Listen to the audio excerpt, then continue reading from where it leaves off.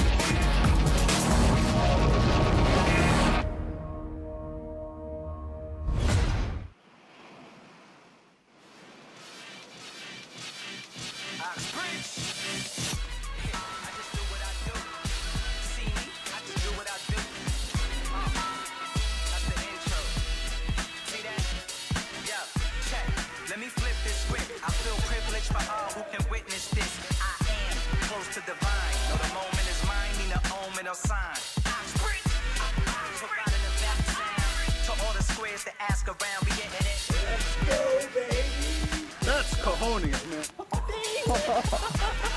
What are you doing, Ben? Oh my God. I just do what I do. You see me? I just do what I do. Feel me? I just do what I do. I don't know about you. I just do what I do. Wow. That's amazing.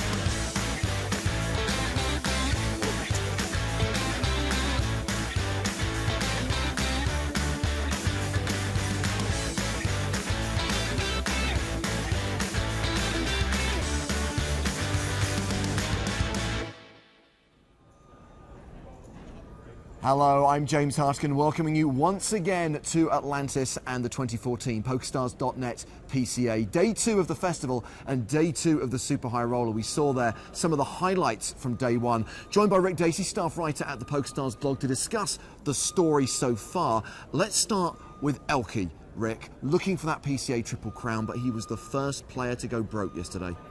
He burnt through 100k pretty quickly. He didn't make it to the first break, so gone within 2 hours, and that was at the hands of Justin Bonomo, so a previous champ. And strangely enough, it was Bonomo who was actually being most vocal, complaining about his seat draw, because it was a tough draw. But yeah, he took the early chip lead. I love the idea of players complaining about seat draws in these tournaments. We know we're going to get small elite fields, and there is no such thing as an easy table draw. And I think our feature table kind of proved that. We've got Mike Timex McDonald, an EPT main event champion, a super high roller reg, sharing a table with Ryan Reese, the most recent World Series of Poker main event champ, making his debut in a super high roller. Reese the Beast, yeah, indeed. I spoke to him. He was only going to play one bullet. I say only, it is obviously $100,000. But it didn't go that well for him. But, I mean, it's hard to sort of belittle him about it, because he flopped the second nut flush against the nut flush, and that was Paul Newey. And also Tobias Frankemeyer was in that hand and being really active, which inflated the pot. And so, yeah, he bust just before the third break. By the way, if you can hear the sound of the vehicle reversing, it's a large truck that's bringing in loads of money for the players who are reloading, who are coming back in at the start of day 2. And let's talk about some of those players. We had Guy Liberté on the main feature table. He's on his 3rd bullet. Daniel Negreanu busted twice. Guy's back in the field. We expect Daniel to come back today. And I noticed John Juanda just walked back into the room, so he's back as well for day 2. Yeah, John got knocked out midway through the day, and these re-entry tournaments, it's not the difference between a re-entry and a rebuy. Rebuy, you have to buy in, can't leave the table. Re-entry, you can come back whenever you want, as long as registration hasn't closed. And obviously today registration closes at midday. Yeah, what we're looking at now, 4 minutes past 12, so registration has literally just closed. They've just pulled the shutters across. So we will get the confirmed facts and figures on the number of unique players, the number of rebuys, and crucially that prize pool and the payout structure. And I'm sure you guys on the blog will be all across that. We will be, yeah. We'll get that fed through. We're probably looking at about 55 in total, but yeah, obviously there could be 100,000 or so either way. But it's going to be phenomenal prize pool, and the play's great. And bizarrely, it almost seems counterintuitive, but the guys playing the 100k are more relaxed than you see people playing a 200 turbo, because they all know each other. A lot of them are close friends. A lot of them are, if not just sort of good acquaintances, and you can see that sort of pros and amateurs alike. It's genuinely some of the most enjoyable poker you'll ever see played. I have to say, yesterday was a really good day for former Super High Roller champs. You mentioned Bonomo taking out Elke at the end of level 2. Scott Seaver, the reigning champ, he had a good day at the tables. And if we look at 1 and 2 on the leaderboard, Max Altergott, Super High Roller champion at the final in Monaco last season, he's number 2. And our most recent Super High Roller winner, Martin Finger, comes into day 2 as chip leader. Yeah, Martin comes through with 830,000. Altergott's got 707,000. Isaac Haxton's just below them with 600,000. But it's yet again another phenomenal showing from the German Super High Rollers. Yeah, Martin won in London and won quite convincingly, and he won £821,000 for that. So, you know, firing off a 100k bullet, pretty much nothing for him. Now, Rick, after what happened in Prague, I'm through making predictions. I'm not going to say today is going to be a long day, but we do need to get down to a final table. Suffice to say, live updates available on the PokerStars blog of all of the outer tables, whereas we focus on the feature table here on our live stream. PokerStarsblog.com is the place to follow the words of Rick Dacey and the live updates on this Super High Roller event at PokerStarsblog on Twitter. Once again, we are bringing you the live stream in a multitude of languages, so now it's as good a time as any to hand over to the commentary teams. Well, thanks very much, as always, to James and Rick. And welcome along, everybody. Matt Broughton alongside Mike Convey with you today as we bring you continued coverage. Day 2 now of the Super High Roller here, PCA 2014. And along the bottom of your screen right now, you'll see the variety of different language streams that we are broadcasting in. If already you can't understand me or have decided my voice is just way too annoying, which I understand, and that's absolutely fine. I don't take offense. But feel free to switch over to the other feeds that are coming out. Plenty to bring you. We've got over a week of coverage to bring you throughout the whole of this PCA 2014. Tons of events, tons of great players already. You can see this is how the schedule is lining up, bringing you everything throughout the conclusion of the Super High Roller on the 7th, and then obviously the big deal, the main event, all the way through from day 1B right up to our final table on the 13th. Make sure you tune in. You can see there the times of the broadcast also. Bringing you a variety of different language streams there, as mentioned, from the commentary teams. You can see English, French, German, Italian, Lithuanian. Very good in World's Strongest Man this year. Polish, Portuguese and Russian. More random chat about the World's Strongest Man probably a bit later on in the broadcast. I'll save that a bit early to diversify. And don't forget, very, very importantly, we do want to hear from you guys. You always keep us company, keep us chuckling here. This is on your screen right now, how to get in touch. You can email us nuts@pokerstars.tv. The big one for us that we love is obviously hashtag EPT Live, and also remember to follow us at EPT Live. They're also the PokerStars blog that Rick and James just spoke about. Don't forget, also on Facebook, PokerStars Caribbean Adventure. Also Instagram for the pictures. And for movies, it's the PokerStars channel on YouTube. Oh, I have them. Don't forget, we're mobile as well. Technology is scary. But make sure that you get the PokerStars.tv app.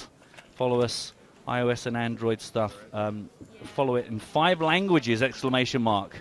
Scary stuff. Find it from the App Store and on Google Play.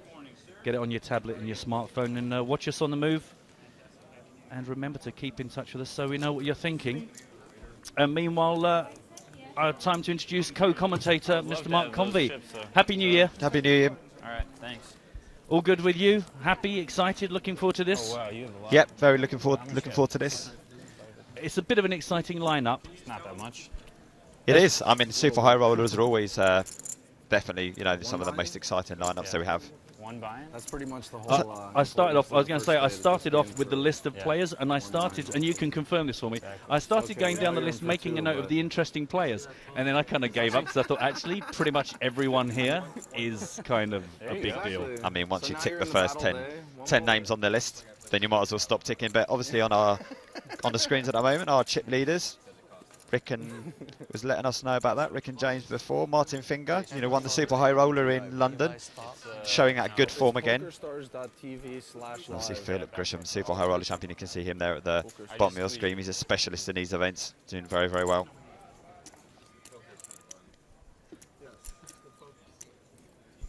And obviously, we have an outer table and a feature table. This is our feature table that we're going to be focusing on today. Tobias Renkemeyer, Darnie Stern, Jean Joander back in for his second bullet. Jonathan Duhamel, Jason Mercier, Philip Grisham and Bryn Kenny. So it's a star-studded event. Yes, absolutely. And we also have some pretty impressive secondary tables that, as you know, when we bring you these feeds, we will bounce out now and then to the outer tables and show you what else is going on. And this is obviously our second feature table. Chris Kolodnicki, Max Olcott, Scott Seaver, Mike McDonald, Mac Lance and Guy Lepiter. Star-studded all the way around.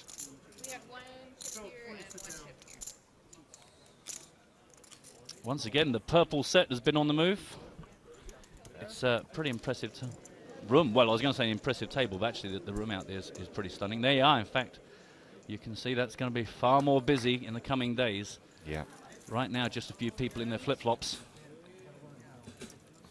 But a few people are indeed coming in. Hello. Who's this man of the decade?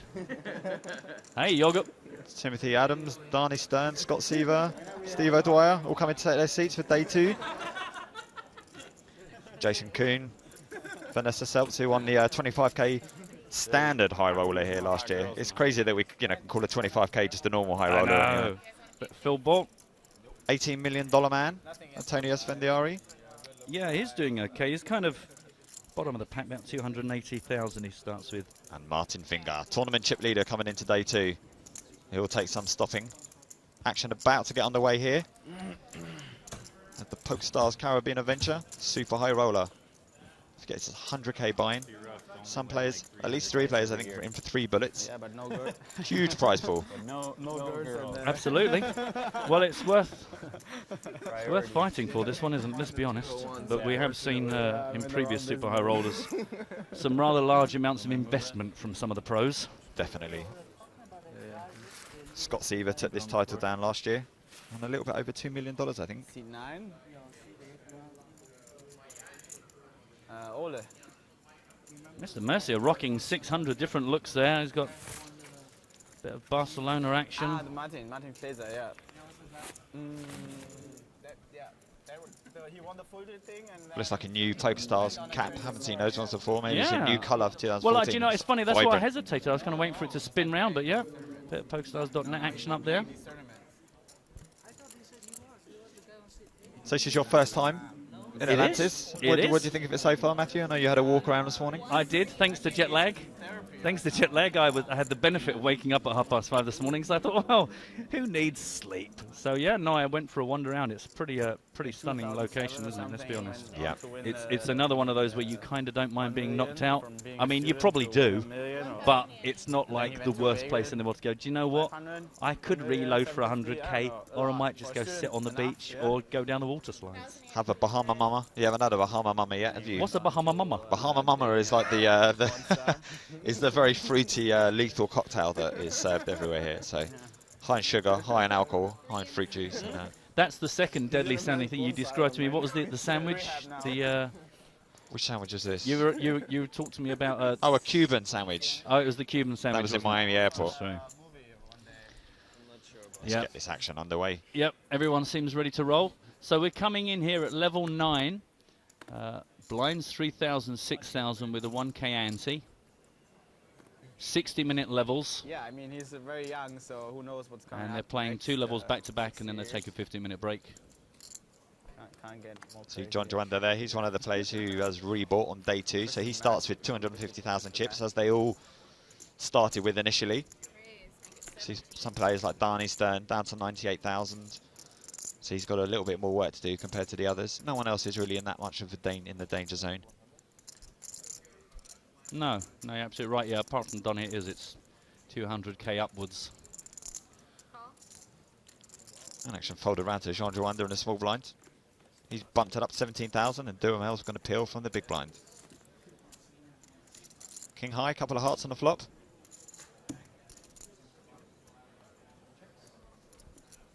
Hold on to them.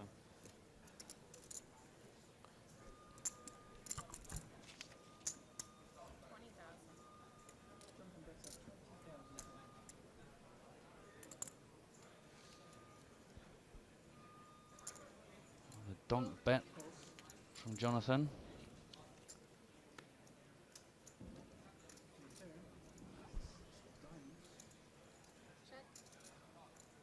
Checked again as it did post-flop.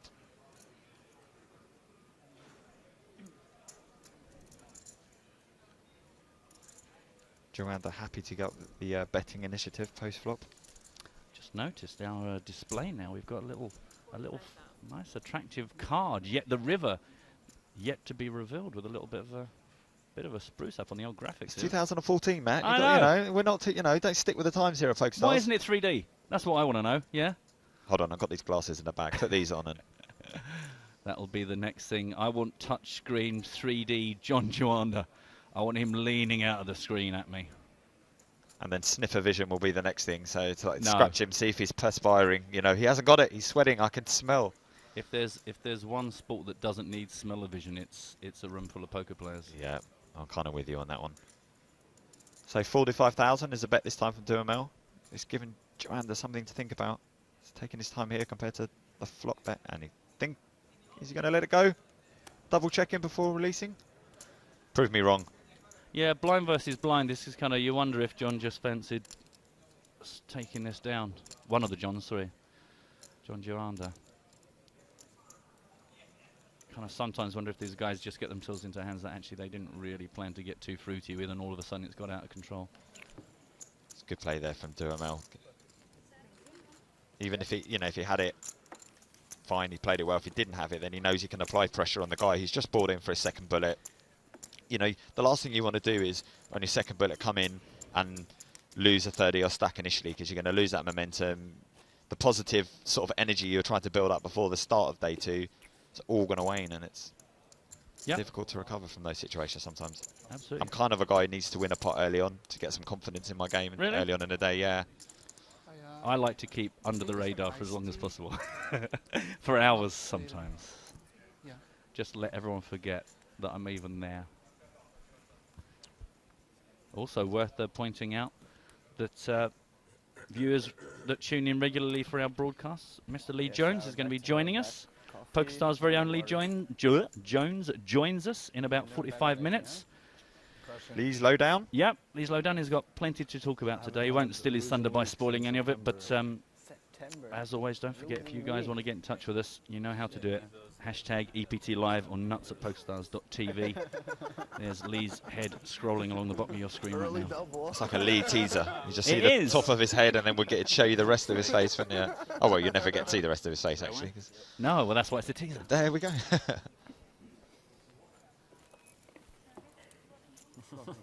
Tobias Renkemeyer. Like my hand just naturally was like... Came to everyone's attention a few years ago at the EPT Grand Final when he took down the 25k high roller, as it was then. Picked up some buddies, and those German guys are doing pretty well at the high rolls these last couple of years. It doesn't matter if I bust them out. Actually, they're crushing, dominating. Nice to see on the old Twitter feed some familiar faces. Good to see you guys. Hope you're going to be with us for this continued coverage of the PCA 2014. Super high roller today and tomorrow, and obviously then we get going with the main event, and also a little teaser while we're teasing you with Lee's Lowdown. Also, don't forget the PCA free roll. We'll give you that password a bit later on. That takes place 5:30 Eastern Time.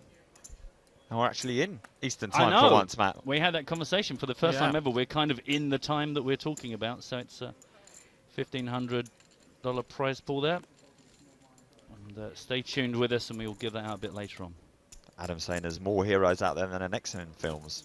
Spoilt for choice on who to root for. That's so true.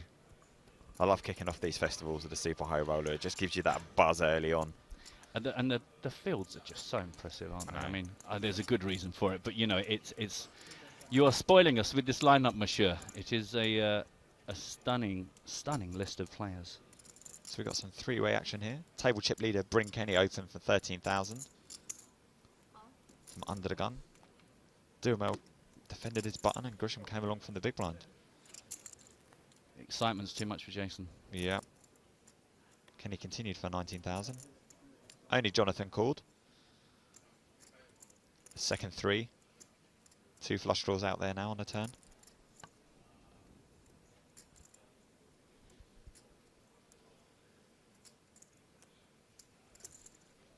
Just a reminder of the chip denominations across the bottom of your screen there. Deep Lagoon, Sunlight, Moss Garden, new names for 2014.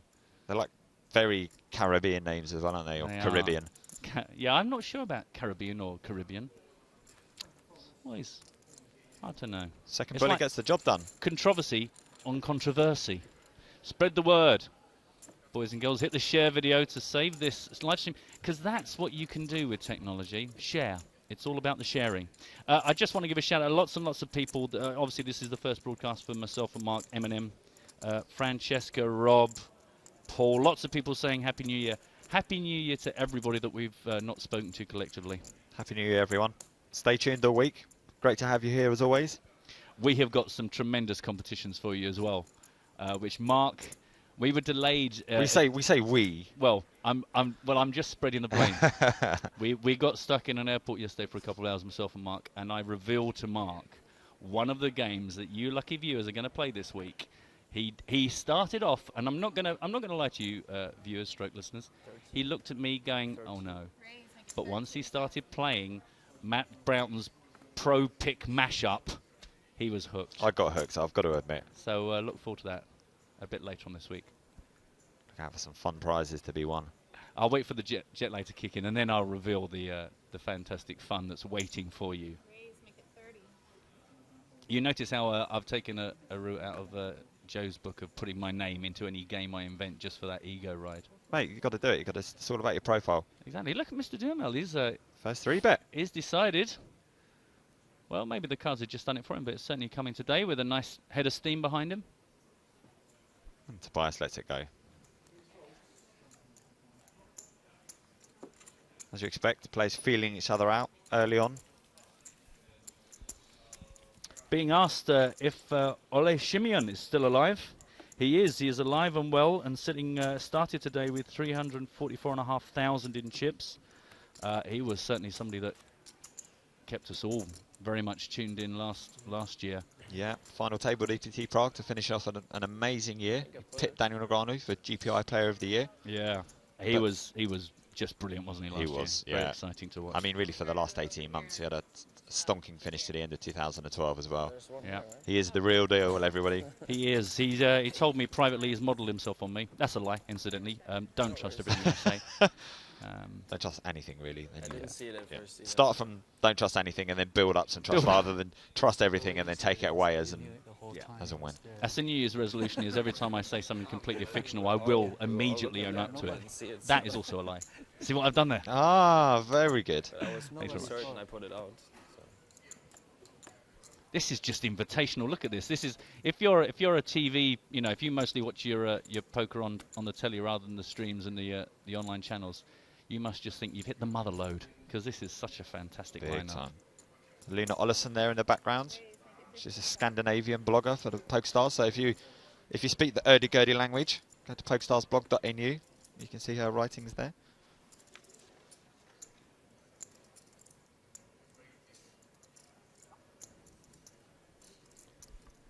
So it's folded around to bring Kenny in the small blind. Makes it 15,000 to go. And Tobias is going to defend his big blind. Just with a call. Yeah. Yeah, the blind's still at this point small enough that the opening raise tends to not just be the min that we'll see a bit later on once the price of play becomes a bit more exciting. I'm loving the new graphics. This is very attractive. Looks very It's pretty. It's like silver sheen is the name I've given to it as a theme. That's a bit like the PokerStars stuff. You know, you have the different themes. We should have different themes for our broadcast. A different one. The Caribbean theme. Lots of little palm tree silhouettes and stuff. Do you not think Graphical Nick works hard enough? No, Wow. frankly. I'm not even entirely sure he works at all. To be honest. Anyway, bet call. Yeah. Full rainbow board. 2 queens out there now. Good hat action as well here from Bryn. Bryn likes his hats, and he's always colour coordinated. Yes. You see the hat is going to match either the sweatpants or the t-shirt or sweat top, something like that. Yeah, takes his hats very seriously. Bit of a tash there for Tobias. I think Tobias has had I think he's got better trimmer actions than Bryn. Yeah. He's just a little bit neater on his facial hair. See what I mean? He spent some time on that. Yeah. He has called. Pot of over 100k now. And another 8 comes down on your river.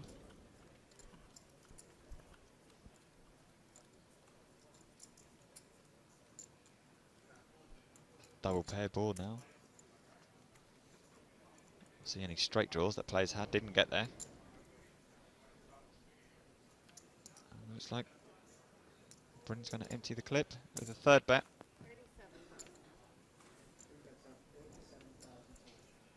Around about a third of the pot.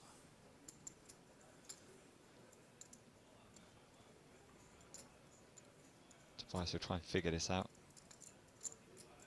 He's never one to be rushed when he's got a big decision.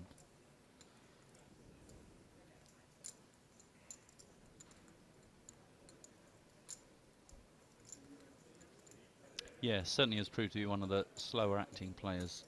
Yeah. Who was it in London? Someone was tweeting about the jammers taking a long time. Can't remember who. And all in. Wow, he shoves on him. 133.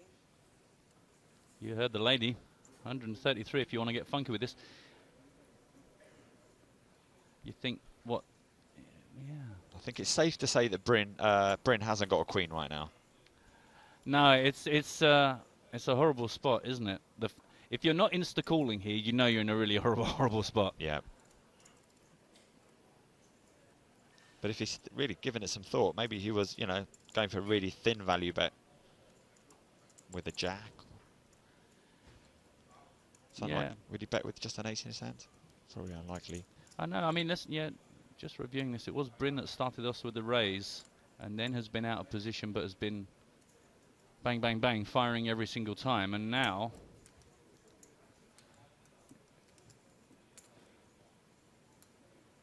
The thing is, a queen would play this exactly that, you know, when you look down at the action of this hand, a queen can play it that way so many times. Yeah. Just keeping the pot under control and ticking along, and then boom, before you know it, you've made the pot exactly the right size to make this kind of a move. Got position on Bryn. Looking less comfortable, and of course now it's frozen, as James and Rick were saying midday today when we started our broadcast here. PCA is when registration and re-entry is closed. So any mistakes now are fatal. Slight exaggeration, but you know what I mean. Yeah. I mean, everyone's tournament life fatality. Tournament-wise. Yeah. Hey, look, have you seen how the logo in the background rippling through the pool? There are stingrays out of my window, Mark. That's all I've got to say about that. I got a swamp. Well, it's not really a swamp. It's just it's called the sea. But I was a bit confused. It was dark when I got here last night. And this morning I opened my window and there was just all this stuff moving around. I thought, is that a swimming pool? Because if it is, there's something in it that shouldn't be in it. It was stingrays and it wasn't a swimming pool. You're okay. People want to swim with the dolphins. I want to go and step on the Decisionatron in the top right of your corner for the first time this broadcast. And he lays it down. Nice. Don't step on stingrays. Just want to make that clear. That was just a joke. I don't condone stepping on any type of flatfish. So Kenny loses a chunk there. Still chip leader at this table. Tobias Renkmeyer is going to be feeling really happy about the start of his day, up to 277,000. Yep, absolutely. We'll see how things stand right now. Donny hasn't really got involved yet. He is the shortest stack here at our feature table. And as Mark just said, Bryn Kenny still top 86 big blinds. We keep talking about how amazing our field is. After this hand, we're going to give you a little look round that room, full of absolute superstars of the poker world. Yeah, still 5 outer tables. Yeah. See, we're concentrating on this feature table. We do have a secondary feature table as well that we'll jump to whenever any big hands are underway.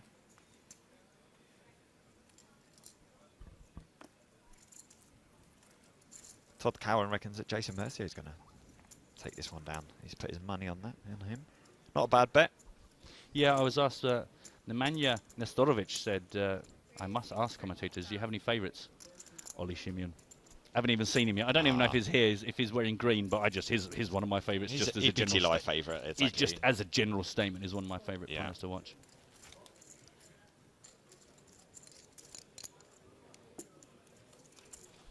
So Paul Newey's coming to our feature table. Yes, he had a good day yesterday. Yeah, had a good day yesterday for sure. Knocked out Ryan Reese.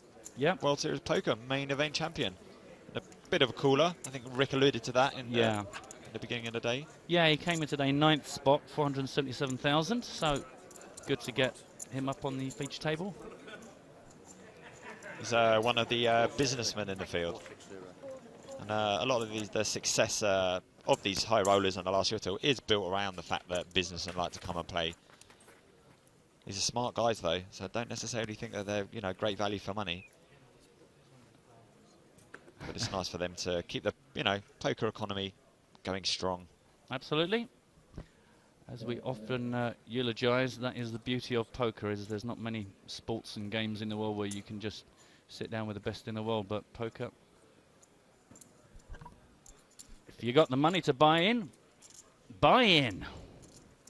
A very amusing Twitter, don't forget hashtag EPT Live, from Emir. What happened to that annoying commentator with the American accent? I'm going to guess he means our good friend and colleague, Mr. McJoe McStapleton. Finally got used to him, kind of miss him now. See, that's the beauty of Joe. You start going, oh, God, this guy. And then you go, actually, I love him.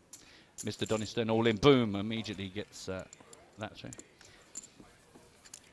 I reckon we should, about time we had a look around those outer tables. Yep, we keep promising that we'll give you a view of what's going on out there. There we you can go. see all familiar faces, all big players. Ollie! New sunglasses, 2014. Boom. Good job, Mr. Haxton there. Ike Haxton, Mike McDonald, Scott Seaver, Max. Is that Max Altercott? That's Max Altercott, yeah, to our left. Chris Klodnicki, Matt Glantz. Look at this zooming around. This is like the States cam. Hi, guys.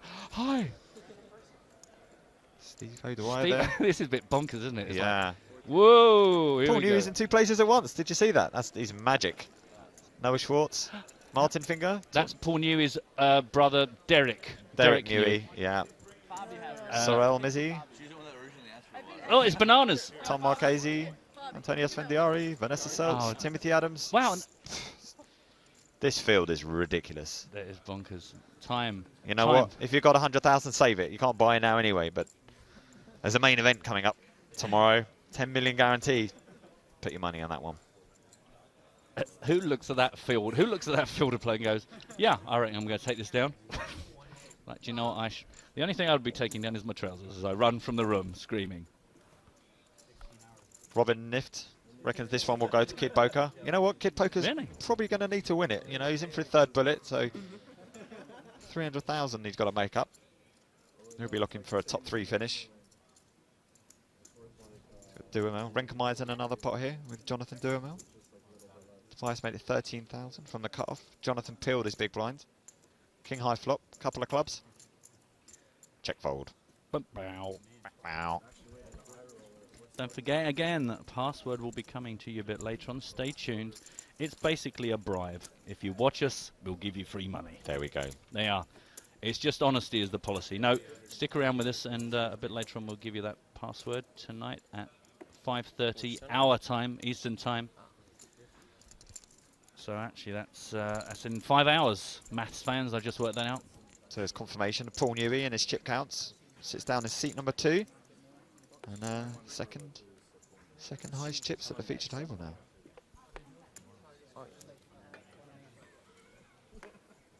Darnie Stern, after that shove, still only on 16 big blinds. green tea with lime, please. For That's to us. coffee. That's a coffee. That's the wrong order. Just. I'm just going to go sort this out. I'll just be back in a minute. All right. A green tea with the lime on the side. On the side. I don't- God, even yeah, his I don't- soft drinks are quite I don't exotic. have hot water either. It's nice to know you haven't forgotten your roots, That's Matt. fine. You know, there's still a tea boy in you. Exactly. There's a tea situation. I'll be back in a minute. Sorry. No Take worries, tea very seriously. Well, he obviously didn't ask for coffee. He wanted green tea with lime in it. No, There he you bring him didn't. When you're listening, he wanted it with lime on the side. Oh, I see. I don't really know why. I mean, Well, there's a big difference between 7 and 8 drops of lime, Matt. So you need to quality on- control that yourself. Drinks is lime on the side with a little twist and an almond. That's how to take your tea. Hello, Mr. Joander, on your button. This was You're supposed turning to be into like a double Bond espresso. villain. Ah, Different voice. Mr. Joander. Just as This a is a side. raise, I see. The other tea, the green tea. You like calling from the button as much as I do, Mr. Buzz. It all makes sense, you know. Don't you have to pee after? Why are they talking about toilet? I can hold it. Okay, that's just where we fade that conversation down. Boom, deuce, 3, 5, heart, heart, heart. I know So that was my that's not, dynamic but commentary there. remember I know You effectively. got a big heart, Matt. Big heart. I think I know effectively. I've just read out what you can see, but I am literally like king of the PowerPoint presentations. Training for later in life. Yeah. You just don't need to use a laser pen while we're commentating here, though. I can see it as well, Matt. Thanks for the guidance. Do you know what? I was always more of a telescopic kind of prod, you know, with a PowerPoint Oh, presentation. the ones that fold in and out. Yeah, Yeah. because you can't hit someone with a laser pen. And remember that, kids. Make it into a T-shirt. Hey, Philbot. Have a pot. If any of you guys are here and playing the main event tomorrow, but just hanging around, then you can come down and watch what's going on. You can do what? It was You a can come down. There is a rail that you can come and view, stand, see some heroes. Come and view the rail. I mean, that's not going to be much of a viewing thing. You can stare at the trophy as well. That's made of milk chocolate. From the rail, then. This year. Please do get in touch. Fill the void. If we ever leave one. We've only just started. How can there be a void already? Yeah. Hashtag EPT Live is obviously the favourite way, because you get directly through to us. Somebody's saying a hint for the password. I can tell you it's got 8 letters in it. There we go. Yeah, how about that then? You know, it's 39 events, 39 tournaments going on at the PCA this year. PokerStars blog, that's going to be your friend. And the Caribbean PCA page on the Facebook. All the information there, all the results. Yeah. Huge fields these tournaments Yeah. get. So even like a 2K side event is going to be massive, massive payout for first. So do keep in touch with all that over the next 8 or 9 days. Absolutely. Don't forget, if you want to catch up with any of the previous action as well, if you want to catch up with any of yesterday's play, if you weren't tuned in. Second orbit in a row that bring Kenny's Rage from under the gun. He is quite literally out of control. Oh, shout for Joseph Chong to win. Okay. Make a log of that.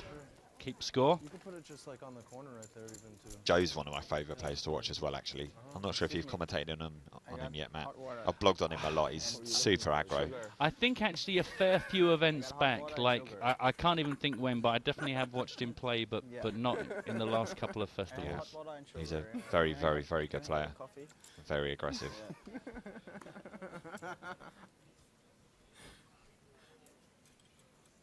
That's becoming a running joke now. The drinks orders. Really? Yeah. Limegate. Hey, there's the Union flag of Mr. Pornui coming in. Tickle over min raise up to 14. I'm not looking at you, but I'm looking at you. Just a call from Tobias. Wakey, wakey, John. Under the gun from Nui here, so you would imagine, considering the trouble you're effectively asking for by making that move, probably you would like to imagine has something worth fighting with. So it's just going to be heads up. No one else decides to call. Wow. Pretty innocuous board, really, for 2 guys in the first 2 positions. Yeah, it's... A couple of hearts, maybe, but It's just so tough, isn't it, for us at this stage? I mean, we kind of spin the Guessatron now and then, but I mean, that could be wicked. That could be awesome for Paul with his pocket tens, or he might have just been doing that with the ace something, and who knows. We shall try and piece the puzzle together as more betting hopefully comes along to help tell a story. Is that bad news? Is that can't be Kid Poker taking a walk? No, it's Daniel Negreanu. Boom, boom. Oh, thanks very much. I'm here all week, sadly. He's probably just off to pick up some soya beans or something. We're going to try and find out if indeed he has busted his third bullet. That would be a shame. Confirmation. He gone. He gone. Wow. Well, sorry about that, Daniel Negreanu fans. We didn't even get to see him. Didn't even get to see him play a hand of poker. God, he's way behind in being the player of the next decade, isn't he? He's got a lot of making up to do if he wants to be player of the decade come 2024. He has certainly got his work cut out for him. Daniel recently voted player of the last decade on the GPI website. I've got my name down for the next decade.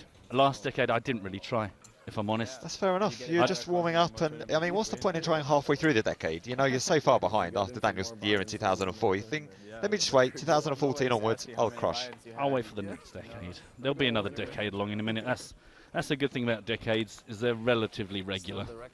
I mean, it's really unfair of you know, PokerStars to tie you down to this deal. I know you were desperate to play. You know, I was. You had 5 bullets lined up. Is that right? Yes, approximately.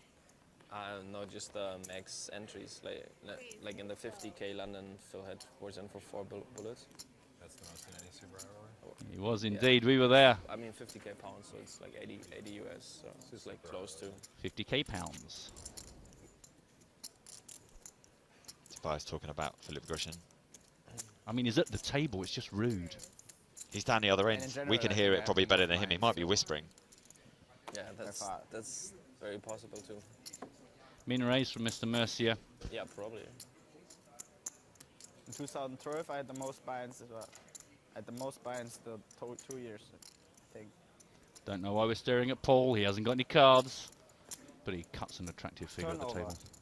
Turnover, it's called, right?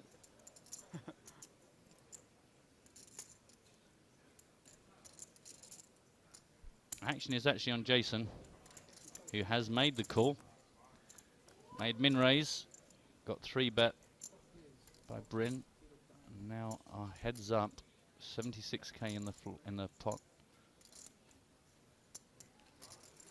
That is a broad flop. Very. Jason's in position. He's going to be facing a continuation bet from Kenny.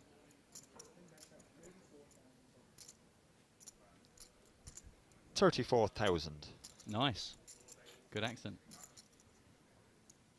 I don't know what Phil Grisham was trying to do there. Was he to see that? He was like leaning over, trying to get a peek. He probably just wants to get some camera time. We are here for a week plus. I know. He's hardly ever at the closing stages of these televised events. Got to make the most of the beginning, is the way that I think.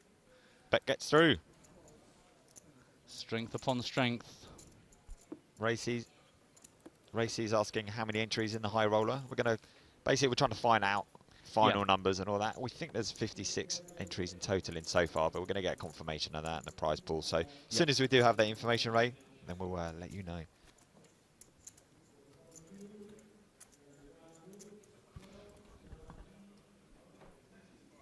PokerStars blog is your friend, as we were saying just before. For the entire poker festival, all the news, updates, news stories, live coverage, the lot, it's there. Yeah, actually, we pushed this before. It's worth remembering also, as well as just the updates on the tournaments, lots of good interviews as well on the blog. So it's not just kind of the guys running around in the room trying to keep chip stacks and knock out hands. There's some good features and articles and interviews on there. Andreas is asking if we think that the main events will be played in Omaha in the future. No. Omaha's getting bigger and bigger, like the World Series of Poker and EPT. No, it won't. It's just the reason why Hold'em's become so popular is such a TV-friendly game. You know, the fact is it's much easier to follow with 2 whole cards. It's easier for the graphics guys, everyone. It's just a much easier production, and it just flows a lot quicker. And also the number of players that join, you know, like when kind of, I hate the word amateurs, but, you know, when amateur players, they satellite their way into this stuff, is that, you know, it's not a lot easier, it's the wrong way to say it, but it is just so much a more like beginner-friendly format. Yeah. I mean, that is why it got to the place it did. You know, I started off as an Omaha player, and then as soon as you play Texas Hold'em, you think the good thing about this game, and this is genuine, I thought I can teach all my friends and family this without it being a really painful kind of experience, because I want to play this game more. So my family were always big games players and card players, and you think, well, I know that this is going to be an easier one to instruct. Because I know enough people make daft mistakes with Texas, let alone Omaha. Just asking a bit much of people. So the last time you raised, Rinkelmeyer just called. This time, Rinkelmeyer 3-bet his raise. They were in the blinds. The 3-bet gets the job done. Yeah, still very much a couple of players. We've not really seen Jason Mercier get involved in this. Donnie Stern's not really done much other than his shove. Mr. Joanna also pretty fine. So news has hit us that is Dan Shack was the man that knocked out Negrani. Dan is a very successful businessman and trader. Also a very good poker player as well. Spoiling the second day for Daniel Negrani.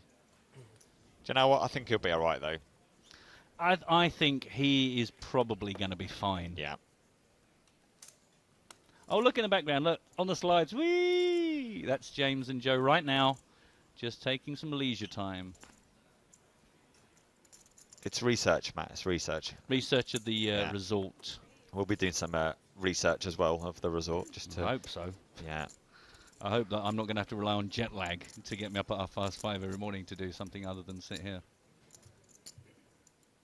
Although I can't really complain, can I? Look at the lineup the universe has presented for us. Aiden's asking if we can change the rules about giving out card protectors if Joe and James aren't here. Well, you know what? No, that's one thing I think we'll carry on. If you mention card protectors, then we're not going to give you one just because you mention it. Yeah. Yeah, we'll come to that. It's a bit early. We're just settling in. But yes, we will be giving away some of our splendid card protectors and bits and bobs. We've got some silly games for you. How many greens do you have? And in general, we just like rewarding good contributions. So don't forget, become part of the broadcast. Jason's opened this pot to 12,000. It's been 3-bet by Kenny in position to 29,000, sorry. Renkelmeyer's asking for a count of Jason's stack. Yeah, I started his hand with exactly 200k. Oh, actually, no, it can't quite be that. Oh, yeah, no, there or thereabouts.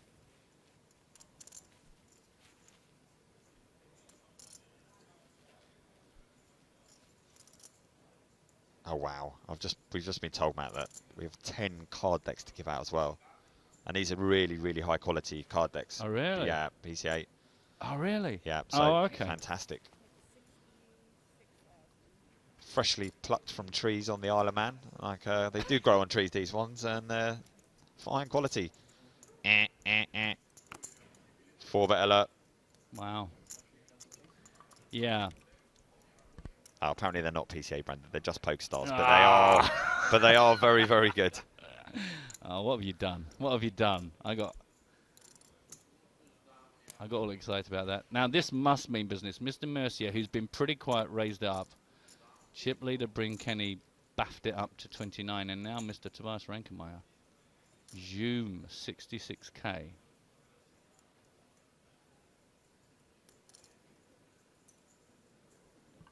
I mean, from the small blind as well. So this is, you know, this is voluntarily picking the worst spot at the table to build a really big pot. Which, of course, to us, you go, oh, must be a good hand. But, of course, the good players know that that's exactly how it looks as well. 5-bet alert. Wow, I don't have a noise for the 5-bet alert. Maybe you... There we go. That is the foghorn of 5-betness. Can we get a new seat in here? Matt's just had a bit of an accident. No, it's all fine. I've got my poker diaper on. On brand, I hope. Always on brand.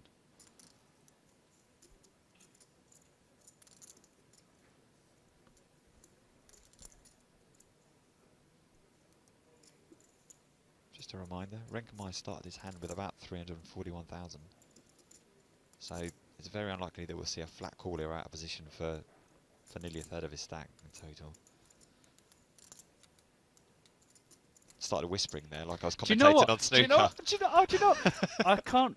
I honestly tell you, I was taking a breath to say that was really nice. That was just like snooker. And you, just as I was taking the breath to say, you commented on yourself. But you're right. It was very lovely. Oh, that's a bad miss. There we go. Maybe there's a future for me. Exactly. I don't think so, but maybe.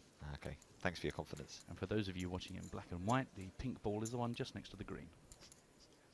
Classic. Classic poker. What you gonna do? All in is what he's gonna do. Aces versus kings. Spin the Guessatron. Ace king versus aces. Oh, has Tobias really gone to town with ace king here?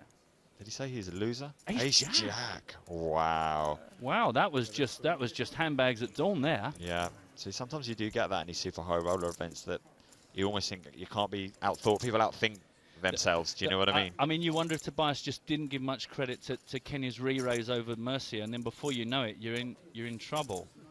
6-9-7, safe flop. There's not even any backdoor draws out there. No, it's all about the ace. Oh, there is actually. There's one. Oh, there is. There is the old backdoor straight draw to the jack. Yeah, that is true. Oh. Let's chop it up. Could be, yeah. Everyone loves a chop pot, is the word on the street. So 5 will chop it, a 10 will give the pot to Renkemeier, and the other card in the pot is Kenny's, and Renkemeier is out the door. The whole world. 700,000 chip pot. Deuce of diamonds. Another 7. That is unlucky. Interesting. An interesting hand that just kind of, I guess, got out of hand. Definitely. Wow. And Kenny's going to be clear at the top now. He's going to have a huge stack, approaching a million chips, I think. Nearly 950,000 chips. From a selfish point of view, I'm quite gutted about that because I enjoy watching Tobias. I know he's a little bit slow at the table sometimes, but he does commit to hands, as indeed, sadly, is just proved by knocking himself out of that, really. If you Ace-Jack is not, boys and girls, an awesome hand to do that with, especially when you started the hand as he did, but tremendous, 948,000 for the top of our feature table leader here. More than twice as many chips as anyone else in the tournament. Wowza. Wowza. A question came through. Don't forget, you can get us email nuts@pokerstars.tv. A question came in from Todd. What kind of bankroll do you need for a super high roller? Millions. Millions and millions and millions. Yeah. To be honest, don't forget. I mean, these guys, you know, 3 bullets, $300,000. Yeah. Is, you can imagine. I mean, good old days where we say, well, you need about 5%. 5% of your bankroll to expose at any point. What does $3,000 represent? 5%. Yeah. You've got to be pretty solid. Deep Lagoon. And what you need to understand is that a lot of these guys won't be playing for all of themselves, so they'll be selling action. So a way to sort of overcome the variance in poker is to spread the action around. So you buy some pieces of other people, they buy some pieces of you, you sell to people who aren't playing in the event, and it just helps you, you know, to be able to outweigh the ups and downs of the tournament poker world. I mean, you'll forever find me walking Romford Market just saying, does anyone want a percentage of my $10 sit and go that I'm planning to play in a week's time? You know, you've got to spread your losses around. So Rob King reckons that Ace-Jack seemed to be a little light to be doing that there. I agree, it was a little light. Oh, yes. But you know what, there's probably a lot going on. These guys have played each other so much, and they play each other a lot online as well, so there's huge amounts of history going on and background that we don't know about. We're just seeing a lot of the time a snapshot of what goes on. You know, in a standard game, that would definitely be, we would say, very light there and probably not do it. But, you know, these guys are on a completely different level to any of us, let's be honest. So we're not going to sit here and judge. No, all the leveling wars going on in the background, all the meta game and all that kind of malarkey. It's all there for the taking. Hey, Justin, good to have you back. Teenage Kev Math, he's saying finally a broadcast from his own time zone. Yes, that is it's a rarity. Yeah, baller feature table for sure, buddy. And Brendan loved the noise for the 5-bet alert. Do you know what? There's quite. I'm surprised. There's actually 3 or 4 people that are commenting on the 5-bet alert sound. Again, they enjoy that. I won't pretend I put much thought into it. I never got any love for my 4-bet alert. Well, so it was rubbish. It was rubbish by comparison. So, Francesca, a favourite of ours on the Twitter feed, it's a cross between a cow mooing and a foghorn. I'm happy with that. To be honest, that's quite accurate.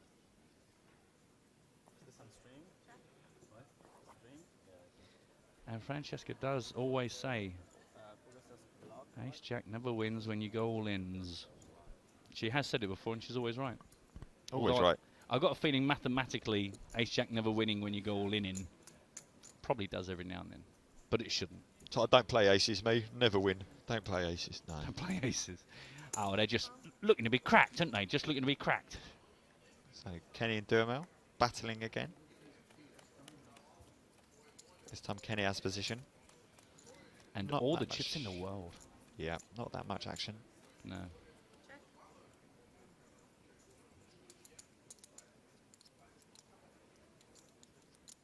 Just check to Kenny on the river. A lot of beards on this table, Mark. Aidan pointed out some razors definitely needed here. Lots of stubble and beards going on for the kids. Yeah, who's your favourite beard? Let us know. Hashtag EPT Live. Good shout. Hashtag Kenny. Hashtag Mercier. Hashtag, oh, Renkemeier's gone. Renkemeier's gone, but you can still vote for his beard. No, you can't, actually. I should stop that immediately. That sounds quite lame. Coming from the man who invented What's My Onesie, I can't really comment on the beard voting. No. Kenny's beard's definitely looking a lot neater than it was in London. I remember it being a lot bushier. Or maybe Barcelona, that was. You remember all the important details. I've never seen this play before in my life. No, I'm joking. Certainly accessorizing the red rim, matching the lapels of his undergarment. That reflexer said it must feel awesome if someone shoves in you whilst holding king in a super high roller. Definitely, until the other person shows you aces. Okay. But luckily that time it didn't. He didn't have aces, but he was still around about 30% favourite. That's pretty brutal if that does happen in that spot. I hate that when my kings get cracked by not a raggy ace, but just a 3-outer. Yeah. Not nice. I just hate losing, per se. I don't have specific examples, but I do tend to just throw a tantrum and kick the table over. Just don't do that here, buddy. There's a lot of expensive equipment around. I don't want you having a tantrum in the commentary booth. It's going to happen. The reflexes on hashtag EPT Live saying my favourite bid is Stapes. If you do a Google image search, and probably for legal reasons I should say other search engines are available, if you do a Google search for Joe Stapleton, you find an absolutely fantastic picture that I showed my colleague Mark Convey yesterday, where Joe looks like a Greek singer. It's from when Joe did a prop bet some years ago where he had to have a spray tan every single day, or maybe twice a day for like a fortnight or something. And there's a fantastic picture. I think it's in one of the first 6 if you Google Joe Stapleton. He looks like just a genius 70s Greek singer. Isn't Joe's beard just an extension of his chest hair? It's actually from the back of his nape. No. Yeah. It just comes around the front and then heads up the face. Joe is actually technically hair with a little bit of body growing on it. Got you. Yeah. That makes sense. Some of us, here's my body. Oh, I've got a little bit of hair on my chest. No, Joe is actually 98% hair with a little bit of body growing on it. And it's just evolved its own intelligence over the years. Limited, for sure.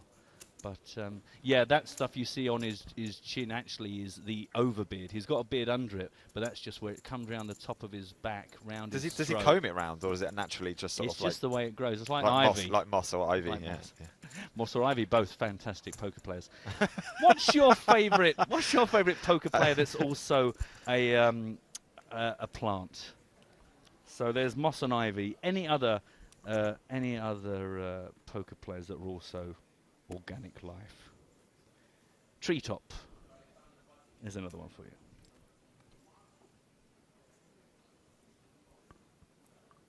Donny, do it. Come on, Donny. Come on, Donny. Do it. Shove. Not really much of a shove with that tiny stack. But it is all in for 77k. Still a sizable chunk of questions. Someone's got to wake up with the goods here. Yeah, but he was shoving into the monster stack bring Kenny, so yeah, kind of have to give him a bit of credit there for a slightly stronger hand maybe than he would normally. Possibly so. I guess it just depends if somebody thinks that Bryn is likely to throw away a chunk of chips.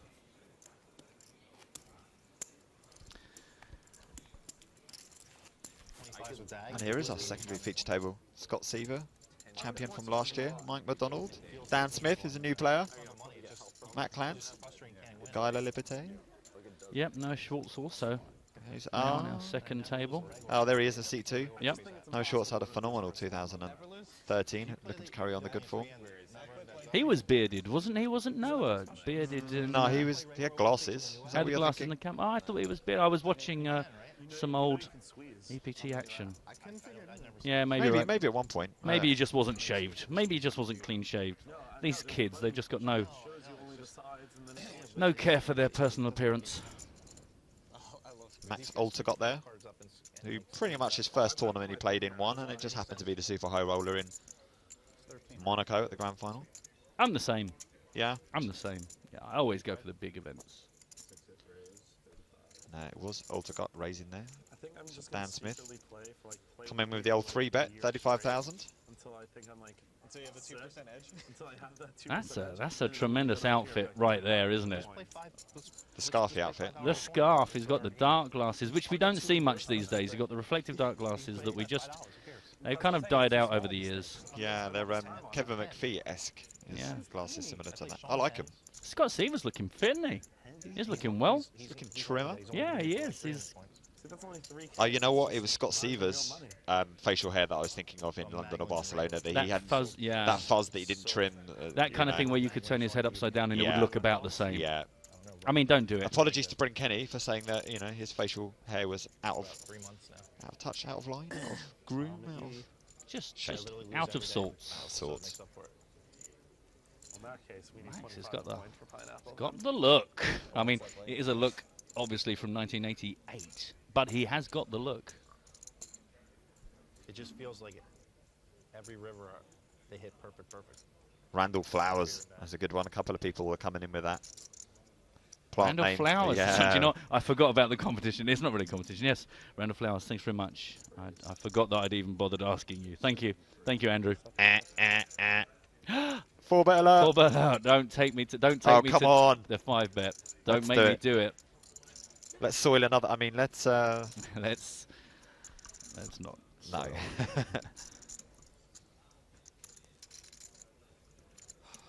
Can't believe it. Someone's picking me up on my comment about Romford Market.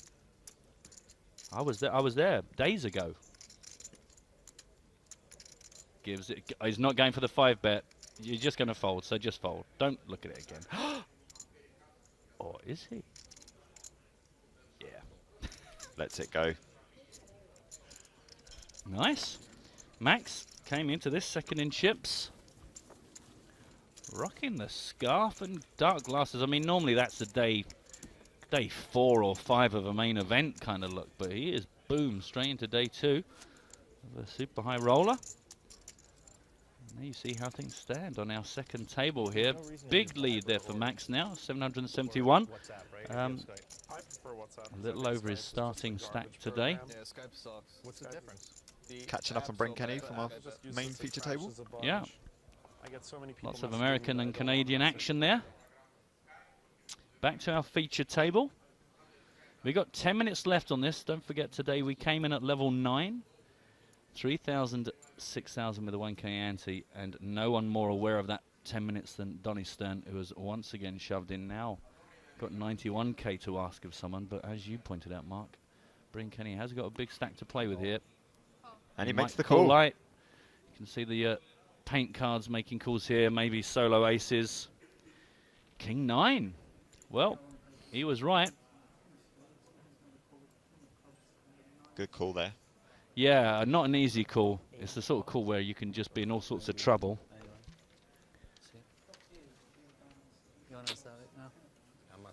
There is the hit. Horrible to be right and then be wrong. But then if you are going to get called, it's nice to have 2 live cards. Yeah. Oh. So, yeah. Poker, isn't it just, though? It giveth with one hand and it take away with the other. It does giveth and taketh. Very much.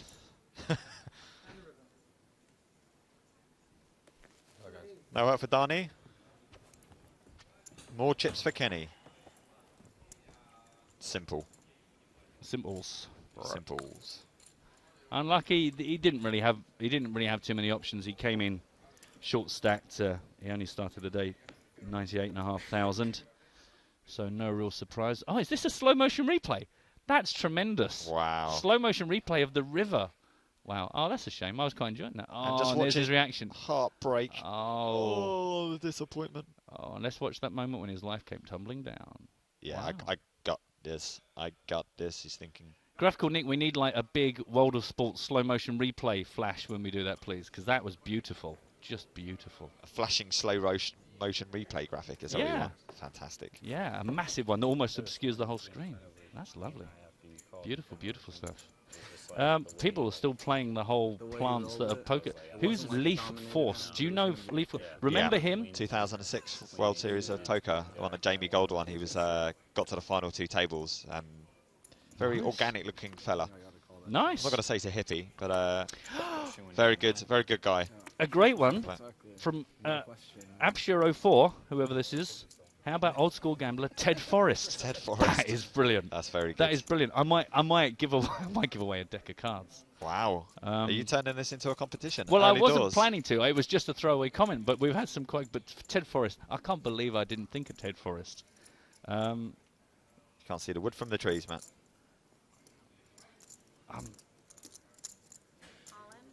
I'm loving it. Oh, is that an all-in? Another all-in, yep. Mr. John Juanda. 160. Boom. The bigger beard one there. Kenny's beard outbearded Stern's beard. And the manager thinks.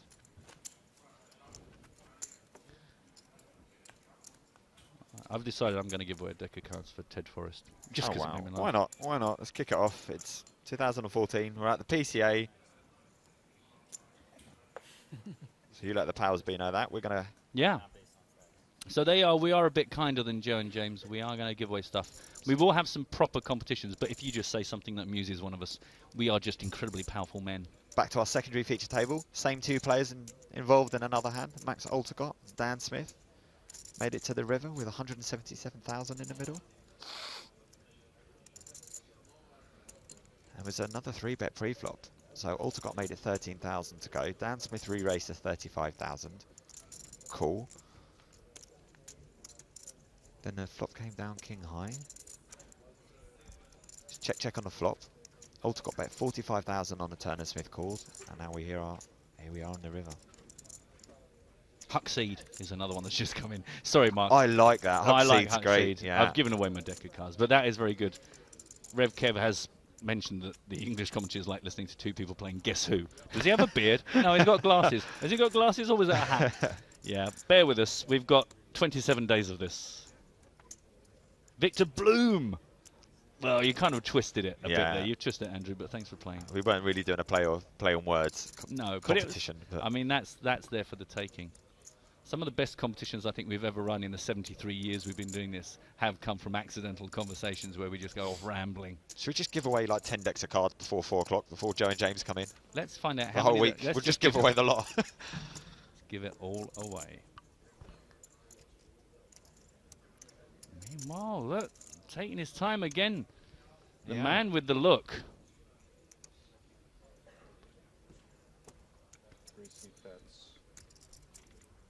Just touch the chip. Yeah, just break down the chips. Oh, sure. Always do that, so then there's not a mistake when you're... Easy there, Scott. Easy there. You're not dealer, not floor. These online kids, he's thinking. Exactly. The thing is, it must be brilliant, really, for the dealers on the floor. These guys are so experienced as well, as you just think it's so unlikely anybody's going to get anything wrong here, because everybody is so super familiar with the mechanics of the game. Call. And he makes the call. Boom. Max turns over king. Oh, very quick. Oh, ace queen. Flop the nuts. Wow. Yeah, can't have been too happy about the diamonds, I guess. So that's why. I see. Yeah, flop the nut straight. Got you. That's why it got expensive. Yeah, it's a horrible spot. You kind of get nearly everything that you want, and then the ball pairs as well on the river. Yeah. Not that you expect, Smith to probably have a set in that spot, but still. So lovely. We return to our feature table, and as we do, we're going to welcome Mr. Lee Jones, Happy New Year to you, sir. You too, gentlemen. Are you guys well? We are. Very well. We're kind of in a slightly different time zone, but we're just letting the quality of our poker sail us through. Not as much. Okay, well, you're also going to notice that I feel fine, but I've got a thing in my chest, so I'm going to sound like a slightly different Lee Jones. What, like in Alien? Yeah, exactly. Wow. This is actually Lee Jones. No, it's quite a good voice, actually. It's a good radio voice. Hi, this is Lee Jones, and you're listening to 93.5 FM. That's really good. That is good. You should keep this. This is the 2014 Lee Jones voice. This is going to get you a lot of work. Yeah, I don't want to see you with a scarf or a hat in the future. I want to see you walking out the rain with no waterproof clothing on, just so you can get a little bit ill every now and again. We can get that voice. Welcome viruses get that very deep baritone voice. Wow, I'm loving this. We're now bringing you the entire Charles Mingus catalog. I'm buying. I am buying this all the way.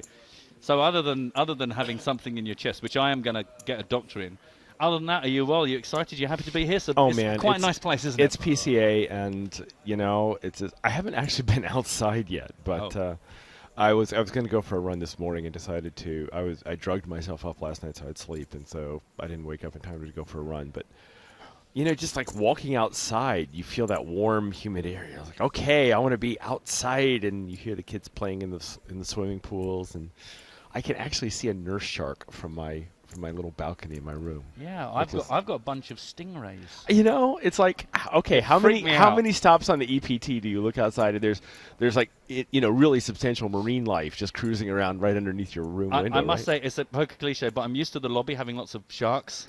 Yes, but not that sort, right? I've never looked out my balcony and seen stingrays. Just to cut you off, guys, we do have an all in here. Oh, Jonathan 3-bet Duhamel pre-flop, and then Joanna called and then shoved when Duhamel led out on an ace-queen, an ace-10 jack flopped. Oh, wow. Who flopped it? Another flop. Joanna flopped it. Well, so Duhamel's going to need some help. Yeah, a bit like our hand we just saw on the secondary table. It's nice when it happens. Not really much you can say about Jonathan Duhamel's play.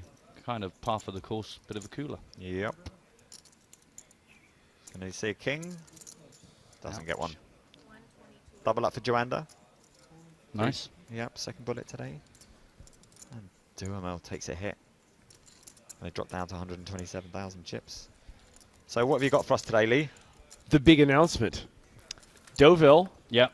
The EPT Deauville is coming, ladies and gentlemen, January 22nd to February 1st at the Casino Barrière in Deauville. And it's as many of our things are. It is a two-part piece. There's the French Poker Series final, January 22 through 26th. That's an €1,100 event, 500K guarantee. And then on the 26th, the main event for the EPT Deauville is firing up, and that's a €5,300 event. And as you can see on the graphic here, 45 events scheduled, including a 10K high roller. So, a lot going on there. That's going to be a lot of fun. I've actually never been out to Deauville, and I'm not going to get to go this year, but I hear nothing but good about it. It's beautiful. Yeah. Stunning architecture, and the fields are always huge, so great value. Right. And the other thing right here that they're showing on the graphic right now is the European Poker Awards. That's correct. And that's something that's really exciting because that's coming from the Global Poker Index, or GPI, which I think is very important because it's not a PokerStars sponsored index. Right. It's actually an independent industry-wide body, which I think is very important because that gives legitimacy to it. I mean, yes, PokerStars is obviously the 900-pound gorilla in the industry, but there are other players, and we can't sort of be in charge of everything. And so the Global Poker Index sets aside and awards based on everybody's events, which I think gives more legitimacy and more credibility to the people who are winning those awards. And obviously we're tickled because Daniel Negreanu is the player of the decade, according to the Global Poker Index. Yep. So that's been big news for us. And we're going to be presenting on the 29th the GPI European Poker Awards. And to give you a sense of how agnostic it is, it's not a PokerStars person presenting. Actually, the person who's doing the presenting is our old friend Kara Scott. Oh, yes, I know. Kara is like one of the most awesome women in the business. And as we know, she works for the competition. I won't say which competition she works for, but the point is that she's part of the. I mean, she's obviously an important person in the business, and she's going to be the presenter for this event. And hopefully, there are going to be some PokerStars people that are winning awards. But again, it's an industry-wide event with industry-wide credibility and legitimacy, and I think that's really good for everybody. Wow, so just about cramming as many things into one event as you can. By the time you've got the existing event, and then EPT Deauville, and then the awards on top of that. The European Poker Tour awards on top of it. Pretty good reason to get involved, I'd say. Yeah. But you're not going to be out there. No, unfortunately, I'm just going to be getting back from this one actually, and spending a little time in the States before I come back over to the eastern side of the pond. It's a beautiful place.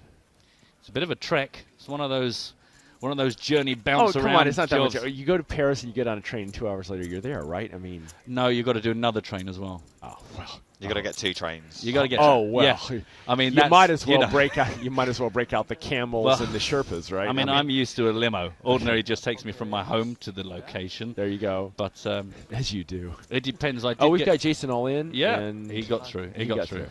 Yeah, I did get trapped with Mr. James Hartigan once trying to do that journey when the snow came down quite heavy. I guess maybe 2 years back. Was that the snowy Deauville year? Yeah, there's been a few. Or maybe 3 years ago. 2 and 3. But that was a little bit spooky because you are a little bit like I kind of never really think too much about the connections. I know where I start and I know I'm going to Deauville, and you kind of have this itinerary. But when you get to one of those middle spots and you think we might be stuck here for a while, you go, I don't really know where we are. I don't even know if somewhere I know the name. out in the woods. Right? I just know I get off this train, walk across the platform, get onto another one. Right. But for the nightmare journey it was, that place covered in snow is everywhere you looked, it was like the front of a kind of a biscuit tin. Everything just looked so gorgeous. It was. Oh. I took so many photos at that place. Everything, even like a shoe shop. You walk out and there'd be like a dustbin, and you had to take a picture of it because the backdrop was just amazing. Okay, well, book me in for Deauville 2015. Yeah. So, but anyway, if you're doing nothing else, head on down to Deauville and go see the show. And do you know what the buy-in options are in Deauville this year? Art on Twitter is asking. Do you know if they're going to be able to buy in via their Stars Online account? You mean at the event? At the event. Maybe PokerStars.fr account if they had one of those. I should think so, but I'll tell you what. Maybe some of our registration wizards are watching or listening. So Sophia or any of those people, if you're out there, I mean, I think it's going to be PS Live driven, so they should be able to buy in via their. But we will get that confirmed. Please, hello, Twitter person. Please don't trust that until we have it confirmed. Yeah. And PokerStars registration, PokerStars Live registration people, if you're listening, tweet us at #EPTLive and tell us if people will be able to buy in via their PokerStars accounts. Yeah, and don't forget, if anybody's ever got logistical questions, you've got your own customer support direct from your client and all that kind of, If there's anything really specific you ever want to check that we're not 100% about. Right, or yes, again, an email to support@pokerstars.com will get, or actually to EPT@pokerstars.com. Okay. EPT@pokerstars.com will get you all the answers you ever wanted. Just want to let our viewers know, if they're wondering who that new player is sat down in seat number 2, it's Fabian Quass. So we've subbed out one German for another German super high roller specialist. Fabian Quass, he's got nearly 900,000, so he's one of the big stacks in the tournament, mixing up early on. Yeah, and he has had a good day so far because he actually started today with just shy of 285,000. So. Wow.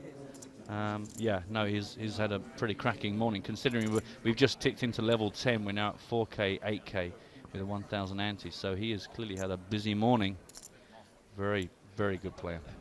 Bryn Kinney is rocking a different New York Yankees hat this time. We were saying earlier, he's always colour coordinated though. You noticed that? If it's purple and purple. Is. Look at that. Yeah. Yesterday it was all black.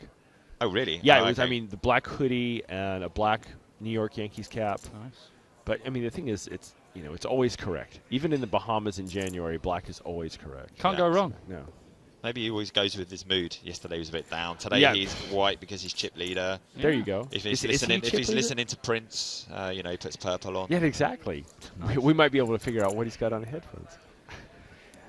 So, from the online world, moving from live to online, got a couple of exciting things going on. The January Jumpstart, which is, we're basically giving away free VPPs. And all you have to do is opt in on or before January 8th. So that's day after tomorrow.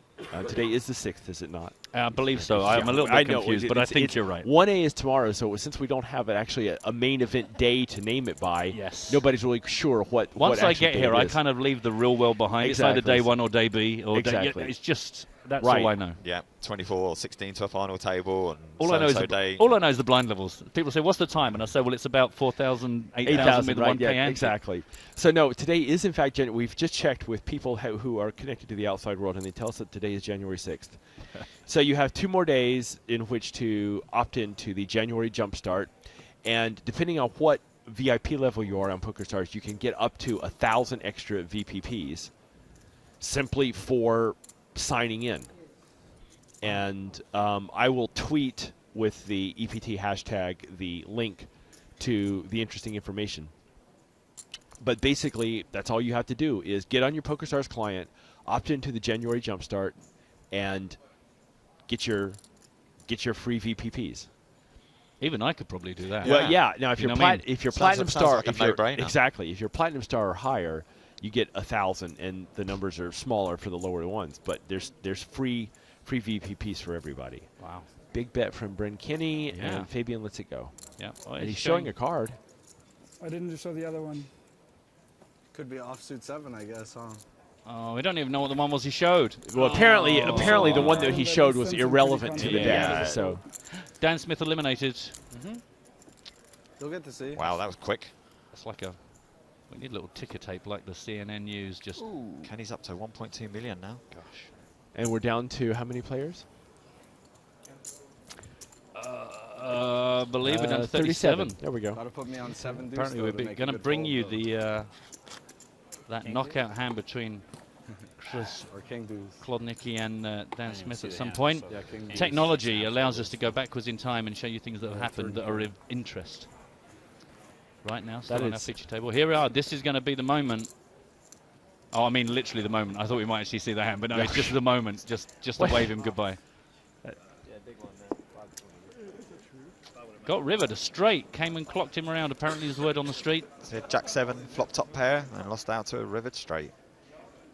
Nice combo there. Nice moccasins, hoodie. Yeah. Graphical Nick has tweeted in with some advice on how to get to Deauville. Oh, really? But I'm afraid to say his advice isn't exactly accurate. I may be wrong here myself here, and I can't believe I'm taking on Graphical Nick, the great man that he is.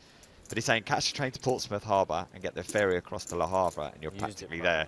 That is correct if you're travelling from May onwards, I believe. Oh. So that route, I might be wrong, but that it's not a winter route; it's a summer route. It's an overnight ferry you can get. I've checked that out before, you see, and discounted it. Sorry for Graphical Nick. You know, I don't like locking horns of you.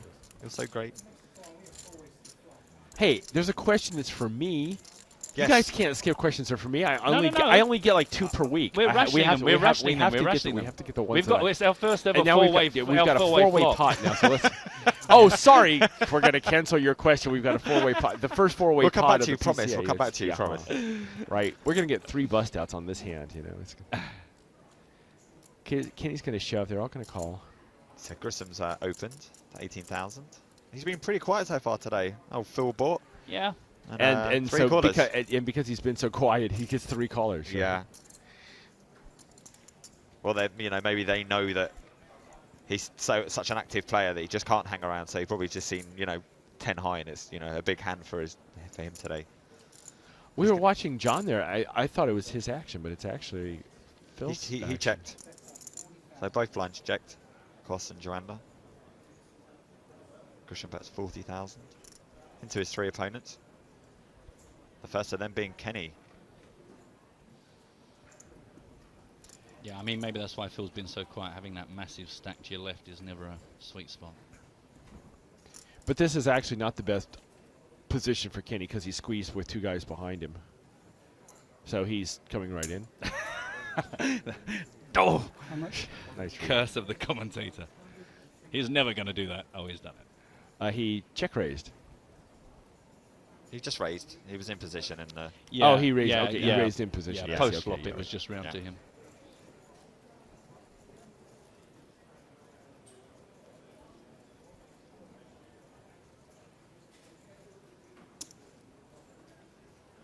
Wait, where's the action now? It is on Fabian. It's round. Okay. Yeah. Yeah. So Fabian and John are in the blinds. They've both moved out of the way. Action back on Philbort.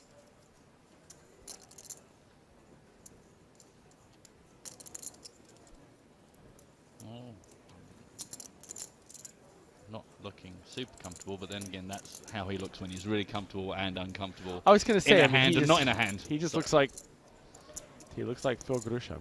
Yeah, that's about as good a call as you can make there. He doesn't really tend to give much away. A new hairstyle as well, apparently. Word on the street. Then. Nice. Well, the rich get richer. 1.3 million. Somebody stop this guy.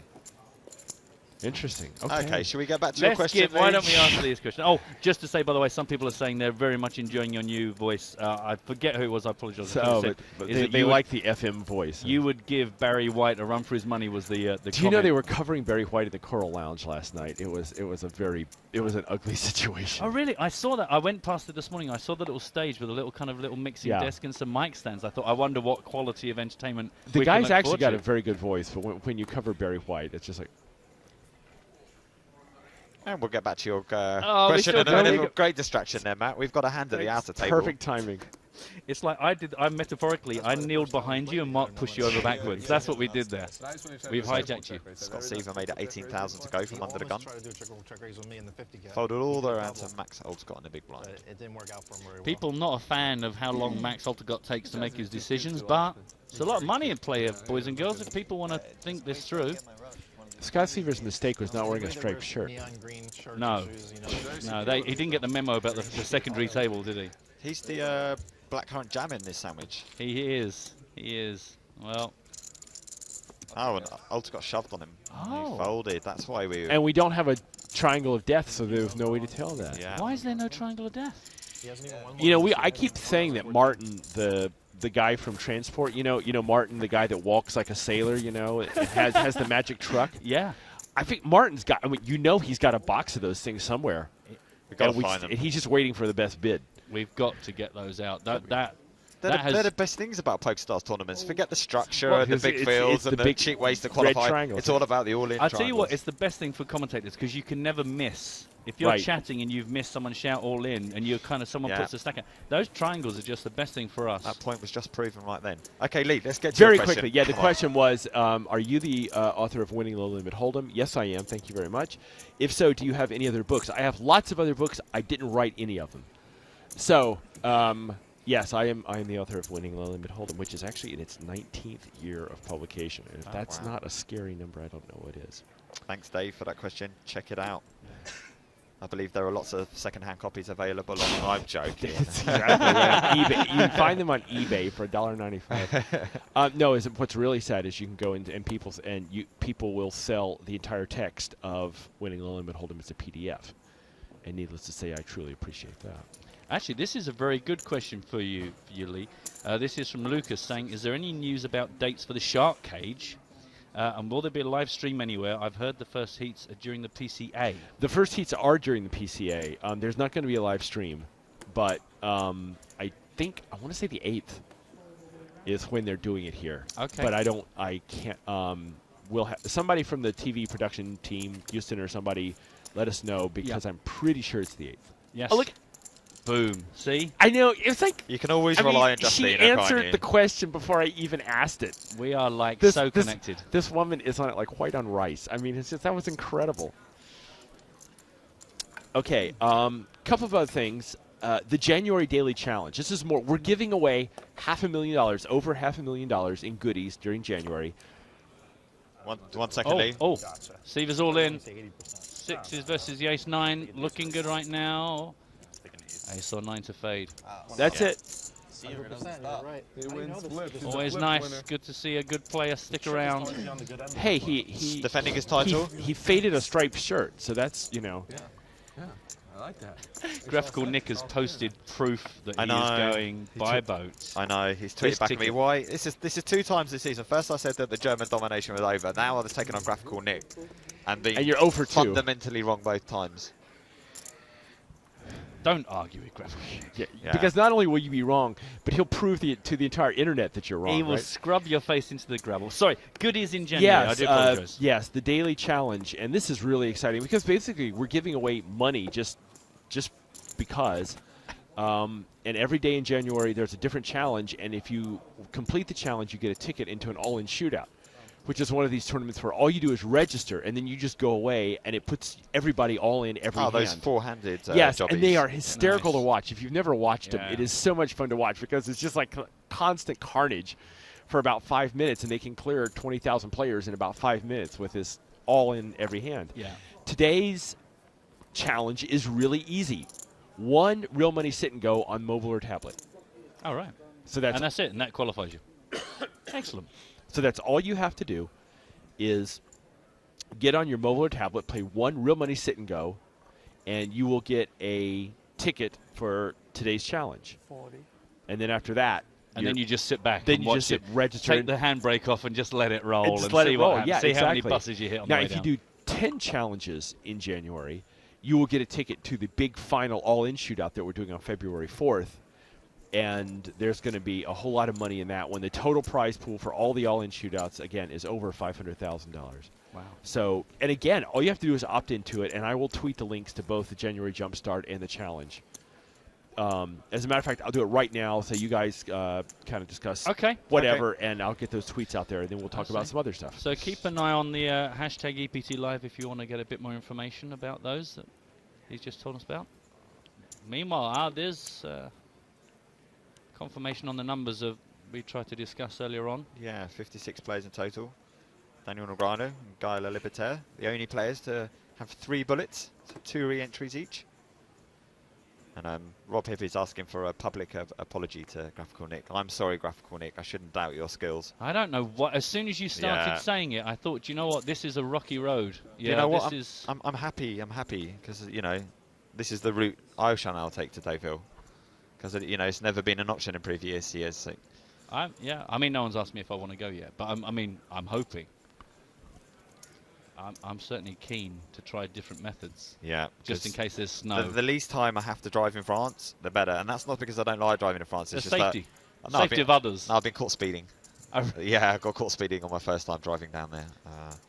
So, do not speed. That's a lot of confidence for a man in a foreign country, foreign roads, to get done for speeding. You clearly weren't too worried about it. I just kind of wasn't thinking. I didn't read the small print, Nick. Matt. Nick? Nick. How dare you. I'm sorry. People asking for the password is coming. It's coming. Don't you worry. We're just getting some troublesome poker out the way first. We will bring you the password. Don't forget, in 4 hours' time. The players are really moving up through the gears now at our feature table. Started off feeling each other out. Then there were a lot of... No, I was halfway through a sentence, but you just sorry. come in. You weren't listening to me at all, were you? No, I wasn't. I was halfway through an bad. announcement. I do apologise. Mark just... Sorry, I thought you'd finished. I thought you said we were getting it later on, and my bad. No, I was just... Carry on. No, it's fine. I was just saying, everyone, 4 hours' time, we got the $1,500 free roll for the PCA live viewers. Let's not fall out so early in the week. Unbelievable. I do apologise to everyone about the rudeness of my colleague. No, that's all right. No, you go for it. I was just trying to talk about some poker, that's all. We've got superstar Jonathan Duhamel opening. Another superstar, Jason Mercier, 3-betting to 36,000. Got a free roll as well. I'm sponsored by the free roll today.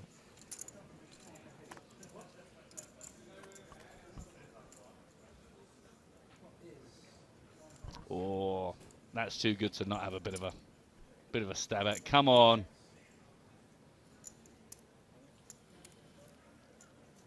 Mercy, very quiet so far today, really.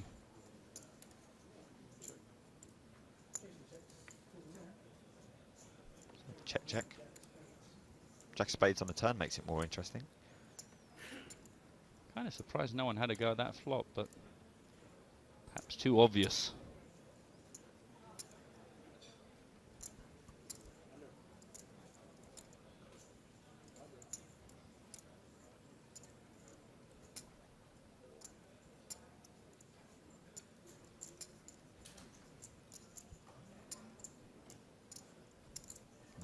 behind on the flop from Mercier.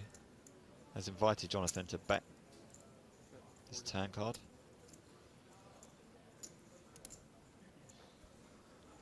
$42,000.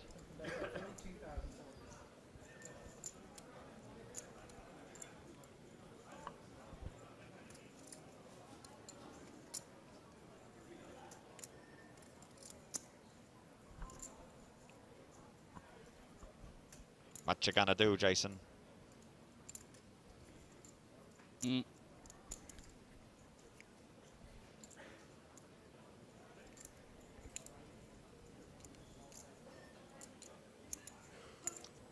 He's gonna look not immediately comfortable.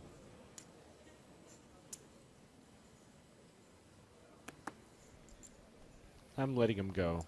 Yeah. Yeah, as soon as he was faced with that bet, he just sort of looked uncomfortable.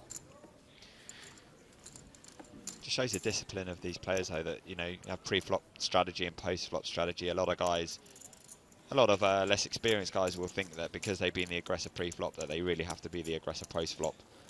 But sometimes if a board texture just doesn't suit your hand and you narrowed your opponent's range, don't get married to your hand. Don't compound any mistakes. Just let it go sometimes.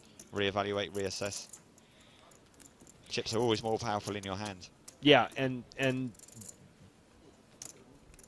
Jason had the advantage of position in that, you know, Jonathan bet into him, and he was able to get. He knew more about Jonathan's bet because Jonathan was betting out of position. He was like, okay, you know, now I have to take that a bit more seriously. Yeah. So the other thing I want to talk about is the Facebook app, and man, it's really funny because when James and Joe are in here, you know, I talk about the Facebook app, and suddenly Joe's firing the thing up and he's playing and getting scratchers, you know, and all this other stuff. But it's something that I'm very excited about. It's a completely new direction for PokerStars, and I think a lot of people out there are trying it and discovering that it's kind of the softer, kinder, gentler version of PokerStars, if you will. Yep. And it's got some really cool features. And for I think for many people, one of the coolest features is you don't have to download anything, which means you could just play it. It's something that comes up in your regular Facebook window, and you spend your whole day at work on Facebook anyway. So, you know, all you have to do is... Do you, Lee? Really? It's like you've been watching me. So all you have to do is fire up Facebook, and then you just search for PokerStars.net, and there you are. You're playing the Facebook app. And we have more tournaments than any other poker game on Facebook. And obviously, as PokerStars, we have more tournaments than anybody else in the business. But yes, there are more tournaments going on than anywhere else on Facebook. There are quizzes that test your understanding of poker, and it starts out with stuff like how many cards do you get in Hold'em, and how many cards are there in the deck, and things like that. But as you progress through the game, and a guy who you all probably know, Quentin Martin, who works on the social team, has come up with a fairly sophisticated sequence of tests and questions that move along as you're playing and force you to learn more about the game as you go. So if you're learning poker, or you've got a friend who's learning poker, this is a great way to get them in. They get tips from the pros as they move along, and you know, Liv comes on and says, this, you know, a good player will play perhaps only fewer than 25% of their hands pre-flop. And if you watch a lot of Play Money Poker, you will realize that many players have no concept of that, right? Yeah. I mean, they're looking at 80 or 90% of the flops. Yeah. And I'm sure that for many people, when Liv Bourret comes on and says, you know, good players are looking at fewer than 25% of their flops, if they're paying attention and they're trying to get better at the game, they're like, oh, kind of slowed down a bit and go, you're like, okay, yeah. that, you know, because if you talk to a lot of people that play poker, they'll say, you should always see the flop because that's where, you know, that's where you get your information. And so this is the kinds of things that really do help people and let them become better players. Just going to cut you off there for a second, Lee. We've got a hand brewing here. Jonathan Duhamel involved again. Fabian Quas opened the action with 18,000 from under the gun. Duhamel called. Then Fabian checked to Jonathan on the 9-high flop and then raised him up to 70,000. Looks like Jonathan let it go. Yeah. So is this kind of aimed Is this meant to really be like for beginners new to it, or is it kind of just also for like hardened poker pros that just want to have a quick fix? You know, I think even for people that I've talked to a lot of people that have played the game, that have played poker a fair amount, and they really enjoy playing on it because it's got some metagame features that don't exist, and so there's some interesting things going on. For instance, we have a tour that you can go on where you get to see, where you go to different European poker sites where we have events such as EPT events and our other regional tours.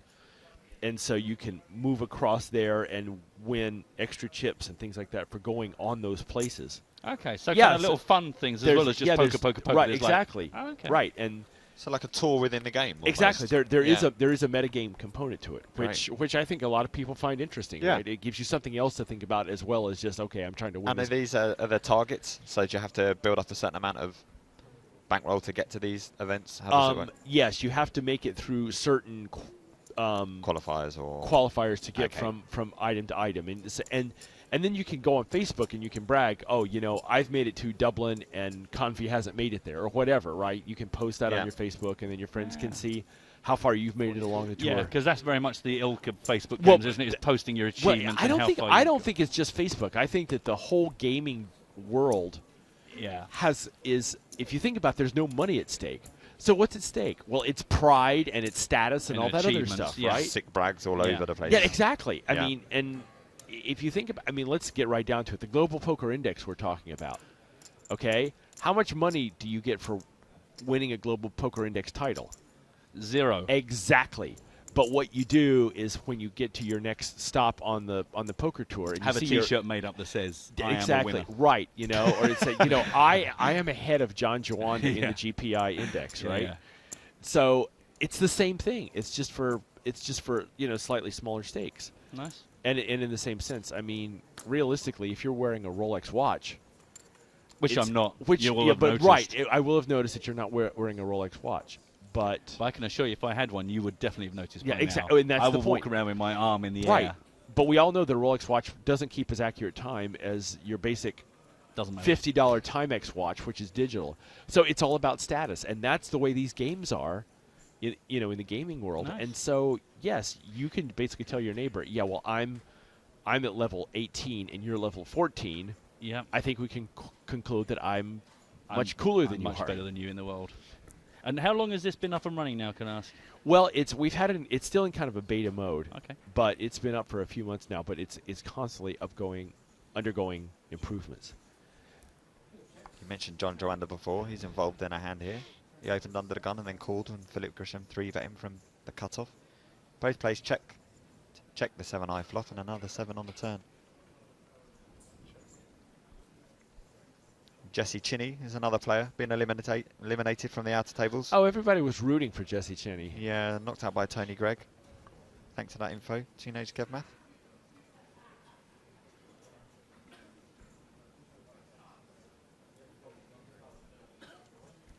So Jawanda checks it over to Philbort once again. There's going to be no check behind this time. There'll be no escape for the princess this time.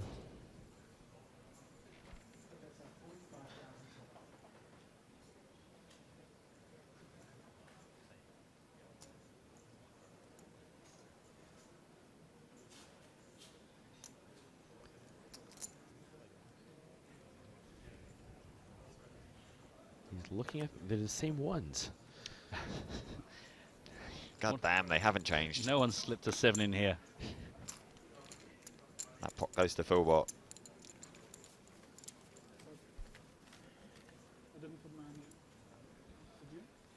He does have a I don't know quite what to call it, an almost reptilian look in his eyes, doesn't he? Yeah, I think that's a pretty good description to me. There's something very chilling about the. Because, Timex has the same stare going on. Or Timex has the stare, but it's kind of a big, wide, open-eyed. It's an obvious, yeah. And like the problem is, it's a bit ridiculous. Like, it's a bit funny. Yeah. Like, there's nothing funny about being stared at. Like, well, if I was I with will Mike, tell you, I don't see anything funny in Mike McDonald's stare. I find it actually incredibly if he was next to me and started doing that, I would start laughing. Really? Yeah. Yeah, you I guys- think I would diffuse that stare with a laugh, whereas Yeah. if Phil was staring at me, I would diffuse it by leaving immediately. Just give him my chips and just Yeah. leave. Say, guys, I've got to go. I have to go now. Well, I mean, the interesting thing is if a laugh were actually going to be effective against the Timex stare, somebody in this world would figure that out, right? And yeah, I mean, it seems to be working. Let's just say it seems to be working for the guy. Yeah. Is Timex still in the high roller? Yeah, he okay, was, well, that's he was you out know, on our secondary table, yeah. Point made, right? He's one of the stripy tops brigade. Yeah, exactly. Yes, He of got course. the striped shirt memo.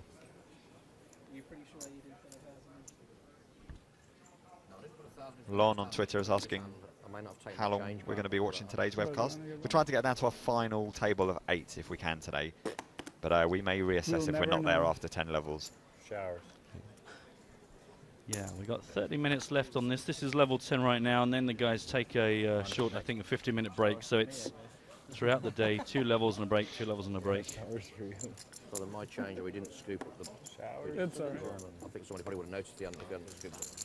And gentlemen, I'm going to have to bounce out of here. I need to go make actually go make a video about the Facebook apps. Well, thanks. That was a lot of information. That was all good stuff. And just to remind you, you've been putting up on the hashtag EPT Live all the links for the information, haven't you? So thank you very much indeed for that. And we'll see you, I guess, tomorrow for more. Very definitely. I mean, you've not burnt all the information in one day, have you? You've saved something. There's all kinds of stuff. Good. Okay, just checking. All right. All right, guys. Thanks a lot. See you soon.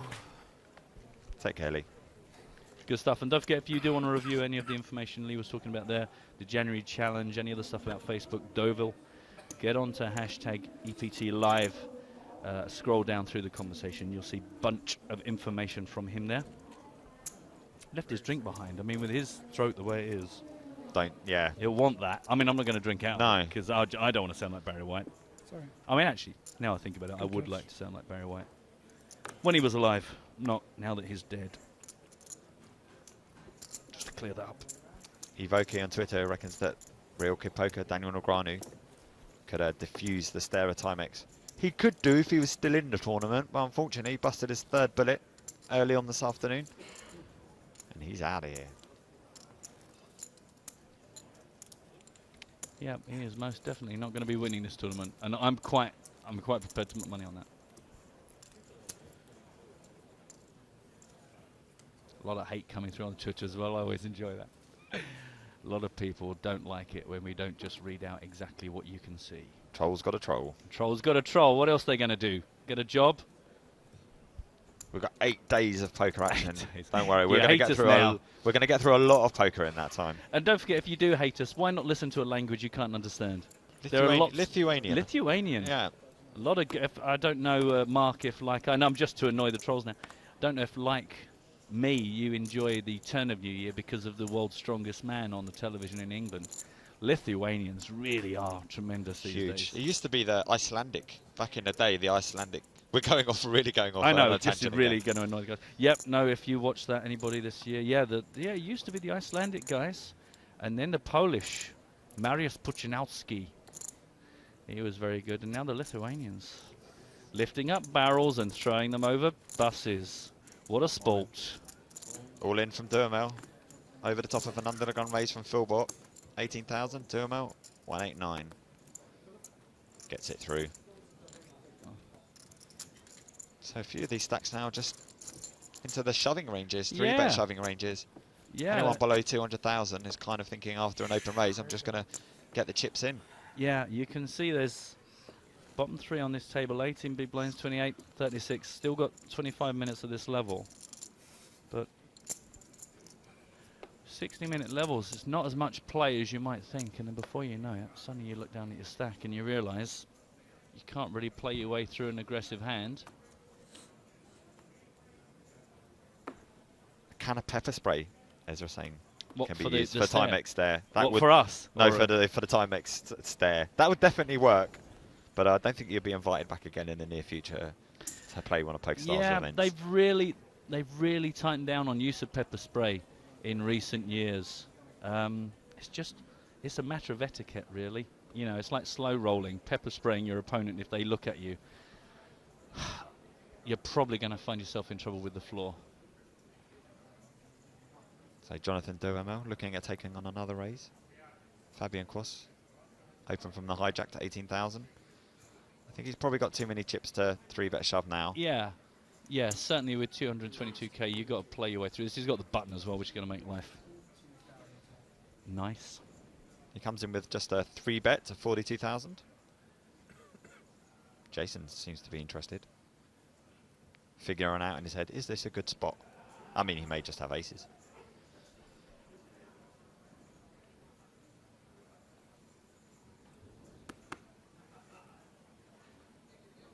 Into the muck they go. Could you count out the rest of your chips for me, please? Action back on Fabian, asking for a count. Look at that beard. For a young man, he's, you know, rocking the Kings of Leon beard quite beautifully there. It's very disturbing when you grow beard and suddenly there's lots of ginger in it. Fabian has totally embraced it.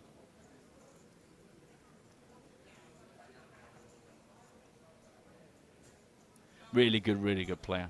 Enjoy watching Fabian a lot. We've seen him on and off during the last few seasons. First bumped into him probably about 4 or 5 years ago in a London tournament, and he's just stronger and stronger every time we see him. Yeah. A few people tweeting and sending questions in about the Facebook app. We're really not the people to ask about, but Lee's going to be back in several times this week, so hold on to those questions. Fabian lets that hand go. Yeah, and somebody saying, how does the Facebook game call? Is there a link? I believe Lee said if you just get within, you know, obviously log into Facebook as you normally do, and then just search for, I think he said PokerStars.net. I'm just guessing if you just search within Facebook for PokerStars, you're going to find it pretty easily. I can't imagine you're going to get more than a few hits. Obviously, we've got a few different PokerStars identities on Facebook for other things, but you'll find the game as a... in Facebook app quite easy. Crushing the competition. There's no need to download.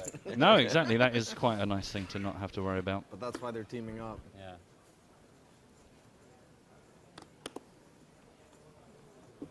You have twice as many chips as us combined. Because I'm twice as good as you combined. Francesca's suggestion, if Mike McDonald gave her the stare, I would laugh or clap really hard in front of his face. That's, I mean, that's near pepper spray levels of aggression there, Francesca. I think, you know, just clapping his face really close. That's, I mean, I like it. It's quite extreme because he does it a lot. If every single hand you get into where Mike stares at you, clap in his face. Might find a bit of resistance. Mr. Jason is all in. 138k. Still a few players live in this hand. Just an open shove from the button.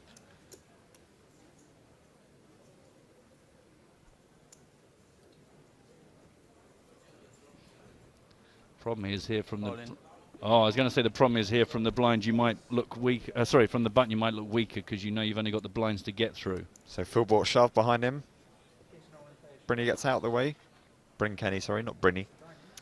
Quite big hands, ace-9 versus 5. Catch out on this. Pair of fives? If I call you, go all in, I'm fucked. No.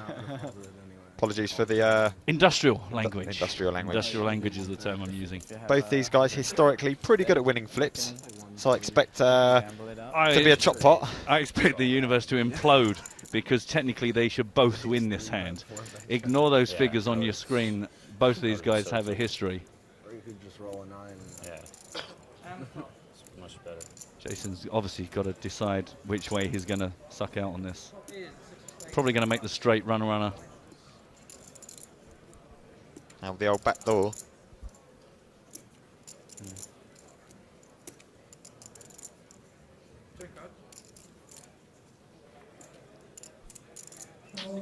Wow, that's a pretty good card for Jason. Any queen or 10 now will counterfeit Grisham's hand. Yeah, that is true. Plenty of ways out this other than winning it. Yeah.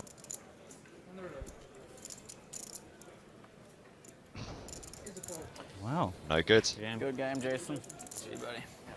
Good luck, everyone. Jason Mercier, who famously won the first ever high roller on the EPT, $1 million challenge, or the £1 million challenge. I thought you were going to say a million years ago. It feels like that. It does feel like that. Hey, look, who's this cool chick on the rail? She got the dark glasses. There are people on the rail with dark glasses. Is this... It's TV. She's trying to look cool for TV, see? I don't understand. I mean, it's questionable when poker players wear dark glasses, but people on the rail? Oh, look, and just to rub it in, see the video screen there? Showing Jason. Oh, wow, showing his San Remo win. That's pretty, to be honest, that is pretty smart, isn't it? Yeah. Look, it's not that bad. You've done pretty well in the past. You know. I like that a lot. That's really good. I know I'm probably a bit too easily impressed, but I think that's, you know, somebody's tuned in, somebody is waiting. He joins Steve O'Dwyer on the rail, another recent eliminee. Bad news from outside. Steve O'Dwyer. He's gone. I just said that. Oh, did you? Yeah. Oh, do you know what? I was probably reading it as you said it, so I didn't hear you say it. Sorry, I was... That's all right. I can't read and listen at the same time either, mate. It's all right. We'll call that 1-1. How about that? We call it even quits. Stevens, yeah. Sorry. Isn't that funny? Isn't that funny? Oh, sorry, did you... Hey, there he is. Now, I'll tell you what, how about we go from ignoring each other to then just talking exactly the same sentence. I'll write down what I'm going to say, and then you say it at the same time as me. Oh, I'm glad we're friends again at least. It's all good. It's all good. Yeah, I'm sorry. I'm not very good at reading and listening. Tom Marchese coming to the feature table. Mr. Marchese. And that's how it's pronounced, I understand. I could be wrong. If you see it written down, I'm pretty sure it's Marchese.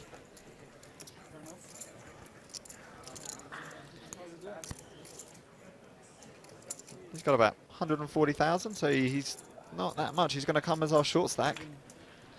Yeah. But still in the Caribbean. Yeah, exactly. Looks like Tom's a very nice guy. Had sushi with him in Macau. Yeah. Oh, nice. Sick brag. Yeah. Not really. I mean, it's just fish that hasn't been cooked. Oh, you mean the bit with Tom? Sorry. There we go. Yeah. A few people actually coming in with a bit of love for the older PokerStars Facebook app. Love the fold quiz. I don't even know what it is, but I'm guessing it's testing your ability to fold. I would win. I'm going to get 100% of that, I'm pretty sure, because no one folds like I do. Don't know. Have you ever met Stephen Bartley from the PokerStars blog? Yes. Big folder. Yeah, big folder. Folding to victory. Patient game. Patient game. Hey. There we go. If you fancy having sushi in Macau, I can recommend a very good place. The 20th edition of the Macau Poker Cup. Running in just a few days' time. There's a lot of poker happening in January, isn't there? City of Dreams in Macau. Yeah. I mean, the Caribbean's a long way for a lot of people to come, especially in Asia and Australia. So, PokerStars kindly putting on another festival over there. Bit of love from Bruce on Twitter. Don't forget hashtag EPT Live if you want to join in, or you can email us nuts@pokerstars.tv. Loving the new names of the chips for 2014 from Bruce. Good. Nice to know you care. Here they come. If you've missed them, why not drinking the beauty is at 1,000 Sunlight, 5,000 represented by Deep Lagoon, and of course 25k Moss Garden. There'll be some more chips later on. I don't know what they're called yet, but I personally can't wait. Got some more news from the outer table, Matt? Please. From Teenage I'm going to Bedman? listen to you now. You have my full attention. Okay. Jason Kuhn, who actually came in with a very healthy stack. I think he had more than $500,000 to start the day. Top 5 or something, Top 5, yeah. 551,000. He's now out. He lost a classic race. Classic. Yeah, to Justin Bonomo. His ace A queen. lot of people live and die off your success. A lot of Germans. His ace queen couldn't hold up against pocket sixes. That made a 4-card flush with a 6. Ouch. Kuhn flopped top 2 pair as well. Brutal exit for Jason. He'll be taken out on a weight machine somewhere.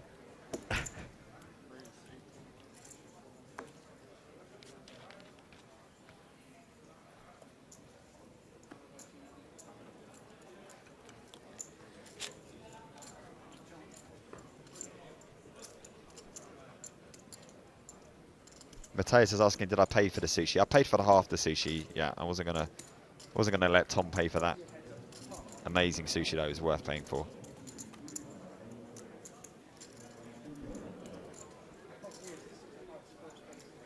Have you ever made sushi?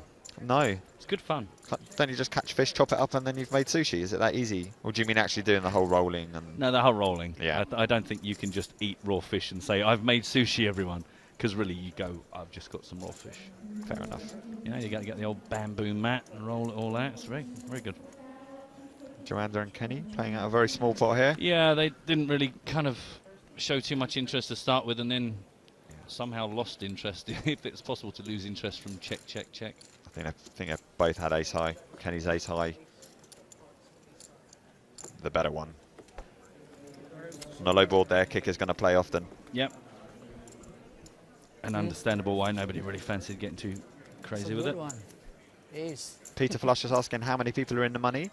Are we on the bubble already? Thanks for the info, guys. Not yet. We're still counting it all together, counting all the money, seeing how many people are in the money. And as soon as we know that, we'll bring you all the details of the payout structure and when the bubble will be. That's probably where Lee had to go. He probably had to go out and empty the jar. Just finger some money. Just empty the jar onto the floor and just sweep it all up into little stacks, work out how much there is in the pool.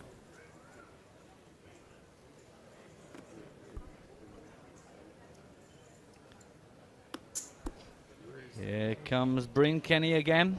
1.3 million in chips. Must be nice. You're in the super high roller. You got a bunch of players have reloaded, so you got a lovely inflated prize pool to fight over. And you got all the chips in the world.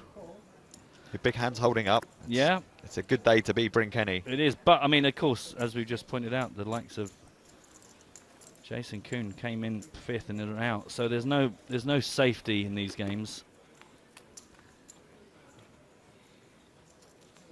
The beauty stroke hell, that is no limit.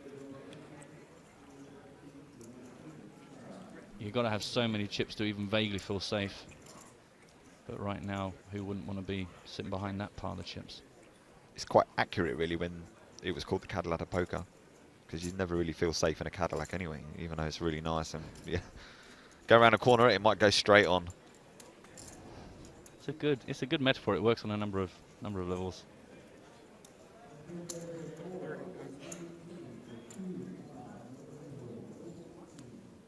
So this is a 10 high flop. And Kenny happy to check fold. Yeah. Again, even with a big stack, you can show good discipline post flop. Yeah, you've worked too hard to build yourself up to that 1.3 million. You're not going to give them away too easily. 11.5 minutes left before the guys and us go on a short break. As Mark said, we hope to get through to our final table perhaps today. We'll just see how it goes. There's one thing we've learned, it's not to make any estimates of how long a game of poker takes. Yeah, we've seen days that can go 12, 14 hours, but then if you were watching in Prague, the penultimate day of the main event was over in less than 3 hours. Crazy day. It's amazing when you get days like that, isn't it? Yep, especially when it's your last day on the job and you know you're leaving Joe and James to do the long hard graft the next day.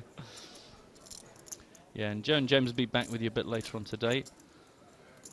M&M with you. Take it to this break, come back for a couple of levels, 11 and 12, and then I believe the boys come back after the dinner break that the players take. Got another raise here from Kenny under the gun. It's at least the 3rd time we've seen this today.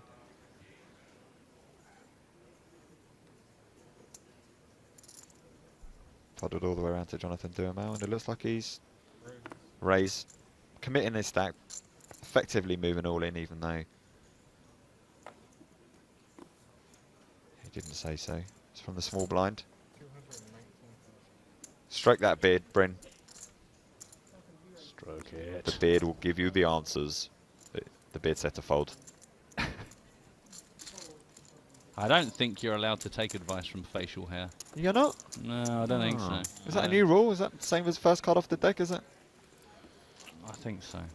It's just new this year. Let's go to the outer table. It looks like Igor Kurjanov all in. Charisse went now. She's graduating. And Larry Greenberg with the decision. Player to his right. Looks deep in thought. I missed the triangle of death. Me too. So why? I still don't understand why it isn't here. I'm gonna start a petition. Maybe he didn't make it on the boat. Yeah. And that shove gets through from Kurganov. Nice. Or Kurganov. Not really sure how it's pronounced. Kurganov. Kurganov. I think Kurganov. Kurganov. Okay. Kurganov. Looks like we got under the gun raise here from Paul Newey. We do. A little bit more than the minimum, 20,000. Yeah, it's fairly chunky. Mostly it's been sort of up around the 18 mark. Yeah, Kenny's going to peel.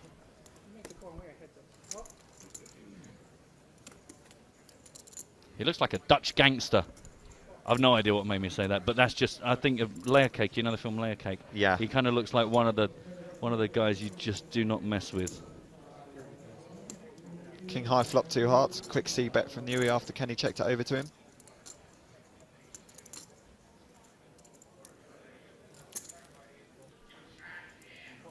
Made the call with the blue chips, the 5k chips. What does that tell you, Matt? He doesn't value his hand very much. Really? Are you doing the chip reading? I don't know. Yeah, it just means they were easiest to reach. They were the tallest stack, so he's trying to keep everything balanced. My OCD would just have to like keep using the chips to keep everything as level as possible. Ace on a turn, second spade. So there's 2 flush draws out there now. Yeah, it becomes harder now for Kenny to, if he's kind of trying to float and just punish Newey, it's going to be harder. These 2 danger cards down. Coming up in the break. Day 1 highlights from yesterday with James Hartigan, who you may have heard of.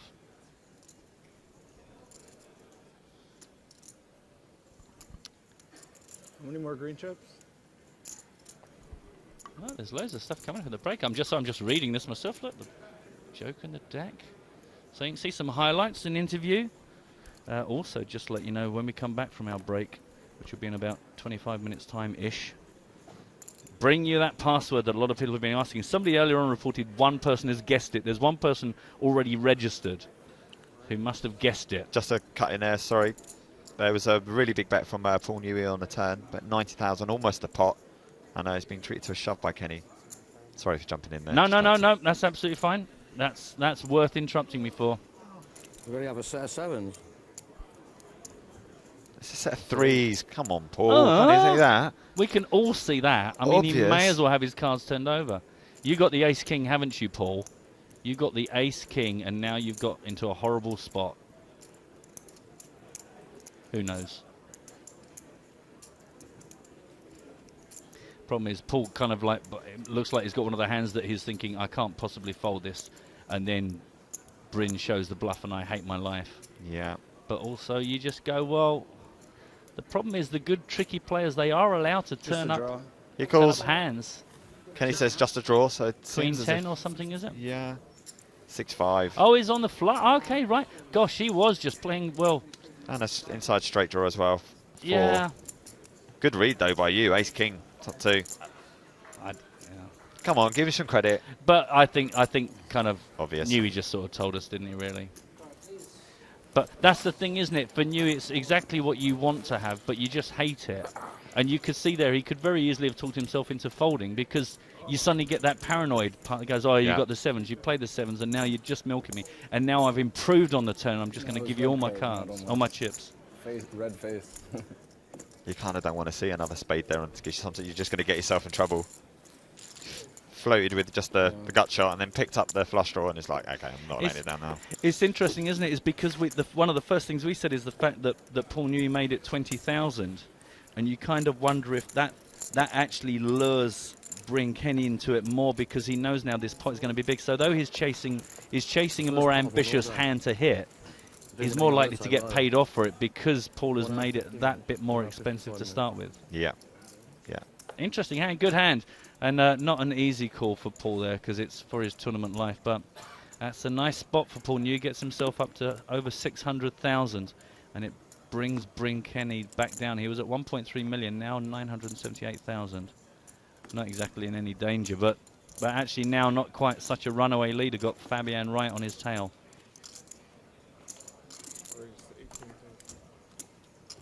There's still some great suggestions coming in about how to counter Timex's stare. I like the one from Aspigen. He was saying mimic all his moves but delay it by 10 seconds. That subconsciously drives one mad. Yeah. Yeah, yeah.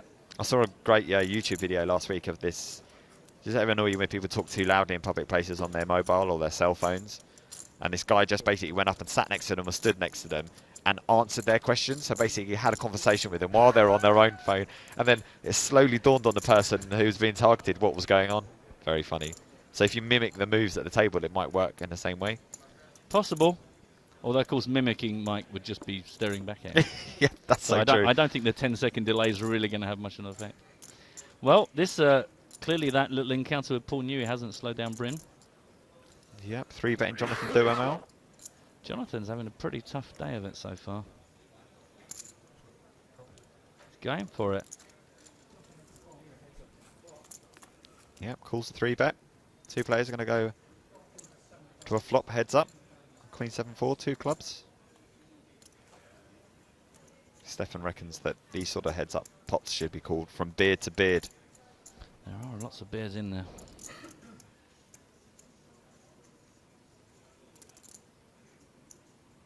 Going for the green ones now. See? See? Yeah. And he's got different side, uneven stacks. Oh, he needs to tidy that up. Drive me mad. Oh, he's listening. He's listening. Yeah. Good lad. He realised this was a mistake as soon as he grabbed for the 25k chips, you see. He knew he'd given it away. 51,000. Gets the job done.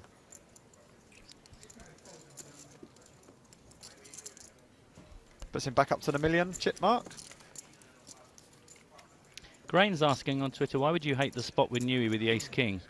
He has no decision. How can he fold? But the thing is, you saw from Paul's face and the fact that he didn't insta-call and suddenly saying, oh, you really got the sevens, is that I think sometimes it's a big tournament and you know it's your tournament life, is that it's very easy to be paranoid and think, well, would I be better to fold here and I've still got chips? And, you know, we've seen all levels of player do it where you just think, do I really want to just go out like this?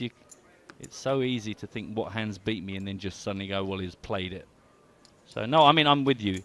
But that's why I said you can see he's thinking about folding this. I don't think he ever was likely to, but you could see he wasn't super confident with it. Just a reminder, the free roll password is coming up after the break. So into our final 2 minutes at level 10. Then we'll be away for a short break, and when we come back, we'll have more poker action, and we will bring you the password free roll. So stay tuned. Don't touch that dial if indeed you have a dial. Could you count up the greens for me, please? I'm so terrible at counting chips. It's a strange admission to make as a poker professional. What's in the pot? Maybe he's colourblind. Thank you. See, now you made me feel bad. Good. I want you to think about your behaviour and your actions during the break. So it's Joanna that opened. Under the gun +1, 18,000. Fabian asking the questions and thinking from the big blind. He's going to defend. It's more than likely that this will be the last hand of the level now. Jack 6-8, rainbow.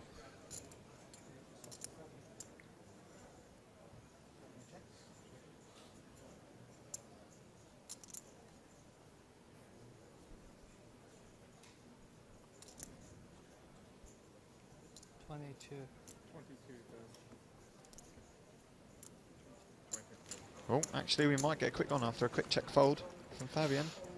25 seconds.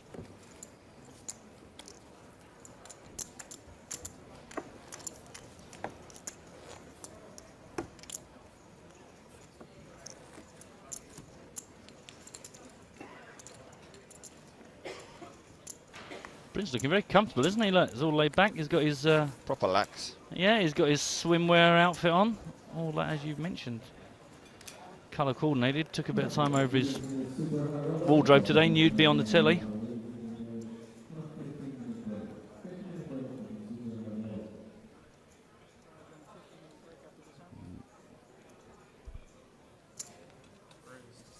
Jumping and all in and a call out on our other table. Max and Sorrel. Good friends.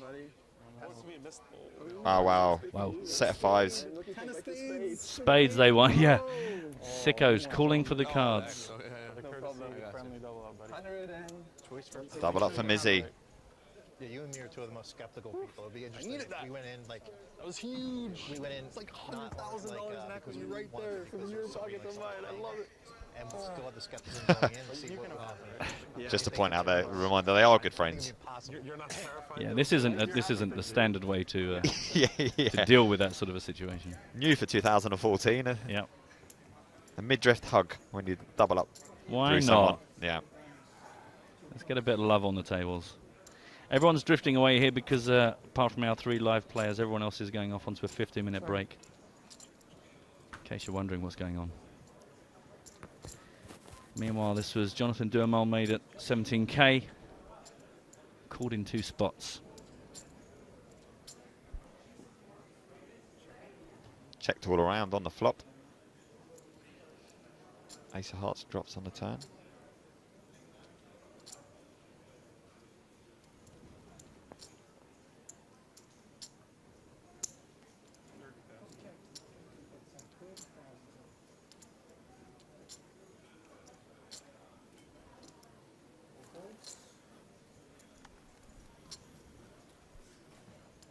Durmal's back.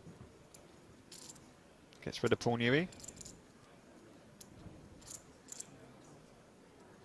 Short stack Tom Marchese. Hasn't really got much room to manoeuvre here. No. No, absolutely, and especially on the face of coming back to a more expensive level, 5k, 10k when you come back from the break. So that short stack is only going to get weaker. Jonathan seemed a little bit surprised that his opponent made the call there. And now he's facing a check on the river. Yeah, 95k behind him, so it's...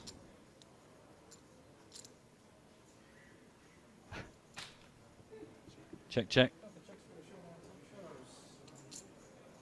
Flush. Yep, hit top pair as it was from the flop. Not that it was a very great top pair, and then improved. Yeah, kind of makes sense now when you see his hand. And that will be the last hand of this level. A right smile. Okay, well, let's just review how things are on our featured table here. We can see Bryn actually managed to get himself back over $1 million. It was up to 1.3 at one point, but still sitting very comfortably ahead. Closest being Fabian.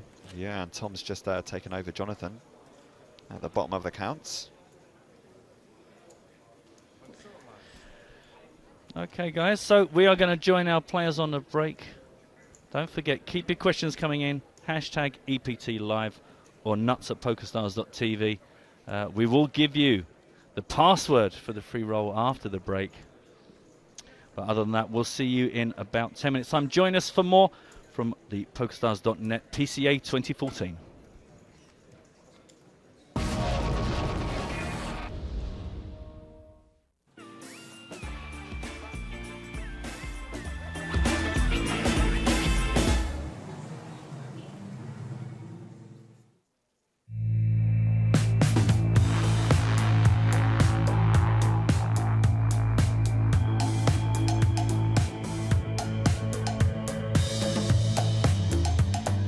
At PokerStars, you'll find more tables, more players, more games than any other poker app.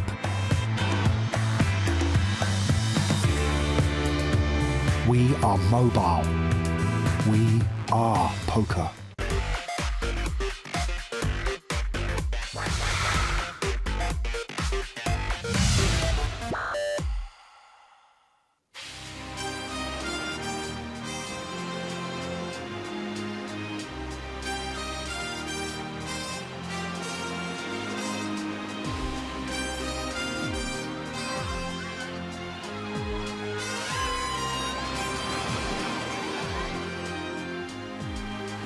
Hello, I'm James Harskin. Welcome to the PokerStars Daily Roundup from the Bahamas. So, the 2014 PCA is underway. 39 events over 9 days here at the Atlantis Resort and Casino. And it has kicked off with the Super High Roller, a tournament which costs $100,000 to play. Yeah, Bahamas.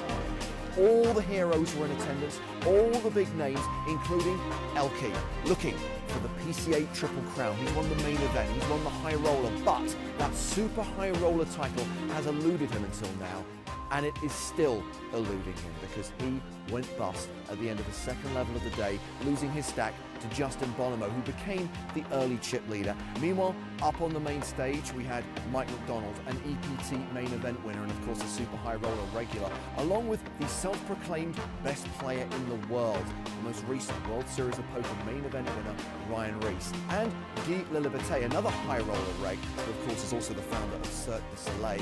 He was the first player to rebuy. Mike McDonald sent him to the rail. He came back on his second bullet. Things didn't work out from there either.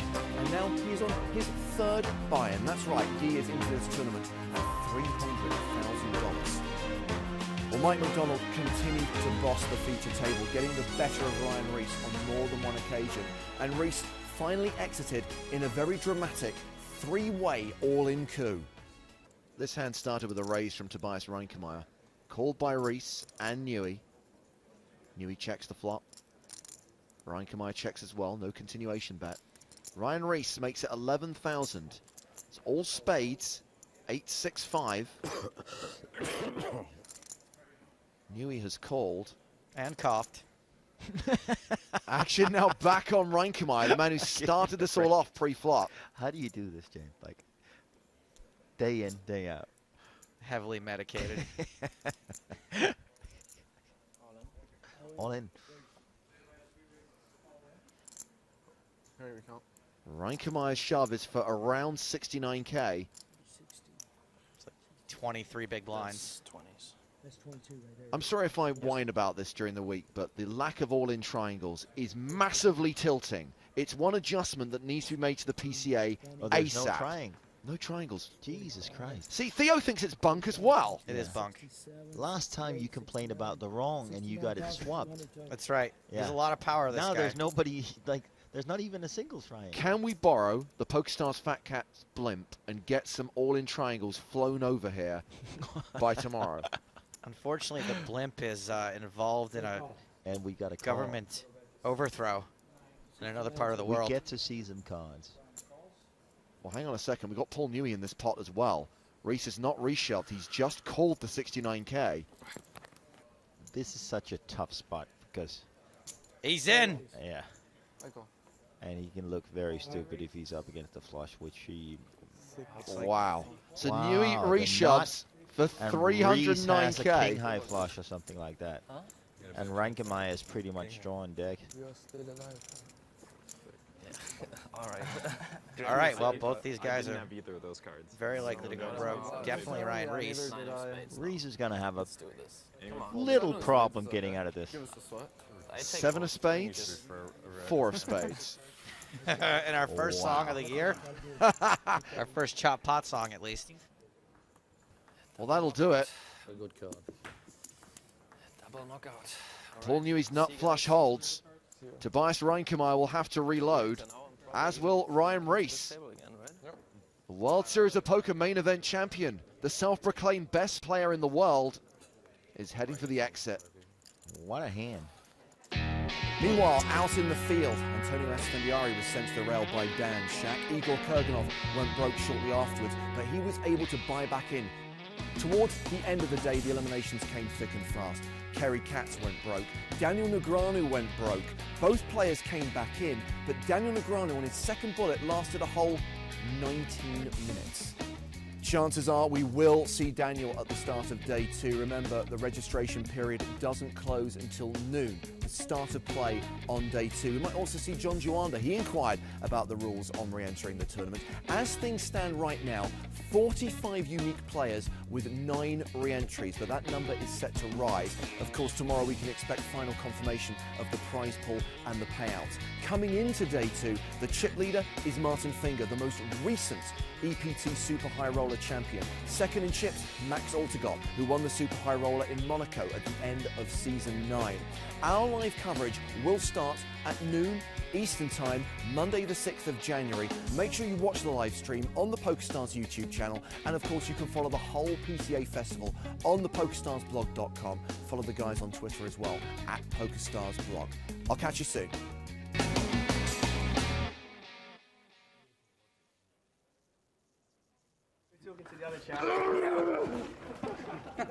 That was actually, you're not nearly as strong as I thought you'd be. That was nothing.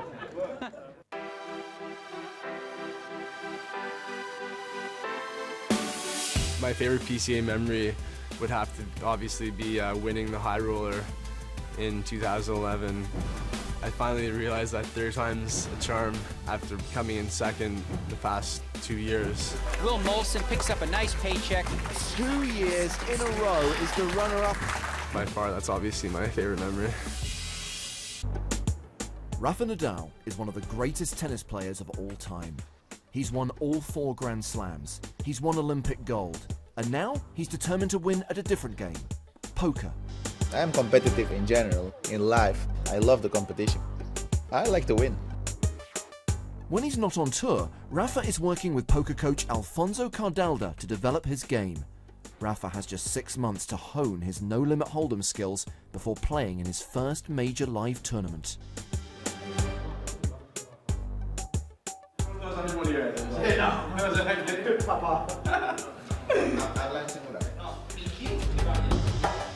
Cuando Rafa comenzó a jugar al póker, realmente tenía unas nociones básicas que ya había aprendido, pero su naturaleza competitiva hacía que quisiera aprender muy rápido.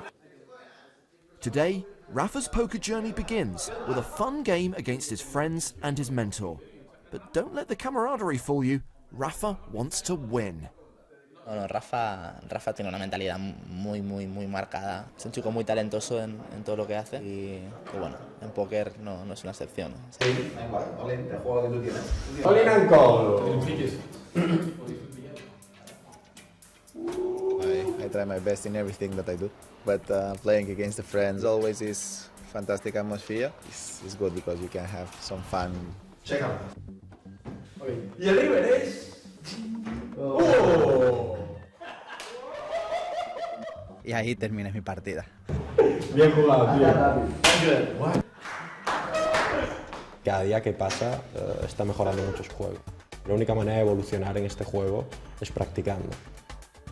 La que te han preparado. It's down to the last 2 players. Rafa is heads up against his coach. On this occasion, Alfonso's experience gives him the edge. Rafa is the runner-up. But how long will it be before the apprentice beats his master? Join us over the coming weeks as Rafa's poker training continues ahead of the toughest game of his career.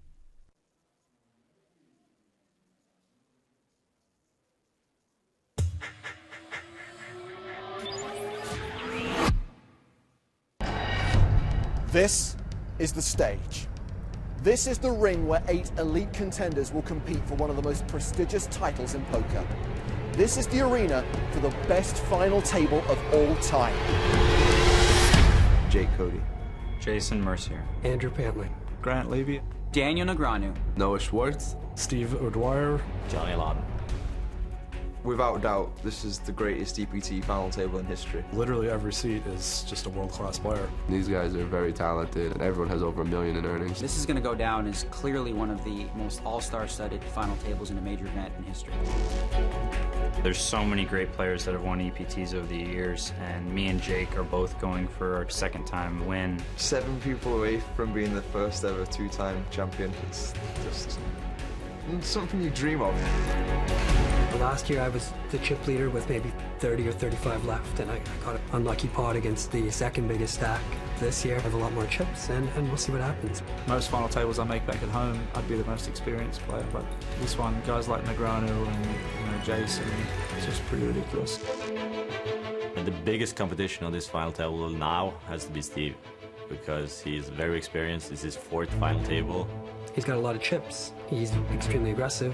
I thought I'd made some final tables previous to this that were tough, and they just don't come anywhere near this. This is unbelievable. 1.2 million euros is a lot of money, and I have been trying to win this for 9 years. That money is life-changing for anyone, but just to be crowned an EPT champion is a distinction. The winner of this final table is going to have to play really top-notch poker and get a little bit of luck. The stage, the occasion is just incredible, and this would be, without doubt, the greatest achievement of my career.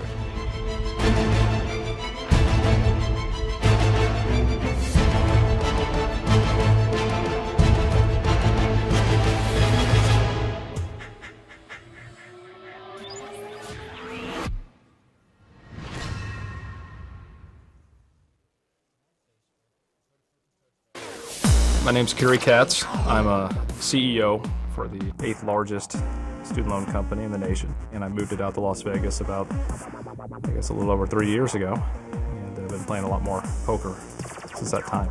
Okay, I'm Greg Jensen, 38 years old, from Ridgefield, Connecticut, and I work at an investment management firm. So I was intern, and then eventually from there I was invited onto the management committee and then became the co-CEO 2 years ago. These are elite players, and I just enjoy playing with them. You know, these are guys top 1% of 1%, so it's just fun to get to play with them and see what they do. Well, I love seeing people who are great at what they do and being around people who are great at what they do. I love my job for that reason, and you know, playing with the people that are the best in the game seemed like a great experience and a fun experience, and it has turned out that way. You know, it kind of speeds up the learning curve, and I'm just fortunate that I'm in a position to take advantage of that. For the players, yeah, but it makes it much Hello, more everybody. interesting. Welcome back I mean, to our continued coverage. Day 2 of the Super High Roller here, PCA 2014. Matt Brown and Mark Comby with you for the next 2 levels as the players play through levels 11 and 12 before they hit their dinner break. And then a bit later on, it'll be Joe and James back with you. I don't think best hair wins. A couple of key casualties in the first 2 levels of today's play. Some of the big names and some of the guys that came into this actually quite high in the chip leadership already dropped down, but really it's all about Bryn Kenny right now. We've had him on our feature table. He was up to 1.3 million. Right now he's sitting just over 1 million. Fabio Quos is the next closest player with 800,000. All in ski straight away. Yeah. Kenny opened it up. Tom Marchese all in. 216,000 and gets it through. We said this was going to happen. We come back and the blinds at 5,000 and 10,000 with a 1k ante. Short stacks are only going to lose their power unless they can do something about it. That's why I do this. Yeah, but then I need to do a lot of counting. You should be able to do that. You should be able to do that. Wow, everyone's burst into life here. Little 50-minute break and everyone's suddenly got a bit more petrol to burn. He knows what it is right away. Nice and easy. Free roll password coming up imminently. Oh, exciting times. People on the Twitter going, oh, have I missed it? No.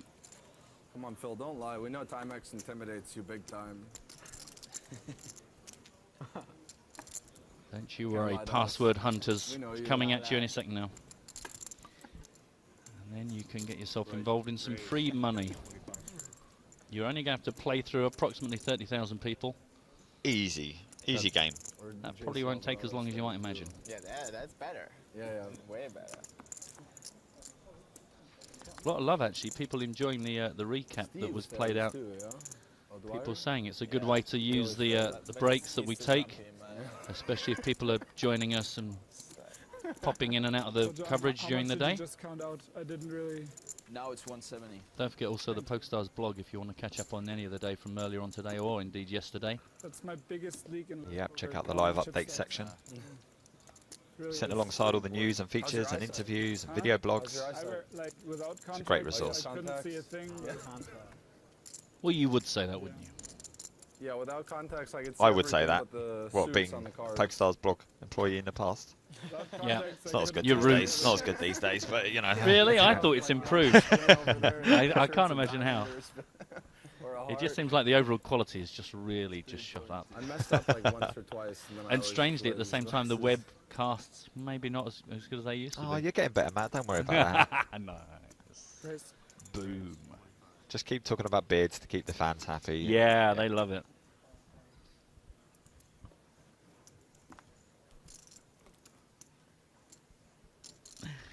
Jorge is trying to get out our PokerStars handles. No, never. Snap. Just so I can trash talk you at the tables and play marginal hands against you and inflict some serious bad beats. Yeah, mine's a real kid poker on our PokerStars. Yeah, and I'm Jonathan Duhamel. There we go. There you are. So come find us. Come enjoy us. And don't forget, if you would like to be rude to us online, hashtag EPT Live or email nuts@pokerstars.tv. So Fabian Quos and full bot battling and heads up top. Check on the flop. 8 of hearts on the turn. That was after Quos raised pre-flop and Grisham defended his big blind.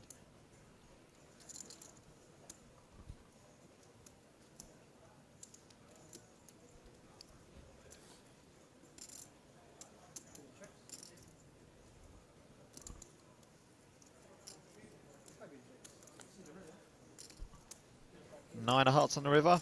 Somebody put some chips in the middle.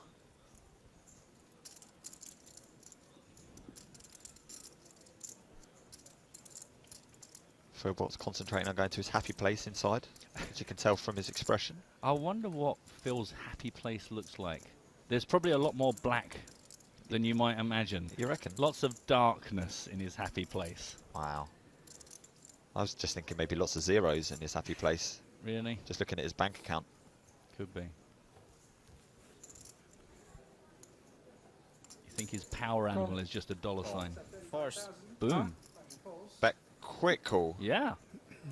Ace 9. Fours. Oh, you hit the 9. Pretty standard there. Both players having fair amounts of showdown value on that flop and turn. Just happened to be that Fabian spiked a 9 on the river. Happy just to call the bet. Boring. Very. We're not going to lie, guys. We're not going to lie. It was a little boring. Yeah, come on, fireworks.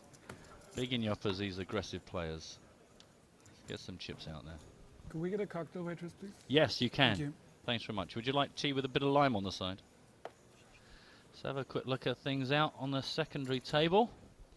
Sorrel. Nowhere, yeah. Max. Pretty quiet out there in the main tournament area, but that is going to get very, very busy in the next few days as the main event kicks off. But right now it's all about the super high roller. 31 players left. Here are the chips that are outer table. Max Oldscott still leading the way, even after doubling up his friend, Sorrel Mizzy. Yeah, absolutely. And some 3 or 4 players now really starting to forge ahead. I think we're going to see a lot of players eliminated in this level. The blinds are going up to 510. It's really putting pressure.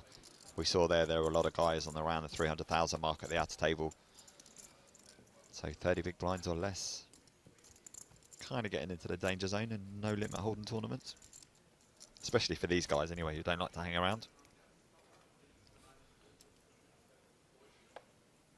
Everything seems very quiet since we've come back. Well, they came back buzzing and chatting and jiving, and then in the space of one dull hand, I blame Fabian and Phil. It's just gone boom. Well done, Todd. Saying his wife can't be mad now. Dish is done and Lola laundry started during the break. Well, you've got to make the most of that 15 minutes. It's before you know it's gone. Impressive.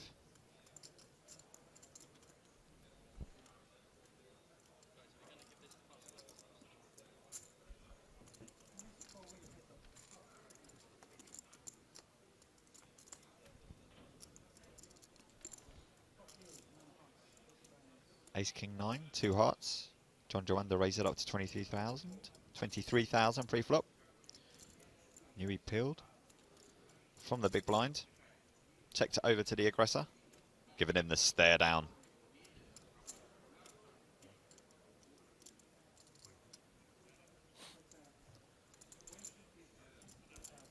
Stay tuned. Free roll password coming up after this hand. Really? That's exciting to hear.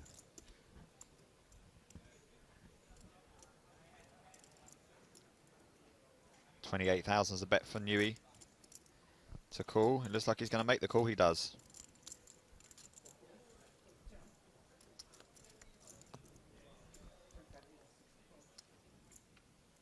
Six clubs on the turn. One wouldn't think it would change anything at all.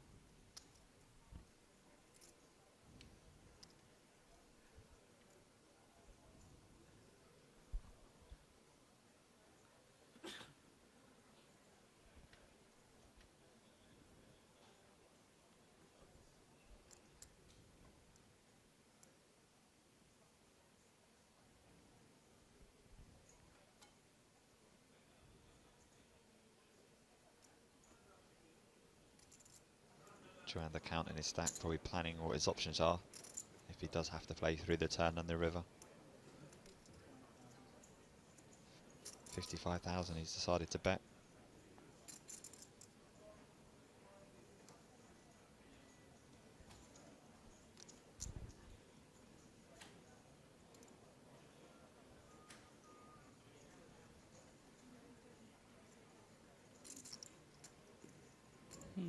Decisions have slowed down a bit. Yeah. As well. Yeah. We saw that a little bit earlier with Tobias, and then it kind of sped up for a while. Maybe it's just taking a while to get back into their groove after the break. Yeah, it could be. Like I said, there's a lot of players that aren't going to be in a particularly comfortable place chip stack-wise, so every pot, got to make sure you want to be where you are. Les PLO's just tuned in. He's asking, will there be a redraw at 27 players? No, the next redraw is going to be at 16 players. Of course, this is an 8 max. We just see Paul Newey fold there. This is a 8-handed tournament. So, yeah, 16 players they'll redraw to the final 2 tables. What's that on your screen, Mark? It's the PCA live free roll. Details. Nice, nice. I was going to say password, but bam, at last. There we go. Oh, thank the Lord. Right, Paradise, boys and girls. Find it under events stroke PCA. And the password Paradise, Paradise, Paradise. Because that's where we are, you see. We're in Paradise, make it Paradise. Kind of makes sense. Unbelievable. That's how one person guessed it, clearly. They just must have sat typing in. I've stupidly told everyone it was at least an 8-letter word, so they just went through every 8-letter word they can think of that was vaguely relevant. One more time. Paradise. And don't forget, if you're watching this and you missed the free roll password, you can rewind it, as I believe technology allows you to do. You can jump around within the stream of us. 4 hours and 5 Technology, hey. Now, how long do you reckon before somebody comes up and goes, oh, I just went to the toilet and I missed the pre-roll? Don't worry, now that it's been revealed, we'll keep throwing at you. 24,000 from Kenny on the button.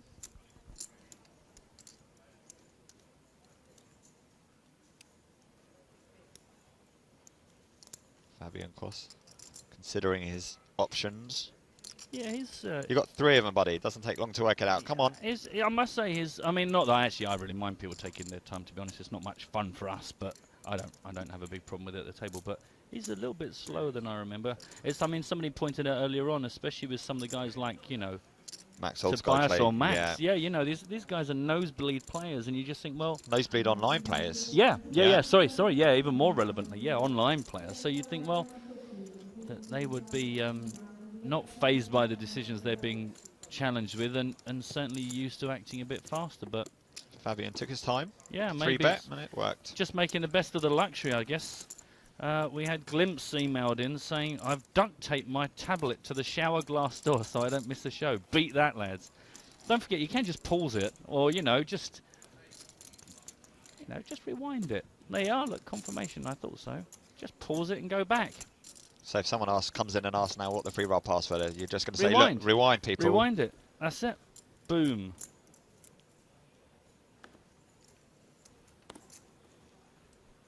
Paradise. I'm just going to every now and then just say it randomly. You should do it in the keep it out there. Coldplay tune. What? Para? No, for legal reasons you can't. Oh. Yeah. Oh. Lucky I stopped you there. You did. Otherwise and luckily I'm tone deaf and completely out of tune, so no one would be able to recognise the song anyway. Luckily that didn't really represent the song, but yeah, otherwise you'll find very quickly you'll be fined. Or you'll just have to pay the $2.5 million it probably costs to license that one phrase from Coldplay. I know Christopher Waring got it the wrong way round. He went to the free roll, missed the toilet. Oh. Hast du Tipp? Ich hab noch $0. Look at that. Agent Zero. Ja, dann hast du was wechseln. Believe. Played for the Washington Wizards. Real name, Gilbert Aranas. He's going to be playing the main event this week. It's amazing how the PCA attracts all these sporting superstars. Last year, Sergio Garcia. We had Michael Phelps. Jeez, you've been showing it to the camera. NBA stars. Oh, I thought it was the box technology thing. It is the box. Oh, when it comes to Paradise. That's for nothing. No, the camera's well, they've heard there's a free roll. Oh, it's back up? Ah, that's what it is. They misunderstood that it was online. Yeah. Obviously, Gerard Piqué in Barcelona. Yep. Very good player. Really nice chap as well. Like the 2 Johns have the worst seats at the Teddy table. Sheringham. There was only Made an EPT final table in the past. Teddy Sheringham. Steady Teddy. Right up there with Ronaldo, isn't he? Yeah.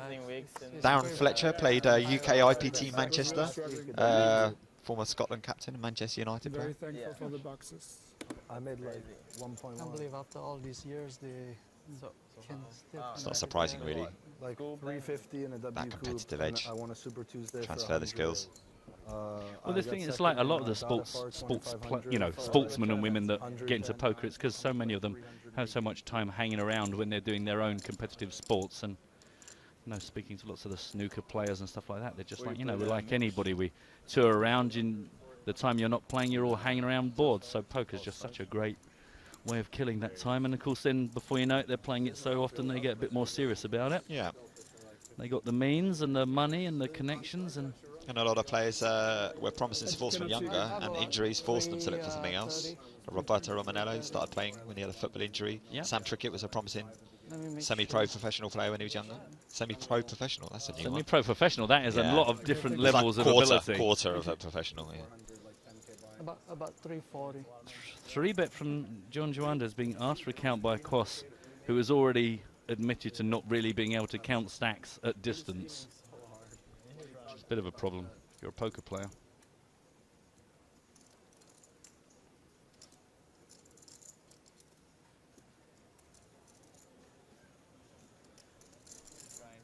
Take time, Fabian. It's fine. We've got all day. No hurry. Confirmation that what you're saying definitely wasn't Paradise by Coldplay. Thank you. Thanks, Adam. Adam's got my back as well. Yeah, he's just he's listened to the original and compared it to the noise you made, and can confirm that it was more like my 5-bet foghorn than Paradise. I'll give you that, guys. I'll give you that. And he makes the call. So 144,000 has already made it into the middle. Jack high flop, 2 diamonds. Action on Joanda.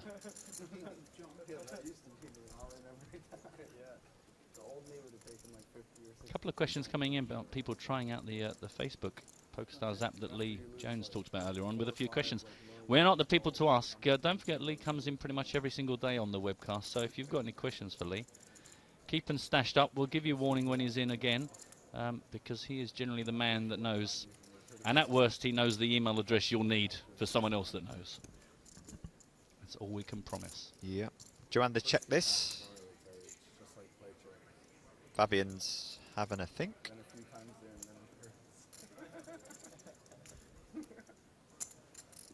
And bet 60,000.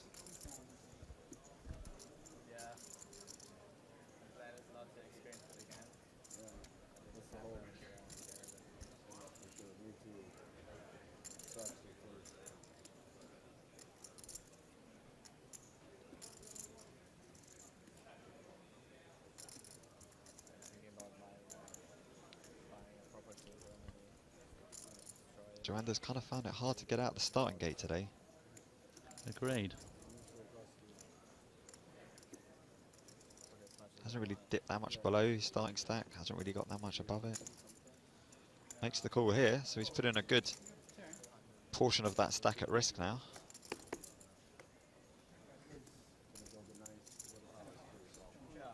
Yeah, a little less than the pot left in his stack.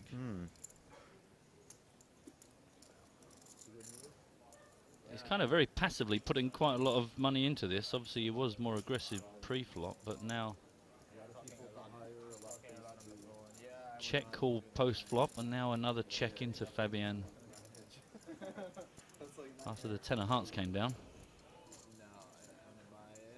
Problem is here, when Fabian takes a bit of time, you don't really know what that means, because he takes his time at the best of times. Check, check as well. We're going to see a free river. There's already $250,000 in the pot, so no one's too worried about pushing more money into this. And now a third diamond comes down. Also could be a bit of a messy straight maker. Yep. Bit creative to imagine that's likely. The flush, obviously, kind of get the vibe somebody might have played this more aggressively, unless they just thought the pot was big enough.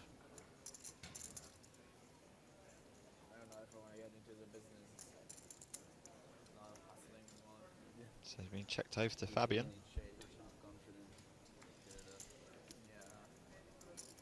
Just quickly answered John Miller's question. Did Negreanu buy back in? Yes, he did. He brought back in for a third bullet, but didn't last very long. Was out before the end of the first level, I'm afraid. Yeah. Check, check. One of the first big names out today. Ace King for John Joanda. Ace Jack for Fabian. Takes the pot down. Yeah, sorry. Yeah, Negreanu was one of the first out today. Yeah. We just caught him sauntering out of the tournament area.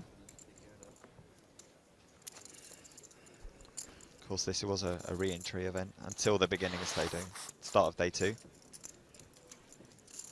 Fabian, we can see now, just crept for the first time in a long while, knocking Bryn Kenny off top spot on our feature table. Just over $1 million for Fabian. So love or hate the speed of his play, you certainly can't question what he's doing. Quietly getting the job done. Remind you, we're at 5,000, 10,000 with a 1K ante. 40 minutes left at this. The level's 60 minutes. We're in level 11 right now. Play through this, and also the 60 minutes of level 12 before the guys get a 75-minute dinner break. Very specific amount of time. Would you prefer them to have 78-minute dinner break? Yeah. Yeah? Yeah. I always like to meet people at 1:45 or 1/4 the hour. Is that your OCD-ness? That's my OCD. So what do you want to meet? So 12:45, they go, oh. It just ruins people's like kind of biorhythms. They go, oh, I can't do that. I could do 12:30 or 1. No, let's meet at 12:50. And people really freak out. You're kind of evil. Yeah, but it's a very passive evil. It's just quietly ruining people's little people's little quirks. Just give them a little bit of a kick.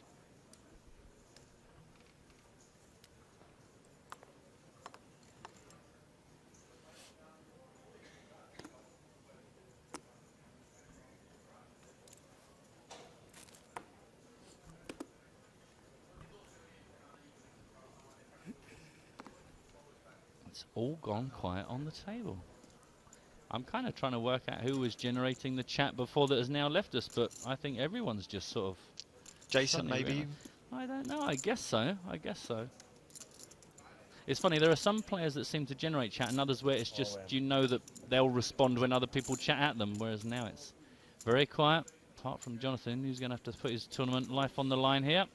Yeah, maybe he's just got to that point in the tournament where, you know what, we've got to start really concentrating now, because the stacks are evening up. There's a lot of guys at this table with, you know, between sort of 15 and 30 big blinds. Yeah, and you as need you to said, watch everything, don't you? This is the level where you would expect quite a lot of casualties. So I say welcome back to Mark Thollins. Says hello people, I'm back after a year that brought him a wonderful kid, Nathan. He's back to play poker and watching. Good stuff, congratulations and welcome back. Indeed. Then there's suddenly a high stakes 8K coming up and it's not away anymore. Reminder on the bottom of your screen, don't forget you can watch us on Facebook. Also PokerStars.net and on the PokerStars YouTube channel. And of course, get yourself on your mobile. Yeah, that's another gap. That's worse than poker. On your iPad, your smartphones, Android. Yeah, just maybe don't do what Russ did. He's the IT event manager, and in Prague he took his mobile into the stalls with him while he was having a number 2 to keep watching us. That image kind of put me off. Well, thanks for sharing it. Thanks, because now I have that as well. Yeah. Oh, he's changed his hat angle. Brenner's slightly straightened his quirky angled cap. 25?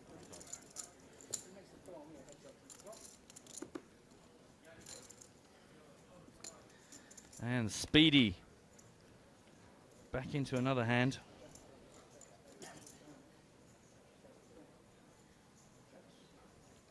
Quick check from Kenny.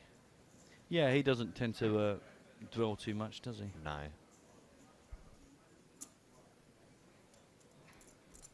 On the other hand... Yeah.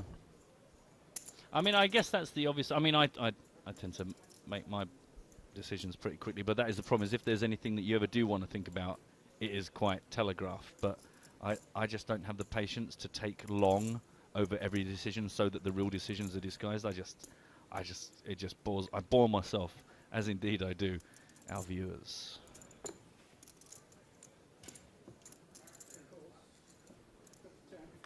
$20K, check called.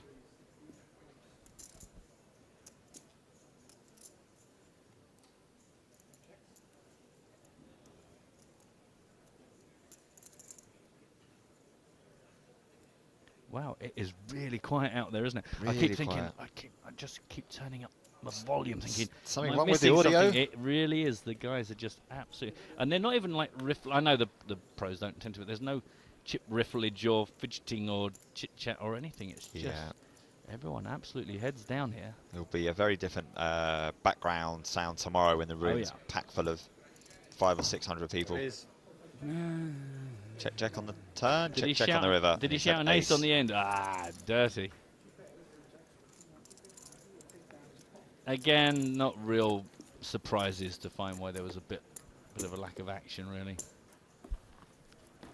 Walter's asking, is the idea to play down to a final table today? Yes, it is. So we want to get down to our final 8 players, and we're hoping that's going to be done within 10 levels that we have scheduled. This was the only outrun you win the pot.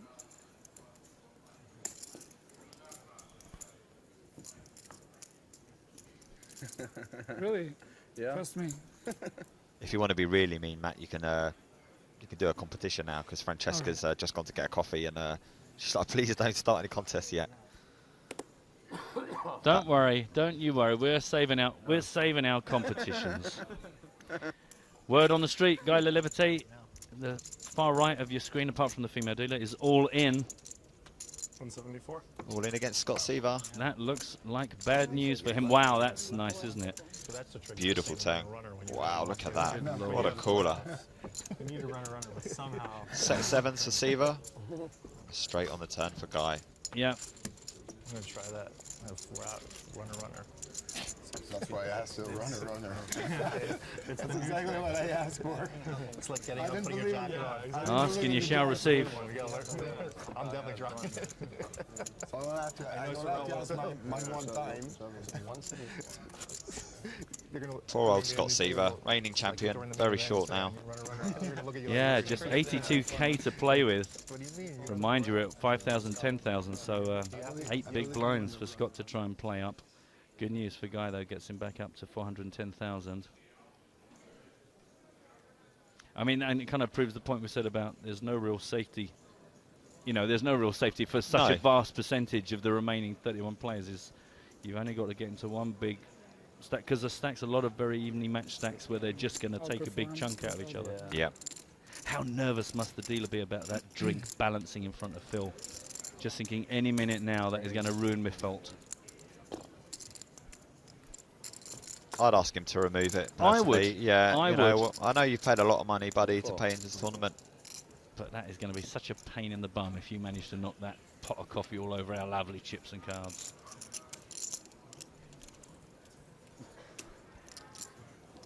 So there's about 31 players remaining in the field. If not exactly.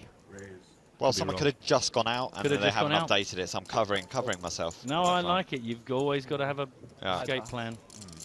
Sing out a tune, say about when you're talking about remaining players left in the field. A little bit of wiggle room. I think as long as you make sure that the chips don't collide when they land. Yeah, you're good. So Paul Newey, 3-bet up to 75,000 for the small blind after Bring Kenny open off the button.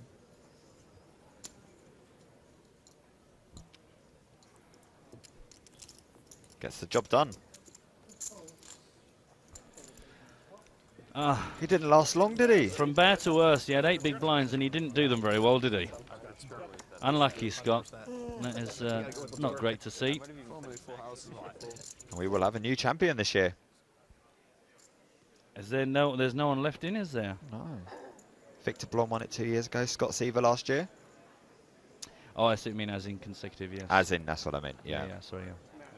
That's all right, just thought I'd clarify. I was thinking, hang on a minute, haven't we still got people that could... Mr. Finger, Mr. Bonomo? Yeah, I should have clarified. PCA, super high roller. I got you. Champions. Yeah, that's a pretty tough... Considering the strength of these fields, to do anything consecutively in these events is impressive. You put any money away yet? Yeah. Nice. Like investment account? Not enough. I'm searching for something. It's very bad to just buy property in Germany. Come on, Fabian. You know what Joe and James are like. They'll be divided. He's all in, I believe. There's no triangle. Did he say all in? We struggle without the triangle, don't we? I know. I think he did. He was so still, and then he just suddenly looked up and went, extreme against Mr. Tom Marchese. Yeah. Or Marchese. Here? In total? Like 210, I guess. Is that like Yeah. appropriate? Yeah, 228. 228? Wow. Then it was a heinous shove. Yeah, that's 200. No, it wasn't heinous. Yeah, if I do well here, I'm just going to use whatever I make. You need to use that all that thinking time to practice counting chips. Mr. Quas. Yeah, exactly. They're doing like their second round of investing this year. I'll send you like the stuff when I invest some in it. See if you're Ingay's asking about Darnie Stern. He is handsome. Startups, The news is though he's out. Came back short stacked. And his handsome face left the feature table quite early on. Buy low, 300 something. I'm afraid I'm not sure what his Twitter handle is. Yeah. I don't know right now. Like, I just run it, you know. Yeah, you don't care what it it's is. like on the so day. swingy, like so swingy. It's sick. What should I bother with it? You know. It's like, so sick. So many like 2+2 guys banked so much on Bitcoin. Yeah. We have like a Skype channel where you can like post these kind of things, and my buddy wrote, "Okay, guys, this is it." And when it was at $10, buy this shit. Really? Yeah.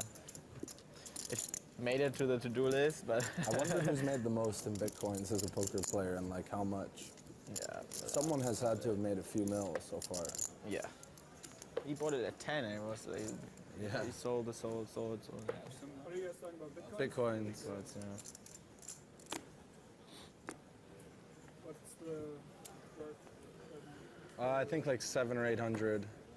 It's like back to 1,000. Oh, it's over 1,000 now? Oh yeah, look at this swing. It was like 700 like 2-3 days ago, 1,000 again.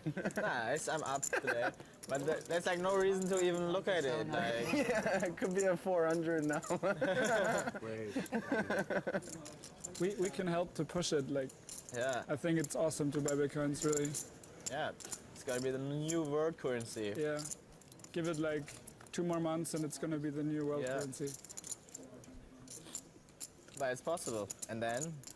2 months is not possible. And then I straddle in these tournaments. We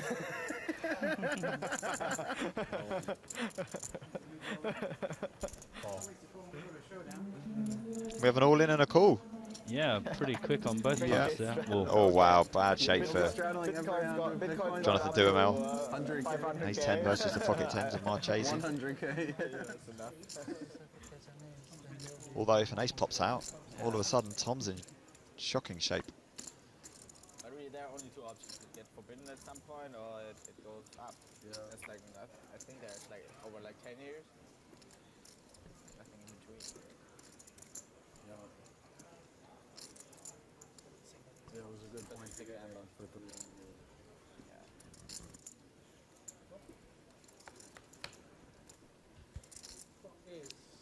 That's a pretty good flop for Jonathan. Yeah. Picks up some equity in terms of the straight draw. Yeah, shy of actually just hitting your card, you think, well, give you a bit of additional breathing space.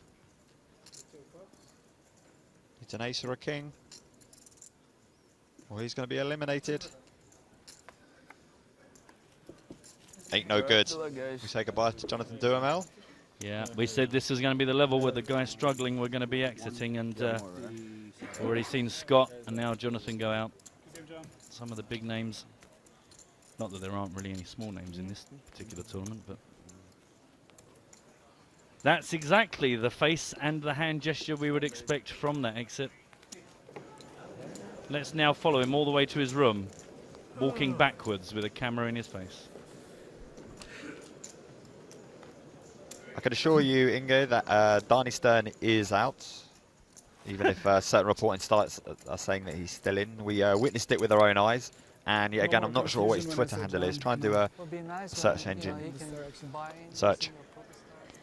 Does that make sense? But yeah, search engine search. Yeah, well, that makes and you sense. might find it. Oh, meanwhile, look, quick advert for the UK IPT. Join us for UK IPT for Edinburgh. I'll be there. January is just going to be a bonkers month. 16th to 20th, a new venue there. 1,100 buy-in, English pounds. I'll be back on the PokerStars blog, Oh, really? lowering the quality of the content again, Matt. It's very good of you to just pop in there and you know, give them a little dose of the old convy action. What they transitioned into now are like insane stakes. Did they keep the stakes? Maybe the biggest Bitcoin winner in poker might be from the Seals of Clubs thing. See how things are now. They were playing like bit of a change. Only Bitcoin poker site. Bit of a turnaround. 38 big blinds now for Tom. A little bit more comfortable, but of course in 25 minutes the blinds bump up to 6k, 12k. So, and more importantly, I guess also the antes double to 2,000. Yeah, which gives everyone a bit more reason to start fighting over these six-handed right now on this table. Another change is the level of conversation. It's I gone know. up a notch. Funny, isn't it? Stefan is asking if that's to do with that the bubble is through. No, we're still some way off the bubble yet. Prize pool information has been announced though. You wake up a millionaire. Yeah, I think Matt's going to bring you that in a second.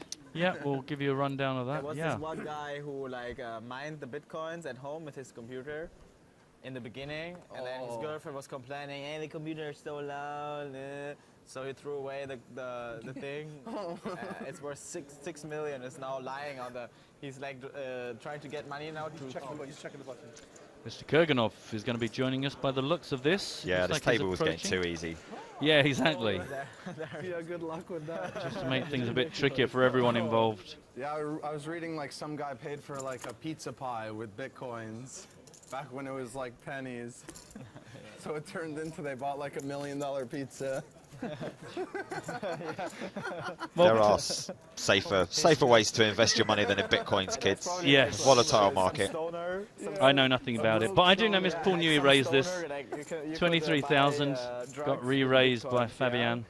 Online. Oh yeah, so probably some stoner put some money on. Now it's all kicking off. Yeah, what about the drug dealers who are accepting bitcoins? They must have so much. He's got his flip-flops and his swimming trunks on just in case he gets knocked out and has to hit the beach. Hello.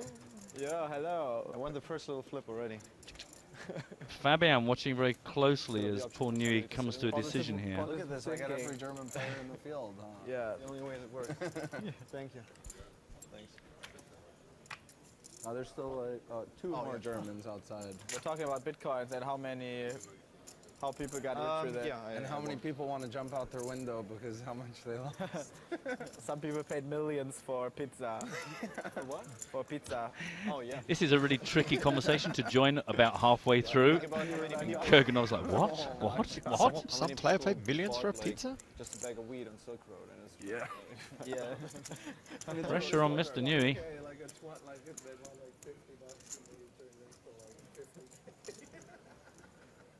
All in. All in. Wow. Quick fold. Wow, that's the fastest thing we've seen Fabian do there. German player gives it up. Speaking of Germany, Marcus sent in a message saying, why don't you have a German translation on your broadcast for the live games? We do. If you go to pokerfirma.com, pokerfirma.com, that should take care of your requirements. Thank you very much. Don't forget nuts at pokerstars.tv if you want to send an email in with anything, or hashtag EPT Live. Some of us were too lazy. And Inga, thanks to Teenage Kev Math, Darnie Stern's handle is the real Ansky. Yeah, we're the worst. And I just decided to... Although I can't promise that he's tweeted that he's busted out. Gamblers though, that's why. He bought it 400. Oh, okay. So you guys did buy I some. bought it 250. You buy a decent chunk? No, just a little. I don't know. It's still Nice pretty, little swat. it's pretty risky. Yeah, of course. I heard some Especially guys bought who in know at the- 250. About at That's risky. 60. Yeah. 60? Some guys who know their stuff, they as well said That's that still really Or early. it might be 70. Yeah, but that's most pretty people, Yeah. and that's just what we should be said on camera since we have a piece, Yeah, I like are how very they're not positive good. about it. It's too late. It's a for me great to try to thing. get into it, even if it's not. To be honest, I don't have Everybody agrees, right? much. Yeah, Bitcoin nuts. Yeah. The brand of opinion I trusted is just very educated on topics like this. Yeah. I like following it and reading about it just because it's interesting. But Yeah. So you don't have any? We did the advertisement already. Yeah? Well, I agree. I didn't start reading about it much until it was at 1,000. And he re-advertised. Okay, yeah, that's pretty late. All in on a call here on our outer table. So Chris Klodnicki's the all-in player up against. Oh wow! Noah Schwartz has come along for the ride, and 2 more players still to act behind. So it looks as like it's Max Altegott thinking from the small blind. Yeah, still with Mike McDonald behind, who's not staring at anyone, so it looks like he's probably already made his decision. Yeah, so Klodnicki open shove from the cutoff, flat call by Schwartz. Both blinds now get out of the way. Klodnicki doesn't look super happy. A7 for Schwartz. 6-8. 6-8. At least he's got live cards. Yep, he's And got ways out of suited. this. Yeah, bit of a blocker from the 7, but that's a bit moot until the flop comes down. Both players flopping a piece of that. Schwartz got the better of it.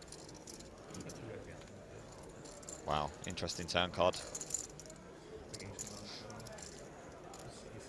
Oh, wow. And the straight comes in for Klodnicki. Picked up the open ender on the turn and then hit it on the river. Well, you said it in a hello sailor way when that turn came down. You knew there was suddenly Forgot about that. Hello, sailor. Somebody tweeted at us earlier on. I must say, you guys got much better memories than I do. Throw these things at us. I forget we did on the fly. Oh, action replays. Oh, did you see how that 9 came in? That was just tremendous. Yeah, I think we should do those much slower. So sick. Exactly. We'll do those at like 5% the real speed next time, please. Just have the hand really slowly juddering across the screen to deliver the river card. Was that an all-in, I heard? Yeah, it's an all-in, yeah. No triangle, just an all-in from Joanda. You guys, you're so fickle. It was absolutely silent for about 30 minutes. And then the guys had a 5-minute conversation about Bitcoins. David, man, I'm sick of hearing about Bitcoins. The same conversation over and over. It lasted about 5 minutes, 10 minutes at most. These guys have got to sit here for hours. They're in for a 10-hour day. They're allowed to stretch out any vague conversation they can build. Some people are just never happy. Just a reminder, the password free roll is paradise. I feel even younger today, actually. Get involved, it's filling up quick. Yeah, than usually. Being asked, is Stapleton off today? Nope. Him and James have been out and about filming. They'll be with us. As I say, we've got to get through this level now. 11. We've got 20 minutes left. Then we'll play through level 12, which will be another 60-minute level. Then the guys will take a 75-minute break. And then James and Joe will be with you after that. It's like a club thing where if you put your credit card into a phone, and it pretty much tracks your history of how much you've spent at clubs on your credit card. And depending on like what level you are, they'll give you like VIP access into like clubs that are tough to get into normally. So like people like poker players pretty much.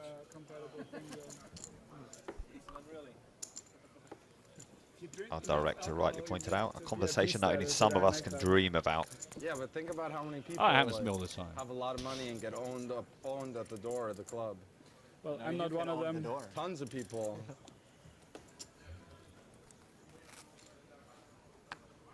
I'm sure there's a Cleopatra's or something like that somewhere in a town in Essex that you can get. Oh, I don't know. That's a good guess. There probably is, to be honest. I'm not much of an Essex clubber, funnily enough. But it's running already, like, online. Apparently Joe Chong's busted. We were talking about Sublime earlier. Igor's got a little piece too? Yeah. Of course. Very little. The spider web needs to be around. Only not at the deuce to 7 tables. Your spider stopped. The web ended. No, it had a hole. Yeah, a hole in the net. Yeah. Because they're all crushing, you know? Yes. Or at least like overall they're crushing. Yeah, yeah, for sure. Court just started recently, so yeah, that's why he's not that. Sebastian's crushing too. Saw Joanda all in not long ago. I mean, I'm sure they play But together. there are still better like, players around than them. Yeah. It makes sense to play against them. Looks like he's at least going to call this bet. He does, so a bit of blind on blind action. Marchese and Joanda. such a fun game. High stakes 2 to 7 is so much fun. Leo's asking what flag is Joanda, Indonesia. Simple question, good strong answer. Been in the States many, many years. But was born and spent part of his life in Indonesia. On the language vibe, we had Eduardo asking about Spanish. We'll be bringing you Spanish the 11th to the 13th. Lots of other languages available. Don't forget, you can check in online, check the details that we stream out, and find the language that suits you best. People would definitely be curious about it. Right? Yeah. Like the whole link. HTTP. I feel like this PDF is way better than the whole video website. Yeah, like more, like it's like compact and then. Well, Mr. Kurganov's arrival seems to have sparked things up a bit more with the old chat.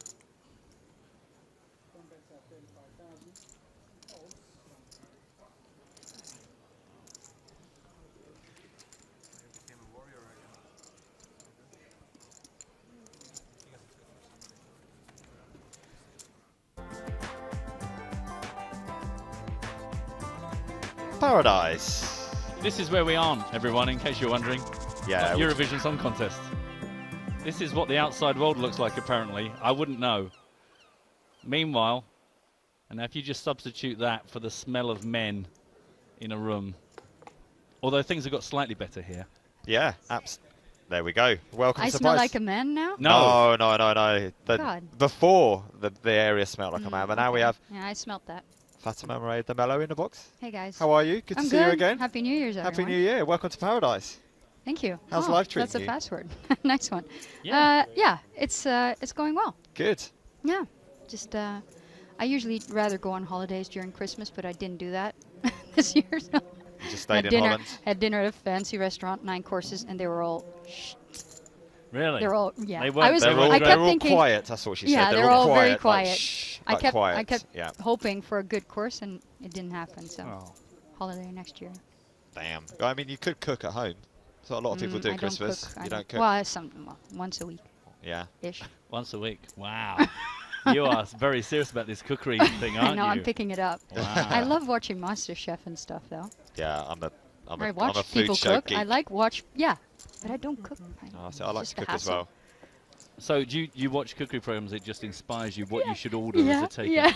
yeah. Yeah, I think that's quite common But ailment. ordering food in Holland isn't the best, though. Oh, really? It's very limited. Yeah. Why? You'd think somebody would be all over that. Yeah, there's a lot of like shawarma places, kebab, and that sort of stuff, and then there's a couple satay places, and that's about it. Oh well, enough about food, I guess. Yeah.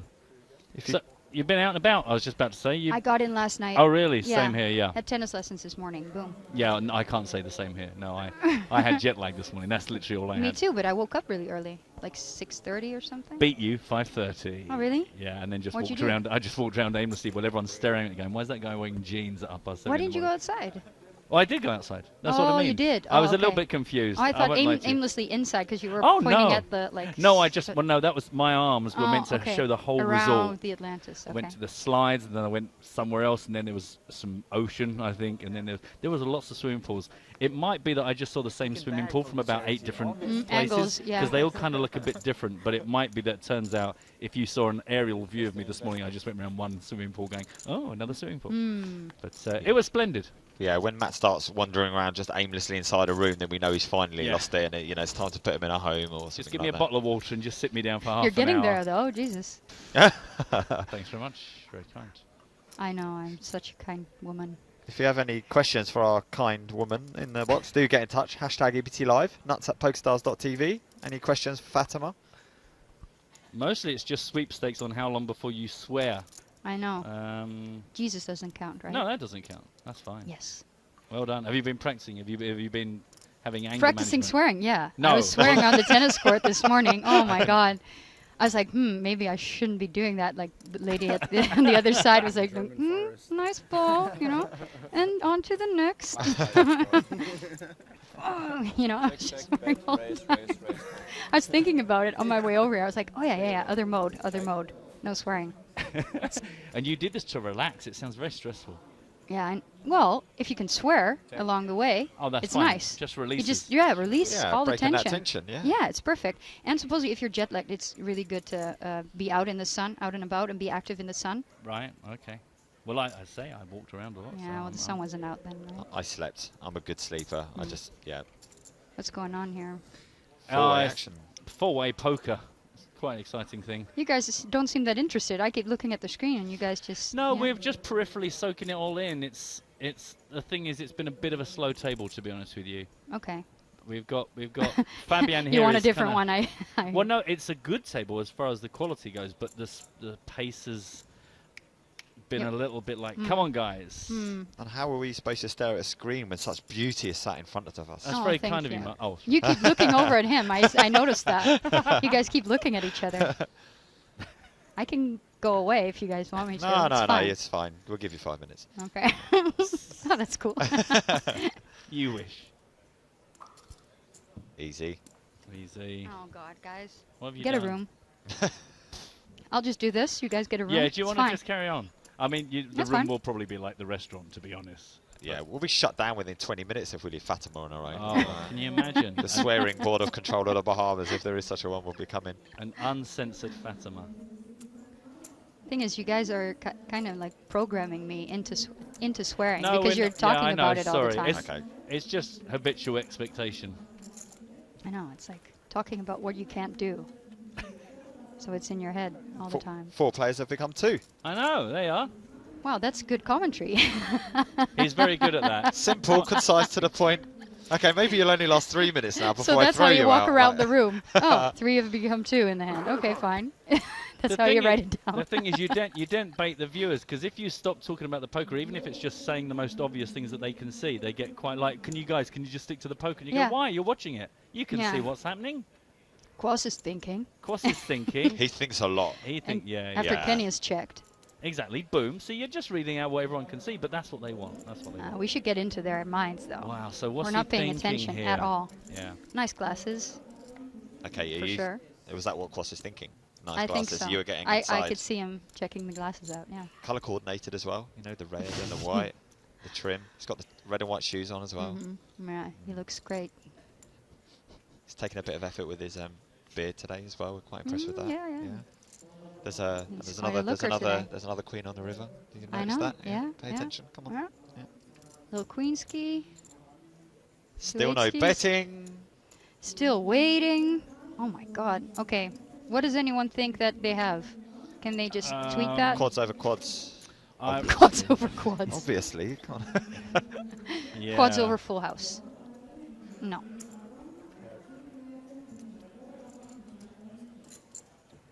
Yeah, definitely the ace queen versus the quad eights. Just. He has quite a big mole on his cheek. Huh? He does. He does. Good. Good observation. He's got an earring. Beauty. Spent a little bit of money. Yeah, won a bit of money on poker. Thought, you know what, I'm going to get myself a little bit of sparkle. A little bit of bling.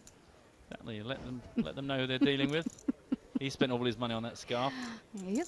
He usually looks pretty cool though. Like he usually Fabian. has like he He has some style, you know. He's got fantastic He skin. makes an effort. He really does. Nice skin. Yeah, nice skin. He looks a little tired though. Don't know what he's been doing last night. Oh.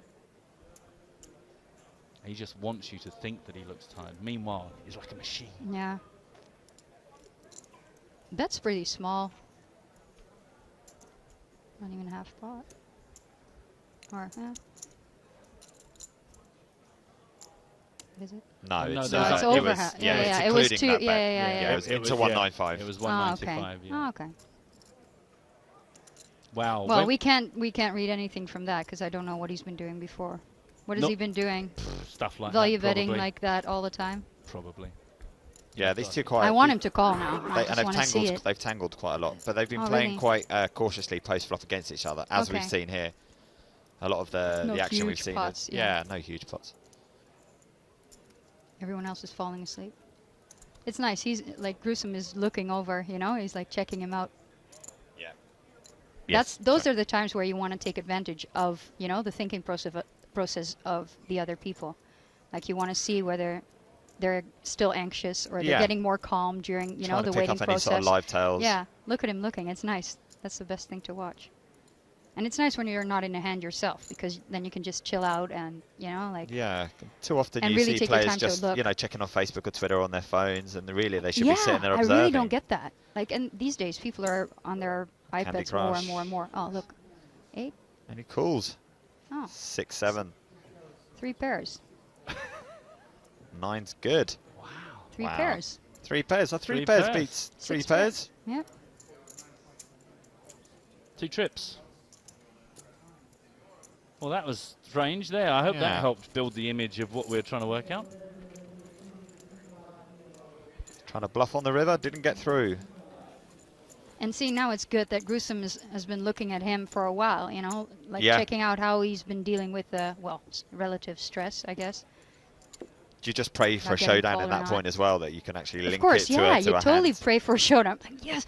And then what I try to do usually is like put them on hands, you know, in my head. And like I had one tournament in San Remo like 2 years ago where I had like most hands right. And I was like, oh my God, you know, I was doing so great. I wasn't in all the hands, obviously, but I was doing really well, like dry pokering.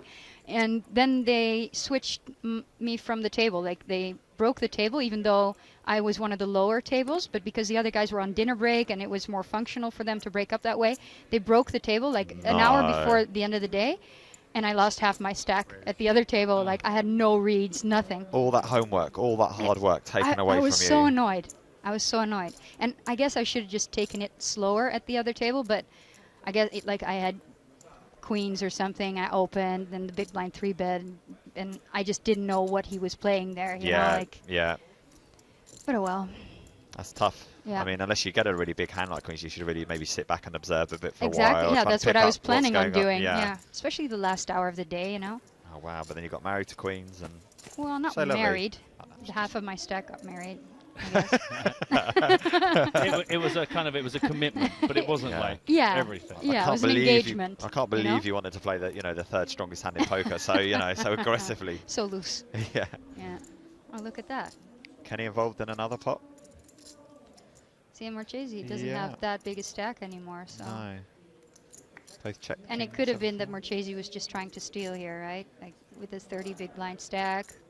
You can still try to open some hands. You've got to try and keep yourself afloat. You can't just especially fold if the table. and Well, I don't know how aggressively they've been playing or defending their blinds or that sort of stuff, but they've been defending quite wide. I think. I mean, we haven't obviously seen all the hands, but there's been a lot of peeling. But then it's from not the big too blinds. bad either, as long as they're not 3-betting too much, because then you either have to like shove or fold. Yeah. Then it's not too bad because they're still out of position, and you know, like.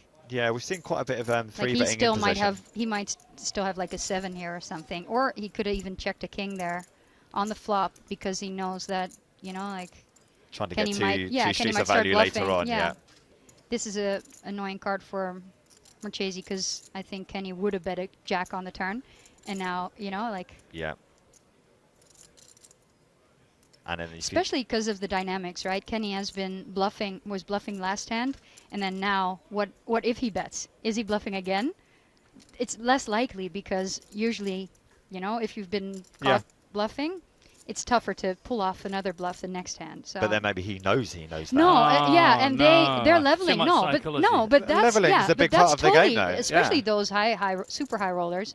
They totally level all the time. It's what we saw earlier. Like, this really big hand that Renkemeyer got knocked out with ace jack, but in a normal tournament you think he probably played it spewy in a way, but then with these guys, with the history that they have, it's normal, the leveling it's normal, you know. Yeah. It's funny though, like some of those guys, like they're really brilliant players, right? They're really intelligent and everything they say makes sense, except for when it comes to playing against weaker players, and they're like, yeah, and how can he not understand that I have that? And it's like, well, because he's just not as you got to know what level. So yeah. It's almost like playing the effective stack. You need to sometimes play the sort of the expected level of your opponent. Do you know what I mean? Yeah. Oh, that's what poker's mostly about. Like you have to be able to adapt, and most of those guys can, but some guys, you know, like. I guess when they're tilted or something, they'll be like, oh, why can't he just, I have to have that there. I always have it there. And well, obviously not, because you didn't have it and he called you, but. And what do you think about Kenny betting 99,000 on the river, like making it a weird amount rather than 100? And he calls. Yep. And he's bluffing again. Yep, he's bluffing again. See, it's not smart, though. See, it's like the 8s are like a 7, you know? Like he would check that flop and then call the turn, call the river, obviously. Yeah, great call there, though. By Tom Marchese, worked out what level Kenny was on. Yeah. Yeah. Well, he will try to pull bluffs twice in a row. Yeah. Going to quickly review some of the faces that left us during the day. Those we have loved. This is not live. This is from earlier on today. It's Tobias. He was with us. He finally got his tee with a bit of lime on the side. Dan Smith on your bike. Yeah, I saw him biking around the island. Did you? There you go. Steve was out. Still got a beautiful mane of hair. I know. Reigning champion Scott Seaver gone. Yeah, a trim-looking Scott, sadly. So many entrants, though. It's 56 people. That Jonathan Duhamel? Yeah, so many. Wap wap. Oh, he busted recently? Yeah. Because I saw him walking out and he didn't want to make eye contact. No. Yeah. It's funny. Busted recently. That works that way. It's like, Less than a minute on this level. Of course, the pressure of the blind is going to start hitting them, and the key point is level 12, 6,000, 12,000 with a 2K ante is about to come in. Yeah, it's that point you made before, that the anti-doubling makes a huge impact on people's stacks. And especially when you're short, especially. And when they're playing short-handed as well. I mean, it was an eight-handed table, but a lot of times they're going to be playing 6 or 7-handed. Yeah, it's such a killer when you're short stacked. Yeah. Yeah, So we were six-handed on this table for a couple of minutes, but which actually, well, not minutes, but more like orbits. You know, like you get a good few hands in that. You have to broaden your range a little bit when that happens. Yeah, and start bluffing with Queen 10 and 6-7 and. Well, if you're short, he's not short stacked, right? But No. I mean, like reshoving, you know, your reshove range, I think, should broaden a little bit. Right. Because the big stacks are going to open pretty light anyways. Yeah. You know, obviously, or call light. And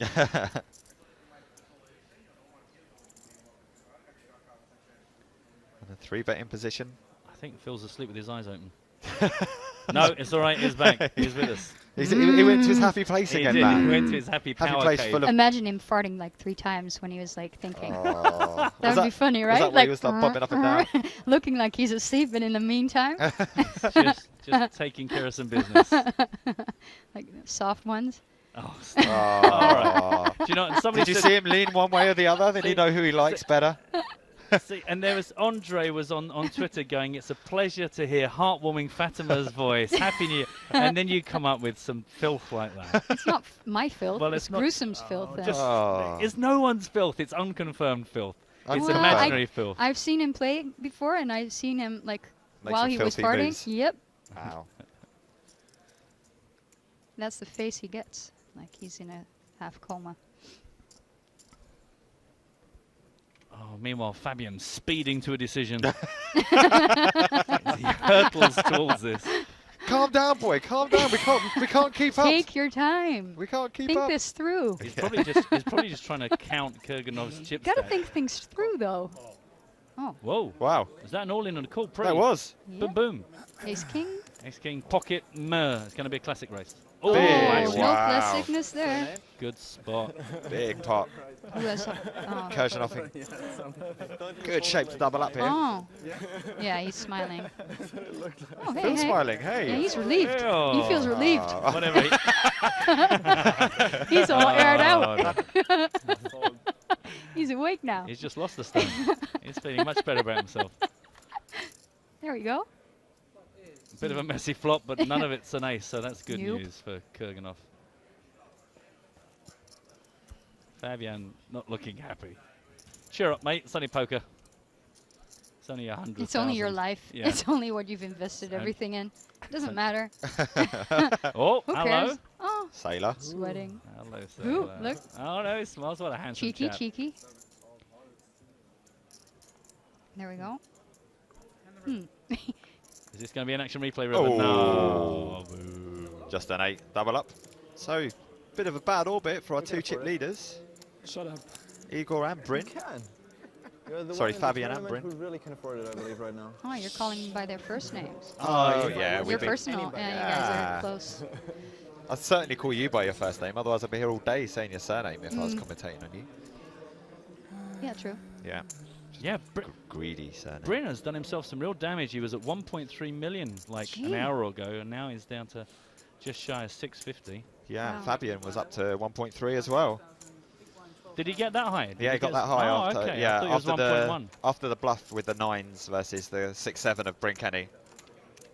Cool. Boom. Meanwhile, there is the confirmation of the prize money. 1.6 million for the winner. 1.17 for the runner-up. All this work. All the way down to 8. Eight players paid? Yep. 8 players paid. Yep. Huh. Was for me. So the bubble for most people will be at 9th, but for Guy Libertaire, who's 3 bullets in, he needs to make 6th position just to win cash for 47k. It's so demotivating. Yeah. It's like, yay, I'm still 100 grand down. Don't feel better. And so good that you never lose an all-in. It's a big advantage. They're friends too, right? Yes.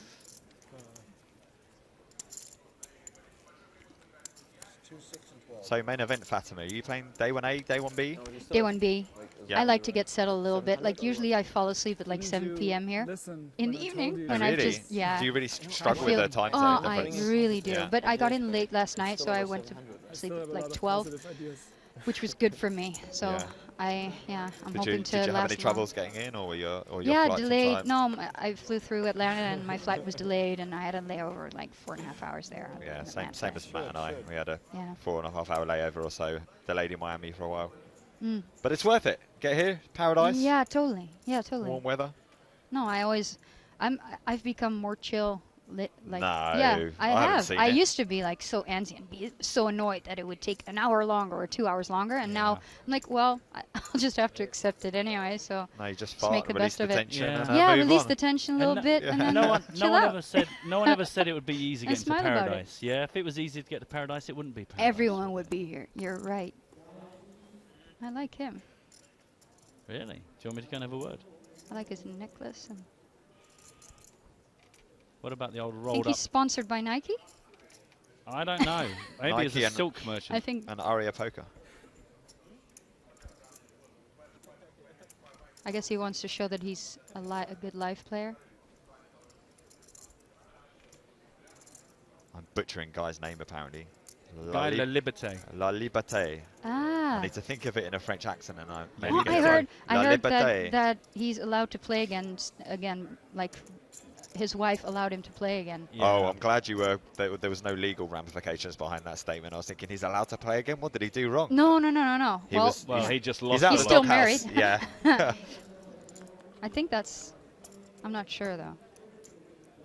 Yeah, because he was a few years ago. He's pretty good at for the high stakes cash games. They were quite happy to have him around. We'll put it that way. And then all of a sudden he wasn't Yeah. Not allowed. allowed. It's I'm like not sure though. I think it's him, but I'm not sure. Yeah, I think you're right. Paul Newey getting aggressive against Jean Duanda here. Duanda open. Duanda. I'm practicing my Jean? I'm Is he Go French? method. Is he French? No, he isn't. No, not at all. Indonesian. Oh, really? Yeah, which Why sounds do you actually say quite Jean? similar to. Well, that's how they pronounce Juan. it in Indonesia. Have you ever been there? No, I have. Good. And, Indonesia, yeah, Bali, Oh, several wow, times. That's was a good one. that's kind of like the easy Indonesia. Oh, okay. Yeah, I I have mean, no I've idea. only been to there and Lombok next door. Did you go to Okay. Lombok and the No, I didn't go to Gili Lombok. Islands? No, really nice. Yeah, Yeah, I like Thailand better. I love Thailand. Yeah, Beaches I are really nicer. and I really like northern Wider. Thailand as well. Oh, You've I been out haven't there, been. Stunning. You're so much more experienced than I am. Such a grown-up. More travel too. Cheeky.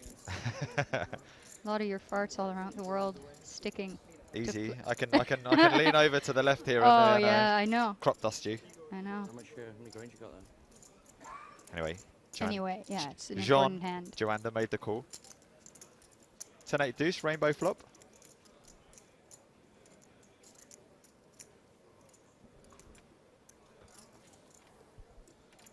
Stefan's asking, so how much was one buy-in? 10k? Add a zero on there, buddy, and you're 100,000 re-entry event. Yikes. What is his background? Who? Joanda or Paul Newey? Newey. Newey's a British businessman who, yeah. sold on his business for a vast amount of money, and now is just living the life of Riley, traveling the world, playing poker against the best. Yeah, it's the best. Yeah. So nice, because they still get the adrenaline then. Wow. Boom. Just no messing around there. Jean isn't happy. No. Jean n'est pas véridique. Oui. N'est pas heureux. Maintenant. Maintenant. Aujourd'hui. Oh, apparently we've got another player leaving. Dan Coleman on his feet. Oh, and he's gone. Dan gone, man. Stapes is chasing after him. Hey, buddy, can I borrow $10? Oh, he's giving up the chase. You can always play a 1K side event now, right? Is there a 1K today, yeah? Probably. I don't know. The satellite for the main event, you can play that? Yeah, of course. How hard would it be to go and sit in a satellite for the main event when you've just lost? I just couldn't do it. No. Yeah. There's a turbo event that's $360. Oh, yeah. see, he probably is going to step into that one. Just pick up some of his losses in that. Yeah, smart. First prize 13K. All you got to do is win 8 or 9 of those. I know. You're right and back you're where golden. you were. Yeah. Yeah, maybe just going to sit on the beach. Or in his room clicking. Nice, bumping Interesting. along. Yeah. He's happy. I've won a pot against John Joanda. Tweak He's that. enjoying himself. Yeah, bounce up and down a bit. Somebody did point out that John Joanda appears to be getting younger the older he gets. It's like he doesn't age. He looks exactly the same. It's curious, curious case. Could be, usually. No, but he looks like too Asian people usually have good skin. Like it stays better longer than us whiteys. We shrivel and it's just worse. Oh, a healthy lifestyle. Yeah. Like black people always have better skin too. Like the older they get. Like really? Compared to compared to white people. Yeah. Did not know that. Factual. You're listening to Learn with Fatima. The science edition. Coming up soon, cookery. Well, we're talking about body parts, aren't we? And body functions and We're not meant to be, and it wasn't the plan, but that's the way it's gone. Oh, and in fact, not only La Liberté you're getting wrong, but it's not Guy. Guy. All right, for the record, Guy La Liberté. Guy La Liberté. I'm going to practice this. Guy La Liberté. Guy La Liberté. Not T. Sorry. Guy La Liberté. Guy La Liberté. Nice. Bien. Thank you. We've moved on from the no, body to language. Yeah. In this module, you'll learn how to say people's names incorrectly. Did I get a pass, miss? Did I get a pass, miss? Well, yeah, the last try you did, kind of. Oh, come on, it's only with your help that I'm improving. You're the best teacher I've ever had. I'm a perfectionist. I'll be back. Yeah, I know. I'll leave you to it. Anyway, there's some poker going on here, but no one's really put any chips in it's post-flop. Pot's still 80K. Yeah. Check.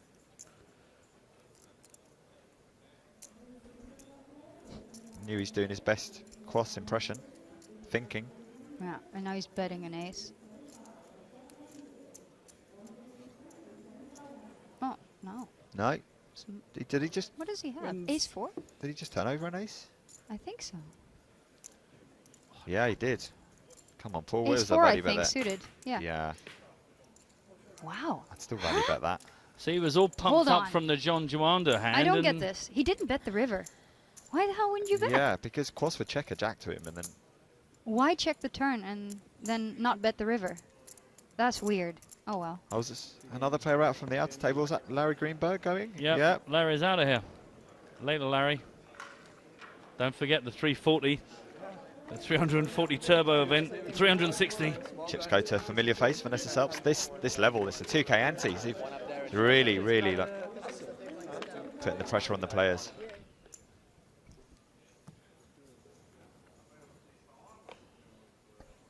Quick reminder, a few people have been asking again, reminder of the free roll the password for the free roll. It's Paradise. Check the events PCA tab on PokerStars. Paradise starts in just under a couple of hours. 1 hour 50. Is this Timothy Adams? Tim. Yeah, Timothy online. Look, he's gone beardy as well. All the young men have gone very beardy. I like beards. Well, that's good for the young men because they've all got them. Yeah. I feel like a cougar now, though, when you say that sort of stuff. Oh, no. Oh, no. Oh, no. Not everyone's happy to find this man with chips to the left. He looks like he's bringing a fair few with him. They're not all that. Mind you, there's lots of sunlight there. The yellow is sunlight, don't forget. Deep Lagoon is the blue. Really? and I've forgotten what green were called. Yeah, thanks. Mark, remember? Oh, so I was daydreaming. Greeny Moss or something. I was trying to remember the name of the green chips. Ivy and Moss. Can't remember. No. That's right, we've got really creative names for the chip colours. You guys thought of this? Deep Lagoon. I've said that one. Oh, did you? Sorry. Sunlight, Deep Lagoon. It's Sunrise, wasn't it? Or was it Sunlight? Oh, see, we're not very good at this. What the hell? What are you guys talking about? We'll get a caller up in a minute. Graphical Nick will help us out. Graphical Nick will be in. Yeah. It'll make sense. Don't. The chip colours. Yeah, the names. I get The that, names. but the names come from where? We don't know. We don't know. Here we go. Here we go. Look, here you go. Yeah, we don't know where they come nothing to do from. with this. Sunlight, you were right. Deep Lagoon, and then I'm betting 3 Deep Lagoons. Deep Green Moss Garden. None of us got 5 Moss Gardens. Everybody wants Moss Gardens. Yeah. No muff. Oh, sorry. Don't exploit them. Easy. Unbelievable. It's amazing though. You've managed to stop yourself like on the, Yeah, after the I first didn't syllable finish 3 it. times now. Yeah, I left off the second F. Take it off. Here. You'll pay me back later. So good. So we've got a full table again now after Timothy joined us.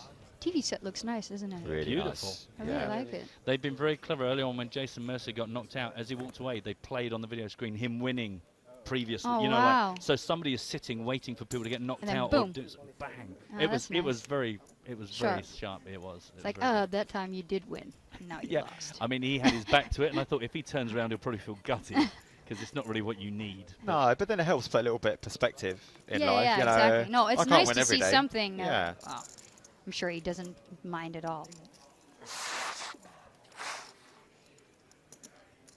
Like, how long have you guys been in poker?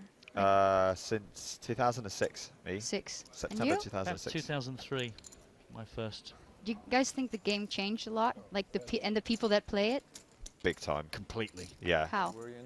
So many different ways. Well, it's when I first started, there was no one under 30 played poker, and now there's hardly. And now you see over. those, yeah. Except for Jean. Live players were seen as the skill players, and then online players took over, and that's where. And then the value was seen online, and now the value's more back in live. It's become way more mathematical.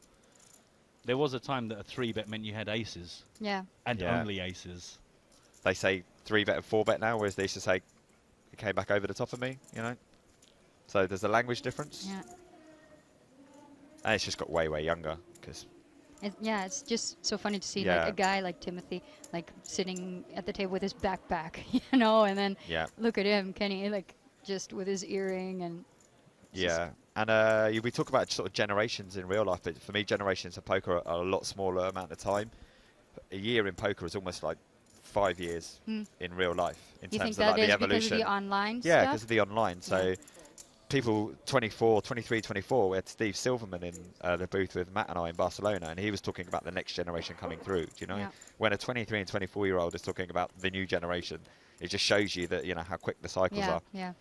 And you've got to keep up, and not many people can keep up, you know? Yeah, what's the point in writing a book about poker, even? It's, It's like... As soon as you write it, it's out of date. Yeah. Yeah. I mean, I think about the books we were recommending like 3 years ago, and now you would just think, I don't think I can recommend that anymore because the game is just... No, people sometimes ask me, and I'm like, well, I'm not sure. Yeah. Like, I don't think you should read a book. No. Like, just watch online videos and, you know. Exactly. Go to poker school online. Yeah. And stuff like that, you know? All up to date.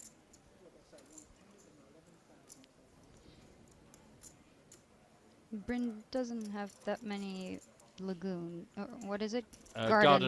Moss Gardens. Yeah, I didn't want to say the first It's got thing a lot of deep lagoons, a bit of sunlight, but not much in the way of Moss Gardens. He likes herbs, though. Yeah. Oregano. Oregano. Parsley. Dill. Look at his hair. That is just a natural weft. Can you make the call and more chips go? Oh, God, it's been an awful. Queen 9. He paid off Queen 9 there on the river.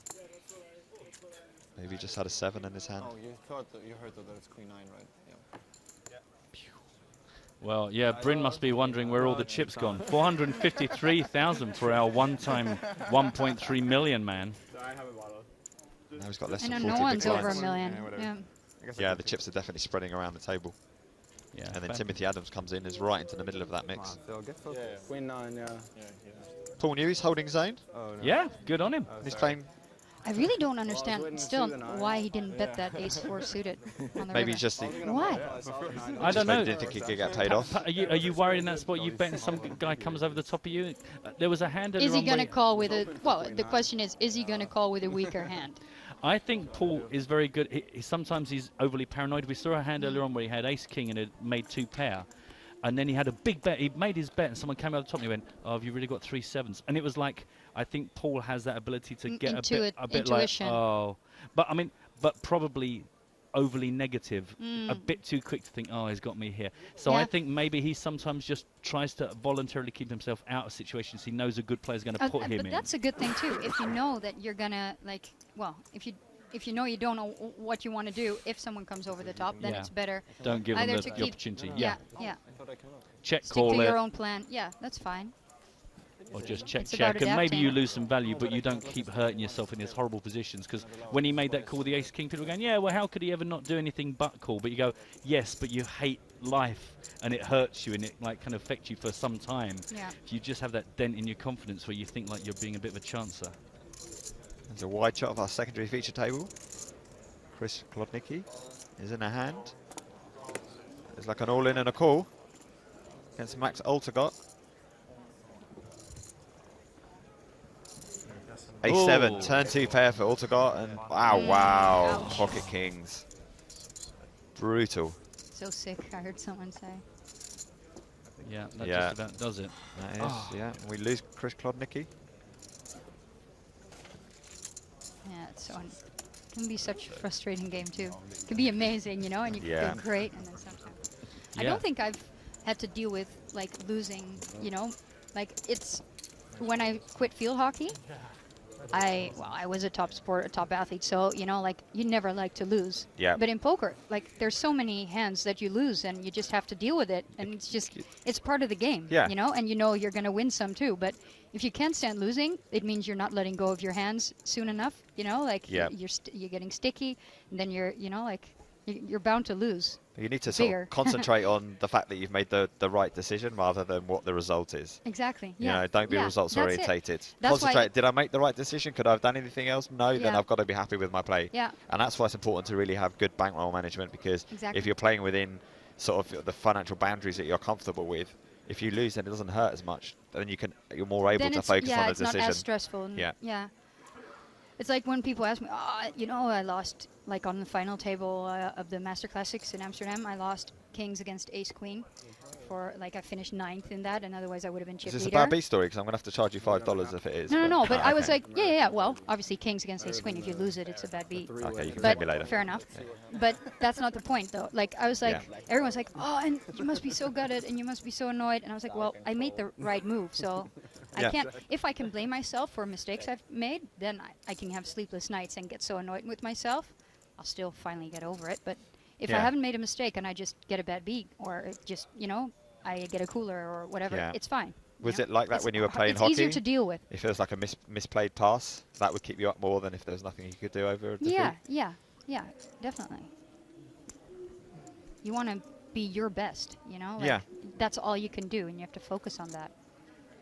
So Bryn Kenny opened here from under the gun, and there's 3 players called behind. Maybe looking to take advantage of his fragile state of mind at the moment. King high flop, 2 spades. No. He's done with it. Yeah. I tell you what, the break can't soon enough for Kenny. No. Oh, it's so annoying though when you know what how big your stack has been, and then it's all gone. Yeah, and we know, we saw when we went out to the outer table, it was 1.2 million for Max and just over 1 million for Martin Finger now. So we've no longer got our chip leaders here on this table. It's all pretty close. 22 players left in the tournament now. Just a reminder that we will redraw at 16 players. No redraw at 24 in this one. Being asked by Clement, how many languages do you speak? You have pretty good pronunciation. Pronunciation of what? I don't know. Just one of the various languages we blagged our way through in the last half hour. I don't know. I speak like Dutch, obviously, and English, and then my dad's Portuguese, so I speak Portuguese, but I never get to practice it, so it's pretty rusty. Right. Bit of French, but very rusty as well. German, reluctantly. Yeah, that's just Holland and Germany. We always like have that rivalry really? going. So Okay. yeah, it's funny. We understand that as Brits, don't worry. Yeah, it's not based on anything recent anymore though. So you know. Yeah. It's, I know it's not. You know, like I know it's BS, but whatever. What else do I speak? Spanish a bit. Yeah. Swearing, So you're 6. really good at that. That's a I'm whole, very that's good at yes. swearness. Swearness. Swearish. Yeah, they call it cursing in this part of the world, but Courish. Courishing.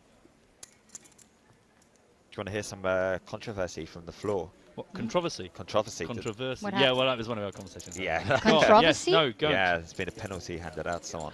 Yeah. No. Naughty boy. Really Who? naughty. Well, no, he wasn't that, but Max Alticott was so desperate for the loo, Yeah. for the toilet, that he left. ran away while action still pending, and Oh, he was yeah, given yeah. a two-hand penalty. Oh yeah. Yeah. Meh. They probably were done with before he was. On camera.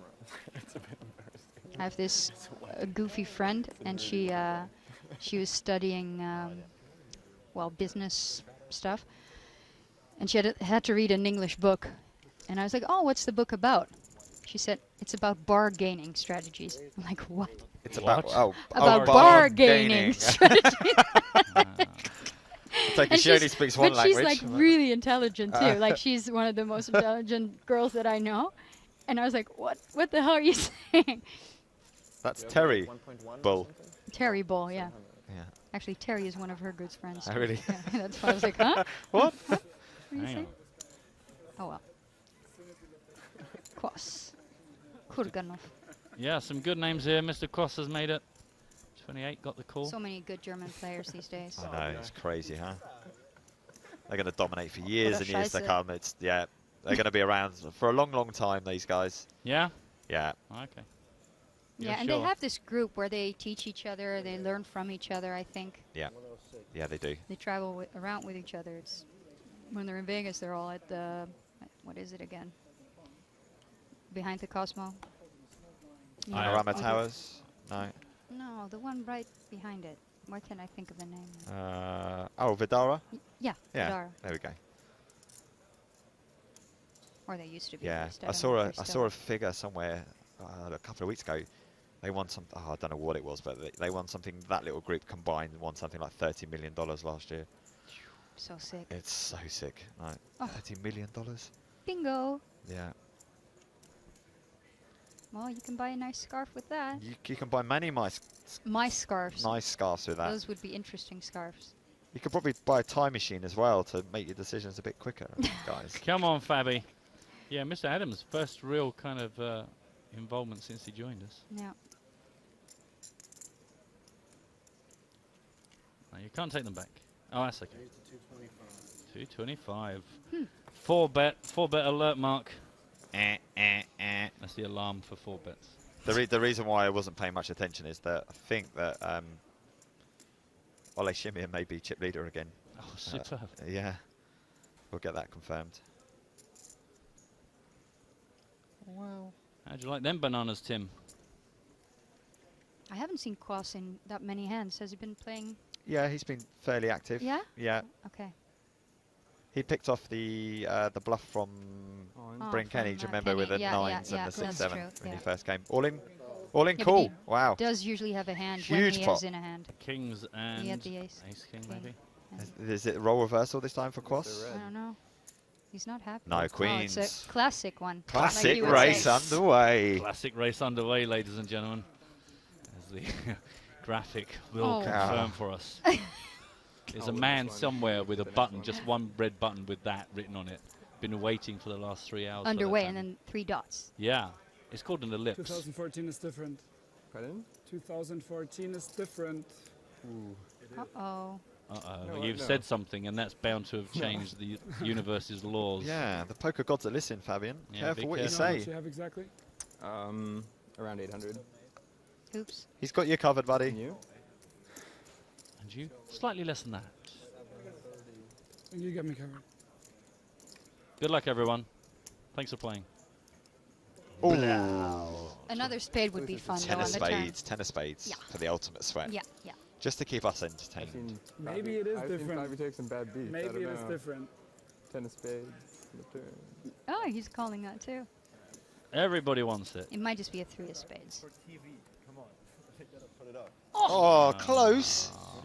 I felt the 3. You did. Yeah. Did you? Yeah. See, that's how I play poker. I felt just black- guess you- cards. you felt guess a black cards that 3 are as coming. well. It's Yeah. like you kind Told of ya. nearly knew, but didn't. It's spooky. Look at that, Fabian Cross. Stacks of Huge 19, top. but I'm trying Could be to one of probably the biggest pot of the tournament so far. I'm I would back hazard a up. guess. See, but Quas has been playing hands, actual hands. The ace king that he lost with, Yeah, the pocket 9s nine, that he called, yeah. and now the queens. So it's a lot of the time people think that guys like that are only like playing so many random hands too, but Yeah. It's very important to be chip leader at this point. Basically the most Usually I'm important chip thing. leader at this point. all these guys know each other. It's funny too. At this point. Yeah. Yeah, come on. In like a Before little the bubble, while, then I'm you like- get chip lead. Yeah, before the bubble. Yeah, like 13 left or something. It's like, I wait. This is like your average stack at this point. Timothy must be so annoyed. you're always Just still sat down in at the these. table, got a good hand, got it in, and lost. You He's gotta- almost out. You got to win your You flips. do like first Oh, one out yeah. on day 2 or For sure. Yeah. 8 big blinds left. Oh. Anything is possible, though. Indeed, Yeah. yeah. 400. Yeah, 30 minutes still at this level. He'll want to make something happen for himself before dinner lands in his lap. That sounds weird. It's like there's a pizza falling down on his lap. Yeah, it was a and metaphorical statement. Oh. I think I want to run it now. Like you didn't know. I mean, actually, we've seen Timothy eating before, and actually, he can be does fall quite down. messy. So, Oh. so actually, he Yogurt. would've been- Is it yogurt? Yeah. He was the man. Did you Is ever it- see that? For No, sorry, I Yogurt haven't with seen yogurt him eat without a yogurt. spoon. For you? And Yogurt. so he had a yogurt without spoon. So Yogurt. He just ate it with his Oh, mouth. like a cat. Yeah, basically, but slightly more disturbing, stroke curvy. It was. His tongue's probably not. He made long the best enough. of the situation, but he took some. He ribbing for struggled, it. yeah. He could have done with an extra inch on that tongue. Well, I guess it's good Or he a didn't spoon. use his hands because that would have been really dirty. Oh, especially after touching the poker chips. Ooh. Yeah, Oh, exactly. Yeah. You don't really realize how dirty poker chips really become, especially with like 85 to 90% of men going to the bathroom. What he's trying to Oh, say yeah. about our Well, you bathroom guys are habits? not that hygienic, I don't think. It's always smellier in the men's bathroom. What are you than doing in the men's bathrooms is the female. real question. If, well, just checking it out, wandering around, like you wandered around the Atlantis this morning. Yeah, but I didn't go into the ladies' toilets at any point, just see how they were. Well, Well, you trust me, didn't get caught in the ladies' toilets anyway. I sometimes just pop in, Raising like while somebody's stacking- accidentally, stacking and his then chips. it's always gross. See, like, I've always got And my I used to go to campsites, and it's just. Ugh. instant It's- foam hand sanitizer. Is that what you put on your hands after going to the bathroom, though? I just put this on my hands every few minutes because I've probably touched something that lots of poker players have Oh, touched. you're a little neurotic. No, not really. I just. No, I Yeah. just. But the thing is, see, Mark's got some uneaten cookies there that he probably just went straight out and he's been shaking hands with people and he's just Yeah. eating that. And I just. It's okay though. Our immune system can probably, should be able to handle Yeah. it. But yeah, I feel like when I've been sitting at the table and I've been leaning on my hand with my face, I get like zits or not many, but like it's always a little. You reckon there's some toxins like passing? Yeah, it's just not. We're good. back to biology class again. Yeah, I know. I In wanted this to become module, you'll learn all a about doctor. germs. I don't think I'm that big of a fan. Never a chef, but a doctor. never is. went. Get nervous. Password, please. Can we give it? We can. Happy New Year as well to you, Price Jack. The password is paradise. Chewy has gone all raw food and whatnot. Now, what's that picture that Price Jack has got? Yeah, I heard. I That's expected it- I that's expected That's to see him here. that's Price. I don't That's think. priceless He was pick. in Mexico I with don't all think those that's guys who Price. were in Playa del Carmen. It's a nice idea, but I don't think that's Price. Is that Jack's wife? At Price Jack 1, At if Price you guys Jack want 1. to see his Yeah. avatar. Hot? Or whatever. Or her. What, do you think she's hot? Yeah, Or I is think it she's just hot. the No, pose she- and no, the... she- no, she's hot. She's hot, She's yeah. hot, yeah. Nice necklace. Oh, she is. Sorry, I Nice wasn't. necklace, huh?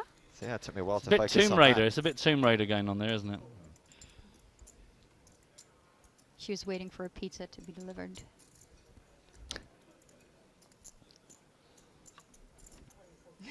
Meanwhile, Fabian is... No, he isn't. Oh, did Fabian make his move? Or is he out? Has he got cards? Yeah, he called. Bring Kenny raise. Oh, sorry. 27,000. Do you know, because his name isn't up on the listing, I thought he had folded with... Are you one of these guys who just, like, when they've got sat-nav in their car, just, like, drives off the side of a road because they thought, well, the sat-nav said there was a road there. I didn't realise it was a river. See, the thing is, because I couldn't see if Fabian just had his hand in that position or whether he had cards. There he is. Go. Okay.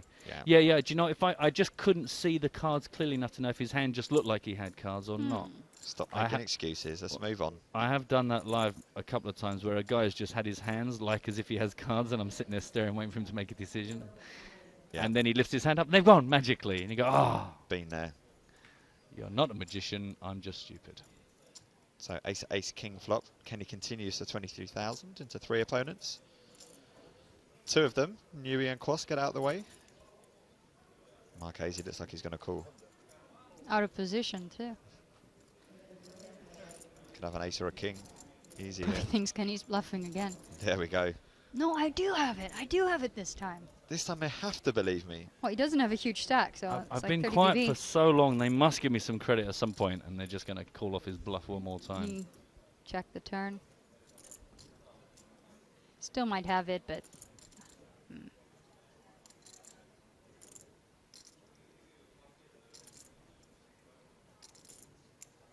Fabian working on this chip pawn there in the background.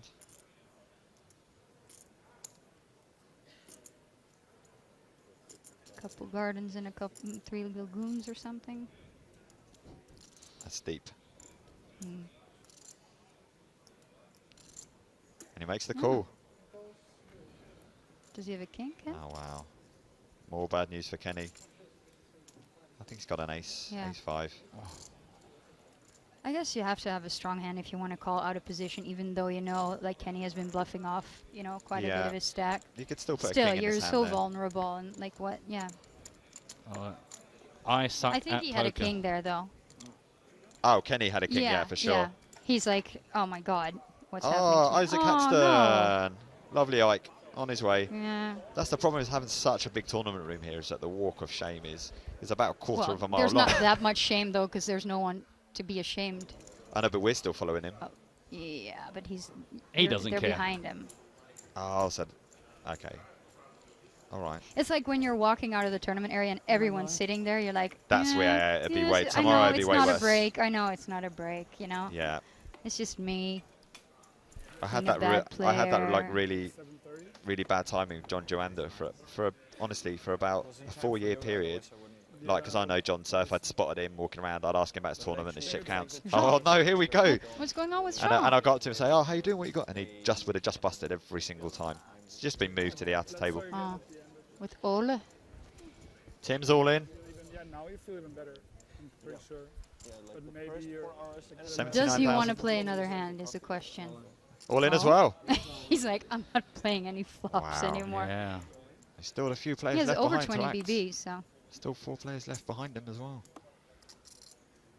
I think he might even, like, well, he has to have a hand there, though. Yeah, he does. Especially what he's been doing, how he's been playing. And with all He those has people to have behind it him. now. So is that ace-9 for Tim? Ace-9 Yeah. my favorite hand. Ace-king for Bryn. Yeah. Yeah. Well, if this doesn't go Bryn's way, he's going to have to just put it down to being one of those days. It started so well, but Did you fold any? it's looking good right now. He seems like such a nice guy, too. Taking a beating. I still want to kick his ass, but, you know, but still. Ooh. Oh. It's not as I saw- yeah, it kind I of looked thought more dangerous, didn't it? It looked like another heart, yeah. Just keeping quiet. Don't want to anger the gods. Nope. Nope. Just the 9s. Awful. You're like, why did they put me at this bloody table? Yeah, it was all going quite well until the TV table. Fine. Awful. Yeah, It's quite an early bust out for Tim. When all the super high rollers recently, we've seen him around the money, almost make the money, or you know, make it to the final table on the money. So this time he's out in 21st place. It's a bummer. Yep. 4 more plays to go, and we will do a full redraw. But if you look at it, though, like, look at those guys walking away, you know, well, on their flip-flops, whatever, but they're so calm. Yeah. Like, probably internally annoyed and, you know, like, very disappointed. But everyone's so respectful still. Yeah. You know, it's like... But these guys are, you know, they are the best of the best, and I know. most of them have got, you know, very deep pockets. So even True. though they've lost a fair Well, chunk of money, I hope they are, because otherwise you shouldn't be playing this one, right? But no, it's true. But it's nice to see, you know. We went to like 5-10. I think we played like. So this is our feature table. 25, 50 or We're going to 50, have a 100 for 3 nights. quick look at the chip counts from our secondary feature table. Max Aldergott still leading the way. No shorts, bringing up the rear with just 12 big blinds. Aldergott. Aldergott. We need to take you on just as our like, language expert. No, just pronunciation expert. Not. I don't know I don't have a big vocabulary. Ah, okay. But that's fine. We'll give you I the know words. how you have to we'll say give it. you I the just words. don't know. Yeah, we I don't don't know the expect you to words. think up the words as well. Come Oh, on. okay, yeah, that would be hard. And then we're off by 10 or 20K. Nobody had any money. Well, not enough to. But everybody had a lot of trust. Yeah. Everybody had a lot of trust. What? Yeah, I don't know. A what that lot was of about. thrust. Easy. Oh. Easy. Easy. Don't. Kenny and Grissom in this one. Why are there no Spanish live commentaries? Why are there no German live commentaries? See, now you've started the whole language thing. Yeah. Don't forget, we got plenty of languages. Check out Poker Firma. Yeah, Poker Firma for the German language. And Spanish comes in on the, I believe, the 11th, 12th, and 13th. Kenny in another hand. Yeah, Kenny is desperately trying to make things happen in the next 20 minutes. It'd be lovely to go to dinner, kind of get yourself back over the 500k mark. It's quite interesting to see how patient and tight Philbort's been playing today. Agreed. You know, because normally he just comes in and just crushes these things. But, you know... And he had Bryn sitting to his left with a big stack, and then that's changed. But actually, Phil is still pretty tight. Yeah. I was just putting his pace down to the fact he had that big stack to his left. It's true, he has had an awful position all day because all the big stacks have been to his left. Yeah, but now actually, I mean, maybe this will be the beginning of him starting to open up a bit, but he's not really needed to. I don't think Gruesom's gonna bet like a queen or less. Well, he... No, I don't think so. Maybe, yeah. I guess I don't know if Kenny would call with like 7s or... But I guess he would have just checked the flop behind. Check What's again that? on the river. Showdown. What does he have? Can we just see it? Is that 4 spades? Pocket Sixes sixes. for Kenny? Think so. Yeah, and see, like, Phil's just had the 4 He does spades. have that, yeah. Look at that, 2 in a row for Kenny. He's on a roll. Somebody stop this kid. Well, he must feel like it's about time he got something going. Yeah, for sure. Certainly has taken a bit of a kicking in the last couple of levels. So Fatima, a question for you. Patrick asked on Twitter, who's your favourite female poker player? Besides you, of course. Oh, I don't have that many favorite players. I do think like that Vanessa Selbst is just, you know, like she's really up there. She's know? all right. I think she's got a future in this game. Yeah, I think so too. And she's so consistent too, and she keeps getting results and stuff. And I admire that in any poker player, really. That's why I don't really make a, you know, like a difference between men or women in the game. Like if they're just good players, they're good players. And that's. And they all smell the same. Oh, you just said you don't make a difference between. Are you contradicting yourself? Well, play-wise. I know what you meant, skill-wise. Yeah, skill-wise, if they're just good. Someone was asking me another question. I don't know. No, down below, I think it was. Something about Something. sunglasses? Yeah, I don't play with sunglasses on. I get sleepy because there's no daylight in the poker rooms, and then if I have sunglasses on, even less light comes into my eyes, and I feel unfocused. Yeah, I'm not a big sunglass wearer No, either. I don't love it. And then now, like, Bryn is wearing sunglasses, but you can see his eyes. So, you know, like... What's the point? What's the point? Maybe they're... He might maybe have he has other glasses. reasons. No, maybe it just has glasses, Oh, too. I see what you mean, They yeah. could just be... how do you say that? When there's, like... Prescription. Prescription, There yeah. we go, yeah. Bingo. Thank you. That's all right. I was just quietly Thank you. waiting. I In thought case you were I was having a nap, needed. but yeah. No. I just thought I don't want to talk over your wait until there's an opportunity to help. Oh, you're so nice. Thanks. Look at him. You're checking out dudes? No, he's You're just checking out Ben Kane? Yeah, I'm just seeing if I knew the guy. And I think I do recognise him. He's saying great You're checking him commentary. out, though. Anyway, he's saying there's something, must be something about the Dutch. Huh? Well, how am I supposed to see his face in his Well, avatar that Bensky, big? if you're interested. Fatima's around. Yeah, You Marky's got to put up with the around. bad language. You're blushing, Mark. Am I? You're Yep. blushing as no, well. I'm not. Yeah. I've been out in Oh, the you're not sun. You blushing, don't have huh? an excuse. I've been putting up with Matt Broughton all day and sending my blood pressure up, so that's why I'm a bit redder sure, in the face. Sure, no, it's all good. It's all good. No problem. You could cook It's a fine. fried egg on your forehead It's right all now. good. You're blushing it's all so good. hard. It's all good. Just project. That's good defense. I get it. It says a lot, you know. Like the positive attitude. Yet again. Leo reckons that Philip's also been the most intense today as well. I mean, he's always intense, isn't he? I mean, the thing is, we say... Oh. Says that Juanda been All doubling in. up through Justin Bonomo, it looks like. Yeah, but that's Moved all in. more expected. Yeah, looks the way. Wow, so that's worked for him. How much do you Leaving have now? Like, roll reversal of how many gardens? Manny Gardens. Many moss Well, gardens. over 10. I think probably 12 gardens. You think? 2 of them are. Yeah, that looks. Yeah, I reckon about 12. You're look good at at look that at stuff, look how right? many look how many gardens that Ole Shimian's got. Yeah, but he's got Ole more than Shimon, 30. I like the way he dresses though. Yeah. He usually looks pretty hip. He's a trendsetter as Yeah, well. You know, yeah. the in Barcelona he had the sleeveless hoodie. I like that's so like season You still 10. know, huh? Huh? Yeah. Checking You have out a the great dudes. memory. Checking out the dudes. Oh. Boom. This is You not this is remember this is clearly, not going to don't you, this is really Marky? not going to help me out with it. I'm trying to attract some nice young ladies in the future. Well, Anyway, what it's was nice Vanessa to wearing? have what you was on. Vanessa It was wearing nice to in have you on, Barcelona? Fatima. You can come What again was when Vanessa Joe and Selbst James are on. wearing in Barcelona? You don't She know. was wearing a zip up. It's like a hoodie without. It's a track top. It was a hoodie, but it didn't have the hood on the back, so it's just a track top, and it was long sleeved. Okay. She had a white one and a navy blue one. Yeah. Well, I'm gonna check it out. I'm not sure No, if I believe don't need you. to. Just believe me. You don't need to. I it's don't fine. know. I'm gonna check it. Look at what Gruesome's wearing. Imprint that in your brain. There we go. Black zip up.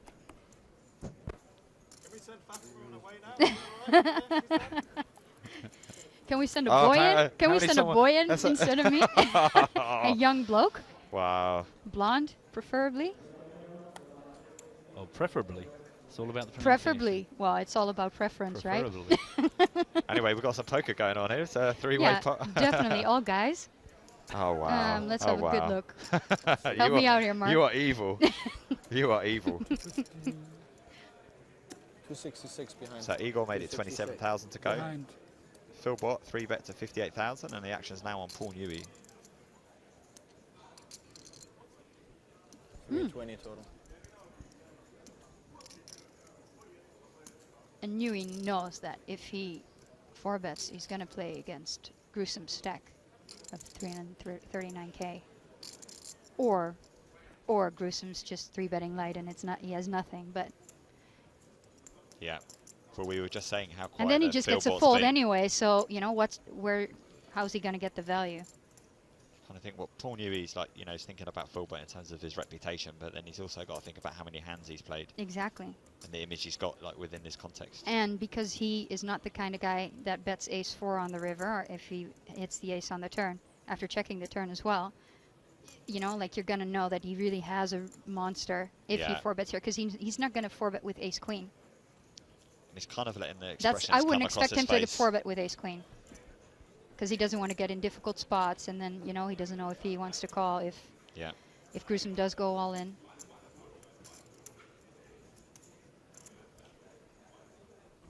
Wow. Let's it go. Really wonder what he had there. Ace Queen offsuit. easy. Ace-queen or tens. Yeah.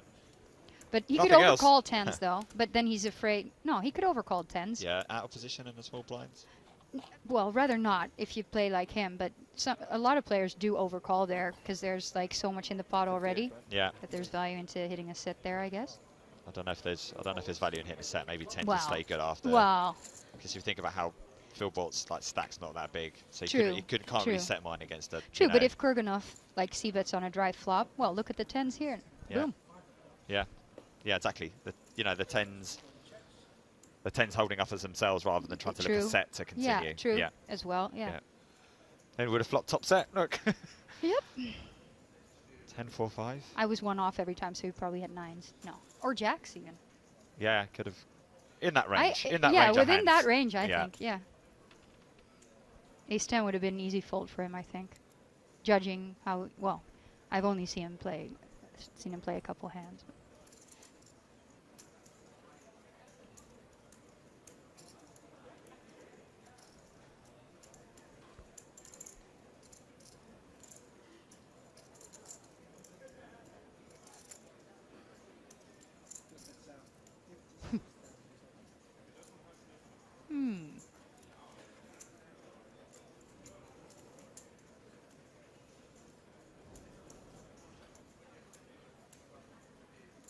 Swallow. We could just get a still of Phil's face doing that. We know what and he's just doing. Put it up on the screen whenever he's in a hand. We all know what he's doing now. When he's like that. Yeah, you think so. Just a Look bit at of a him. build up. It's like, Just a crawler along the bottom of the screen. Some stuff that's coming up in the break. 10 minutes to go. What's coming up? Stuff. The worst of James and gee. Joe. So some outtakes. Ah, okay. That's one of the things coming up. It's funny. You're gonna be glued to the screen probably, right? He'll be glued to the cookies. Those cookies have been sitting there about 2 hours waiting. I'll be chasing you around the resort and throwing you in the shark. Oh, really? Shark tank. That's fine. They're my buddies. Check. Look over. Third club. Supposedly, if you're afraid of someone, like in the wild when animals are afraid of another animal, or, you know, like in hunting process and that sort of stuff, Yeah. they look at the, well, in the eyes of the other animal to check out what's going on.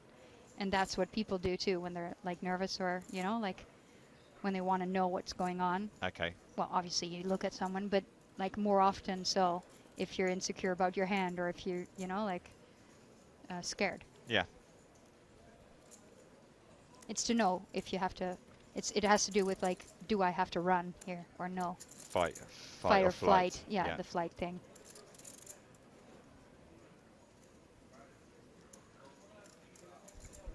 Well, I would flight. If he's sitting like that, I would run. Just get the hell About out to of be there. really bad smell. Check. He decides to hold his Bloke? ground and check. Bloke. I said, why bloke? What's going on, Rev Kev? Bloke. I don't know. I've never Did you said say bloke? I've never said bloke. Well, you just did. It's not. Yeah, I just did, but I know. Maybe he's from the future. He knows me. Yeah? Just trying to help her out, yeah. Just trying to make sense of the world.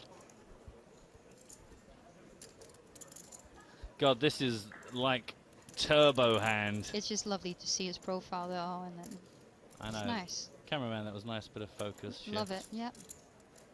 Good camera work. Gives everyone a chance to take It's in like the they're waiting for excitement. someone else. Yeah. Yeah. Okay. Whose turn is it? Check. Wow. So after 6 minutes, check. Yeah. Kurganov doesn't have a great hand here. Somebody did say that Phil looks a bit like he's thrown up in his mouth and he's trying to swallow it back down. Oh, he does. I wish. Oh. Francesca, she always comes up with the goods. Francesca. Francesca, she's with us pretty much all the time. Gun. And it's always quality. But yeah, he looks a little bit like that. He's had a lot of troubles with his bodily functions today, hasn't he? Yeah. Everyone is just inventing problems for him. Big bet. All in. All of them. Like, okay, Gruesome knows. An interesting little game. Best part of pot there. 258 in the pot, 225 is the all in. Okay. 3-bet So pre-flop. what's Kurganov Check thinking behind 2 streets and then shove the 3rd street. Yeah, but Kurganov must think that. Well, Gruesome must think that Kurganov doesn't have a great hand. So, and Kurganov knows that Gruesome thinks that. So he might be playing on that. That's the leveling thing again. Like, is he playing, like, okay, I'm just going to shove here because he'll call me, well, Yeah, but because like Phil Grisham only had like a he can't call me. top-sized He bet, can really. barely ever call me. Is that, you know, is that why he's doing it, or is it because otherwise, like, why would he go all in if he wants to get value? Well, he wants, because he's got less than a pot-sized bet. He knows he could probably get it in on one street, so he's trying to make himself maybe seem weaker to get paid off in the end. Yeah, but it's going to be flip really. side, he's hoping that. Yeah, but the question is though, what is going to be more important to Kurnoff, the amount that he's betting all in with, or like, is it going to make him really look that much weaker if he bets all that, and then is he ever going to call? Like Or maybe he's trying to polarize if he has himself a bit like, what can Kurganov have here? Like, probably ace-4, those sort of hands. You think he'd call a 3-bet out of position with ace-4? I don't think he would. Maybe with no, not with Grisham's stack. He was just too true, short. True, yeah. You're not getting the implied odds to hit your sort of, you know, funky 2 pairs and straights. True, but what else does he have then? Like 8s? Yeah, he could have 8s or 9s. Wouldn't he shove pre-flop? No. Maybe, but maybe he doesn't want to. Maybe he doesn't want to flip against. Maybe he doesn't want to play for stack. Yeah, he doesn't want to flip, give him a chance to see all 5 cards. It turned out he did see all 5 cards, but I don't know. Maybe if Kurganov did have like 8 or 9s, he might have bet the turn or the river. Do you know what I mean? He might have gone for value himself. Yeah. So what else is he going to call with then? Like he never has jacks there. He never has like, you know, like high pairs. God, this is one of those hands where we need to really see showdown and then work it back from the result. So I need to think a little bit. Well, you've already had 2 minutes. The decision, Atron has said. I get it though. It's like, it's a difficult spot.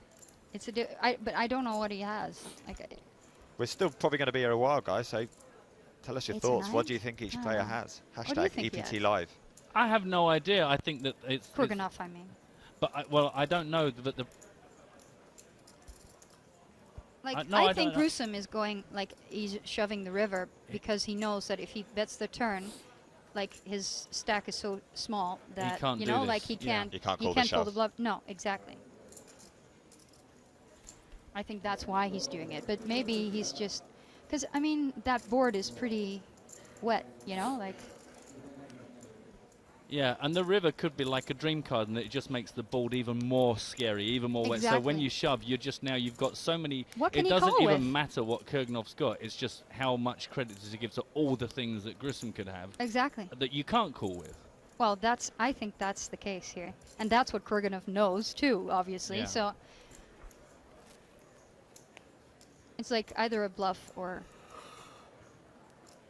he has it.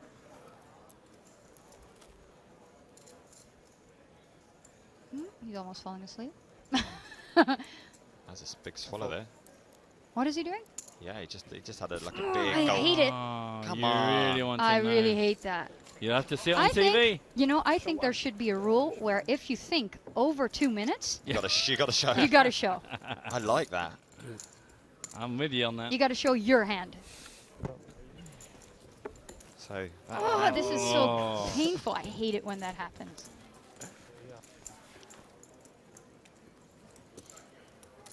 Nice 10-minute tank. Yeah. Wow. Let's go for a fly through the sky. Take a look at what's going on with the outer tables. everyone looks like Phil Grissom feels. Yeah. Everyone a bit droopy. Very arty. Yeah. Old Scott, Martin Finger, Timex, not staring at anyone. Some good hills in the background.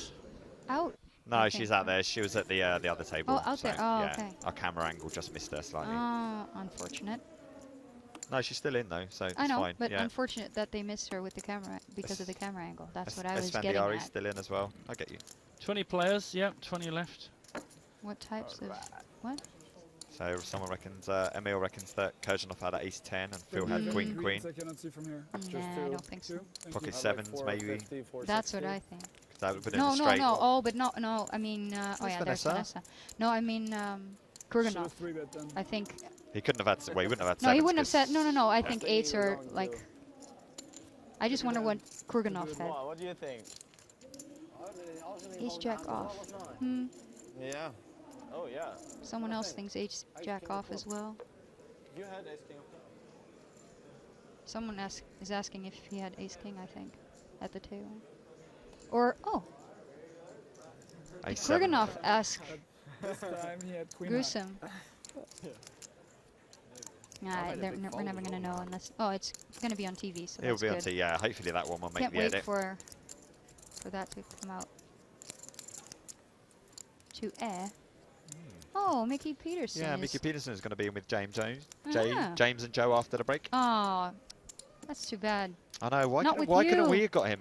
Ah, yes. Is it them after the break? Isn't it us after the break? I'm confused. Oh, is it still us after the break? No, I had a good hand. No, it's James and Joe after the break, yeah. Everything is There you are then, all the people going, where's Stapes? You can abuse him But that hero in is approximately had a blocker 17 minutes. 5 seconds, there's only He here. had a blocker as well. That's the problem. Yeah. Then you should maybe consider calling. Oh.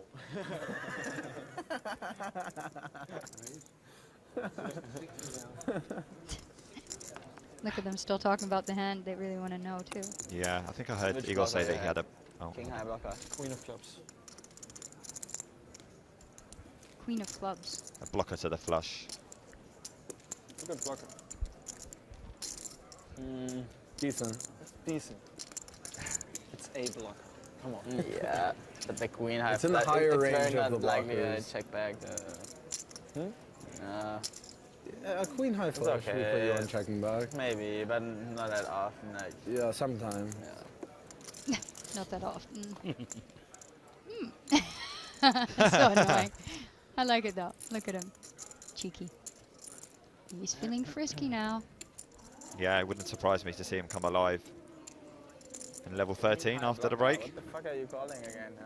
I was surprised, so I didn't want to comment on that further. Talking here about queens. An ace queen. Ace queen. He had ace queen, maybe with the queen of clubs. He huh? says that, but I don't know. Yeah, you don't have to believe a poker player when he tells you his hand. Whatever. Just 100k. Just 100k chip seal, no problem. 200. 10. Oh, the call. The previously, no, anyway, of course. I'm happy since I... No, I'm happy since I woke And up. it's in but- good hands. Huh? It's in good hands. How many players left? 20. 20, 20, yeah. 12 to make the money. No, next break. A lot of different hands coming in on Twitter. You don't want dinner And break a lot now, of different hands as well, so the people struggling to figure out as much as us, I think, what the two players had there. Bell pepper and some pepperonis in the room. And 2 or 3. This is the last hand of this level. Don't forget, guys, PCA Live free roll. $1,500 free, up for grabs. And the password you need is Paradise. 1 hour to go. It's very confusing for us. Get involved before it fills up. Only 30,000 people are in. Only 30,000. Only 30,000. It's How getting to that point. ridiculous. I know. Yeah. How casual we. Last hand of the level before everyone goes off on the break, including ourselves after the break. A raise and take from Marchese. Be Joe and James and Mickey Peterson. Like jalapenos. You would call jalapenos. Let's say thank you, Fatima.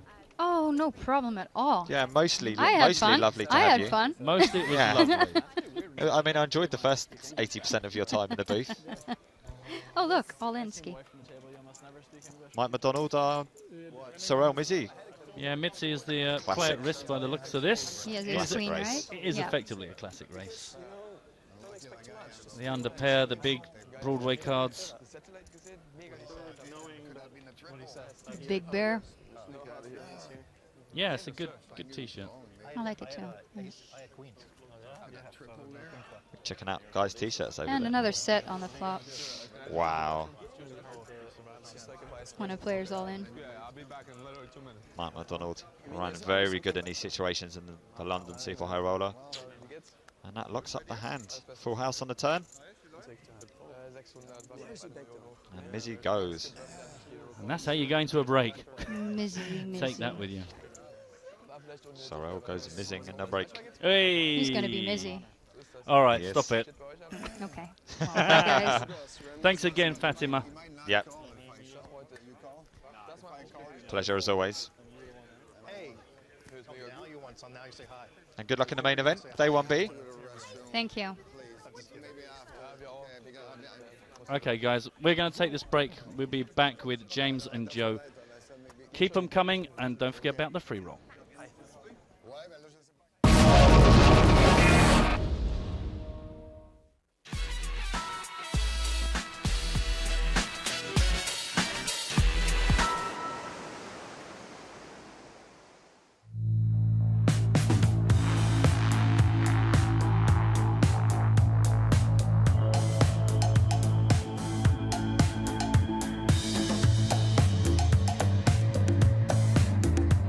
PokerStars has more players than any other site, creating the biggest tournaments with the greatest prize pools. We are the richest online tournaments in the world. We are poker.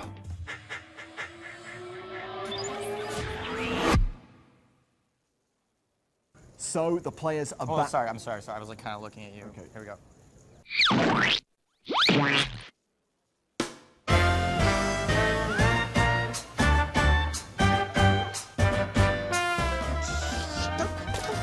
Doing?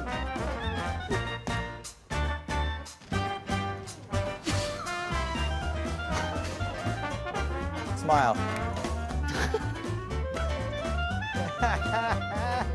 All I want to do is a boom boom and a zoom zoom.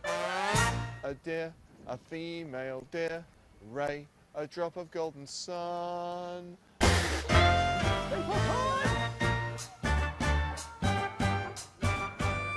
Okay, here we go. There's a man on the phone. Old school pros. Players like oh, f it in your face.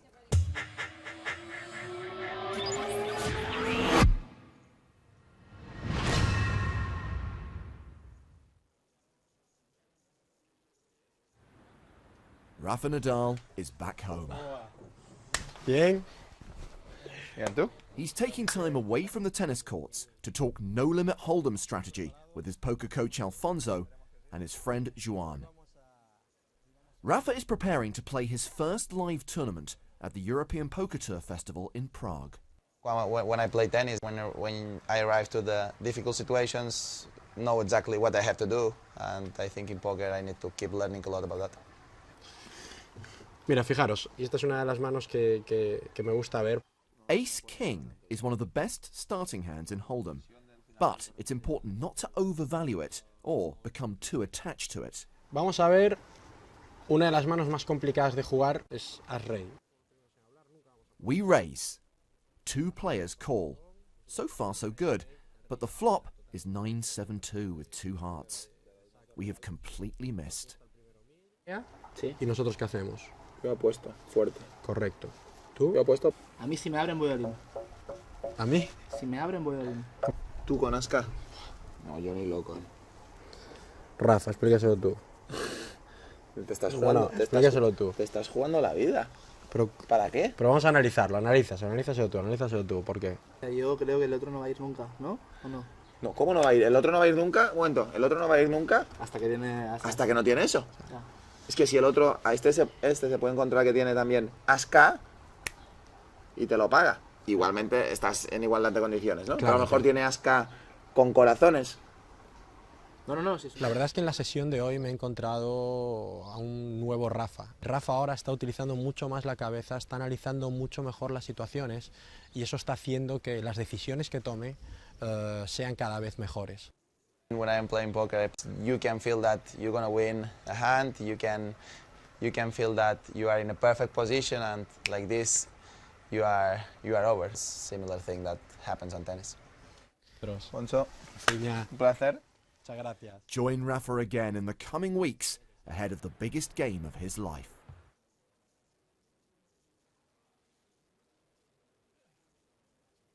Hello everybody, thanks for joining us. I'm here with the man, the myth, the legend, Lee Jones, PokerStars' very own Lee Jones, and we are here to talk to you about the VIP store because we have a bunch of new items specific to status in some instances. So without further ado, tell us about the success of the VIP store and why it's become the premier holiday destination. Well, you know, Matt, the players just love stuff. And because for the 10 years, or actually 11 years now, that PokerStars has been going on, we've been giving them frequent player points for all the real money play that they do. And once we opened the store, well, we gave them some books and stuff, and just over the years, we've built up more and more products. And now we've got products that are specifically linked to your status level in the VIP club. Exactly. So Matt is wearing the extremely nice Supernova shirt that you can only get if you are a Supernova at PokerStars. And only get in small. We've That's only got right. small. I'm not trying to look like Chad. I've just they didn't have anything bigger than small. Exactly. So what do we have here? We have the football or soccer ball, depending on what country you're from, and so you have to be a gold star to get that one. And we have the iPad cover, and that is actually the Supernova iPad cover. So you get to the table, right, and you put your iPad down. You just sort of accidentally put the iPad down upside down. So you don't have to be quite as... Yeah, exactly. You're just like, oh, that's right, I'm a Supernova. Nice. Did I mention that? And if you don't have the status to be a Supernova, we do have an iPad cover in the store that anybody can own. This one right here. And of course the classic dealer button. The dealer button, yes. What's that there, Lee? That is actually a USB flash drive that is branded with RAFA. It's a tennis ball, as you can see, and PokerStars branded on the other side. 900 FPPs will get you that little guy. I think it's 4 gigabytes. Nice. Over here, we have the mechanical keyboard, and I don't know if anybody except me is old enough to remember mechanical keyboards, but the IBM Selectric keyboard, you just felt like your fingers were flying, and this is actually the Supernova Elite mechanical keyboard. So only if you are SNE, as we say in the business, can you actually... And that is some nice action right there. That is a really sweet keyboard. I've tested it out. It is fun to use. But the one that everybody is really excited about, you want to talk about that one? Well, this is the HD MX speaker system, and you plug your MP3 player. Many are available on the market, and this makes it sound like a nightclub in your trousers. I mean, this is just huge. The kids are loving this. And it's quite weighty as well. It makes you feel like you've spent your points wisely. Thanks very much.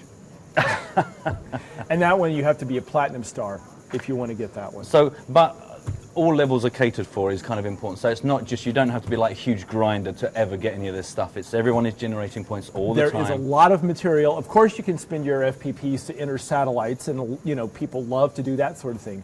But you can go over to the store, go window shopping, and most of the products are available. It's just a question of accumulating the necessary FPPs. And of course, historically, people, as well as all the bits and bobs, we've had some ridiculous spending of points. What are some of the greatest examples of that? Yes, well, obviously, the first and most famous one was probably when Dario Minieri got his Porsche for FPPs, some ridiculous sick number of FPPs. We've all done it. Yes, not you and not I have gotten that many FPPs. And I don't even remember how many FPPs it was. What I do remember is that Dario at the time didn't have a driver's license, and somebody else had to drive the car off the lot for him. I don't think that we really do this so much anymore, but we had a guy who actually converted his FPPs into a down payment for a house. And of course, it came with the PokerStars branded Red Spade doorbell, as one would have to do. But yes, so there's the 900 FPP price point, there's the millions of FPP price point. There's something for everybody in the whole PokerStars firmament. And how do you go about generating these points? And where could I find out how many I've got in my account, Lee? The more you play, the higher stakes you play, the more FPPs you generate. To find out where and how many you have, you just go to the PokerStars cashier, you look in the cashier, and it will show you however many FPPs you have, and that keeps your little meter running, and you know how close you are to getting your iPhone cover. Good. There's an opportunity for you to pick up one of these as a prize because we have an impromptu competition. I'm going to ask you, the viewer, the question of how much am I worth right now? So let's just take a look at it. I've got the silver cap. I've got the Platinum HDMX speaker system. As you probably noticed, I'm wearing the small Supernova t-shirt. Do you have the Chrome Star underwear on? No, going commando today, so we don't have to worry about that. Just what you can see, just what you can see. What am I worth in points? That is the competition.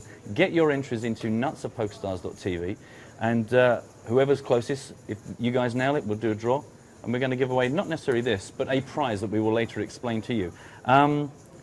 Get involved with us, but more importantly, get playing, get generating points, and you could find yourself looking as good as me just in a short while. Thanks very much.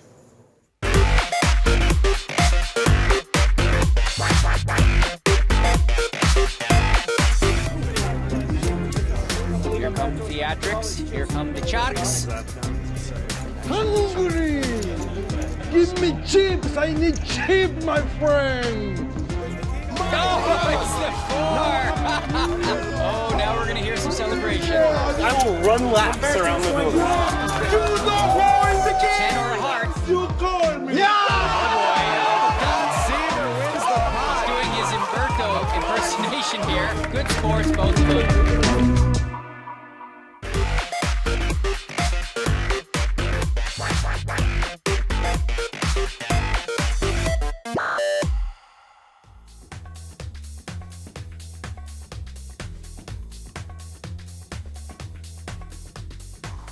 Well, Daniel, I'd say that there's a bunch of people that influenced my decision, but there's a lot that tried to talk me out of it. My mother used to say to me, Daniel, forget about the poker. You go to school.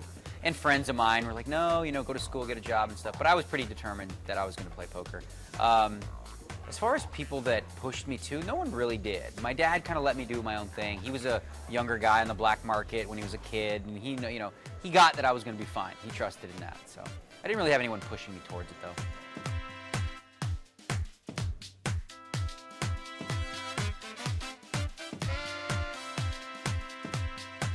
Okay, Dean, so this one's not really close at all.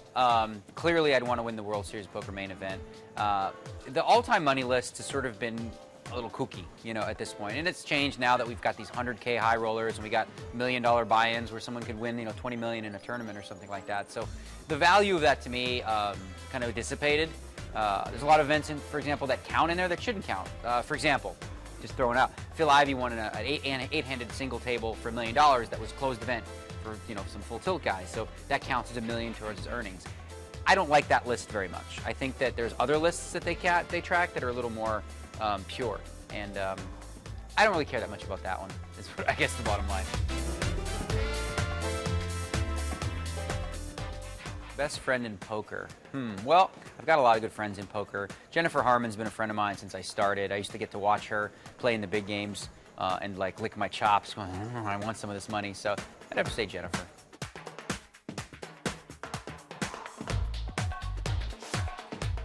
Rival, my favorite non-premium hand is the 10 of clubs, 7 of diamonds, 10-7 offsuit. It's a piece of crap hand, but whenever I try to steal with it, I always make 2 pair or better. So there.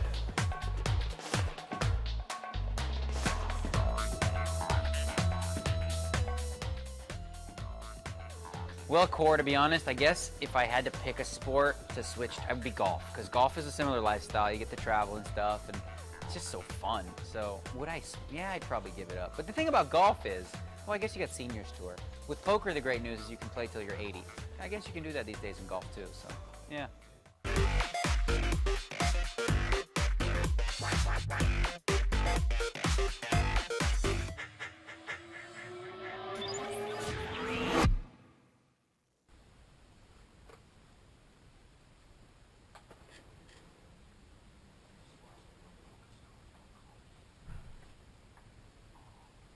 Shuffle up and deal. People playing lots of poker in the deck. There is no joker. Glory trophies and big monies. They're up for grabs when you find yourself playing on the EBT. We're in Monaco. Last night we witnessed the greatest final table in poker history.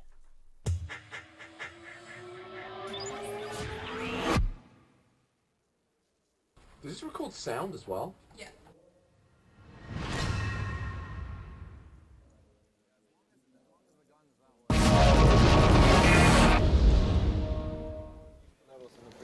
I know. Oh, I apologise for that. Welcome back to the PokerStars.net PCA. We are at the Atlantis Resort on the Bahamas for day 2 of the 100K Super High Roller, where 20 players remain from the 46 who started, and with 10 re-entries, that's 56 entries total, a prize pool of $5.4 million, with the top 8 getting paid, and we're going to play down to the final table today. James Hartigan with Joe Stapleton for the next 2 levels. Hello, my babies, and that is a lot of dimp. $5.4 million in the prize pool, $1.6 million up top, still over $1 million for second. $1.178 million for second. Only 8 players getting paid, so we will not burst the bubble until the end of the night tonight. Well, these are the players we're watching right now on our main featured table. The biggest stack being Fabian Quas with around 1.5 million. And he well could be the tournament chip leader at the moment. It's very close between Quas, Shemian, and Max Altegot. All have around 1.5 million. So the Germans are really bossing this super high roller right now. So what's new? Yeah, they are all pretty much even right across the board. First hand back from the break. First hand of 8,000, 16,000 with a 2,000 ante. Sees an under the gun raise from Paul Newey. The British businessman gets a call from Igor Kurganov on the button. We've got a King-Jack-7 flop.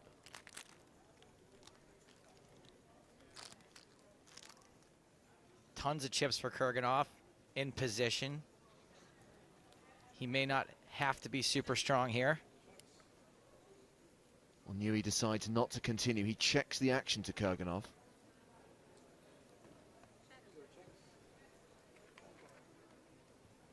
Kurganov checks behind. We get the 8 of clubs on the turn. Well, we see the delayed C-bet from Newey.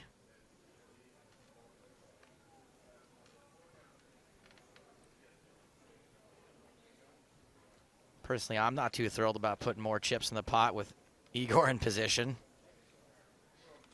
Newey checks a second time.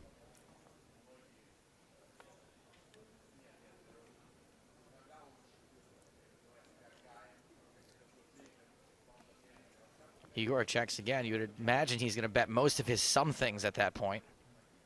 3 of spades on the river. More checking. Newey checks a third time. Will Kurganov oblige, giving us a showdown? Yes, he will. Pocket 9's the hand for Newey. And Kurganov shows Jack-9, the second pair on board, and that will win him the pot. Did not bet his something. Well, Kurganov also in the top 5 right now on the tournament leaderboard, playing a stack of nearly $1 million, 966,000. There you go. 3 checks. But they wanted to go on manager. Come on. You gotta do it for the fans. Fuck, man. Let's go with the turn. And there is a summary of the prize money. Remember, we'll play down to 8 tonight, and tomorrow at the final table, they'll play for these sums, the winner receiving more than $1.6 million. Well, let's bring in our next guest commentator here on EPT Live. He is an EPT main event champion. He's a member of Team PokerStars Online. It's Mickey Memento Mori Peterson. Hey, guys. Good to have you with us, Mickey. Mickey, you have a reputation as a tournament beast. Obvious question, have you ever been tempted to sell action and play one of these things? I would lie if I said that the thought hadn't crossed my mind a time or two, but looking at this table, I feel pretty good about my decision not to play one yet. Maybe I'll play one in 2014, we'll see. What do you think would have to happen to get you to play one of them? Like, there would just have to be like major flight delays where half these guys couldn't make it, or? That would be a pretty good start, yeah. Talking of flight delays, we know a lot of people's travel to the PCA has been affected by the horrific weather across the US right now. Philip Gruesome raising here. Action was folded to him on the button. He's made it 32K. Is it the natural dip to, and Bryn Kenny at one point was sitting on around $1.5 million. He's now playing a stack of 446,000. So we saw a bit of a Bryn implosion during the last level. Ruh-roh. This is level 13 of the tournament. And Bryn is re-raising from the small blind by the looks of things. The dealer verifying that it is a 3-bet to 76,000. A fold from Newey in the big blind and a fold from Gruesome. You know, I really can't stand this 8-16 blind level. How are we supposed to calculate how many big blinds the guy's got? Unless he's got like 160,000 or 320,000. It's nearly impossible. What does Bryn Kenny have right now? 504,000. How do you? 16 doesn't go into that. You can always hear the cogs in Mickey's mind working now. I usually just sit out like the 8-16, like the 7. Yeah, I mean, come 7-14, and just. Who can do it? You have to be some kind of rocket surgeon. Get right back in it at like 10-20. That's my kind of level. I got a calculator here. Hold on. 4 divided by 16. It's 31.5 big blinds. Off. Now it seems so obvious. I'm just gonna go ahead and leave that calculator up, but I might need it again. Or you'll hear something soon. So just to summarize, we are 3 eliminations away from the penultimate redraw of the tournament. There will be a redraw when we're down to 16 to the final 2 tables. And the final redraw is when we get down to 9, the unofficial final table. Not just the final table bubble, but actually the money bubble in this tournament with only 8 guys getting paid. Taking the big blind of the person who's eating.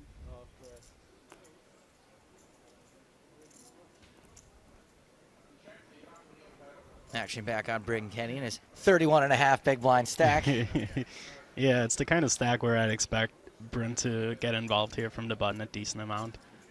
Bryn's a super active player, very tough to play against, and very good at applying pressure with 3-bets, especially with stacks where it's kind of hard to play back. And I'm sure you know Kurganov's very active player and sitting on a big stack.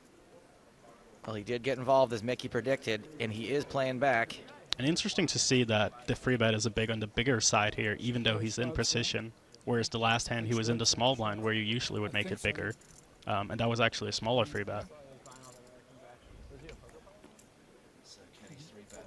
Heads up. So Kenny's 3-bet is to 86,000, and it gets through. 2 in a row for Bryn Kenny.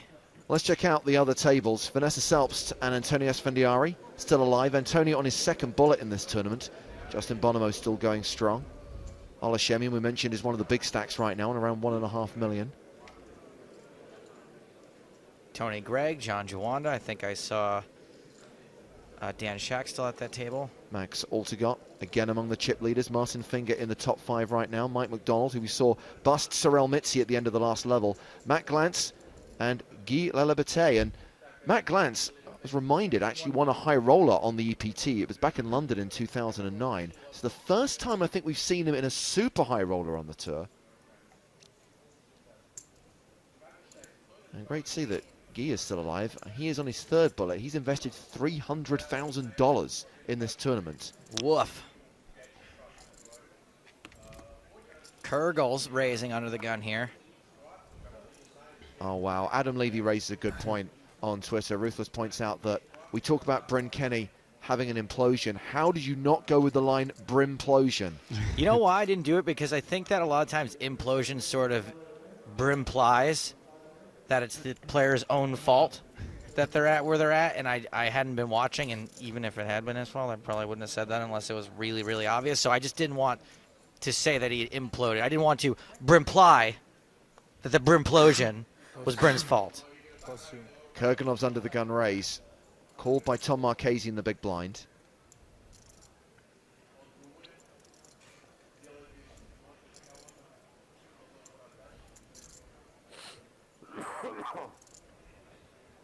Poor Paul Newey just cannot shake that cough.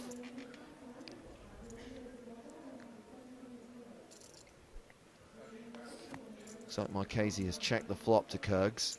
Yeah, the kind of flop I think that Kurganov is pretty much always going to bet here, 10-4 free rainbow. It's pretty hard to have something too good when you defend out of the big blind here, so good time to apply pressure and protect your hands. The C-bet of 55,000 called by Marchese. 8 of spades on the turn.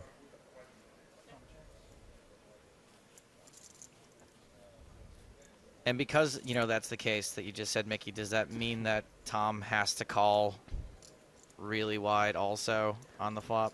Well, it's the kind of thing where certain flops just favors one person more than the other, so I don't think he has to call a ton. But I do think when he does call, he has to be prepared to call down on like a decent amount of runouts. Because this is the kind of board where I'd expect Kurganov to bet 3 times a lot. So you think, like, you know, anything from 10s on down to, you know, 5s or something, he just has to just keep calling now? Call, soul read? Yeah, well, you should never say never, but yeah. In general? In general, it is the kind of thing where, like, even a hand like 10-9 is a pretty strong hand here for Tom in terms of how good of a hand he... Obviously, he can have sats or he can have some slow plays, but by and large, like, he has to be prepared to call down here a lot. But they both know that, so then it becomes a leveling war at that point, too. What if you have just, like, 2 overcards in Tom's spot? If you have, like, Queen-Jack or King-Queen or something, are you going to peel the flop there, too? I don't think it's that unreasonable to peel the flop, especially if you have, like, a backdoor or flush draw or something like that. But ideally, you would want, like ones would be, like, 10-8 free or something if you have Queen-Jack, like, so you have a gutter to go along with it or something. Especially because Kurganov is just going to apply a lot of pressure here. Well, Marchese called the 125k on the turn. King of diamonds on the river. Marchese checking a third time. Let's see if we get the third barrel from Kurganov. Yeah, Marchese left with a pot-sized bet here, so this is exactly the kind of thing where it could go with a shove, but... I see 110. 10, Queen 10, yeah. And a pair of 10s is good. Tom Marchese adds 236,000 to his stack.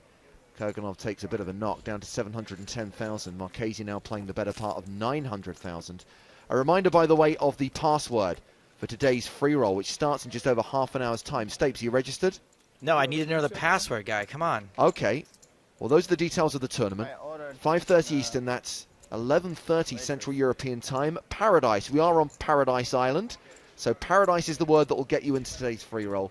Paradise, all lowercase. Paradise, the password for today's game. Once again, we've got $1,500 in the prize pool. So unfortunately, if you are in America, you can't play the free roll. But remember, there is always the Facebook app to play on PokerStars. So this is the secondary feature table. I don't know, man. 100K buy-in, bro. This is the table when we saw Mike McDonald eliminate Cyril Mitzi with a full house. Oh, he's got two big German stacks sat next to each other, Altegott and Finger, both of whom are former super high roller champs. With the action folded to Finger in the small blind, he raises to 45,000. You know, it must be so weird. Like, almost all these guys commuted here together today. What I mean, from their hotel, like, they all came down the lobby together, piled into a couple of town cars, came over here. It's like you're buddies with everybody, and then, like, 30 seconds later, you just want to punish them and cause them as much pain imaginable at the poker table. It is a weird thing where, like, it's such a big part of the field that are, like, good friends and know each other and travel together. And it was like 8 to 10 guys, yeah. So McDonald defends. We get a 6-5-5 flop with two hearts. Finger continues. And we get to see the infamous Mike McDonald stare, too.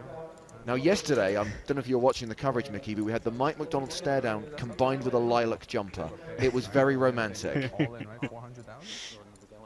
The guy wouldn't bet all in. That's all right. All right, so he had ace queen. He wasn't calling it. Yeah, all right, pushed all in, yeah. It's called a nine. I thought these kids do it. They don't give a fuck. They just fucking shove it in, call. They have a pair. They're like, how? He means they don't give a darn, by the way, everyone. They don't give a darn.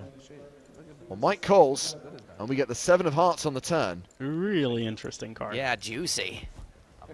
Chip denominations running along the bottom of your screen right now. I'm not sure Mike has looked at the turn yet, but once he gets there, he will. I noticed that the Deep Lagoon, this blue 5K chip, is called Deep Lagoon. I think that that's maybe what Mike McDonald's stare down should be called. By the way, Mike's T-shirt has raised a very interesting topic, which I will get to after this hand. Is that the medal awarding scene from Star Wars? Okay. It is. And when we say Star Wars, we mean the original Star Wars, people. Episode 4, A New Hope. He's talking about episode 7. None of your prequel garbage. That was terrible, guys. I'm sorry. I'm not going to do that again. Was that meant to be Jar Jar Binks? It took me a full 12 seconds. Misa's sorry.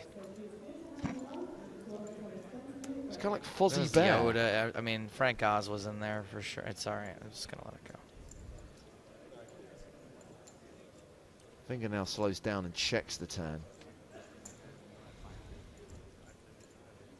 I can't hold back. I'm going to have to bring it up right now. Why did Chewbacca not get a medal? The three of them go up, right? Hand gets a medal. Luke gets a medal. Where's Chewbacca's medal? I mean, what did he do, really? He's kind of a backseat driver if you think about it. He's like a far away troll. He's just always yelling at everybody, barking. If he's not worthy of the medal, why was he invited up on stage? Stapes, why was he invited up on stage? It's called Han Solo +1, dude.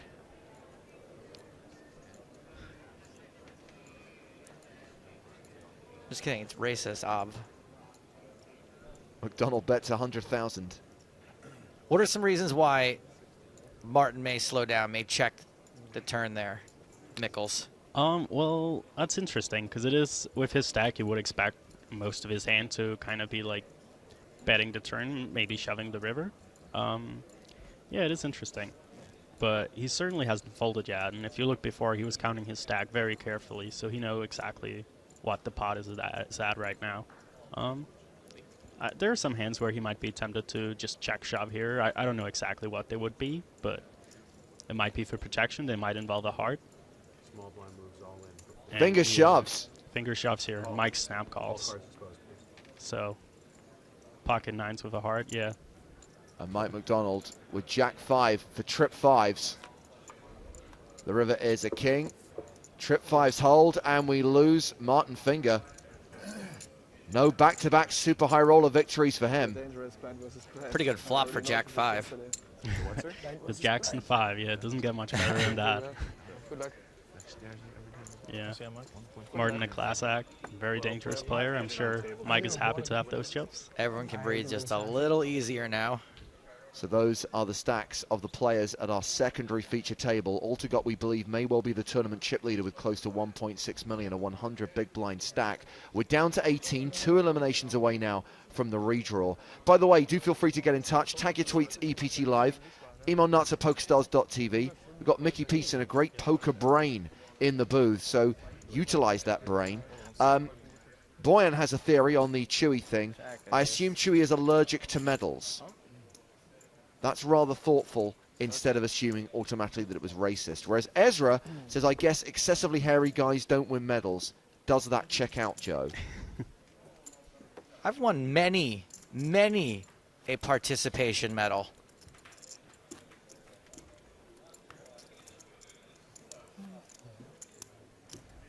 I went to baseball camp when I was a kid, Mickey, and at the end of the camp you get an award.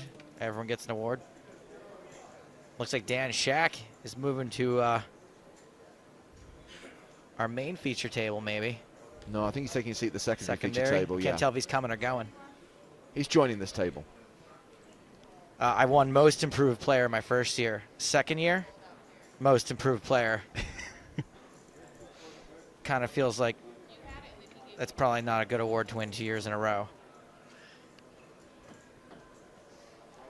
Dan Shack bringing 745,000 chips to this table. Mickey, a question for you from Richard on Twitter. He says, what are your thoughts on Daniel Negreanu taking 3 shots at the super high roller? Net profit is less, and you're not looking great as a short stack in this field. Well, first of all, if you fire 1 bullet, the only way you can win back the money is by firing a second, and the same applies to the 3rd bullet. But more than that, I mean, I just think Daniel probably thinks he's making money in the field, even if it's a little marginal. And yeah, having a short stack when everyone else is big is not necessarily great. At the same time, I mean, you are getting roughly the same price. You're just playing shallower, obviously. So if you think you're doing good in the field, I think it makes sense. But obviously, you do need to have some gamble, and Daniel definitely does have that. So we're back at the main feature table. Action folded around to the button. Tom Marchese raising. Koganov folds the small blind. And Gruesome folds the big blind. I have to say, this is probably the best theory we've had on the Star Wars medal ceremony so far. Francesca says maybe it was in the movie, but George Lucas felt it took too much time and cut it. Wouldn't be the first bad editorial decision that George Lucas has taken. Still racist. Why is the brown guy getting his scene cut?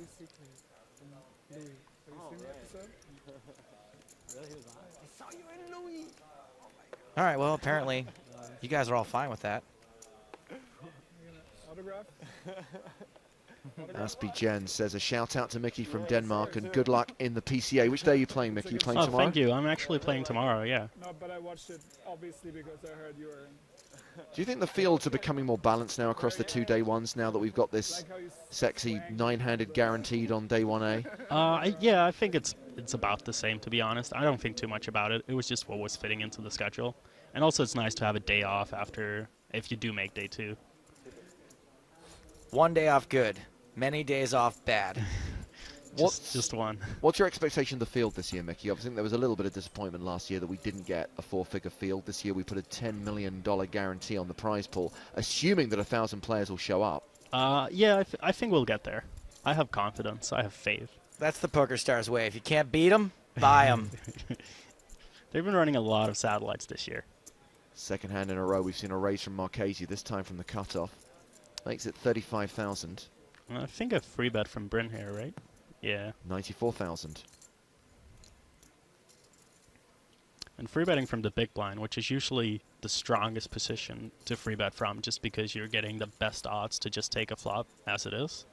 And you're guaranteed to be out of position. Unless it's against the small blind, of course. So, in general, giving at these kind of tournaments, I'd say you give more credit to the free bet from the big blind. Yeah, it's not the most obvious spot to 3-bet. Looks like we're heading out to the outer tables again because we have an all-in and a call. Looks like Matt Glantz has shoved for 669,000, and looks like it's Guy Laliberté who's made the call. Sevens against Queen 10, and it's not looking good for Queen 10 in this spot.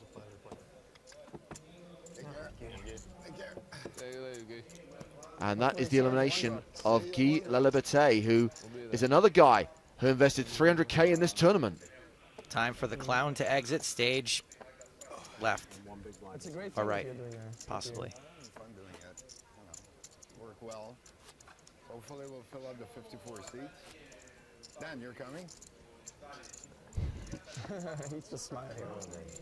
Guy obviously talking about the one drop, the Tournament of the World Series, which he is the founder of, which is back at $1 million buy-in this summer. I thought he was shilling tickets for O. We got to fill up those seats, everybody. Probably a lot of the people in this tournament who are still in are going to be playing the one drop, I'd predict, this summer. And especially the person who wins here. And that takes us down to 17. One elimination away from the redraw. And the action's been pretty fast-paced so far, Joe. I mean, we start today with, you know, between 30 and 40 players. You think it's going to take a while to get down to that final table. And then remember that actually these super high roller tournaments are pretty fast-paced. They're deep at the start, but those blinds soon catch up with these guys. Yeah, I think generally we don't see a super slowdown until maybe right before that final table bubble. There's, you know, this is a fast structure compared to the main event. Oh, that's Noah Schwartz. Looks like Noah Schwartz is out as well. He just went from the outer table, so chances are we'll stop the clock, because we are down to 16 by my calculations.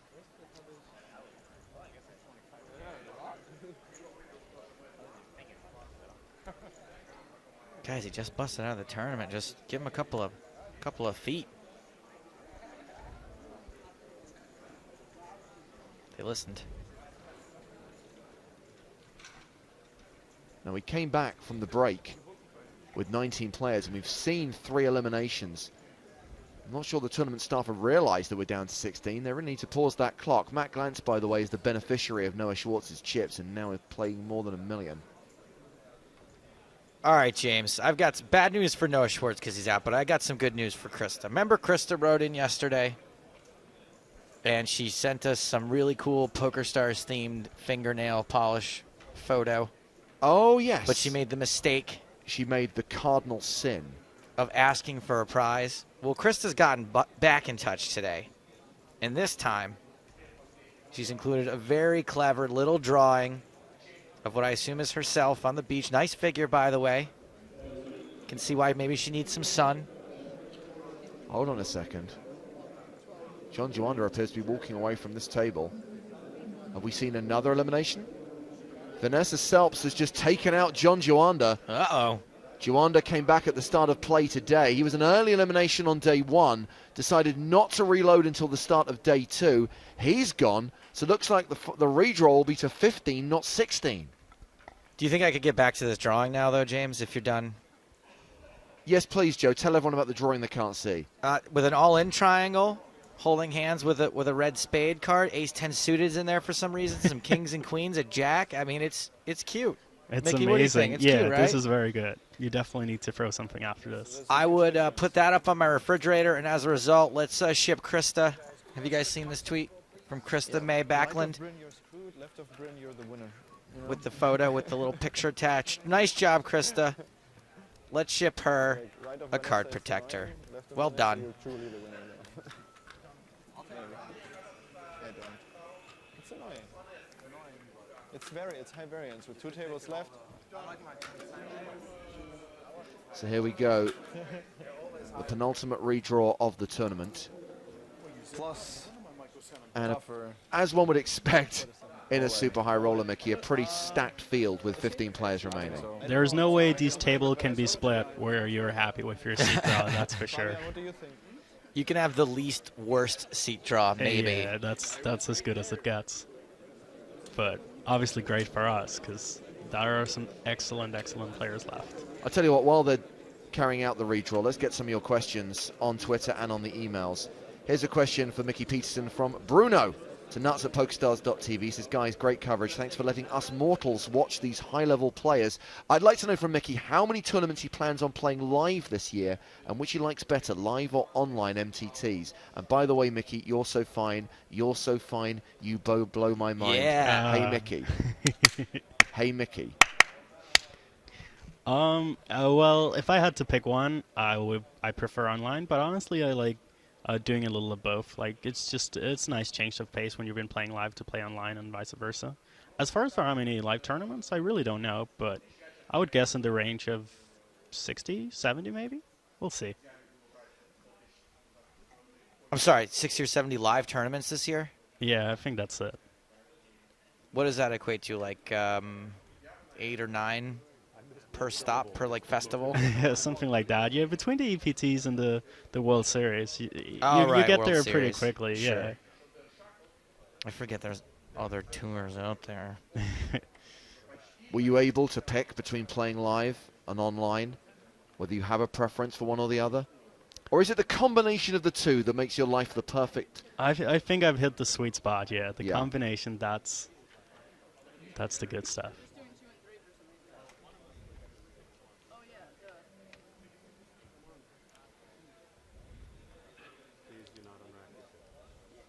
So a reminder of where we're at right now. 15 players remaining. We've seen 4 eliminations during the first 30 minutes of this level.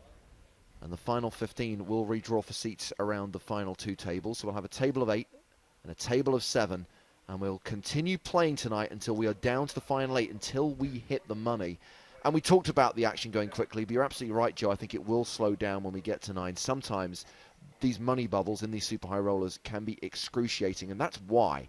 Because we're talking about $217,320 as a min cash. And that is the difference between doubling your money or actually being down 100 grand. Or more. Indeed. As it were, for some of these players.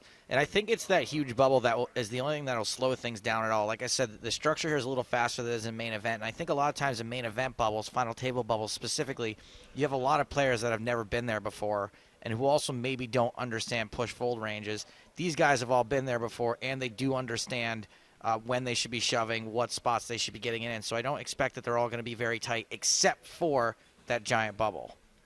Yeah, I definitely think that's true. Like, just you can tell by how fast everything is going, and people are not afraid to get it all in, even though the buy-in is bigger than in the main event.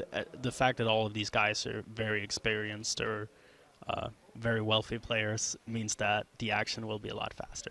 So those are the tournament stats. 46 players with 10 re-entries. Just thinking about the players still in the field who did re-enter. We know that Paul Newey's on his second bullet. Same goes for Igor Kurganov. Antonio Asfandiari is on his second buy-in. Vanessa Selbst, by the way, has just tweeted, just cooled John Juanda. Kings against Ace King have 1.6 million, average 900k-ish with 15 players remaining. She makes it look so easy. Yeah. Yeah, she does.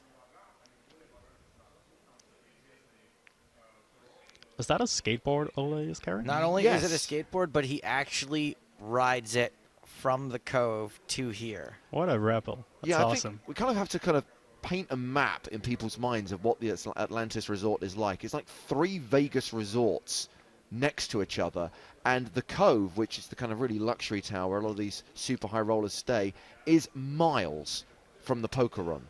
So much so that there is a limo service, I believe, Joe, that actually takes the players from their hotel rooms to this arena. Yeah, it's about a 5-minute ride by car, so it takes, at a very brisk pace, probably like 23, 24 minutes, I'd say, if you were to walk it. Unless you're Ola Shemian, who found the better solution was to skateboard your way from the hotel to the poker room each morning, trying obviously not to take out people in the corridor along the way. And it can't be easy on a skateboard that size. He's probably pretty good at it. Very Bart Simpson-esque. Craig has a question for Mickey Peterson. He says, obviously everyone is swapping and selling in super high rollers. What do you think is the average percentage that players actually have of their own action? 40-ish? If I were to guess the average, I would say it's probably a little lower than 40. But only there are some people who don't have very much, and then there are some people who assume just have all of their own action. Yeah, So I think it's a weird mix. But yeah, maybe 40 isn't that far off. I would guess like 30-ish. Obviously ask for an average, but I think if you take out the players that have all of themselves, I think the average that everyone has of themselves becomes much lower than 40%. Oh yeah, and the thing is, the people who have all of themselves, with a few exceptions, are not the people who are professional poker players. So I mean, there are a few guys, and obviously there are some people where I know kind of in what ballpark they have, and without saying too much, yeah, I'd say 40, 30, 25 maybe is around a good guess. I'll answer this question from Andreas. He asks, can you rail an EPT or a PCA if you're under the age of 18? The answer is no, Andreas, because obviously in order to enter the gaming arena, the poker room, you would have to be of legal age. So sorry, you'll have to stay at home and watch the live stream.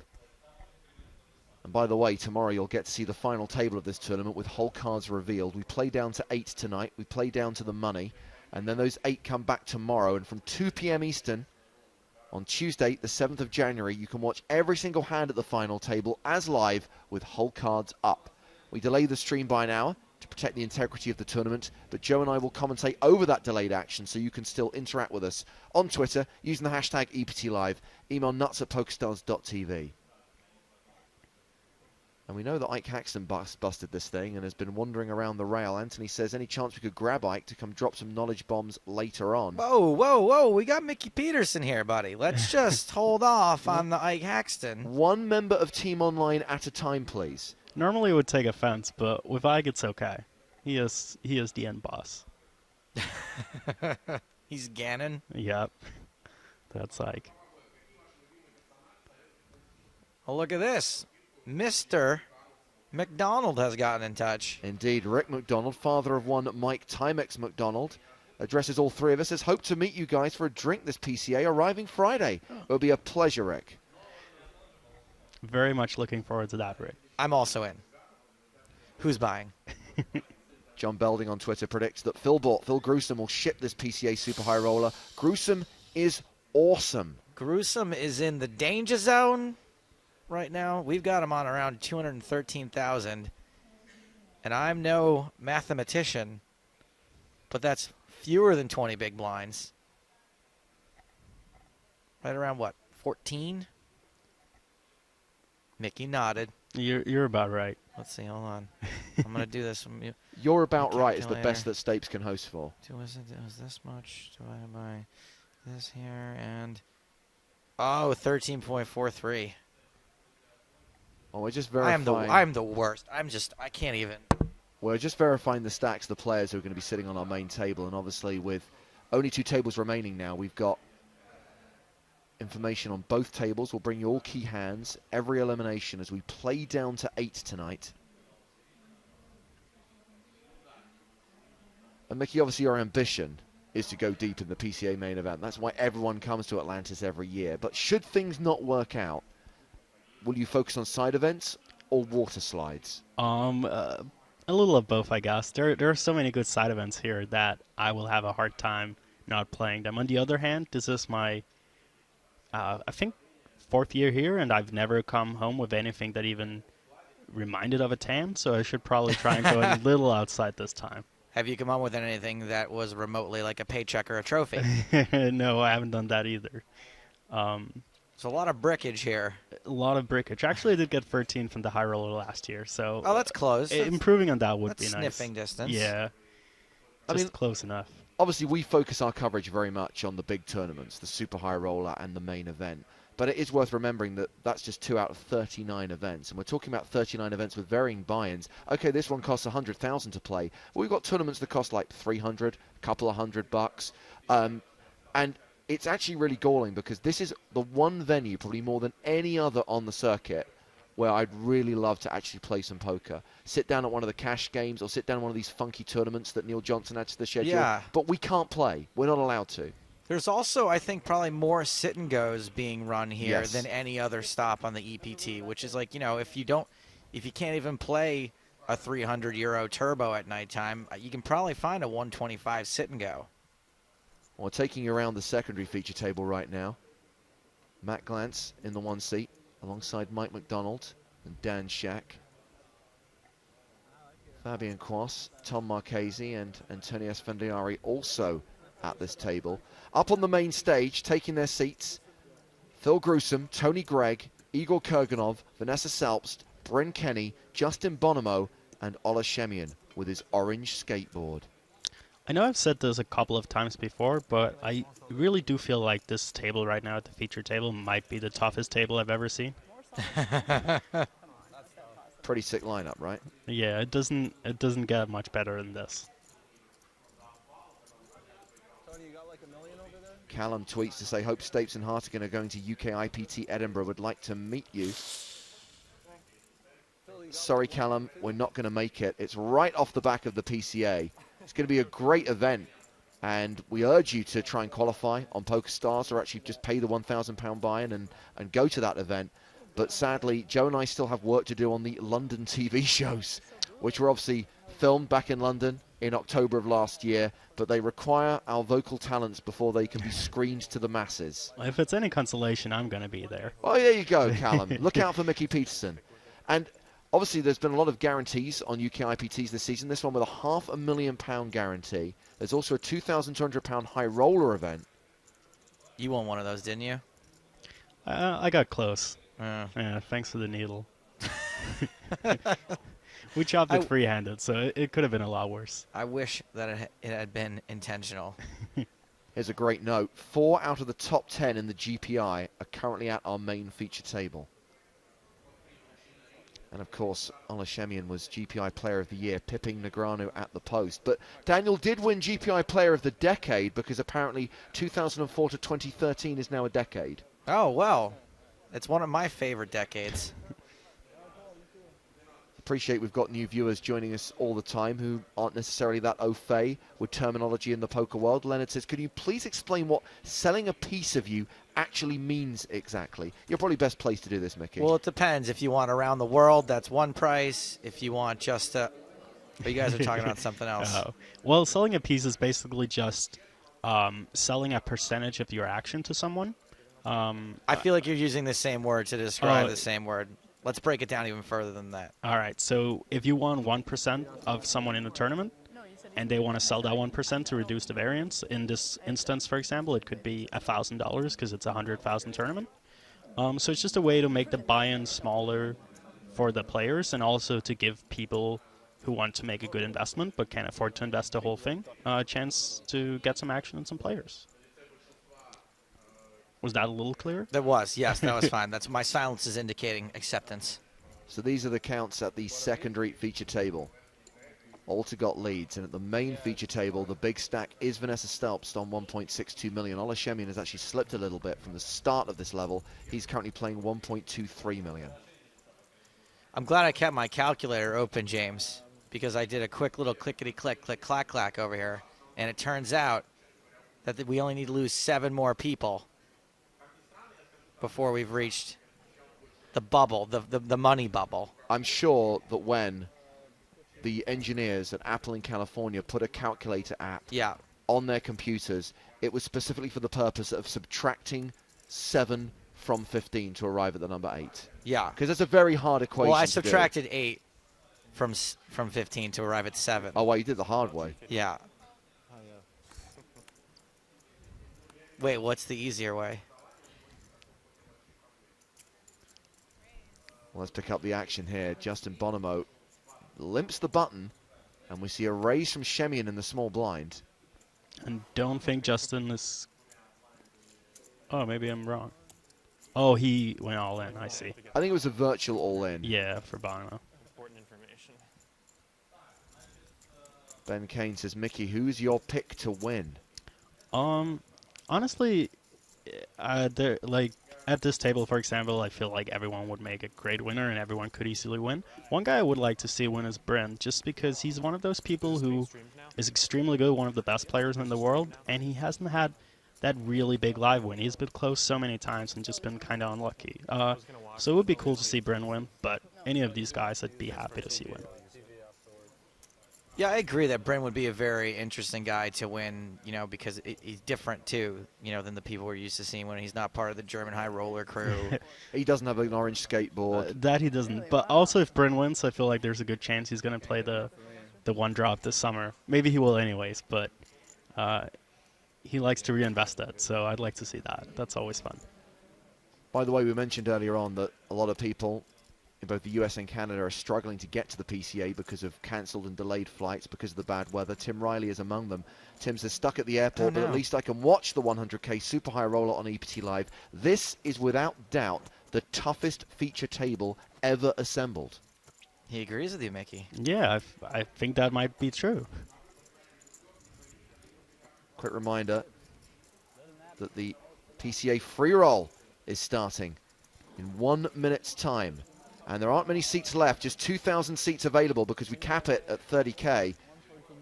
And if you want to get in that free roll, you'll need the password that's on your screen now. Paradise is the word that will get you in the free roll. Paradise, all lowercase. The game is now starting, but late registration is still open.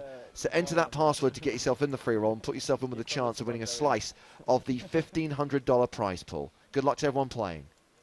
You know, I think we should obviously focus on the poker that's happening here, but I just want to say in yesterday's free roll, I played some of the best poker of my life. It was a master class. Mickey, you would have been impressed. But how much did you lose? Nothing. It's a free roll. I lost nothing. All right, good job then. Anthony Cullen on Twitter says, I've got Vanessa Selbst to take this one down. Love watching her play. Her style is so entertaining to watch.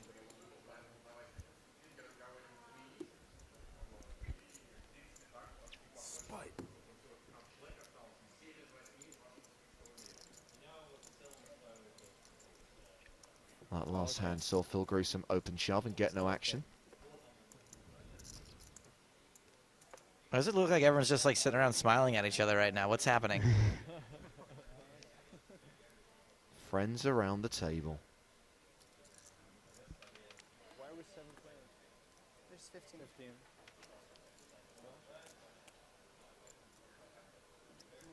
Are you seriously all in already in the free roll? Nah, man, I'm not all in.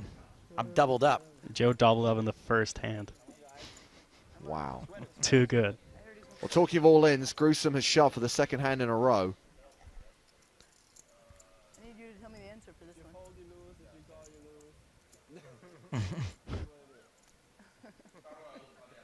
to lose? How do you want to lose? Yikes. Strong words. Seems like Vanessa has a bit of a decision here. Just tell me how many big blinds it is at least. 13 and a half. I can give you my calculator. Yeah. 13.49. I think. I am going to fold.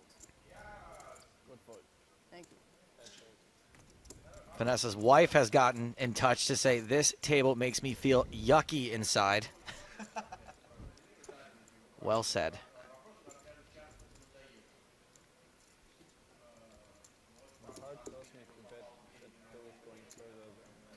Loop, the triple loop. So, a few more chips for Phil Gruesome. Triple loop or something.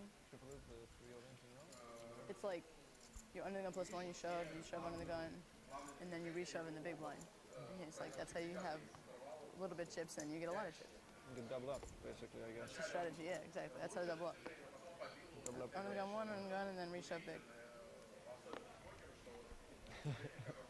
And if you have shoved under the gun 1, you gotta reshove big anyway, like whatever you have. If I ever had like 13 blinds and shoved under the gun and then shoved under the gun, or 1 and 2, yeah, like there's no chance I'm folding cards in the big.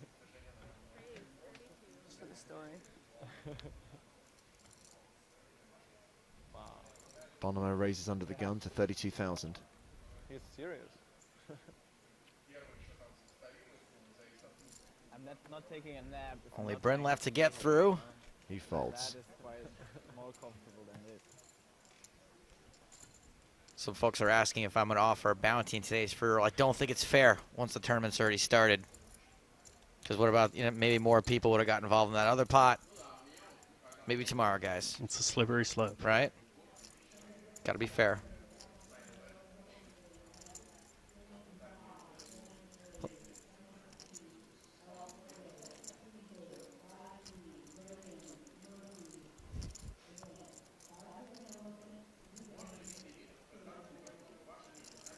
Call a shimmy and get to kick things off this hand.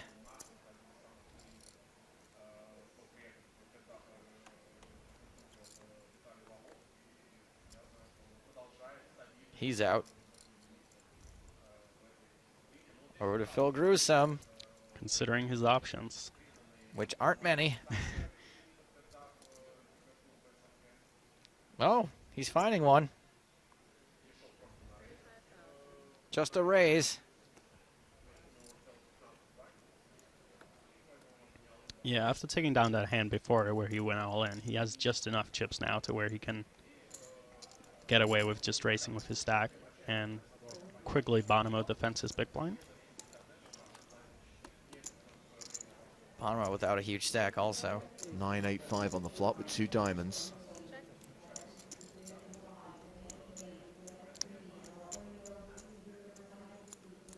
Pretty interesting flop here. We could potentially see some action.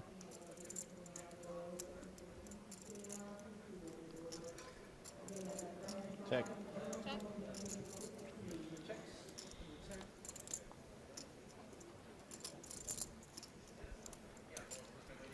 Check, check on the flop. Jack here on the turn.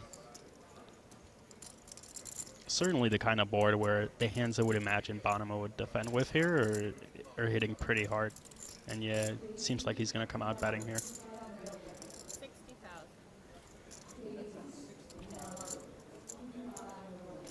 If you've simply just picked up a draw at this point, are you still going to bet it? It's a tricky thing because if Gruesome shoves, he probably has the odds to call at that point. But I imagine he will be betting at least some of the stronger draws here. Gruesome doesn't shove. Gruesome with a pretty quick call too.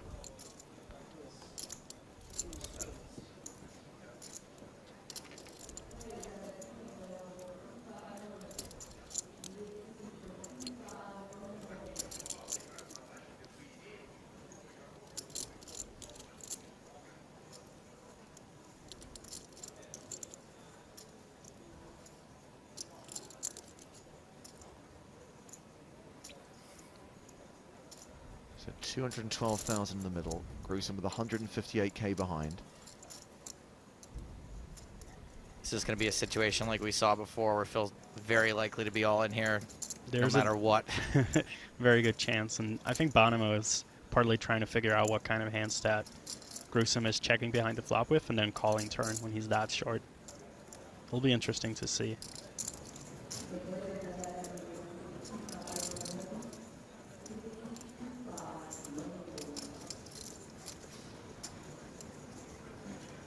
We saw Igor take a similar amount of time to check and then tank for another 3 minutes after Phil shoved. Well, those are not folding chips. Nope. Kind of takes the move away from Gruesome. How much? 140 total. Is he seriously going to just call? So if Gruesome calls and is wrong here, he's going to be left with one big blind. I'm not sure if that's a needle by Bonomo or not. He probably couldn't see his exact stat. Maybe he thought he was playing a bit more. Or maybe he's playing mind games. But Gruesome clearly with a decision here. All in. All in. He shoves. Wow. It's a race. How much more? All the yellow chips. Only an additional 18,000. Well, I miscounted. I thought you had more. I call. Yeah, I'll There's say. the first one. Hello. Straight's probably pretty good. Wow. So I Phil told you Gruesome guys, I'm is not going to making double up. jokes. Yeah, Gruesome got the best possible run out there. Yeah, because if the Justin doesn't pair his king on the end. When I counted the turn, I was setting up for river shove, and then I looked at your stack on the river, and I thought you had 6 green chips. I thought I miscounted on the turn, but the colors look too close to me. You thought I had more? On the turn, I had the chips right, but then when I looked on the river, I thought you had 6 green chips when you only had 4. No, okay. Do you think that would have changed much? It's hard to say. Probably not too much. Confusion between Deep Lagoon and Moss Garden. I think Justin might have put him all in pre-flop if he had realized how short he was. I'm not bluffing that spot anymore.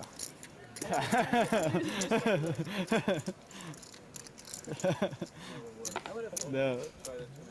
It's definitely not working. Mickey, quick question from Dom on Twitter. For someone moving from online cash to tournaments, how would you recommend making the transition? 180 mans or capped games? I'd say 180-man Sin Goes is a great place to start, and you can learn a lot of the skills there that you need for tournaments, but just on a smaller scale. So I feel like a lot of people have started out with those, and it's worked out very well. I'd recommend those. Kurganov raising here to 36k. On that last hand we just saw, assuming, Justin had been right about his figures, does that play out pretty much that way all the time with the way the board ran out? I think so, yeah. I mean, he's going to bet that turn, he's going to value bet that river. Obviously, if Phil is playing more, you can fold to a shove, but given that it was only 18,000 more, he had no other options. So Bryn Kenny 3-bets from the button. A re-raise to 75,000. By the way, after that hand against Gruesome, Justin Bonomo's been left with just 107,000. Danger zone. 100. Slightly less. Bryn just being absolutely relentless with his buttons free bets. I think he's like 4 for 4 since I sat down. He's one of the best at applying pressure.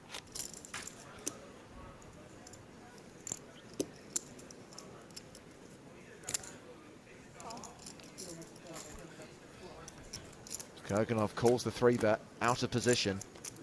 Heads up to the flop, which is ace, ace 4.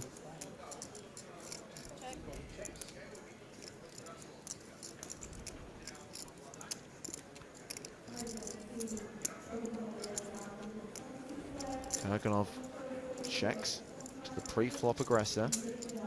Kenny continues and gets a quick fold from Kurgs. I like the boring flop.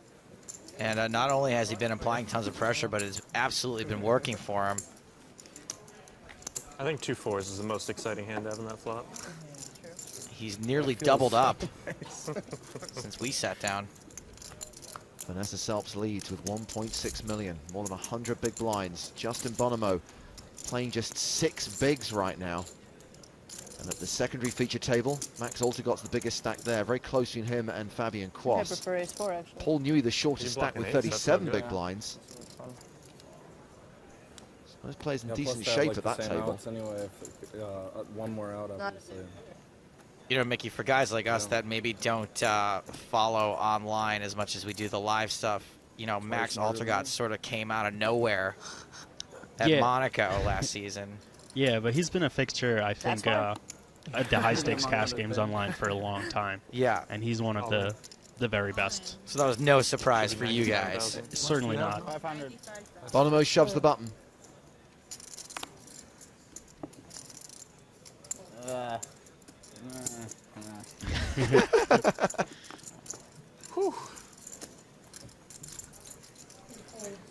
And it gets through.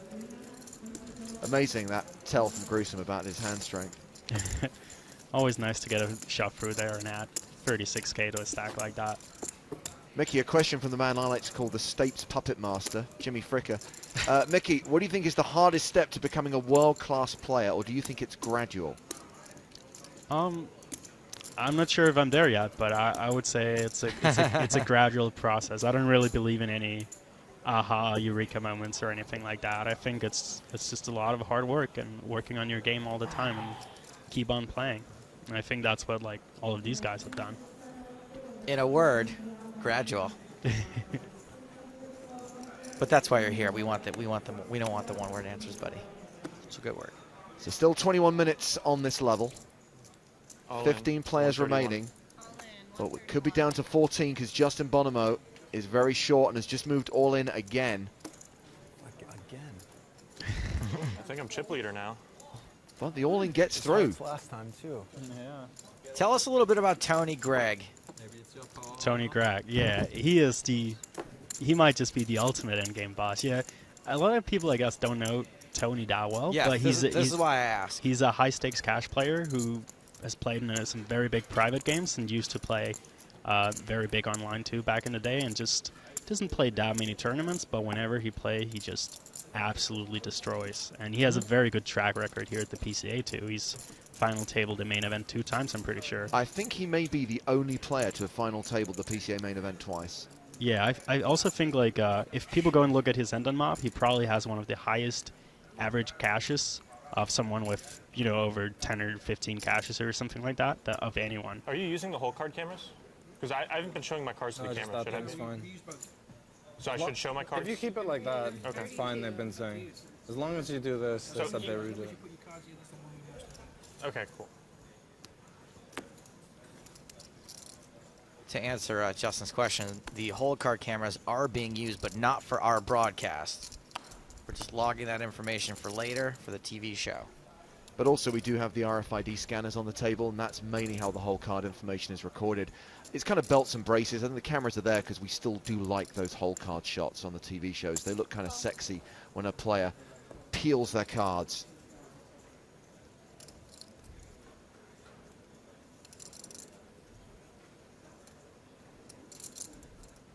So an under the gun raise from Vanessa, called by Olashemian. Decision on Gruesome on the button.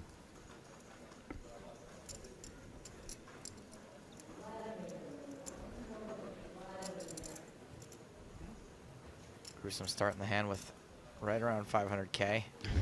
Looks like he was considering something, but thought the better of it. Now Kurganov with a decision. Yeah, he's getting excellent odds from the big blind, but apparently not a strong enough hand to continue with. And Kurganov left a flop more than almost anyone, so must have been pretty bad. 9-7-6, 2 hearts.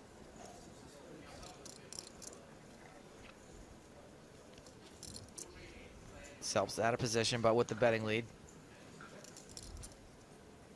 She decides doesn't to continue. check. Yeah, pretty interesting. Interesting to see if she's check calling here or just check folding. I feel like nobody check folds anymore. That might be the new thing in 2014. Who knows? It is the kind of flop that hits Shimon's calling range pretty well.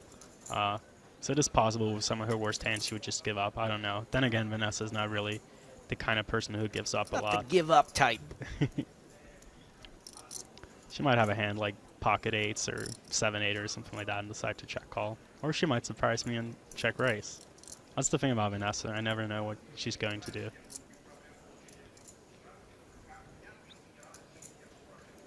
Just a check call.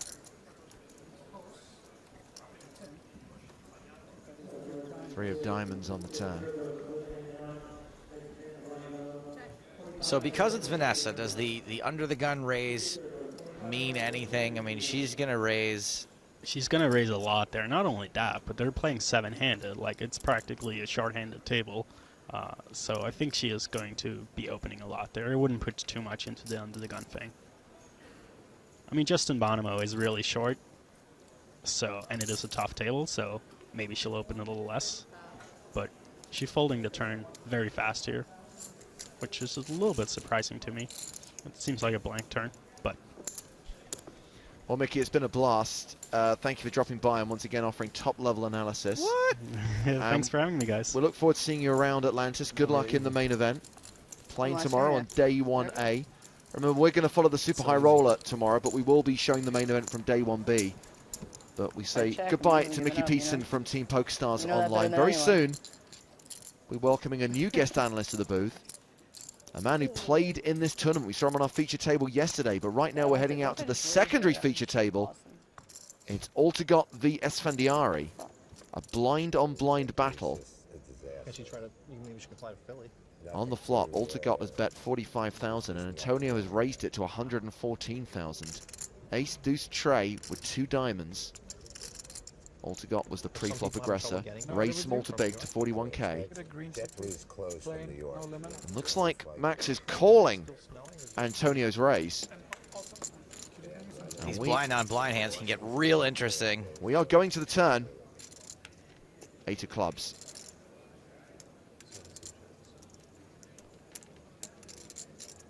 Altogot checks. Or does Fandiari follow up on that raise?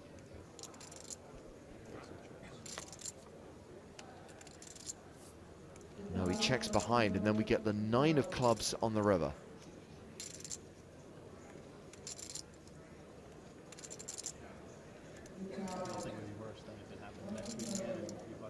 So it comes running clubs.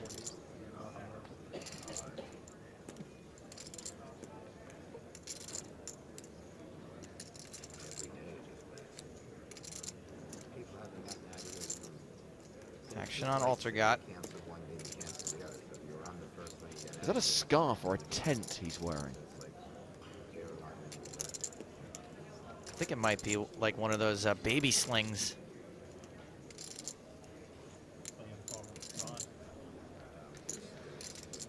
Well, after taking the turn off, Max is betting again. Remember, Antonio did raise him on the flop. And now he just gives it up. Wow. Altogot wins it with a bet on the river. Altogot now up to 1.65 million. He's the new tournament chip leader. Esfandiari playing a stack of 590,000. Let's go back to the main stage. Vanessa Selbst was the tournament boss. She's certainly still the biggest stack of the players we have on the main stage.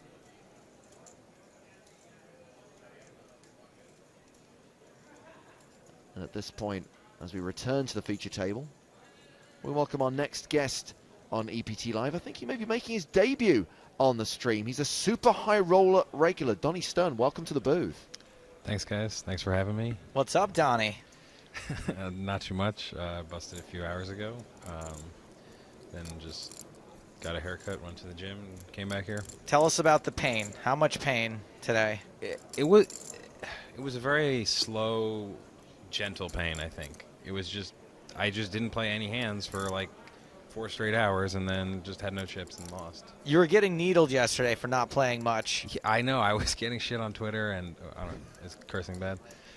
It's worse for us than for you, but all right, I'll keep it to a minimum. Yeah, no, I mean, I know it looked ridiculous, but I swear. It didn't look ridiculous to us, by the way. Like, sometimes you just don't have cards. Like, I don't think I would ever call someone out for playing too tight. You have no idea what's going on out there. Of course. No, I'm, like, very confident that there's virtually no good players who would have played, 99% of my hands differently. They were just super easy fist pump folds, so I just kept open folding. You were playing the Jack 3, 10-5 game? Exactly. In those situations, doesn't it eventually become comical? Like every time time you get new cards, you're like, it's a new possibility. Oh, nope. Yeah, especially, you start sweating the first card, you get like a king, you're like, oh, this is it, finally. And just peel back a deuce out every time, yeah. I'm sure we've got people out there who want to ask questions of Donnie Stern. Remember to tag your tweets EPT Live and email nuts@pokerstars.tv. I'll answer this question from Jeremy. Is there a dinner break today? I'm hungry, but don't want to miss any action. I believe at the end of the next level, so in around 70 minutes' time, there'll be an extended break. The tournament staff have yet to decide exactly how long that break will be, but it will be at least 30 minutes. Hopefully, Jeremy, that gives you time for a snack, if not a full-on meal. Donnie, a question that often gets asked is, where is the value in these super high rollers? Why are you guys ponying up these huge sums, be it 50,000 euros or $100,000 to play with each other? Well, first of all, never underestimate poker players' egos. Oh, we don't. If you asked anyone at this table, like, where's the value, they would just be like, well, look around, like. He's a fish, she's terrible. Yeah, exactly. That's like a pretty standard narrative that, when you talk to poker players. Oh, hold on a sec. Justin Bonomo's all in. And Tony Gregg's asked for a count. 163.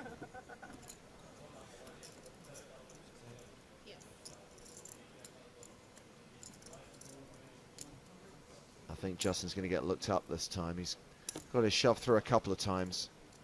What position is Tony in? Tony's in the cutoff. And looks like everyone else is folded. Showdown. So Justin gets it in with King Jack. Could be better. Announces it could be worse. Up against Ace Queen, so he has live cards. And one live suit. Yeah, unless Spade's not working for him, but 4 diamonds would be okay. Aces would be the ideal situation. I was hoping he had King 9. Well, there's 2 diamonds. Potential flop.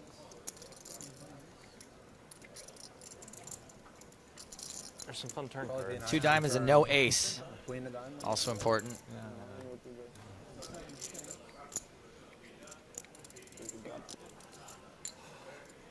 Not the worst. Yeah, the jack of hearts. I was just going to say that. Well, there is the nut flush for Tony Gregg and the elimination of Justin Bonomo. He won the Super High Roller in Monaco at the conclusion of Season 8. No second win for him here at the 2014 PCA. He's out in 15th place, and we are down to 14, and we're going to need to balance our tables. We've now got 6 on the main stage and 8 on the outer table, so we need to bring a player up the steps.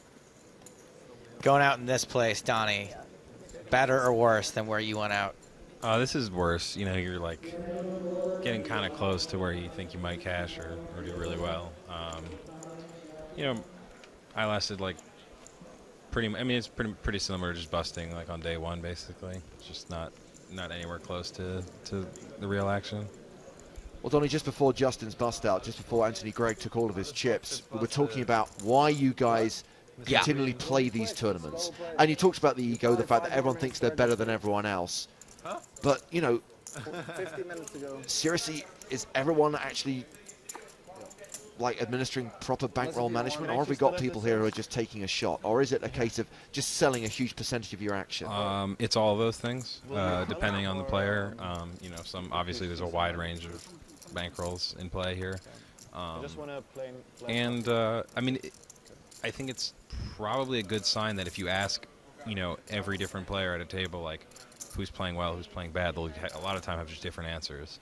That's kind of a sign that, you know, there's like a healthy amount of competition in the tournament, and you know, it's good for like the health of the super high rollers if not everyone agrees on who's the best. You know, you don't want it to be like a clear hierarchy, like, okay, this guy's clearly the best, so I'm not going to play. It's also kind of good for poker in general, right? I mean, if everyone is playing optimally and everyone agrees everyone's playing optimally, then it kind of takes some of the thrill out of it, doesn't it? Sure. It becomes all about variance. Yeah, then it's kind of boring when you think about it that way. Well, Donnie, you'll be thrilled to hear that all your fans have showed up on Twitter, most of them demanding a second season of 2 months, 2 million. Yeah, I've been getting that on Twitter for like since I've been on Twitter, and I promise it will never happen. And also I have absolutely no control over the matter, you know? It's just... I love that answer. That's great, because people will talk about the big game all the time, and I'll be like, well, you know, it still might come back. They talk about it. No, 2 months, 2 million, never coming back. Well, I just don't see any reason why it would come back. You know, poker is less in the boom than it was then. We got turned down for a season 2. Jay doesn't even play poker anymore. Really? Yeah. Well, he plays a little bit, I guess, but he's not a professional poker player really anymore. Yeah, maybe we'll do a reunion mini-series or something like that. You know, you could have the Family Guy DVD booming sales that cause the network to get you guys back on the horn. DVD is so last century. That's true. Netflix. Sorry. It's all about doing the deal with Netflix. But we're on Netflix. Well, there you go. Is this show on Netflix? Because I actually didn't see most of it when it was originally on. It is on Netflix, on U.S. Netflix. Or at least it was. So Dan Shack obviously is the player who's stepping away from the secondary table to come and balance the main feature table with 6 minutes left on this level. Donnie, you did a couple of weird things on that show, right? Yeah, I did. Anything that you regret doing, or has it all just been fun? You mean like the cross-dressing? Yeah. No regrets. I would say I would own that too. Yeah, I mean, that was, you know, not even that crazy in the moment. All right, I thought it was going to be crazy, you know. Then once I was doing it, I was like, this is just kind of... It's not that big a deal. Yeah, yeah. It probably felt nice, some of it. I've been there. Mm-hmm. You have? Yeah, look, I've dabbled. All right. It's nice fabric some of the time. Mm-hmm. Plus, it's just nice to feel pretty. That's what I always say. Not that good. Come on. Armin wants to know if you still use the tilt room. No, the tilt room was a creation of the world of television. It does not exist in reality. So Gruesome and Greg have gone to the flop here. Gruesome just called out of the small blind. Greg checked his option. Ace, king, 5 with 2 diamonds.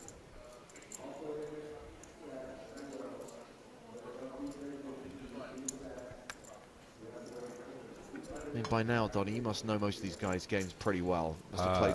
Absolutely, yeah. Definitely know most of the players in this field, especially most players at this table. Phil here, I think this went limp and then he let out. Yeah. Yeah, this is going to happen quite a bit on this board texture. The main reason is that Philbort's limping range probably contains way more strong hands on this board than Tony's checking range does, since Tony's raising a big percentage of his aces and a lot of his strong kings. Phil's a lot more likely to limp with an ace-X than Tony is to just check behind. Right, exactly. And in general, you know, when you think about when you're going to c-bet and not, you're more likely to c-bet boards that hit your range harder than they hit your opponent's. That's not always the case. Sometimes, you know, you mix it up. But for the most part, this is a board where I'd expect Philbort to bet quite a bit. So if you're Tony, I mean, even if you have a 5 here, you got to feel pretty compelled to call at least 1 or 2 streets. I think we saw Phil limp small into big more than once yesterday. And he did play it very similarly. He just fired. One time I think it was with like 7 high. He did it. Another time he did have an ace, or did have, I think, maybe second pair, if not an ace. Mm-hmm. Yeah, it's, I mean, probably what you want to be doing mostly in the small blind is limping quite a bit, especially if you have a good player in the big blind. Because if you raise a lot, he's just going to defend a lot, and it's just not really going to go well for you in the small blind. You'd rather keep the pots smaller and get in for cheap. Well, Phil wins it with a bet on the turn. Meanwhile, over at the secondary feature table, Tom Marchese raises under the gun. Gets called by Altagot, Newey, and Quas. A king-high flop. Wow, I really do have 4-way action here, huh? Well, Marchese has continued after the action was checked in by the blinds. It's a fold from Altagot. This is probably a rare time where you could c-bet with something not too strong into 3 people on a king-deuce 4 board when you're the under-the-gun raiser. Just well, as you were just saying, right, it's supposed to hit your range harder. And it's very unlikely that this like smashed anyone's range, you know. Nobody in the hand is likely to have 2 pair. Sets are quite unlikely, so I wouldn't be surprised if Tom was betting quite a bit here, even though he might not have hit this board. Quas folds as well. C-bets into 3 opponents, gets 3 folds. Donnie, Mike McPartland has a question on Twitter. When you're at a table like this in a 100k buy-in tournament, since the edge is so small, what areas are you looking most to exploit? A lot of time you might have a stack size that's very convenient for the stage of the tournament. You know, you might have a big stack, and then even if your opponents know the strategy you're playing, where you're playing very aggressive and putting a lot of pressure because you're near the bubble, there's nothing they can do about it. Alternatively, you know, you could be short stacked, and that, you know, being shorter than everyone also has its advantages because basically everybody's, you know, if everybody at the table is 50 big blinds and they're playing a strategy towards playing like a table of 50 big blind players, and you're sitting there with 12, you know, you might pick up some spots where they might be raising too wide for given how small the stack you have. So there's you know, just having different stack sizes can help you a lot. Selbst raised to 32,000, re-raised by Shemi, and a 3-bet to 90,000. Vanessa makes the call, a Jack-Jack-9 flop. Vanessa checks.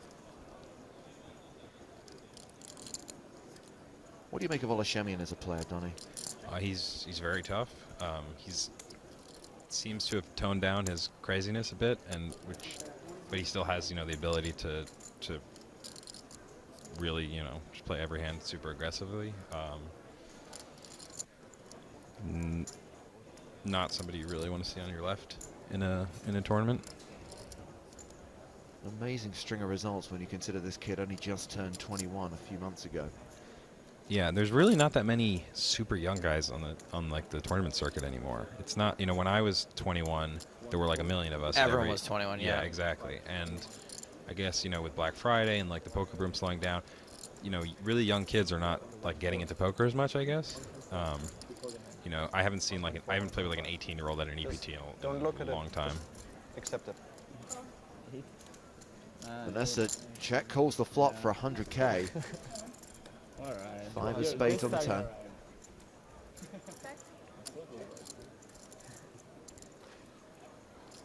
How's it going, Dan? Vanessa's more likely than most players to be doing something tricky on this flop. By that I mean either slow playing or potentially check calling with a hand that a lot of people would check fold with the intention of bluffing later on in the hand. And if she is doing that, you know, floating the flop with the intention of bluffing later, could that bluff just as easily come on the turn or river? Yeah, she might, you know, she might be check calling and then decide, you know, she's probably somebody who might say, I'm going to check call and see what happens on the turn, and maybe I'll check raise, maybe I'll check fold, maybe I'll go check check and I'll bet the river. That's probably her mentality with if she decides that she doesn't want to fold the flop.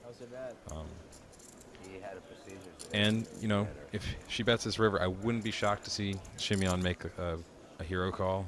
I wouldn't expect it with something like ace high, but it's certainly possible. Right, but with Vanessa's rep, it's, again, not shocking. Yeah, absolutely. By the way, this will be the last hand of the level. The tournament clock has just ticked into level 14. After this, blinds will be 10-20 with a 3K ante. Really nice. What's wrong with him? He's just so Vanessa leads the river. I mean, but this does make this a tough decision because, as you said earlier, Vanessa could play this tricky either way. She could play it tricky with a jack and play it very slow by checking the turn, and she'd also just bluff huge here. I wouldn't be surprised if she check called. I mean, I wouldn't. I mean, she flatted a 3-bet pre and she opened, so she can't have too weak of a hand. But I wouldn't be surprised if she check called the flop with, like, you know, ace 10 with a backdoor flush draw or something like that. And then on the river, she obviously can have, you know, for value, she can probably have something like 10s plus, maybe a 9, definitely 9, I guess. And then obviously she could have any jack that she played that way pre. We've got a pre-flop raising war here. Alter made it 34K under the gun. Newey 3 bets to 130,000, and then the original raise of 4 bets to 225,000. Decision back on Newey.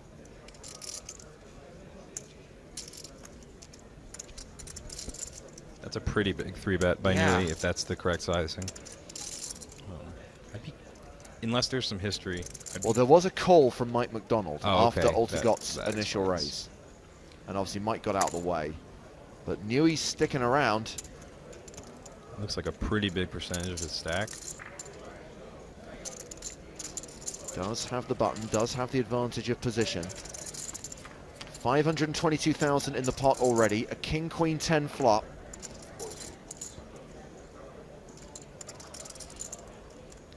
And yeah, Newey with significantly less than a pot size bet behind. Pretty good chance of a shove and a call here. Yeah, you'd think that these guys have both caught some of this, unless someone's just clowning around. Yeah, Alter probably has at least ace queen to be playing this pre-flop like this, because I don't think he would expect Newey to be getting super out of line in this spot. So I really don't see Alter doing anything other than getting it in here with pretty much everything. He might just even fold 9s pre, so.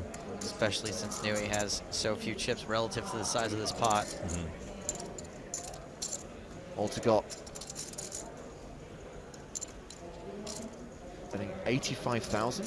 Teeny tiny bloated pot C-bet.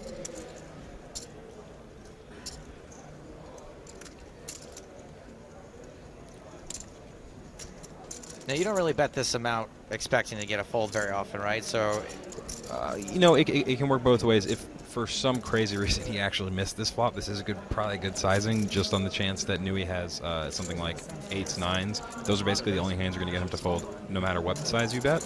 So you're giving yourself a better price to get him to just fold, like on the off chance that he has one of those hands. And then when you have a strong hand, you might want to bet this size to induce him to shove with a hand that he might fold if you shoved. So, I mean, it can go either way, but from a theoretical sense, you probably don't need to have a tiny bet size on this board when you only have 60% pot to play in a 4-bet pot. But it might, you know, work out for you in this situation if you have a read on your opponent on how you think he'll react to it. I mean, this is a tough spot for Nui if he has like ace-queen, you know? I mean, we know that I definitely agree that it's, you know, am I ahead or behind is a tough spot, but with the amount of chips he has. Yeah, I mean, you know, if I'm fighting a 4-bet pre and I have 60% pot to play, I don't fold if I flop a pair. Although this board is, I mean, this board just smashes Max's range.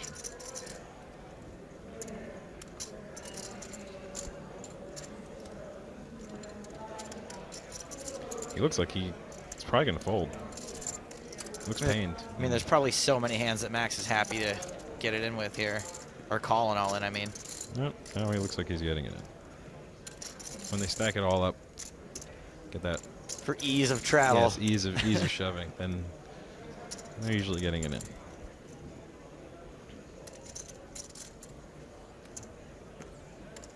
Looks like we have 2 scarves at the table. Scarf watch. That's a low. All in and a call. 2 jacks. Nui with jacks. Ace king, the hand for Altegott. Nui obviously cannot fold jacks once he gets to the flop. Surprised that Nui just flattered with jacks pre and it didn't all go in. That seems to be a cookout. Well, the ace may have been 2 pair for Altegott, but it's a straight for Nui, and he will double up through the German. / Austrian. I mean, that hand probably plays out the same way. Yeah. Obviously, if it goes in before the flop. Presumably, Nui decided he would call and then get it in on a non-ace king flop. And then it was a king high flop, but obviously with an open and straight draw, he just has to get it in. So Nui doubles up to over $1 million. Altegott down to 1.2 million. Tim Riley, who we know is stuck, unable to get to the PCA, watching from the airport, says, I'm picking Tony Gregg and Bryn Kenny. Heads up tomorrow for the title with Vanessa Selbst taking 3rd. Benny asks, has Donnie done other radio / commentary work? His voice is so smooth.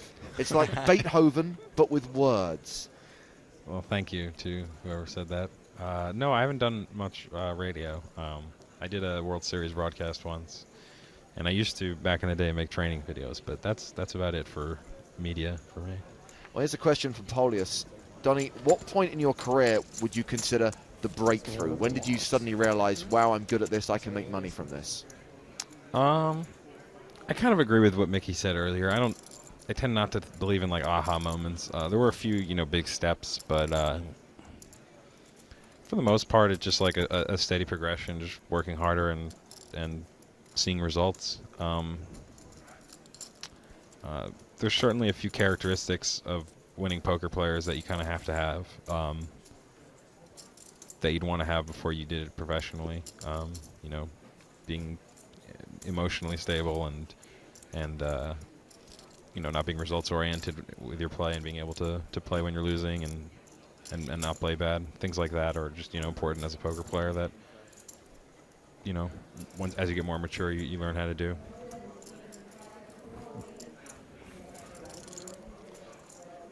Dan Shack kicked things off this hand with a raise to 45,000. 3-bet by Kenny to 111,000.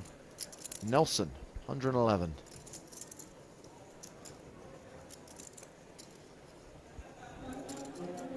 And we know that Bryn's 3-bet percentage has been through the roof since the last break. Yeah, and I'd expect him to 3-bet against Dan Shack quite a bit in that type of spot. But I mean, it's tough. He 3-bets a ton, and then he sometimes gets hands like anyone else, and then like you saw that hand earlier, where Toby got it in with Ace Jack against Bryn's Kings from like early in the morning. I don't know if the broadcast was on by then. The broadcast was on. We weren't in here though. Oh, okay. Toby just like 4-bet got it in with Ace Jack against Bryn's 3-bet in a spot where certainly Ace Jack would normally be a fold, but he probably thought that Bryn is just 3-betting like crazy. Well, here's a question in our timeline from Kevmath. He asks, if it hasn't been asked already, and it hasn't, what did Donnie Stern think of Ryan Reese's play yesterday? I was talking about it with some friends before the tournament. We were kind of arguing because he played kind of nitty in the World Series broadcast, and we were arguing if we thought he'd play nitty or if he would, go hard and like, I'm the world champ. I'm here to play. And it definitely seemed like he was more doing the latter from what I saw. Played with him for about 4 or 5 hours. He made like one pretty wild bluff against Martin Finger. He didn't really want to fold any rivers. Yeah, I saw that a lot. He was, we could say, if we're going to generalize it, he heroed a bunch of rivers. Now, a couple times he did have, some decent second-best hands. But, yeah, he called a lot of big river bets. Mm-hmm. Yeah, I don't know. It's hard to say. I didn't see his hands. I thought some of his river play seemed a little loose. But, I guess we'll see as he plays more of these super high rollers and more of the tournaments on the circuit, if how he seems to do and how he seems to play. Liv is in the Bahamas, and coming up to the feature table to get a view of what's going down. Remember, anyone who's here in the Bahamas can spectate. They can a nice viewing gallery behind the feature table. Good outfit for chanting. Good outfit for chanting. Good outfit for chanting? We need a Phil Bort translator. Is that what that shirt's for? Long sleeves and bare stomach for chanting? Max and Fabio are doing well over there, right? Max and Fabio are over there. Yeah, crushing. Yep. Crushing. Now there's a voice. They should have all the chips, both. Yeah, most of them. So the prediction of 3? The prediction of 3 at the final table seems very true. Easily achieved. You guys are all interchangeable. You don't even distinguish among yourselves. You call each other, you're just like the Germans. 3 people who I have an interest in reaching the final No, I table. understand. I just think it's interesting. Like, you don't even distinguish between In what way each other. do you mean that? I just called them Fabio and Max. And you said 3 of them, 3 of us. 3? Yeah. I assume. 3 people I have pieces of. It's only This is awkward. They're all the same person.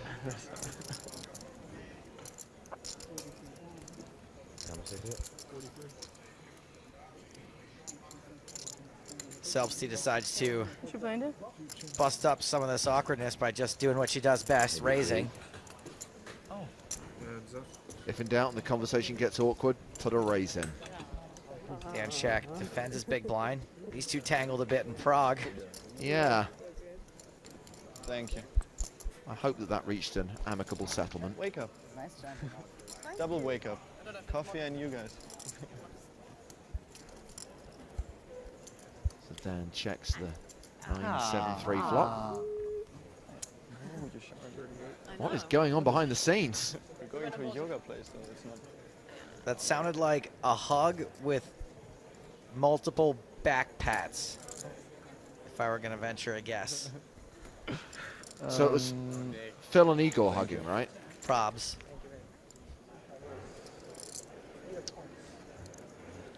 And Vanessa continued the flop. Shaq called. 8 on the turn.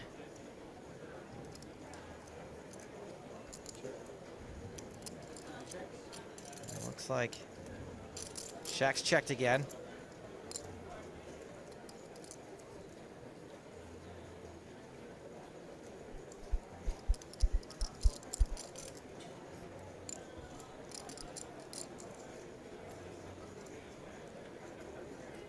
And Vanessa slows down. She checks behind.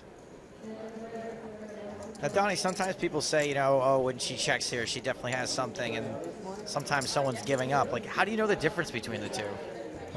Well, certainly she has some give-ups in her range. It's not like the best. This is definitely not a board where you want to have too many no-equity bluffs, so she's probably not betting the turn, or at least a lot of people wouldn't bet the turn with a no-equity hand. Money well spent, right? Because she's going to have so many hands that she can barrel that she doesn't necessarily need to barrel when she has something like, King Queen, or if she has, deuces or something like that. you know, on the other hand, she also might be pot controlling with a lot of hands on that turn, because that turn could easily have hit Dan's check calling range on the flop. So I wouldn't be shocked if Vanessa checked back something like jacks or tens on the turn. Really? Yeah, especially versus Dan, who's he's not like too crazy. So I don't think she would expect that he would just blast off on the turn with like some, you know, one pair hand there too often.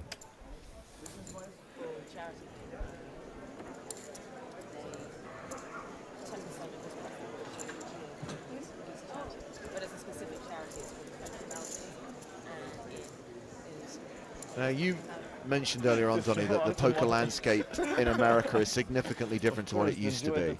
Yep. Do you still play online? Have you relocated? Yeah, I relocated pretty soon after Black Friday to Toronto, Canada, and I was there for 2 years, and recently I just moved down to Playa del Carmen, Mexico, for internet poker freedom. So I don't have much to say about the poker landscape in America, because I'm not really there ever, except for the summer for the World Series, basically. But have the games changed without American players, for example? Oh. I mean, a lot of people want to know, is it still as profitable as it used to be? Are the games harder to beat now?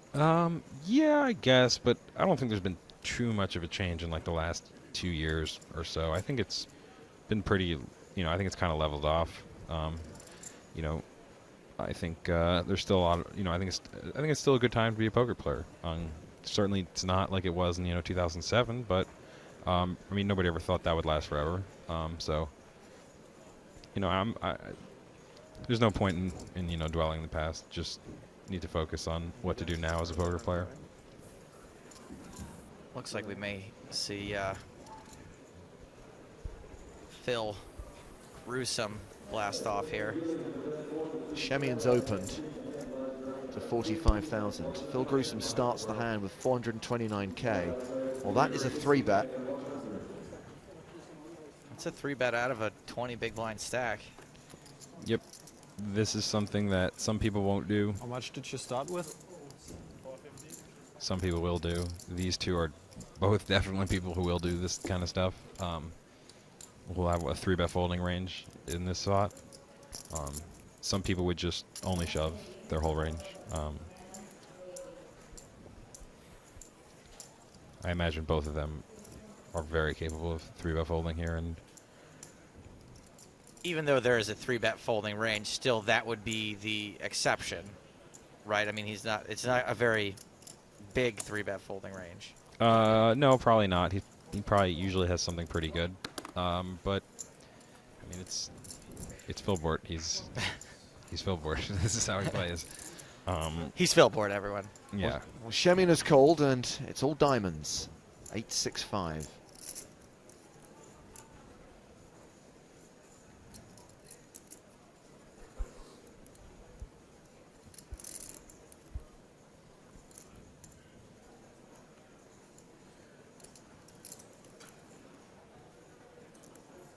Shemian checks.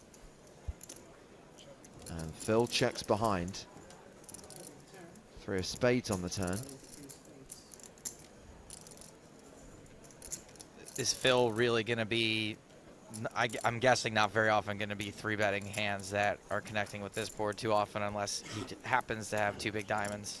I mean, hitting this board is sort of it's a difficult way to put it. I mean, he has plenty of hands that are happy to get all in on this board, you know. I mean, any overpair with a diamond is smashing. Any 2 cards with, any 2 overs with diamond, he's like, you know, with 1.5x pot to play, he's fine to get in.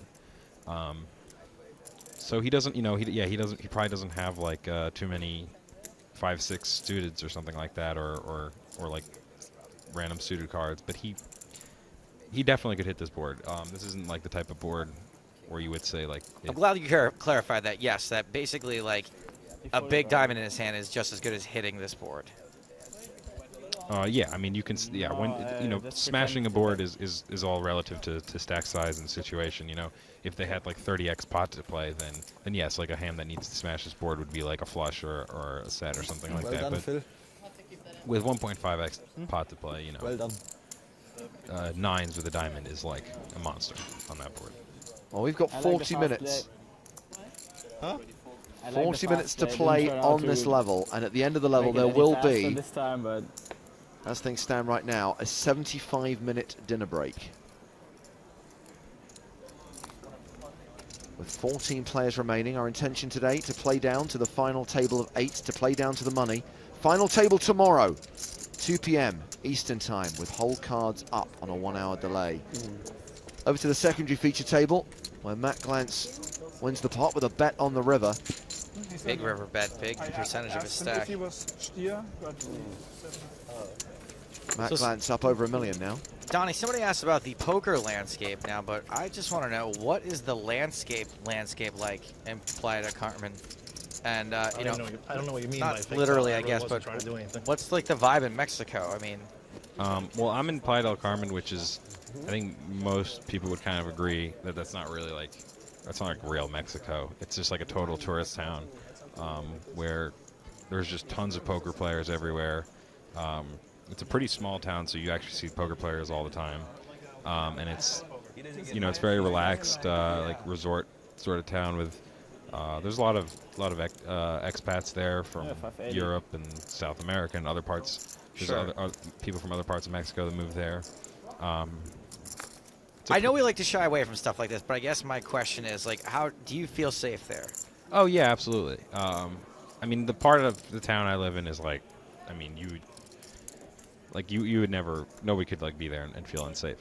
There's nothing shady going on. I haven't seen anything to worry me. I haven't seen any, you know, cartel activity. Not that I would really know what it was if I saw it, probably. Unless it was something directly out of a movie, like a guy driving down the street firing a machine gun into the air. No, I mean, you see police everywhere. Like, I mean, everywhere. There's like, it's like, there's just cops with like M16s walking around the street. Sure. You know, that's, but you know, my family's Israeli, so I'm kind of used to that. To the big guns. Yeah, it's not like that weird to me to see that. You know, you see army trucks sometimes, but I mean it's pretty safe. I haven't seen anything to worry me. This hand check to showdown. Pocket fives for Vanessa Selbst and Phil Gruesome mucks. So Vanessa increases her stack up to 1.8 million. How much did Phil start that hand with? It seemed like he was short. Oh, I guess he doubled up earlier. He's like over 600 now, right? Yeah, he's playing 529 after that hand, so he's probably around 550 at the start. Yeah, if he's a little bit shorter, Vanessa probably would start thinking about just shoving from the big there and not letting Phil see 3 cards when he has 2 overs to her 5s. And we see Vanessa in the background there winning the high roller event, the 25K buy-in event at last year's PCA, defeating Vladimir Troianovsky heads up. Come on, there's no street that I could fold that hand.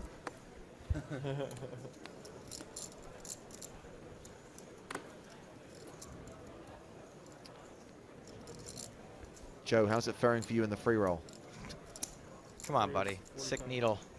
I should have bet so I didn't have to show how nitty I played it. I went out an hour ago or so, and I know no one cares about what happens, so I just kept quiet about it. We got real poker happening here. You're supposed to rip it or whatever, yeah. You would have called? You would have called? He's implying. I go all in. He's Rip implying it. That's that- one I don't use very But if often. rip I need to add in rip it. Ace check or something, ace 10. Not ace 10, I guess. Oh, Well, we're now heading into the evening session. As the sun begins to set over the Atlantis Resort and Casino in the Bahamas. The marina playing home to lots of big expensive boats. I couldn't even afford to park one of those boats here, let alone actually rent the boat for a day. Doesn't it cost more to park a boat at Atlantis than it does to rent a hotel room? For most of the rooms, yeah. Like on the side. You're just a fool, everyone. It looks like you have more because the other side is like green. Like it's oh, that's not green. Yeah, it's sick. That's the light. I swear, if you come over here and you look at the second blue stack, Gruesome kicking things off with the raise. The other one, like with how the light is over here. Yeah, green and blue is a little difficult. Not the best choice of colors. It really looks like green. Like I would bet a lot that it was a green chip. Yeah. Try taking the sunglasses off, Bryn. Good thing I didn't. They don't seem to know the real names of the chips. They're calling them green and blue. Yeah, that's messed up. Here come your real names. That's right. Bryn, Sunlight. Deep Lagoon. That's right. And of course the very popular Moss Garden chips, popular not just for their colour, but for the fact that they're worth 25,000 each. I mean, obviously you played at this table yesterday, Donny. You know what the lighting's like. I mean, to us, watching the screen, the blues and greens seem quite distinct. Is it easy to confuse those chips from a distance when you're actually at the table? Yeah, if they're like stacked in the same stack, you could definitely miss it. Okay. Like the way Justin did. If I see somebody, I'll point it out. But like if they have like the greens on the bottom of their stack and then the blues on the top, you can like, you know, not be able to tell exactly how many. 90, right? So Gruesome's under the gun raise, 3-bet by Vanessa Selbst. She made it 90K. Phil calls 9-5-3 on the flop with 2 clubs. It is a slightly worse playing experience on the TV table because it's just kind of uncomfortable. But you know, I'm not complaining. It's still fun. No, we definitely understand those sorts of things. It goes a little bit slower. The rail's a little weird. There's lights. Yeah, it goes. That's definitely one of the things. It goes slower. You have to adjust for the TV thing. But you know, everybody understands it's not just a tournament. It's also a TV production. Can't have one without the other. So Gruesome checks the flop. Vanessa continues.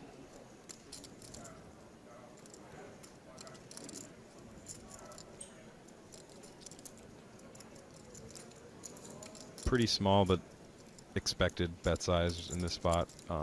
Frequently see people going like 1/3 pot.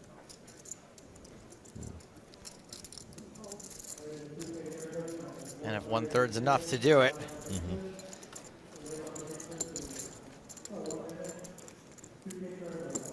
Holly Lamb is very excited that Vanessa's on the feature table. Her night sorted.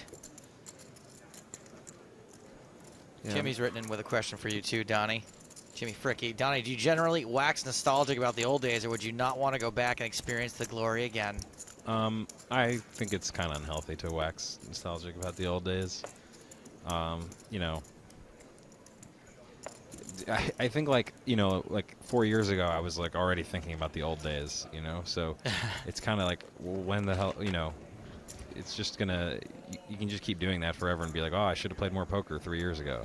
Well, why don't you just play more poker now? Live in the now. So we're halfway through this level now. 30 odd minutes to play. Of 10,000, 20,000 with a 3,000 ante, and then level 14 will have concluded. We'll have a 75-minute dinner break, but we will be back after that break. Not playing a set number of levels today. We're playing down to the final 8. A redraw when we get down to 9, all round one table. That's the final table bubble. It's also the money bubble. 9th place, 0. 8th place, a min cash of just over $217,000. Prize up top, by the way, 1.6 million. If you want to see him play for that, make sure you're here tomorrow, 2 Eastern. Whole cards up coverage of the final table of the first event of the 2014 PCA. Bryn Kenny racing here.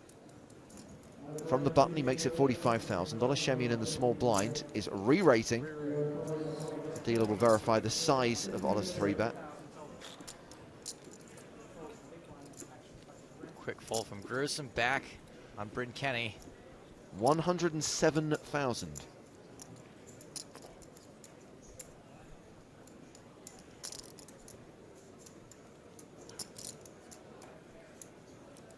Bryn does have a very interesting collection of hats.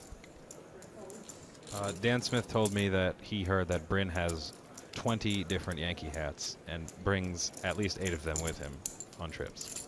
And he must pack them carefully because it's easy to get those hats crushed. We were actually speculating on whether or not he has a hat holding case. He has to. You know, possibly a hard plastic case, you know? Well, they sell those plastic, like, skeletons for hats. Maybe he has one of each of those. You think those are color-coded as well? Yeah, probably. But they probably don't match the color of the hat. They just complement the color of the hat. Right. Makes sense. Ian Bradley chimes in onto us. He says, not heard Donny before and must say I like the cut of his jib. More power to him. His jib's all right. Thanks. I don't know what to say sometimes. No, you're good. That's fine. You know, cut of my jib. Yeah, it's good. Remember, the hashtag on Twitter is EPT Live. The email address is nuts@pokerstars.tv. I tend to like the cut of the jib of the person who uses the phrase "cut of your jib." I agree if with that that. makes sense. Yeah, right? Yeah. It's a good expression. I have absolutely no idea what it means. I mean, I know what it means. I don't know, the root of it. The genesis of the expression. Yes. Well, that's why God created Google. It's a sailing thing, isn't it? A lot of those expressions do come from, well, courtesy of phrases.org.uk. The jib of a sailing ship is a triangular sail set between the foretop masthead and the jib boom. Some ships had more than one jib sail. Each country had its own stock. Basically, it comes from a nautical expression, yes. All right. I used to do yachting commentary before poker. What was that like? I was equally as bad at that. Just so much less room for jokes. Vanessa Selbst wins that with a continuation bet on the flop.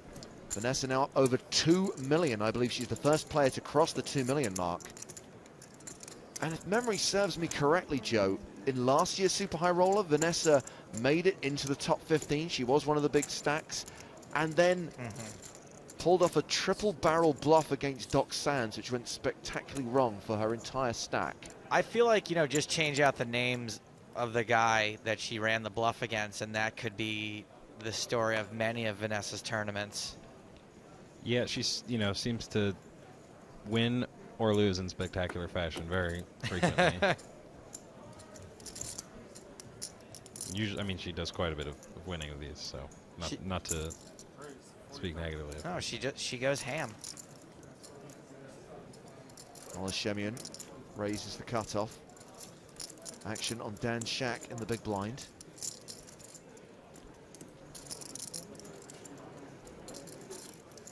Dan's defending.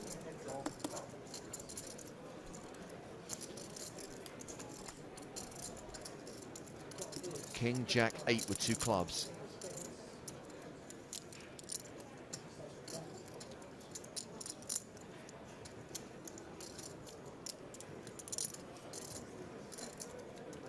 Dan has quite a serious demeanor today. Came here to play. A serious lead out here. Leads the flop for 100K. 100K into 121.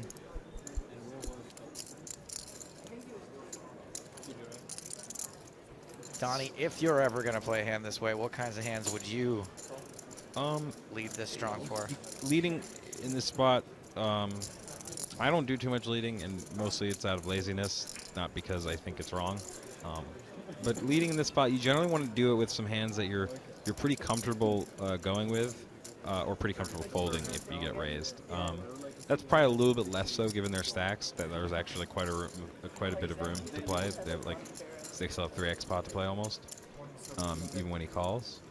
So I think being somewhat polarized makes some sense. Having 2 pair, really strong draws, or also some weak draws that you want to barrel on certain runouts. So something like 7-9, maybe 10-9. Yeah, like you mentioned before, Dan's the kind of guy that isn't a super aggressive player. So when I see something like this, I think that it's a lot of times something he doesn't mind getting called, like some hand that if it isn't the best hand, is just going to have tons of equity. Right. I mean, if I was going to be running a multi-barrel bluff here on this board, it would be with something like Queen 9 with the Queen of Clubs, or something like that, so that you can do this and just shove the river, and you have a good hand to do it with. And so Dan led the turn for 175K and now shoves the river for 671,000. And Shemian wants a count. Did he have exactly a pot size bet? The pot was 671, and he shoved for 671. He's a finance guy. That's some planning right there. I know we don't have whole cards here, but I really want to know what he had. Yeah, me too. that hand more than others. I mean, it's probably pretty strong. Now, we will have whole cards tomorrow for the final table. Brian on Twitter asked, will we still be able to interact with you since there will be a 1-hour delay? Yes, you will, Brian, because the video feed will be on a 1-hour delay, but we'll be talking over that taped feed. As we see Antonio Svendiari shove the river against Fabian Quast, gets that through. So yeah, we see the picture the same time you see it. So we're commentating on the delayed video, and that means you are able to still get in touch with us on Twitter, on the emails. And obviously, it does create an interesting dynamic, Donnie, and I know players have different feelings about it. You know, if you're at that final table, you do have the benefit of finding out in an hour's time what players had in certain hands. Our view on it is, well, it is a level playing field. Everyone's hands are being exposed. Everyone has access to the same information, and that's obviously why we don't do it at this stage of the tournament, where you can't expose the whole cards of 8 players and not the other 8. Yeah, I think most players tend not to like it. They'd rather leave the, leave the uncertainty and keep the game the way it was the whole tournament. I've been asked about this a few times. I'm not like sure on my position. I think in general, did Vanessa limp here? I'm not like, I'm not a big fan of it, but I understand. Yeah. Seems to be the most common reaction. This is a Gibbons from Vanessa Selbst, limping under the gun, and Phil Gruesome then raises it to 60K. Phil giving her the opportunity to double Gibbons. How much did you start with? Like 400. And I think Vanessa was there for the birth of the Gibbons. It was at Mohegan Sun, 2010. When Vanessa won the first time. For the most part, when Vanessa limps under the gun, I'm guessing she's not doing any limp folding. Well, she did double Gibbons. Thank you, Graphical Nick, for the alert. What's Gibbons? Gibbonsing is when you limp under the gun. And a double Gibbons is when you limp under the gun and call a raise.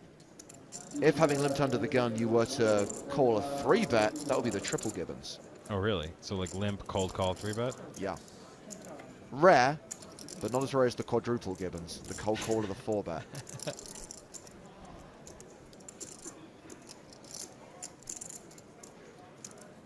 Did this go check on the flop?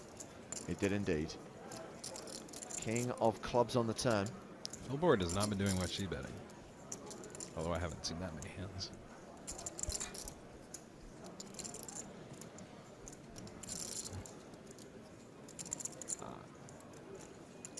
Vanessa.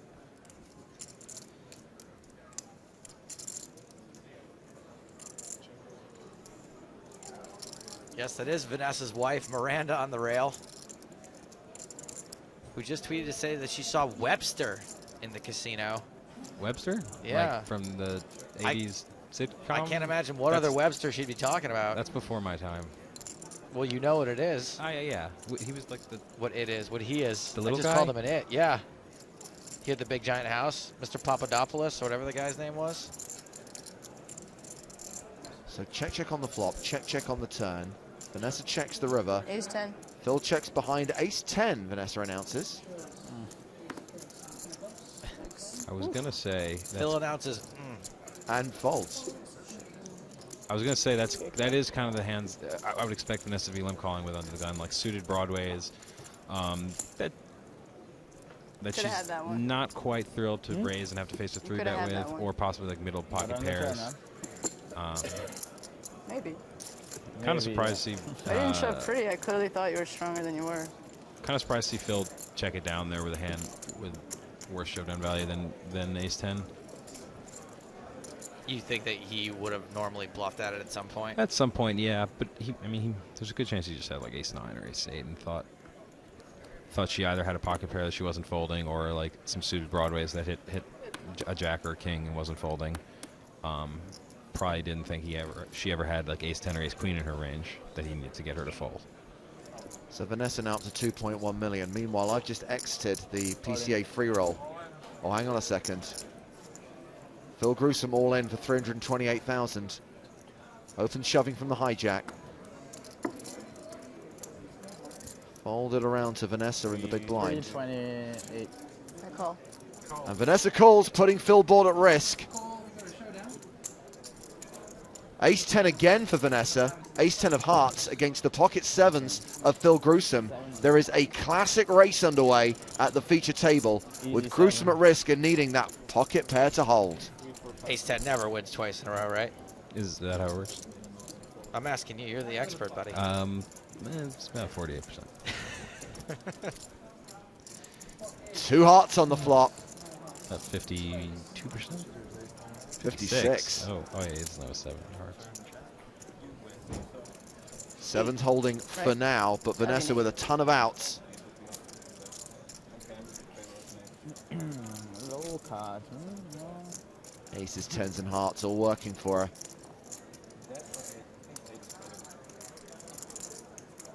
Okay.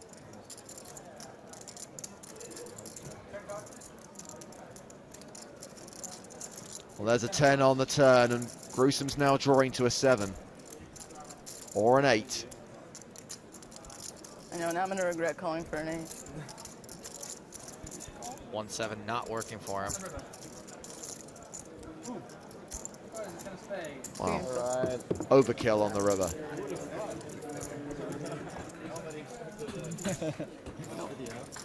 320. Don't feel too bad for Phil Bart. He had a pretty good 2013. And if we are going to accentuate the positive, I believe he only bought into this tournament once. Relatively low overhead for Phil in this one.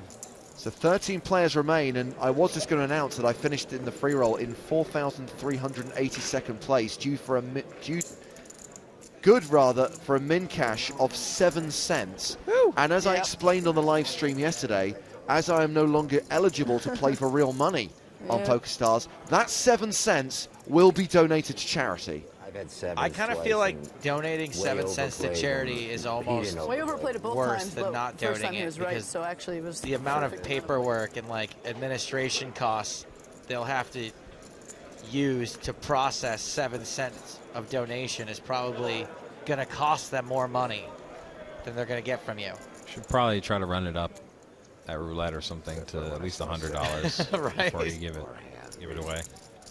Maybe we can just keep the 7 cents, and maybe I can just continually min cash in all of the free rolls we run, and then when it actually gets up to a solid amount of money, then we can make the donation to charity. Yeah, I mean, you can wait till 2014's over and make that 81-cent donation all in one lump sum.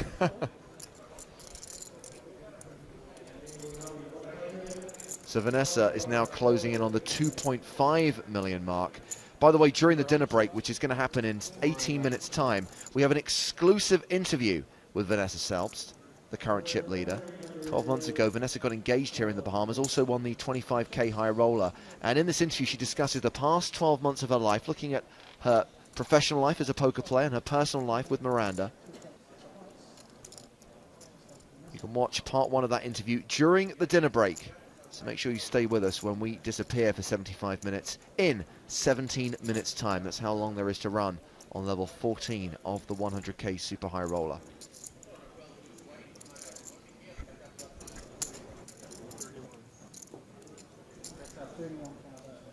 So 3-way action here.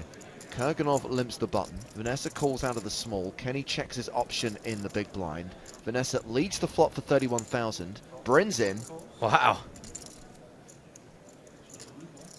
And what do you think about limping the button in this spot, Donnie? It's probably a pretty good spot for it, given stack sizes. Igor probably has some hands that he wants to play that hate to get 3-bet, and both the blinds are going to defend and 3-bet quite a bit. Probably a good idea to have a limping strategy with this stack size. You don't always need to limp. You don't always need to have a limping strategy, but when you're playing against some good players, I think it's probably good. Definitely in the small blind and also on the button. You can get away with playing a little bit looser when you have some limps in your range. What's a hand that you hate to get 3-bet? You said he's probably got a lot of hands that you hate to get 3-bet. Jack 8 suited. So stuff that's not quite as good as like Jack 10 or Queen Jack. I mean, you don't like a hand that you don't want to have to. If they make a reasonable size 3-bet, and you're gonna have like a pot size bet left to play. Calling isn't necessarily going to be too desirable of an option, and you don't want a 4-bet shove. It's a lot of middle strength hands. Or Jack 10 off is a good example also.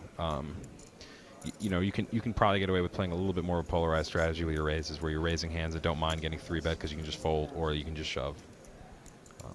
You like to have a little bit of you like to have hands that have flexibility that can make decisions based on their sizing. Sure. Well, Vanessa does not slow down on the turn. She bets 68,000.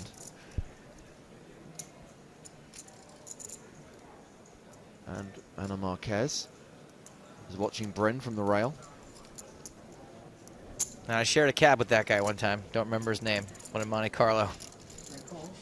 I'm sure it was memorable for him as well. That's right. 9 of spades on the river.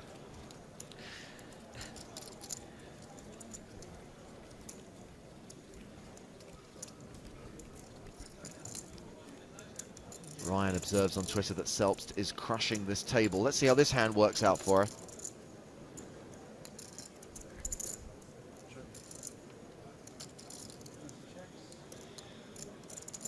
Vanessa decides not to bet a third time. She checks. It started off as a really dry board. Ended up with a 4-card straight.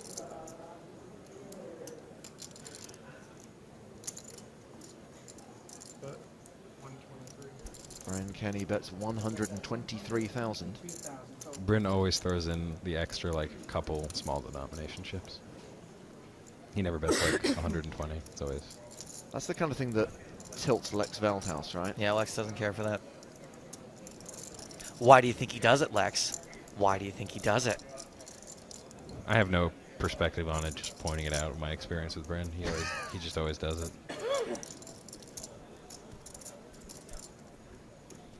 Vanessa very confused by that extra 3,000. Now, almost always with most players, when they start making the confused face, you know they're just never raising. They're always going to call or fold.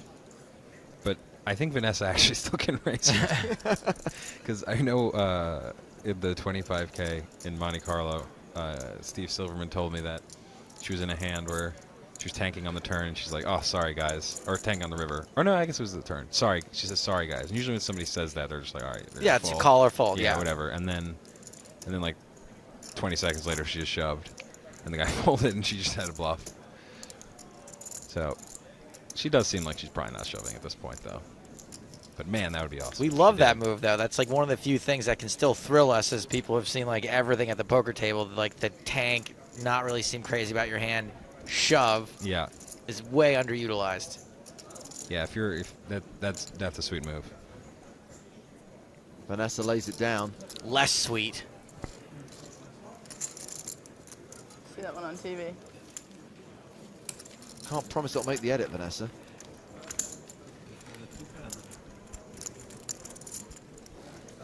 Never know.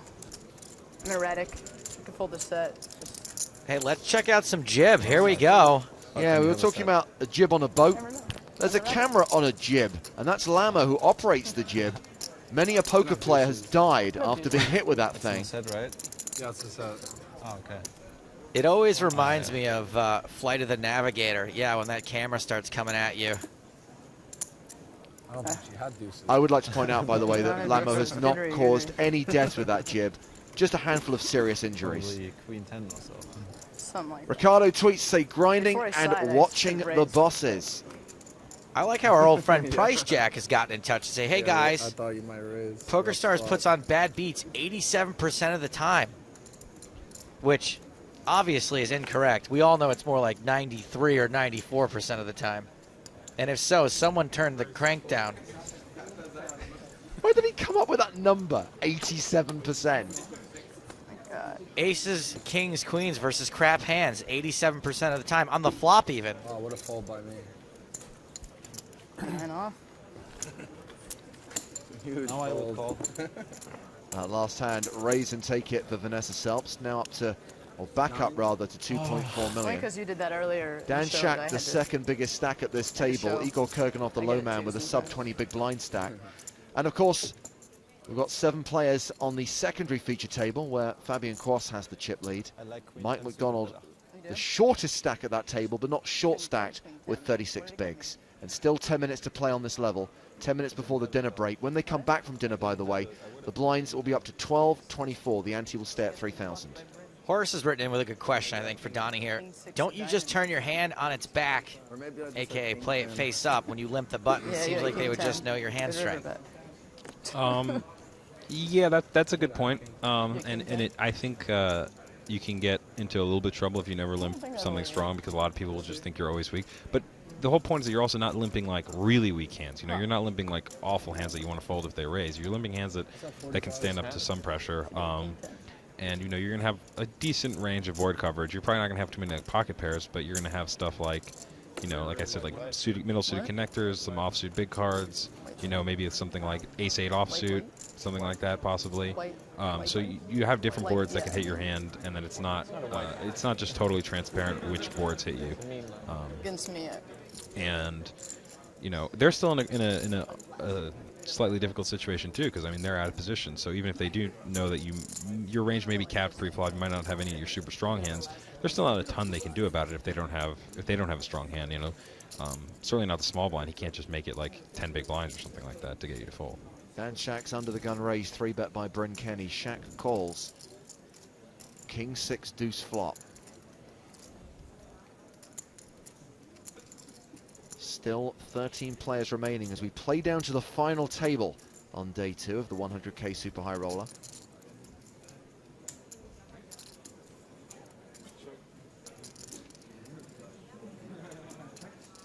Shack checks. Bryn set to continue. This is not a board I'd expect Bryn to slow down much on. I expect a c-bet here, pretty high percentage. And that's because this is a tough board to float in Dan's spot? Yeah, it's tough, you know. If you think, also on king high board, if you think Dan is usually 4-betting ace-king pre, then that cuts down like the number of really monster hands he can have here. You know, he opened an early position, so, you know, you're looking at like king 10 suited. Dan Shack might be folding king jack off pre, especially to the 3-bet. So there's not a ton of big hands he can have here. Presumably he doesn't have deuces. And he just goes and raises, so maybe he does have a huge hand. Maybe he does have ace-king pre-flop. Maybe he does sometimes flat with that. So Bryn gets check raised by Dan Shack. It's now 225,000, an additional 148k. Meanwhile, giving you details at the bottom of your screen of what you can expect to watch while the tournament is on a 75-minute dinner break. Got that exclusive interview with Vanessa Selbst discussing the last 12 months of her life, her first 12 months of married life.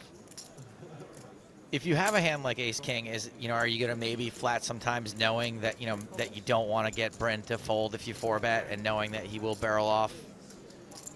I mean, it's a difficult question because Dan Shack is the villain, so he doesn't have like the same dynamic that Bryn and I would.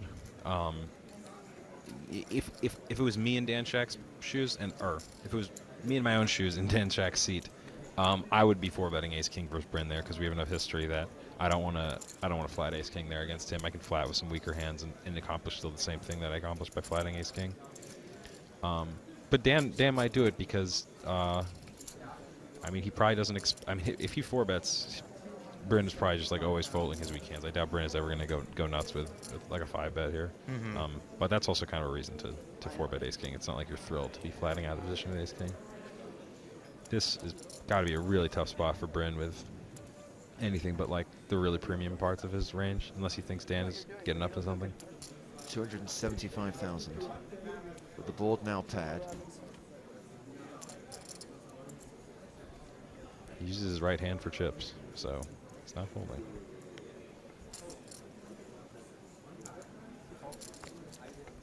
This pot is getting huge.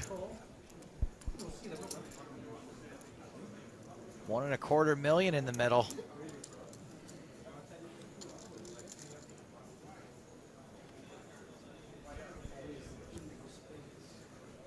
Queen of spades on the river. Yeah, this is a huge pot. $1.25 million. Dan Shack shoves the river. Wow. Putting Bryn Kenny all in potentially. I think Bryn has ace-king.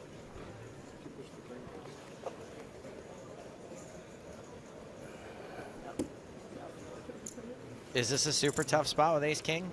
Against Dan Shack it is, I think. I haven't played with Dan like more than a year probably. But I remember him not being that crazy at all, and generally being pretty tight. But I could be wrong. I mean, I'm not sure. I'm just not. I don't know how Dan's playing right now. I mean, I'm sure Brent's plan with Ace King all along was, okay, I'm not folding. I'm just going to call any river. But a queen, if you have Ace King, I mean, a queen is like got to be one of the worst cards, just in case Dan has King Queen in his range, which he might have.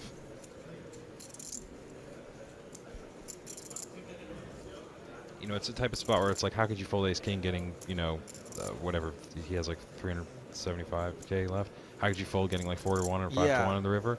On the other hand, it's like, well, what the hell is Dan bluffing with? He just check raised nothing and just bet shoved? I know it's not a range and it's putting people on 2 specific hands, but what if he's also got Ace King? I mean, that's going to play this way too, right? Oh, yeah, that's absolutely a consideration. For sure, that's a consideration. It's a big reason why there's like a huge difference between a hand like King Jack and Ace King in this spot if Dan can have Ace King in his range.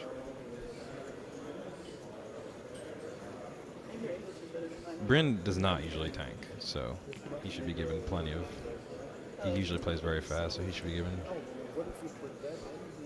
Nobody should call the clock on him, that's what I'm saying. God, I want to see this hand. Oh, we almost saw it. Wow. Can we freeze frame? Bryn lays it down.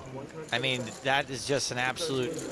Whatever he had, that's a big laydown. I mean, he leaves himself with just around 400k, 373k, folds a monster pot to Dan Shack. Maybe there's a slight chance he floated the flop with something like Ace Queen of Hearts, and then river to Queen. Dan Shack, meanwhile, closing in on the 2 million mark.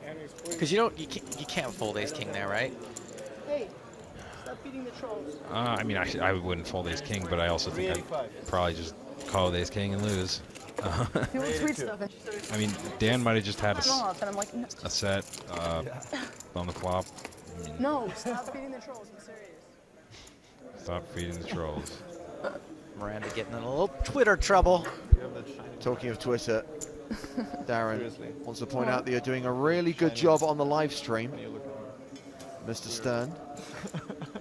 By the way, if you'd like to follow our guest, @TheRealAnsky is Donnie's Twitter handle. Is it Ansky or Ansky? It's Ansky if you're German. Me and you? I am not. I'll go with Ansky. That's why it would be especially nice for me. I'm just worried about staying in. I never run good against you, it's true. Shemian's raised to 45k. You figure I'm busy, I don't want to play another big pot. Gets folds from everyone else. Oh, I had the ace of spades. Yeah, I had a king. Normally I probably would have defended that, but... Have other priorities? No. Still happy to take down against you. 2.5 minutes on the level, 2.5 minutes until the dinner break. James, Donnie, I need you guys to get out your violin for price check. He's just knocked out a PCA free roll. Thanks, Stars, yet again. Bad beat. Jacks versus 7-5. Lol. WTF. I rest my case. I love poker. You know what Vanessa just said to Miranda? Yeah. I echo that sentiment. I love Price Jack. He's one of my favorites.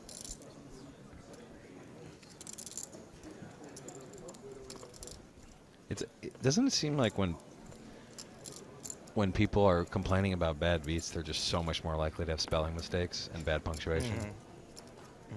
They're not usually well-formed sentences.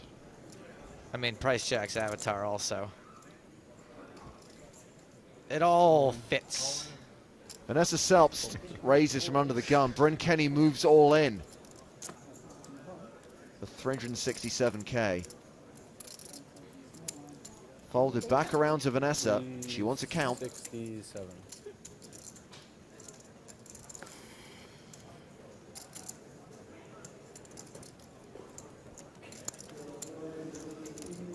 Bet we see that Dan Shack, Bryn Kenny hand on the TV coverage. And I think Bryn make the right fold there. We'll find out in a few months' time. By the way, Bryn's rail now includes Anna Marquez, the guy Joe once shared a cab with, Martin Finger, and Phil Gruesome. I was going to fold, I just want to do it quick. I get the big buck. Both Marshall and Horace pointing out that Dan Shack's pulse was racing on that hand. So they think he had it. We're going to squeeze in one more hand before the break. A reminder that we'll show you some of the highlights of the day so far, plus that interview with Vanessa. Did a great PCA last year, and we'll find out what else happened in 2013 in the world of Vanessa and Miranda. That's all I'll say. Just before you leave the dinner break, please leave your marks on the table. I pocket threes. And as we kick off the last hand of this level, and the last hand before the break, it's a good opportunity for Joe and I to thank Donnie Stern for making an awesome debut on EPT Live. Great analysis, Donnie. Great contributions. Thank you so much for coming in. Thank you very much, Donnie. It's been a blast. Let's see what kind of hand we get before we exit this place for 75 minutes.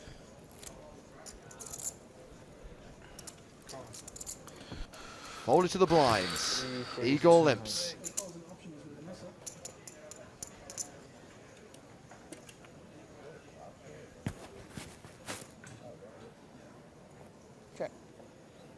And Vanessa checks her option, and Bryn Kenny cannot wait to get to dinner. Did you see how hard it was for Vanessa to check? Yeah, that was a bit of a strain check.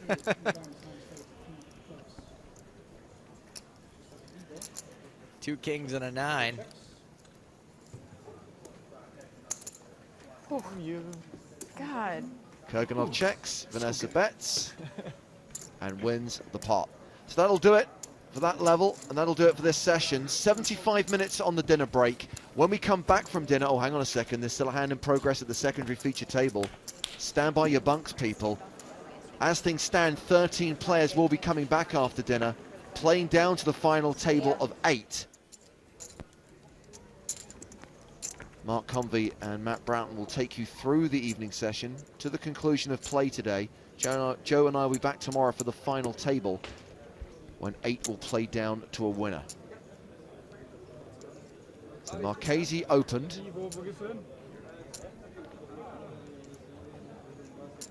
And Matt Glantz 3-bet to 135k. Action back on Tom.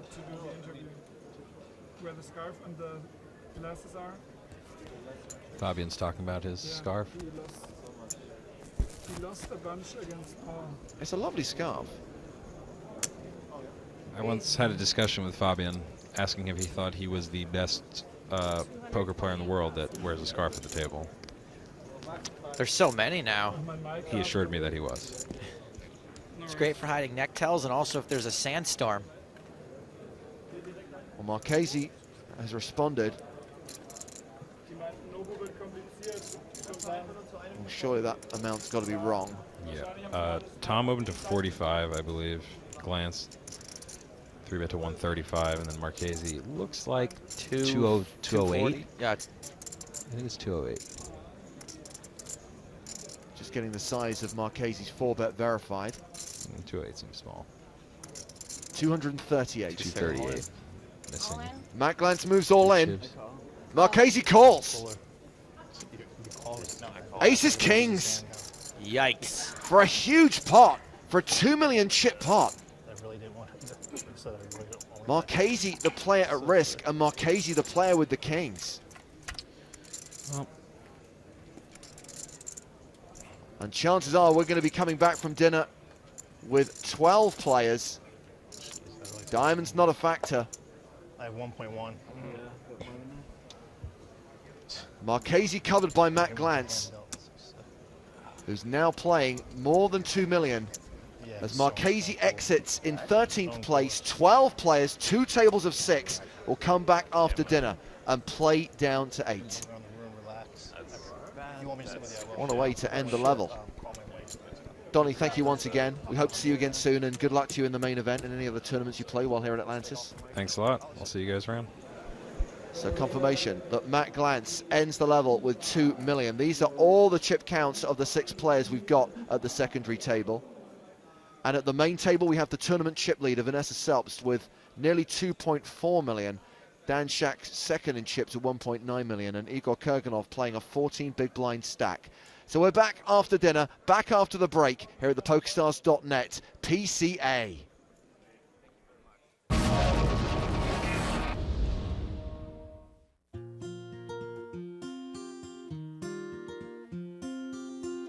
2013 started in the most magical way possible. I came down to PCA with my then girlfriend, Miranda, and decided that that was the perfect place to get engaged. I had no idea where we were going or why, and we ended up by the beach, which she hates. So I definitely knew something was up. I had this plan to take her by the dolphins very casually and nonchalantly, but I was not very smooth, to say the least. I ended up kind of fumbling over my words. I definitely thought that she would be more suave about it given her personality, but I said yes anyway. The amount of confidence that gave me, it really was reflected in the way that I was playing. I really felt like I was playing my A game from the super high roller through the main event and through to the high roller. Everything I played, I felt like I was really on. Vanessa Selbst heads up against Vladimir Trinovsky. Vladimir played a really excellent heads-up match. Vanessa shoves. Trinovsky calls. Vlad is in a great spot to double up. Vanessa does have 3 outs, though. It looked like he was going to double up for I think it was the 4th or 5th time. Queen, ace. It's an ace! That's it, it's over. Vanessa Selbst has won. Wow. And when the dealer peeled off that ace on the river, and I just looked really shocked, and I think I was just stunned for the next 30 minutes. It was an incredible feeling to have just gotten engaged, to have Miranda there, and win that title and become the highest earning female in history. Just the combination of those things made PCA one of the most magical experiences that I've ever had.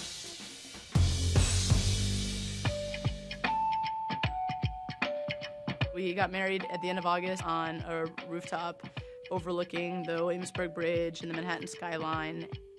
We had someone that did a reading about gay marriage just to kind of remind everyone that it wasn't your typical wedding. And after that, I don't know, it was just a really awesome party. It surpassed my expectations. By far, it was the best day, of my life. It was perfect. Being in PCA was a surreal experience for me last year, being engaged, and so it's really great to be back here exactly a year later, married now. Excited to see what the series brings for Vanessa. I can honestly say that in the last month or two that I've been pretty consistently playing my A game, and I'm just excited to keep up the momentum and come into PCA with a bang.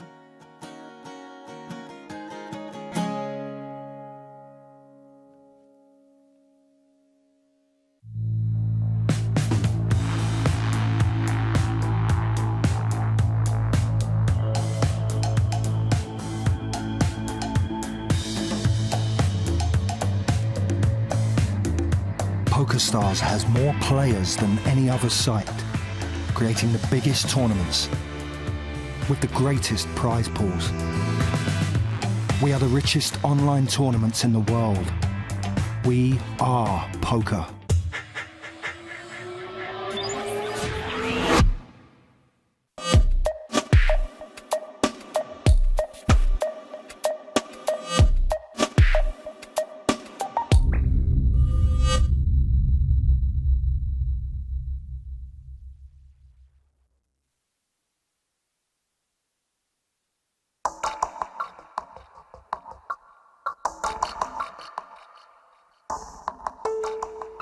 So I've always really been into music.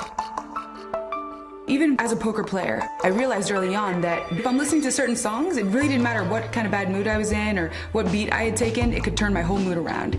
And realizing that, just the power that music can have over your emotions, was really the beginning of, I guess, sort of an affair with music. I became so fascinated with music that I actually wanted to go beyond just listening to it and learn how to break it down and compose my own songs. I'm sort of a lifelong learner. Before poker, I was a Duke undergrad. I studied game theory and political science, and then I went to law school. And then once I finished and I was traveling and playing poker, I kind of missed the classroom setting and constantly learning new things. And I thought, well, hey, why not check out taking online classes in music, and did my research and found out Berkeley was like the best school for contemporary music, and they had an online program. The first program I took was in songwriting and music theory. And I realized that when I was submitting my assignments and stuff that I had, kind of a talent. The other classmates seemed to really like my music. People would often say, hey, I could hear that on the radio or something. So like the wheels started turning, and I was like, maybe I'd like to challenge myself with that. It's very challenging to make music. It can take 60 to 180 hours of work to make just one 2 to 3 minute song. So there's a lot that goes into it. So after I'd composed about 200 different songs, I realized that I needed a way to play them for people. So next up, DJing. I hired a DJ coach about a year and a half ago. He was a successful DJ here in Vegas. He started teaching me the basics. I was DJing in my bedroom for a really long time, but like at some point you have to actually do this for other people. And it started for me last summer. I had huge 300 to 400 person parties here at my house, and I would DJ them. And that was like my first kind of foray into DJing in public. And then later in the summer, I got some gigs actually at some nightclubs. You do not realize how terrifying it is until you're just about to walk up the stairs to the DJ booth and you're like, holy I'm in a nightclub, and the speakers are monster. They're so large, and it's like every sound is amplified. And so if you just make the tiniest mistake, it would be like, and everyone would stop and look at the DJ. And so like my heart was pounding out of my chest. It was way more scary than anything I've ever had to do in poker. Because you have like hundreds and hundreds of people all enjoying something that you're controlling. It's a lot of pressure. But then once I got up there, my personality kind of took over, and I was just comfortable in the spotlight and did it and was cool with it, and yeah, I just kind of got into my element. One of my friends was playing her one of my songs, because I pretty much bombard everyone in my life with my songs every time I come out with a new one. And she was like, you know what? You should meet my friend Lisa. Lisa Pittman is a very successful DJ in general, and one of the most successful female DJs, especially here in Vegas. Then I actually just randomly contacted her through Facebook. I was like, hey, you know, I've heard some of your songs on SoundCloud, and it's gonna seem really random. I'm a poker player, but I'm also like part-time DJ, and I would love to like meet up sometime and maybe learn a thing or two from you, or maybe you play poker and I could trade poker lessons or something. When Vanessa first contacted me, I was like, oh, I don't know. What is this girl? What does she want? What is she doing? Because she just wrote this long email. Like, we're gonna do this, and you know, knowing her now, she's so hyper and off the wall, super creative, super intelligent. You want to be around her, but at first I was like, oh, I don't know what's going on with this, right? But we had a mutual friend, and so she connected us, and then the more we worked together, it just worked out. I learn something new every time I work with her. I mean, she's been doing this for 13 years, and she has a really intuitive nature. Start to touch the dome, and ideas just come, and it really Both of our brains work really fast, and whenever you watch us working in the studio, it'll be like bam, bam, bam, bam, bam, like ideas back and forth. We're both really into the idea of innovating in terms of performance. She's actually interested in drumming live to the beat of the songs that we're playing, and so we want to surprise people. We're just right now in the infancy of this whole project. So for now, it's just figuring out how to get this person who's a turntablist and someone who's an electronic music specialist together on stage performing. How's that? We're going to be looking to do and promote probably 6 to 10 major parties over the course of the year. When you're DJing, people don't realize just how tough it is, and there's a little art to it. It's not like you just push play on a bunch of songs. It's not like that at all. A lot like reading people at the poker table, you have to read the dance floor and the crowd, because the thing is, you want to build towards something. You build up that expectation on the dance floor, then you have to meet that expectation. You have to have that big crescendo, and then you have to have kind of the break. You got to give people a second to enjoy the crescendo for a minute before you then build it up again.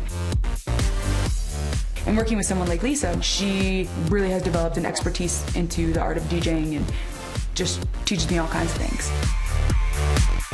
The thing about music is you're actually connecting with people and making them feel positive emotions in a very different way from the way that I interact with people at the poker table. And it was kind of like the missing link for me. It was like your soul kind of like has the need to connect with other people. And I love poker, and I'm appreciative that that's the way that I make my living, but I was lacking that connecting with other people. And people really seem to like it. I mean, if I think I'd been booed off stage or something, I definitely would have reconsidered, but it has not happened, knock on wood, yet. everyone's always really shocked. They're like, Vanessa, you DJ what? And it's, yeah, because I haven't really publicized it yet, at least. But hopefully by this time next year, everyone's looking back and they're like, oh yeah, Vanessa, poker player, and also a really awesome DJ.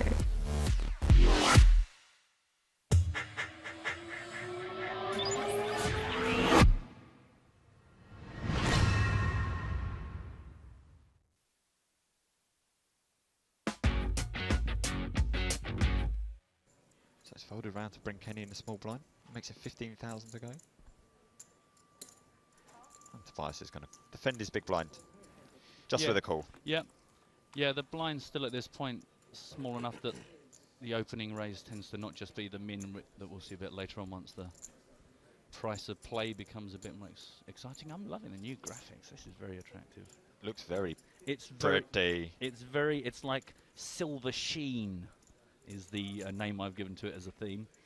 That's a bit like the PokerStars stuff. You know, you have the different themes. We should have different themes for our broadcast. A different one. The Caribbean theme. Lots of little palm tree silhouettes and stuff. Do you not think Graphical Nick works hard enough? No, frankly. I'm not even entirely sure he works at all. Anyway, bet call. Yeah. Full rainbow board. 2 queens out there now. Good hat action as well here from Bryn. Bryn likes his hats, and he's always colour coordinated. Yes. You see the hat is going to match either the sweatpants or the t-shirt or sweat top, something like that. Yeah, takes his hats very seriously. Bit of a tash there for Tobias. I think Tobias has had I think he's got better trimmer actions than Bryn. Yeah. He's just a little bit neater on his facial hair. See what I mean? He spent some time on that. Yeah. He has called. Pot of over 100k now. And another 8 comes down on your river.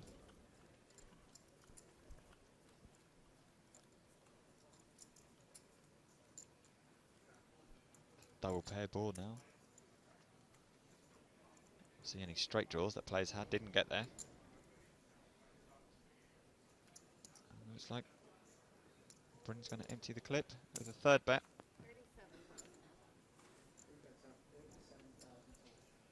Around about a third of the pot.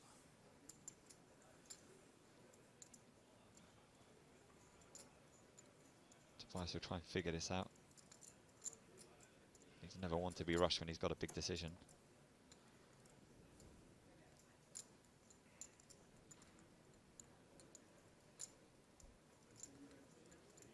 Yeah, certainly has proved to be one of the slower acting players. Yeah. Who was it in London? Someone was tweeting about the jammers taking their long time. Can't remember who. And all in. Wow, he shoves on him. 133. You heard the lady. 133 if you want to get funky with this. You think what? Yeah. I think it's safe to say that Bryn hasn't got a queen right now. No, it's a horrible spot, isn't it? If you're not insta-calling here, you know you're in a really horrible spot. Yeah. But if he's really given it some thought, maybe he was, going for a really thin value bet with a jack. Yeah. Would he bet with just an ace in his hand? Probably unlikely. I know. I mean, just reviewing this, it was Bryn that started us with the raise, and then has been out of position, but has been bang, bang, bang, firing every single time, and now.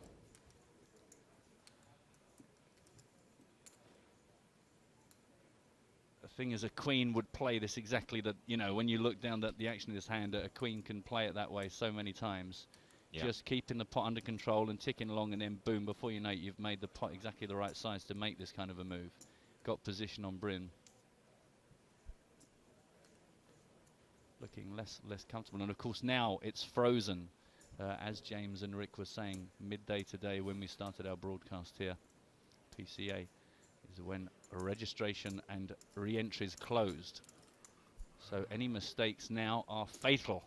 Slight exaggeration, but you know what I mean. Yeah. I mean, everyone's tournament life fatality. Tournament-wise. Yeah. Hey, look, have you seen how the logo in the background rippling through the pool? There are stingrays out of my window, Mark. That's all I've got to say about that. I got a swamp. Well, it's not really a swamp. It's just it's called the sea. But I was a bit confused. It was dark when I got here last night. This morning I opened my window and there was just all this stuff moving around. I thought, is that a swimming pool? Because if it is, there's something in it that shouldn't be in it. It was stingrays and it wasn't a swimming pool. You're okay. People want to swim with the dolphins. I want to go and step on the Decisionatron in the top right of your corner for the first time this broadcast. And he lays it down. Oh, look in the background. Look, on the slides. Whee! That's James and Joe right now. Just taking some leisure time. It's research, Matt. It's research. Research of the resort. We'll be doing some research as well of the resort. Just to I hope so. Yeah. I hope that I'm not going to have to rely on jet lag to get me up at 5:30 every morning to do something other than sit here. Although I can't really complain, can I? Look at the lineup the universe has presented for us. Aiden's asking if we can change the rules about giving out card protectors if Joe and James aren't here. Well, you know what? No, that's one thing I think we'll carry on. If you mention card protectors, then we're not going to give you one just because you mention it. Yeah. Yeah, we'll come to that. It's a bit early. We're just settling in. But yes, we will be giving away some of our splendid card protectors and bits and bobs. We've got some silly games for you. How many greens do you have? And in general, we just like rewarding good contributions. So don't forget, become part of the broadcast. Jason's opened this pot to 12,000. It's been 3-bet by Kenny in position to 29,000, sorry. Renkemeier's asking for a count of Jason's stack. Yeah, I started this hand with exactly 200k. Oh, actually, no, it can't quite be that. Oh, yeah, no, there or thereabouts.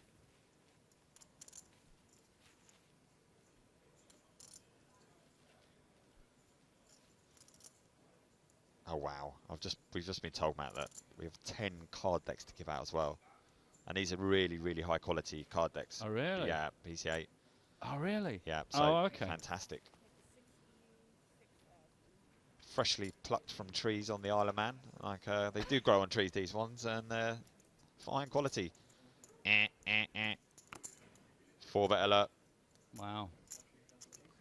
Yeah. Oh, apparently they're not PCA branded. They're just PokerStars, but they are. But they are very, very good. Oh, what have you done? What have you done? I got all excited about that. Now, this must mean business. Mr. Mercier, who's been pretty quiet, raised it up. Chip leader Bryn Kenny baffed it up to 29. And now Mr. Tobias Renkemeyer. Zoom, 66k.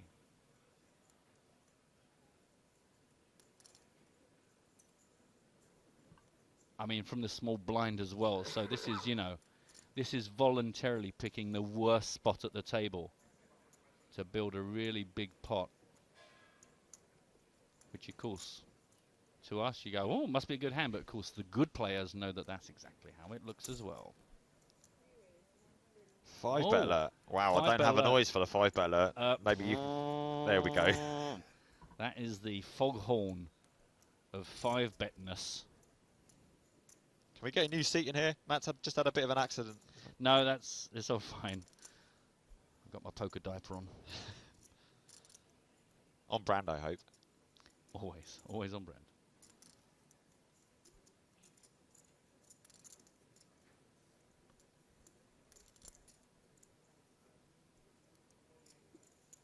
Just a reminder, Renkemeyer started his hand with about 341,000. So it's very unlikely that we'll see a flat call here out of position for nearly a third of his stack in total.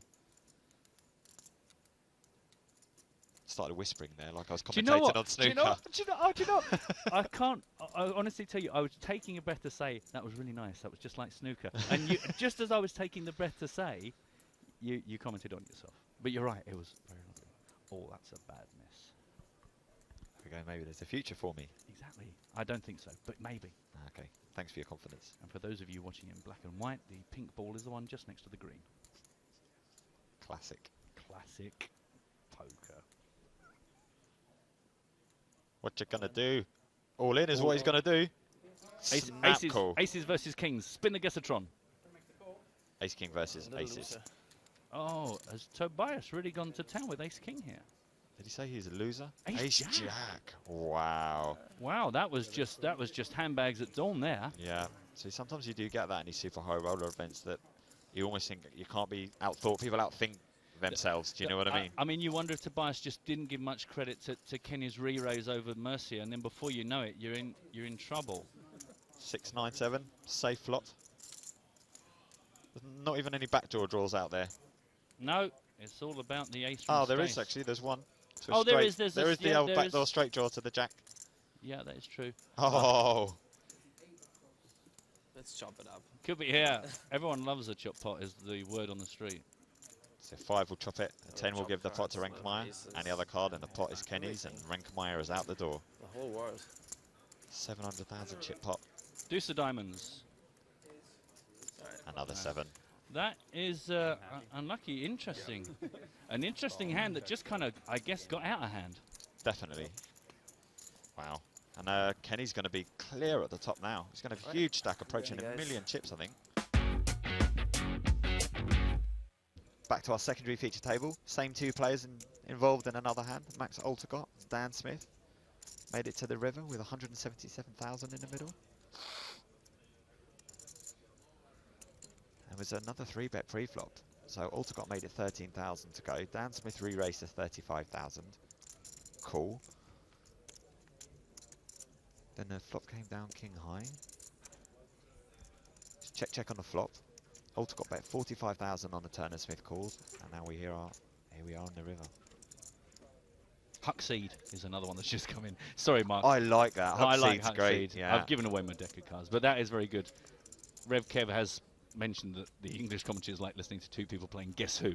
Does he have a beard? No, he's got glasses. Has he got glasses, or was that a hat? Yeah, bear with us. We've got 27 days of this. Victor Bloom. Well, you kind of twisted it a bit there. You twisted it, Andrew, but thanks for playing. We weren't really doing a play on words competition. But I mean, that's there for the taking. Some of the best competitions I think we've ever run in the 73 years we've been doing this have come from accidental conversations where we just go off rambling. Should we just give away like 10 decks of cards before 4 o'clock, before Joe and James come in? Let's find out how the whole many week. We'll just give away the lot. Give it all away. Wow, look, taking his time again. The man with the look. 3 seat bets. Please just touch the chips. Yeah, just break down the chips. Oh, sure. I always do that, so then there's not a mistake when you're Easy there, Scott. Easy there. You're not dealer, not floor. These online kids, he's thinking. Exactly. The thing is, it must be brilliant, really, for the dealers on the floor. These guys are so experienced as well, as you just think it's so unlikely anybody's going to get anything wrong here, because everybody is so super familiar with the mechanics of the game. Call. And he makes the call. Boom. Max turns over king. Oh, very quick. Oh, ace queen. Flop the nuts. Wow. Yeah, can't have been too happy about the diamonds, I guess. So that's oh, why I see. Yeah, flop the nuts straight. Got you. That's why it got expensive. Yeah, it's a horrible spot. You kind of get nearly everything that you want, and then the ball pairs as well on the river. Yeah. Not that you expect, Smith to probably have a set in that spot, but still. Back to our feature table. We got 10 minutes left on this. Don't forget, today we came in at level 9. 3,000, 6,000 with a 1K ante, and no one more aware of that 10 minutes than Donny Stern, who has once again shoved in now. Got 91K to ask of someone, but as you pointed out, Mark, Bryn Kenny has got a big stack to play with here. And he makes the call. Light. You can see the paint cards making calls here, maybe solo aces. King 9. Well, he was right. Good call there. Yeah, not an easy call. It's the sort of call where you can just be in all sorts of trouble. You want to celebrate now? I'm not celebrating. There is the hit. Horrible to be right and then be wrong. But then if you are going to get called, it's nice to have 2 live cards. Yeah. Oh. So, yeah. Poker, isn't it just, though? It giveth with one hand and it take away with the other. It does giveth and taketh. Very much. No work for Donny. More chips for Kenny. Simple. Simples. Simples. Unlucky. He didn't really have too many options. He came in short stacked. He only started the day 98,500. So no real surprise. Oh, is this a slow motion replay? That's tremendous. Wow. Slow motion replay of the river. Wow. Oh, that's a shame. I was quite enjoying that. Oh, and just watch his reaction. Heartbreak. Oh. Oh, the disappointment. Players are really moving up through the gears now at our feature table. Started off feeling each other out, then there were a lot of...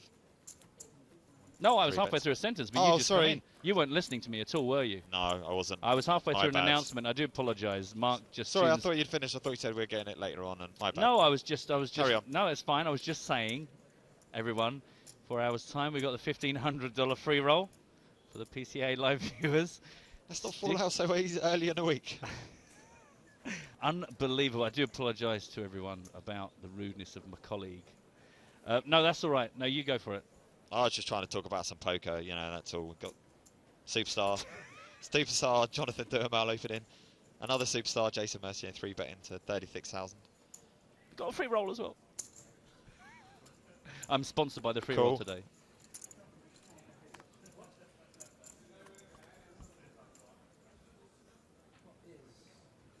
Oh, that's too good to not have a bit of a stab at. Come on.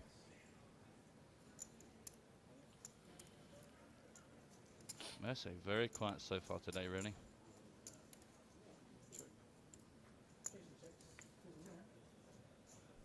Check, check. Jack of spades on the turn makes it more interesting. Kind of surprised no one had a go at that flop, but perhaps too obvious.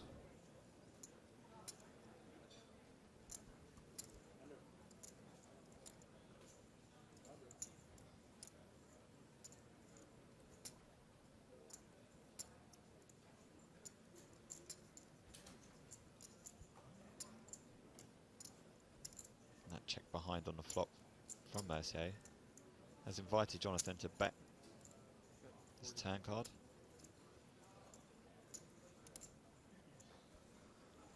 $42,000.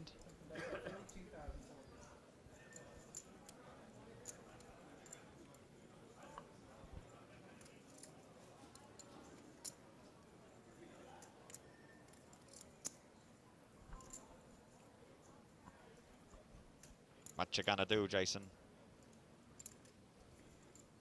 He's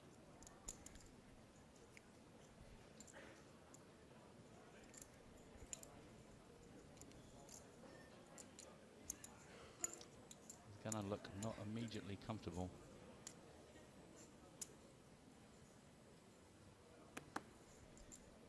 I'm letting him go. Yeah. Yeah, as soon as he was faced with that bet, he just sort of looked uncomfortable.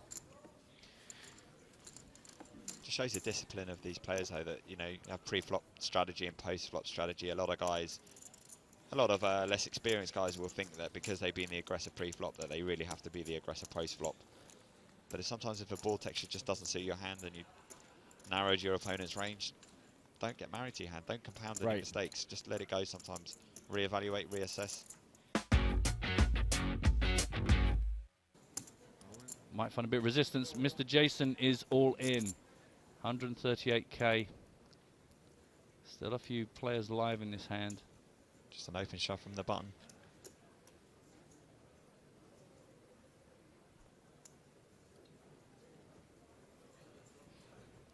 Problem is here from the...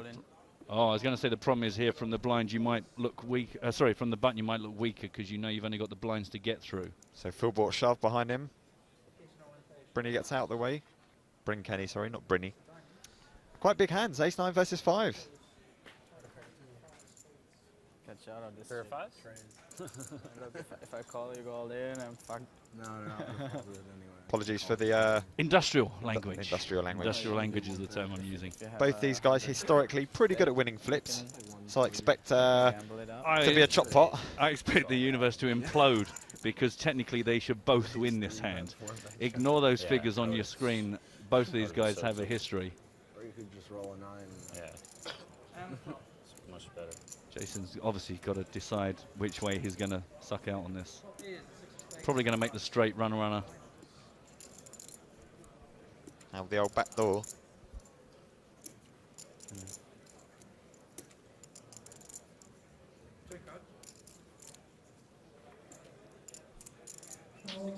Wow, that's a pretty good card for Jason.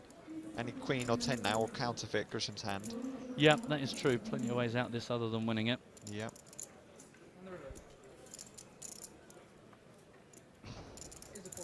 Wow. No good. Good game, Jason. See you, buddy. Good luck, everyone. Jason Mercier, who famously won the first ever high roller on the EPT, $1 million challenge, or the £1 million challenge. I thought you were going to say a million years ago. It feels like that. There was a really big bet from Paul Newey on the turn, but 90,000, almost a pot. I know he's been treated to a shove by Kenny. Sorry for jumping in there. No. That's absolutely fine. That's worth interrupting me for. We already have a set of sevens. It's a set of threes. Come on, Paul. Can't you see that? We can all see that. I mean, he Obvious. may as well have his cards turned over. You got the ace-king, haven't you, Paul? You got the ace-king, and now you've got into a horrible spot. Who knows? Problem is, Paul kind of like, it looks like he's got one of the hands that he's thinking, I can't possibly fold this. And then Bryn shows the bluff and I hate my life. Yeah. But also you just go, well, the problem is the good tricky players, they are allowed to turn up, He calls hands. Kenny says just a draw, so it Queen seems as 10 if- or something, is it? Yeah. 6-5. Oh, he's on the fly. Okay, right. Gosh, he was just playing well. And an inside straight draw as well. Yeah. Good read, though, by you. Ace-king, top two. Come on, give me some credit. But I think kind of obvious. Newey just sort of told us, didn't he, really? But that's the thing, isn't it? For Newey, it's exactly what you want to have, but you just hate it. And you could see there, he could very easily have talked himself into folding because you suddenly get that paranoid part that goes, oh, you got the sevens, you played the sevens, and now you're just milking me. And now I've improved on the turn, I'm just going to give you all my cards, all my chips. Red face.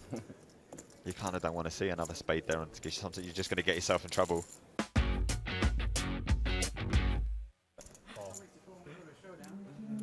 We have an all-in and a call. Yeah, pretty quick on both parts there. Oh, wow. Bad shape for Jonathan Duhamel. Ace 10 versus the pocket 10s of Marchese. 100K. Although if an ace pops out, all of a sudden Tom's in shocking shape.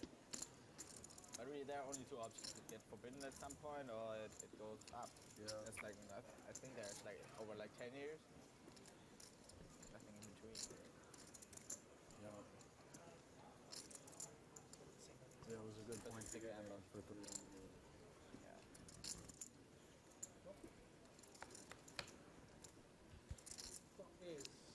That's a pretty good flop for Jonathan. Yeah. Picks up some equity in terms of the straight draw. Yeah, shy of actually just hitting your card, you think, well, give you a bit of additional breathing space. It's an ace or a king. Well, he's going to be eliminated. Ain't no good. We say goodbye to Jonathan Duhamel. Yeah, we said this is going to be the level where the guys struggling we're going to be exiting, and already seen Scott and now Jonathan go out. Some of the big names. Not that there aren't really any small names in this particular tournament, but that's exactly the face and the hand gesture we would expect from that exit. Let's now follow him all the way to his room, walking backwards with a camera in his face.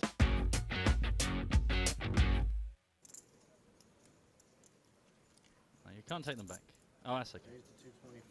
225. 4-bet alert mark. That's the alarm for 4 bets. The reason why I wasn't paying much attention is that I think that Ole Shimir may be chip leader again.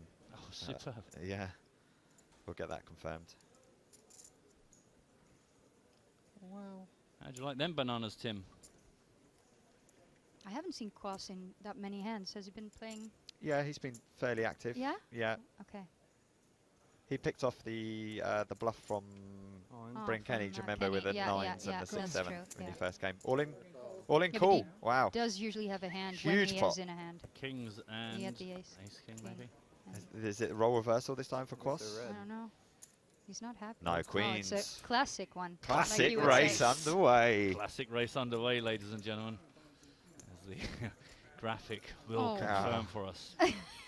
There's a man somewhere with a button, just one red button with that written on it. Been waiting for the last 3 hours. Underway and then 3 dots. Yeah. It's called an ellipse. 2014 is different. Pardon? 2014 is different. Ooh. Uh-oh. Uh-oh, you've said something, and that's bound to have changed the universe's laws. Yeah, the poker gods are listening, Fabian. Yeah, Careful what you How say. much you have exactly? Around 800. Oops. He's got you covered, buddy. And you? And you? Slightly less than that. You got me covered. Good luck, everyone. Thanks for playing. Another spade would be fun, though, Ten of on the turn. spades, 10 of spades Yeah. for the ultimate sweat. Yeah, yeah. Just to keep us entertained. Maybe it is different. I've seen takes some bad beats. Maybe it is different. 10 of spades on the turn. Oh, he's calling that too. Everybody wants it. It might just be a 3 of spades. Come on. Put it up. Oh, close. I felt the 3. You did. Yeah. Did you? Yeah. See, that's how I play poker. I felt just black- guess you- cards. You felt guess a black cards that 3 are as coming. well. It's like you kind of ya. nearly knew, but didn't. It's spooky. Look at that, Fabian cross. Stacks of Huge 19, pot. but I'm trying Could be to. one of probably the biggest pot of the tournament so far. I'm I points would back hazard a up. guess. See, but Quas has been playing hands, actual hands. The ace king that he lost with, Yeah, the pocket 9s nine, that he called, yeah. and now the queens. So it's a lot of the time people think that guys like that are only like playing so many random hands too, but Yeah. It's very important to be chip leader at this point. Tim's all in. Yeah, now you feel even better. I'm pretty sure. But maybe you're. does he want to play another hand is the question. All in as No. well. He's like, I'm not playing any flops Wow. anymore. Yeah.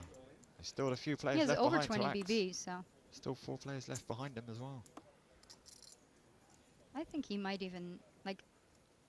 Oh, he has to have a hand there though. Yeah, he like, does. Especially what he's been doing, how he's been playing. And with all He those has to people have behind him. now. So is that ace-9 for Tim? Ace-9 Yeah. my favorite hand. Ace-king for Bryn. Yeah. Yeah.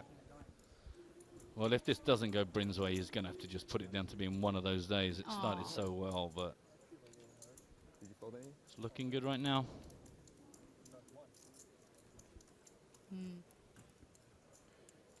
He seems like such a nice guy too. Taking a beating. I still want to kick his ass, but you know, but still. Ooh. Oh. It's not as I saw- yeah, it kind I of looked thought more dangerous, didn't It it? looked like another heart. Yeah. Just keeping quiet. Don't want to anger the gods. Nope. Nope. Just the 9s. Awful. You're like, why did they put me at this bloody table? Yeah, it was all going quite well It until was the all TV table. fine. Awful. Yeah, good game. It's quite an early bust out for Tim. Good When luck, all the y'all. super high rollers recently, we've seen him around the money, almost make the money, or you know, make it to the final table on the money. So this time he's out in 21st place.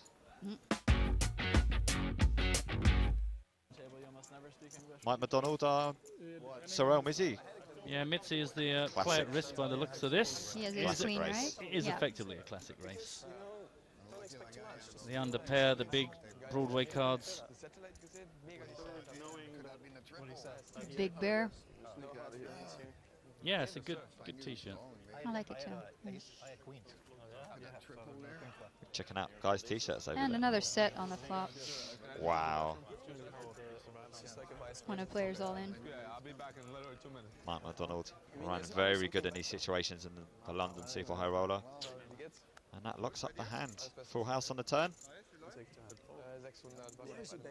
And Mizzy goes. With the action folded to finger in the small blind, he raises to 45,000.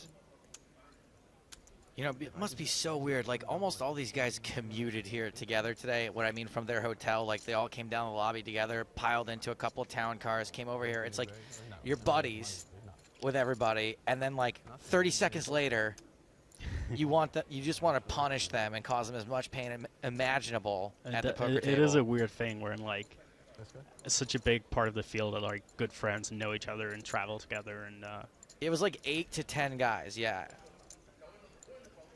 So McDonald defends. We get a 6-5-5 flop with 2 hearts. Finger continues.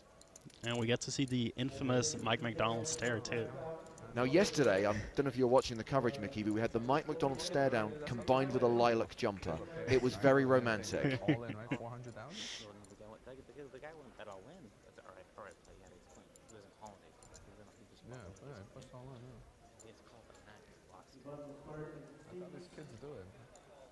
They don't give a fuck. They just fucking, they just shove it in, call. They have a pair. They're like, how? He means they don't give a darn, by the way, everyone. They don't give a darn. Well, Mike calls, and we get the 7 of hearts on the turn. Really interesting card. Yeah, juicy. Chip denominations running along the bottom of your screen right now. I'm not sure Mike has looked at the turn yet, but once he gets there, he will. I noticed that the Deep Lagoon, this blue 5K chip, is called Deep Lagoon. I think that that's maybe what Mike McDonald's stare down should be called. By the way, Mike's T-shirt has raised a very interesting topic, which I will get to after this hand. Is that the medal awarding scene from It Star is. Wars? Okay. It is. And when we say Star Wars, we mean the original Star Wars people, Episode 4, A New Hope. None of your, talking about Episode 7. none of your prequel garbage. That was terrible, guys. I'm sorry. I'm not going to do that again. Was that meant to be Jar Jar Binks? It took me a full 12 seconds. Misa's sorry. It's kind of like Fozzie There's Bear. Yoda. I mean, Frank Oz was in there for sure. It's all right. I'm just going to let it go. Fingernail slows down and checks the turn. I can't hold back. I'm going to have to bring it up right now. Why did Chewbacca not get a medal? The three of them go up, right? Hand gets a medal. Luke gets a medal. Where's Chewbacca's medal? I mean, what did he do, really? He's kind of a backseat driver if you think about it. He's like a far away troll. He's just always yelling at everybody, barking. If he's not worthy of the medal, why was he invited up on stage? Stapes, why was he invited up on stage? It's called Han Solo +1, dude.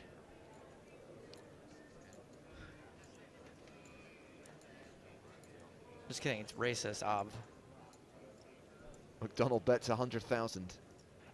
What are some reasons why Martin may slow down, may check the turn there, Nichols? Well, that's interesting, because it is, with his stack, you would expect most of his hand to kind of be like betting the turn, maybe shoving the river. Yeah, it is interesting.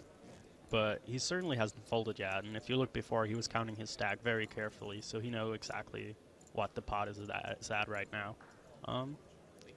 There are some hands where he might be tempted to just check shove here. I don't know exactly what they would be, but it might be for protection. They might involve a heart. Small blind moves all in. Finger shoves. Finger shoves here. Mike snap calls. So, pocket nines with a heart, yeah. And Mike McDonald with Jack 5 for trip 5s. The river is a king. Trip 5s hold, and we lose Martin Finger. No back-to-back super high roller victories for him. Pretty good flop for Jack 5. It's Jackson 5, yeah, it doesn't get much better than that. Good luck. It's Altagot v Esfandiari. A blind-on-blind battle. Maybe she could fly to Philly. On the flop, Altagot has bet 45,000 and Antonio has raised it to 114,000. Ace Deuce Trey with 2 diamonds. Altagot was the pre-flop aggressor. Raised small to big to 41k. Looks like Max is calling Antonio's raise. These blind on blind hands can get real interesting. We are going to the turn. 8 of clubs.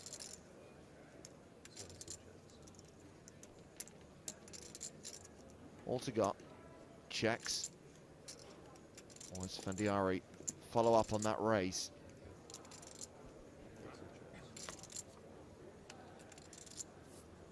No, he checks behind, and then we get the 9 of clubs on the river.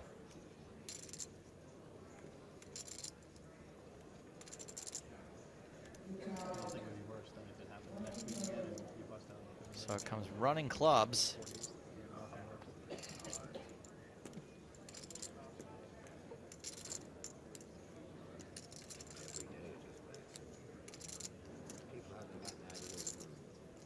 Action on Altagot. Is that a scarf or a tent he's wearing? think it might be like one of those baby slings.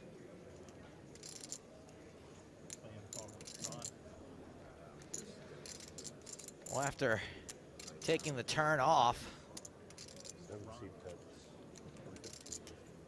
Max is betting again. Remember, Antonio did raise him on the flop. And now he just gives it up. Wow. Altegott wins it with a bet on the river. Altegott now up to 1.65 million. He's the new tournament chip leader. Esfandiari playing a stack of 590. Oh, hold on a sec. Justin Bonomo's all in. And Tony Gregg's asked for a count. 163.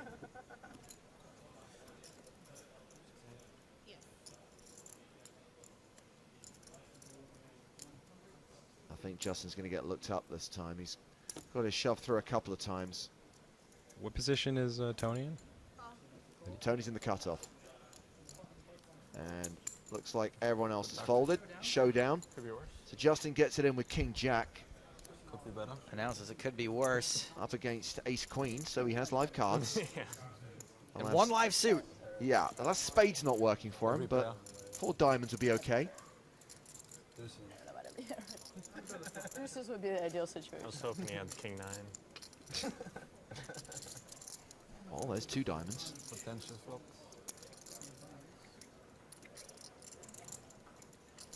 There's some fun turn cards. 2 diamonds and no ace. Also important.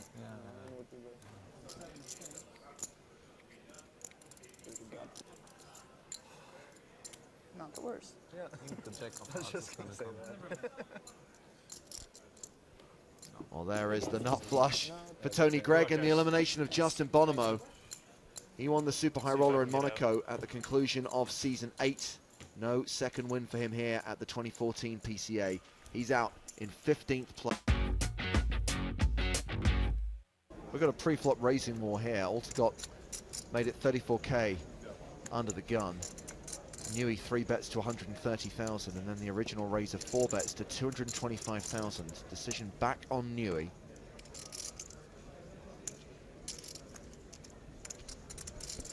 That's a pretty big 3-bet by Newey, if that's the correct sizing. Unless there's some history. Well, there was a call from Mike McDonald after okay. Altegott's initial raise. And obviously Mike got out of the way. But Newey's sticking around. Looks like a pretty big percentage of his stack. Does have the button, does have the advantage of position. 522,000 in the pot already. A King-Queen 10 flop.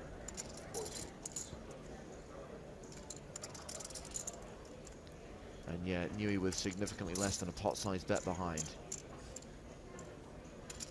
Pretty good chance of a shove and a call here. Yeah, you'd think that these guys have both caught some of this, unless someone's just clowning around. Yeah, Altegott probably has at least ace queen to be playing this pre-flop like this, because I don't think he would expect Newey to be getting super out of line in this spot. So I really don't see Altegott doing anything other than getting it in here with pretty much everything. He might just even fold 9s pre, so. Especially since Newey has so few chips relative to the size of this pot. Altegott betting 85,000. Teeny tiny bloated pot C-bet.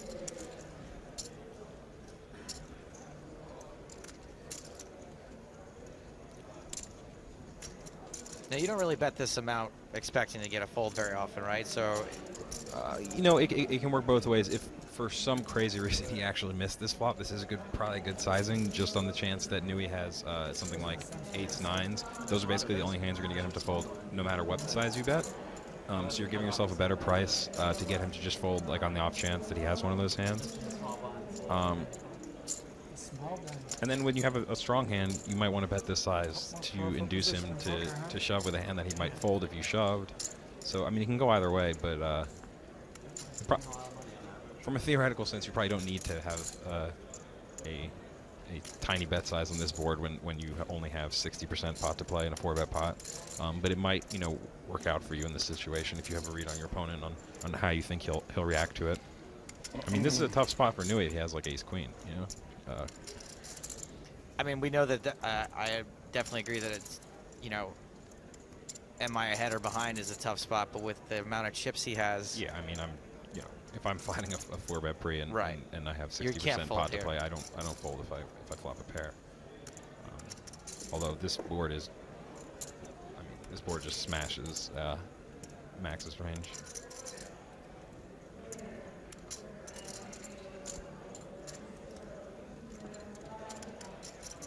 He looks like he's probably gonna fold. Looks pained. I mean, there's probably so many hands that Max is happy to get it in with here, or calling all in. I mean. Yep. No, he looks like he's getting it in. When they stack it all up, get that for ease of travel. Yes, ease of shoving. Then they're usually getting it in.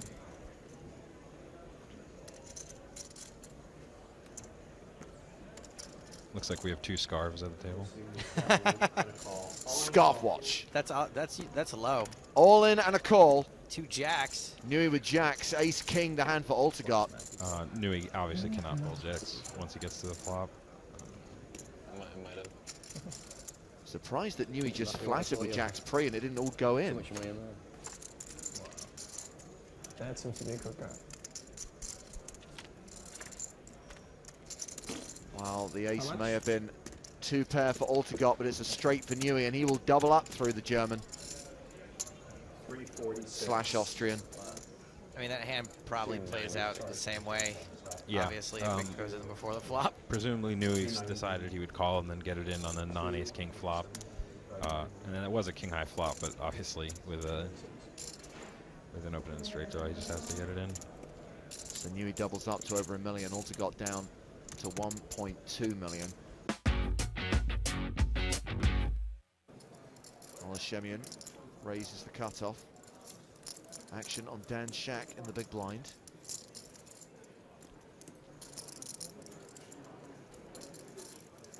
Dan's defending.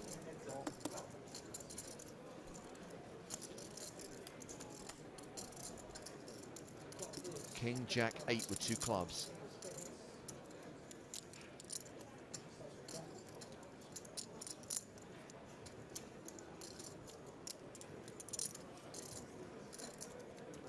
Dan has quite a serious demeanor today. Came here to play. Serious lead out here. Leads the flop for 100K. 100K into 121.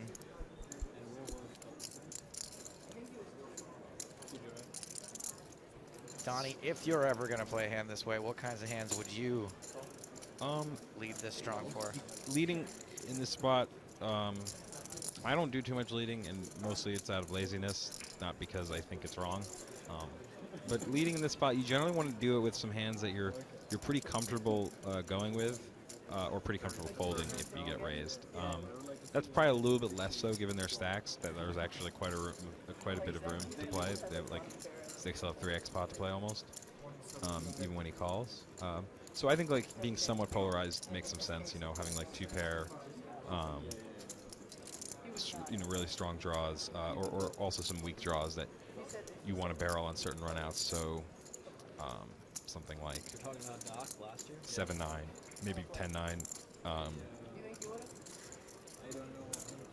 Yeah, like you mentioned before, like Dan's the kind of guy that isn't like a super aggressive player. So when I see something like this, I think that it's a lot of times something he doesn't mind getting called. Like some hand that if it isn't the best hand, is just gonna have tons of equity. Right. I mean, if I was gonna be running like a multi-barrel bluff here on this board, it would be with something like Queen 9 with the Queen of Clubs, or something like that, so that you can do this and just shove the river, and you have a good hand to do it with. And so Dan led the turn for 175K and now shoves the river for 671,000. And Shemian wants a count.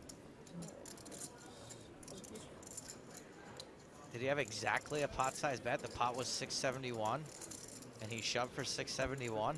He's a finance guy. That's some planning right there. I know we don't have whole cards here, but I really want to know what he had. Yeah, me too. Phil Gruesome all in for 328,000. Open shoving from the hijack. Folded around to Vanessa in the big blind. 328. I call. And Vanessa calls, putting Phil board at risk. Ace-10 again for Vanessa. Ace-10 of hearts against the pocket sevens of Phil Gruesome. There is a classic race underway at the feature table, with Gruesome at risk and needing that pocket pair to hold. Ace-10 never wins twice in a row, right? Is that how it works? I'm asking you. You're the expert, buddy. It's about 48%. 2 hearts on the flop. That's 52%? 56. Oh yeah, it's no 7 hearts. 7's holding for now, but Vanessa with a ton of outs. Low card. Aces, 10s, and hearts all working for her.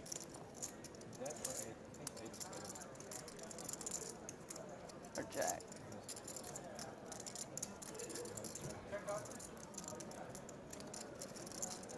Well, there's a 10 on the turn, and Gruesome's now drawing to a 7.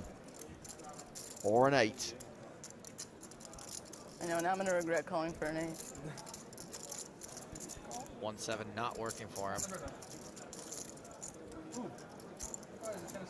Wow. Overkill on the river.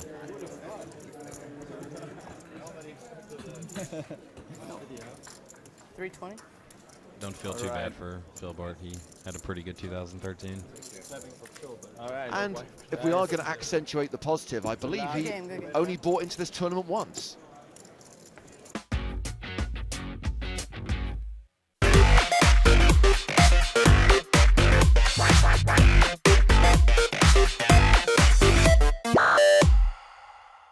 Today we're showing Team Pros Fatima DeMello and Lex Veldhuis just what it takes to produce an EPT webcast involving dozens of crew members, tons of heavy equipment and super tight logistics, all in the hope of reaching millions of people worldwide. Join them as they become part of the EPT webcast crew.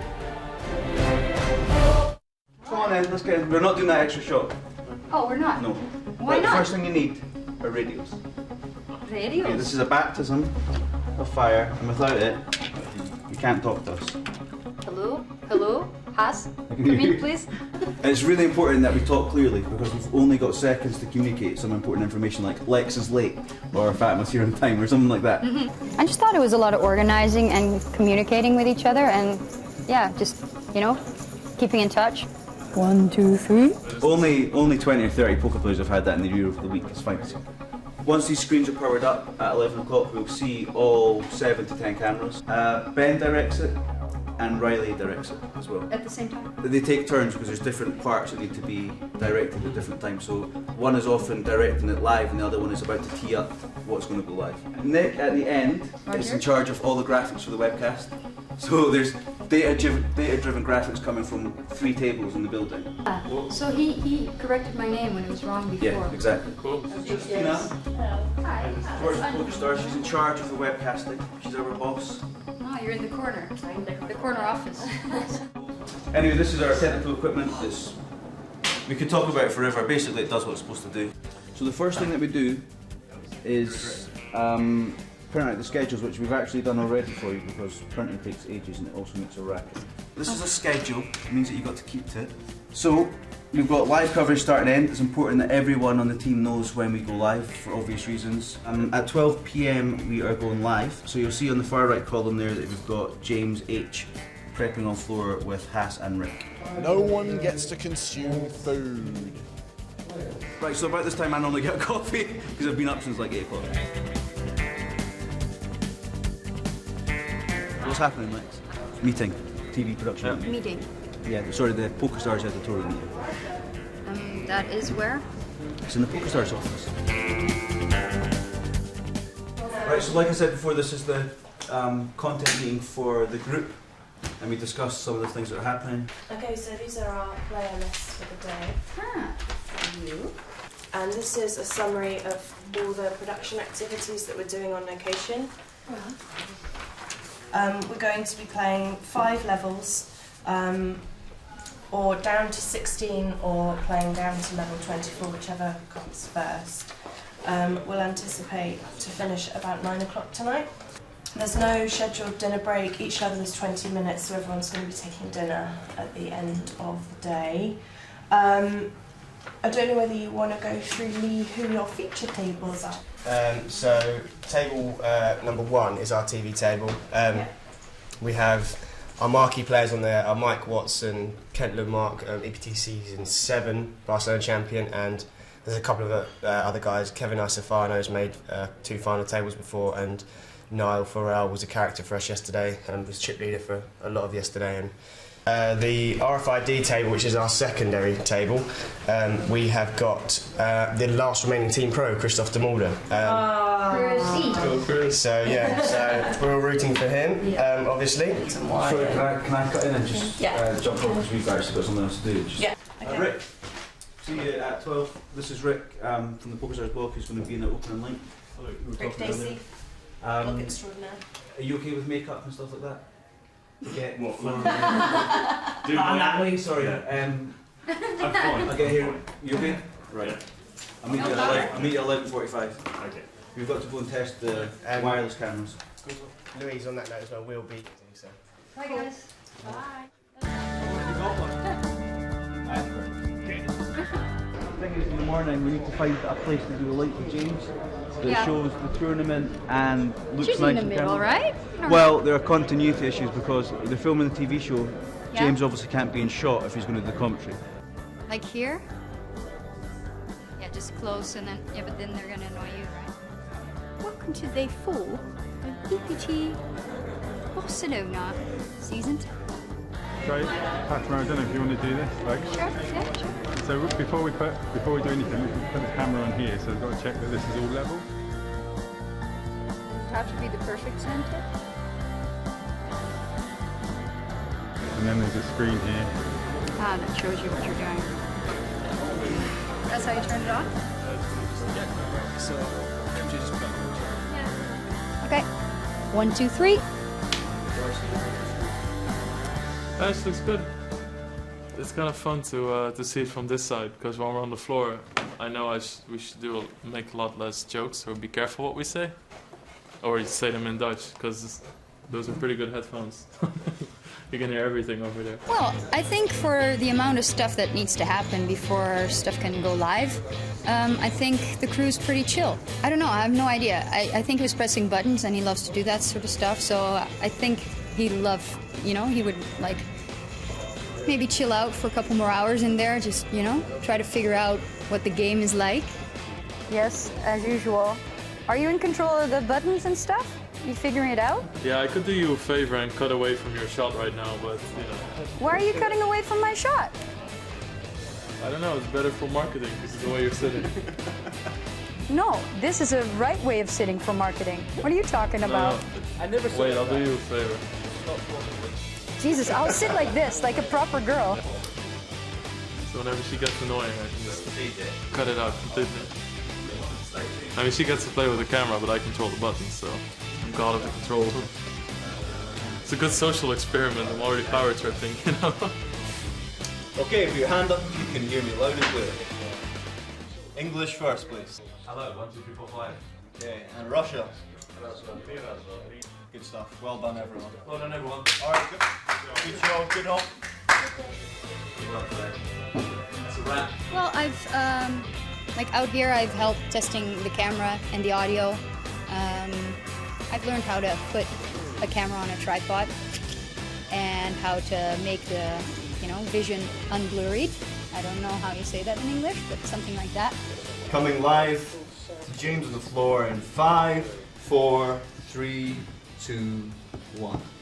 Hello once again, welcome to Spain, welcome to Casino Barcelona and the PokerStars.net European Poker Tour. Good morning, everybody. Welcome along. Picking up this. Commentating is a lot less stressful. You just put on your headphones and you fake laugh at Joe's jokes. Thought, because over there you see blind information and then players, and you look at 2 screens, you're like, oh, I have to be aware of both. And then you sit here and it's like, oh yeah, okay, there's like 8 cameras now on 2 screens. with people talking and people in your left ear, people in your right ear. Do you want to go through the graph? It's kind of hectic, actually. Lexi's, you know, like, he's in charge, he's calm, you know, he's a technical and smart guy, so I'm not going to lip him off this time.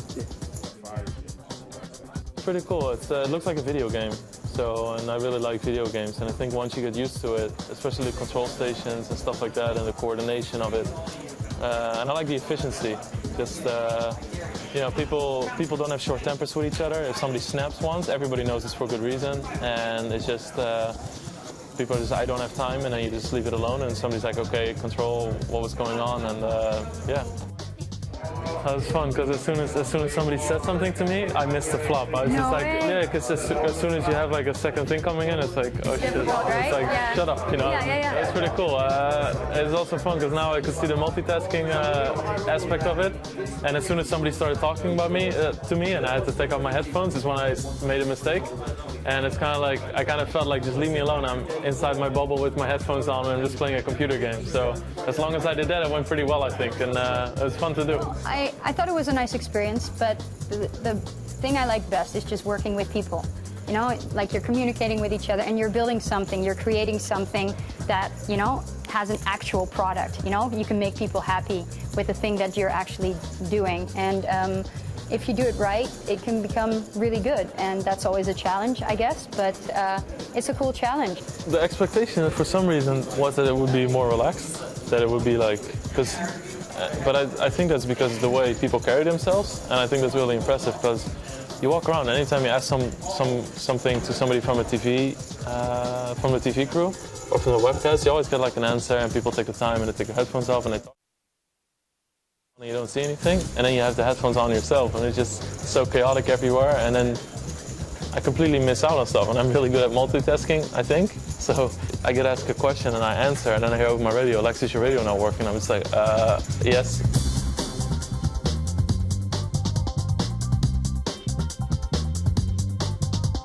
Did you enjoy it today? Yeah, I liked it. It was fun. I also liked that we both did our own little things, because you like more presenting and like the technical stuff more, and so you were more on the floor and I did some behind the scenes stuff. Yeah, and, we're a good team, right? Yeah. I think overall they did great. I'm not sure what they expected coming into this. You know, they've not often spent more than an hour with the crew because that's the time that's allotted to commentary. So spending 5 hours and actually doing things with us, I think, well, I hope it's given them an insight into the amount of work that people do to pull off these events from a production point of view, and spent some more time with the crew, which is always important because often, you know, it's really transient, people just come and go, but to spend that amount of time, I hope it's paid dividends in the long term, that they've got a better understanding of what happened. Yeah, you know it's not easy, but it's nothing like compared to what you think it is. Like, just think like, yeah, they work hard, and you know they make, you know, you guys make long hours, and so it's like, oh, okay. It's really, really, really stressful. It's like, it's hard work. A lot of respect. Yeah, we'll just stick to poker. Better. Better, yeah. Way better. Sorry, guys.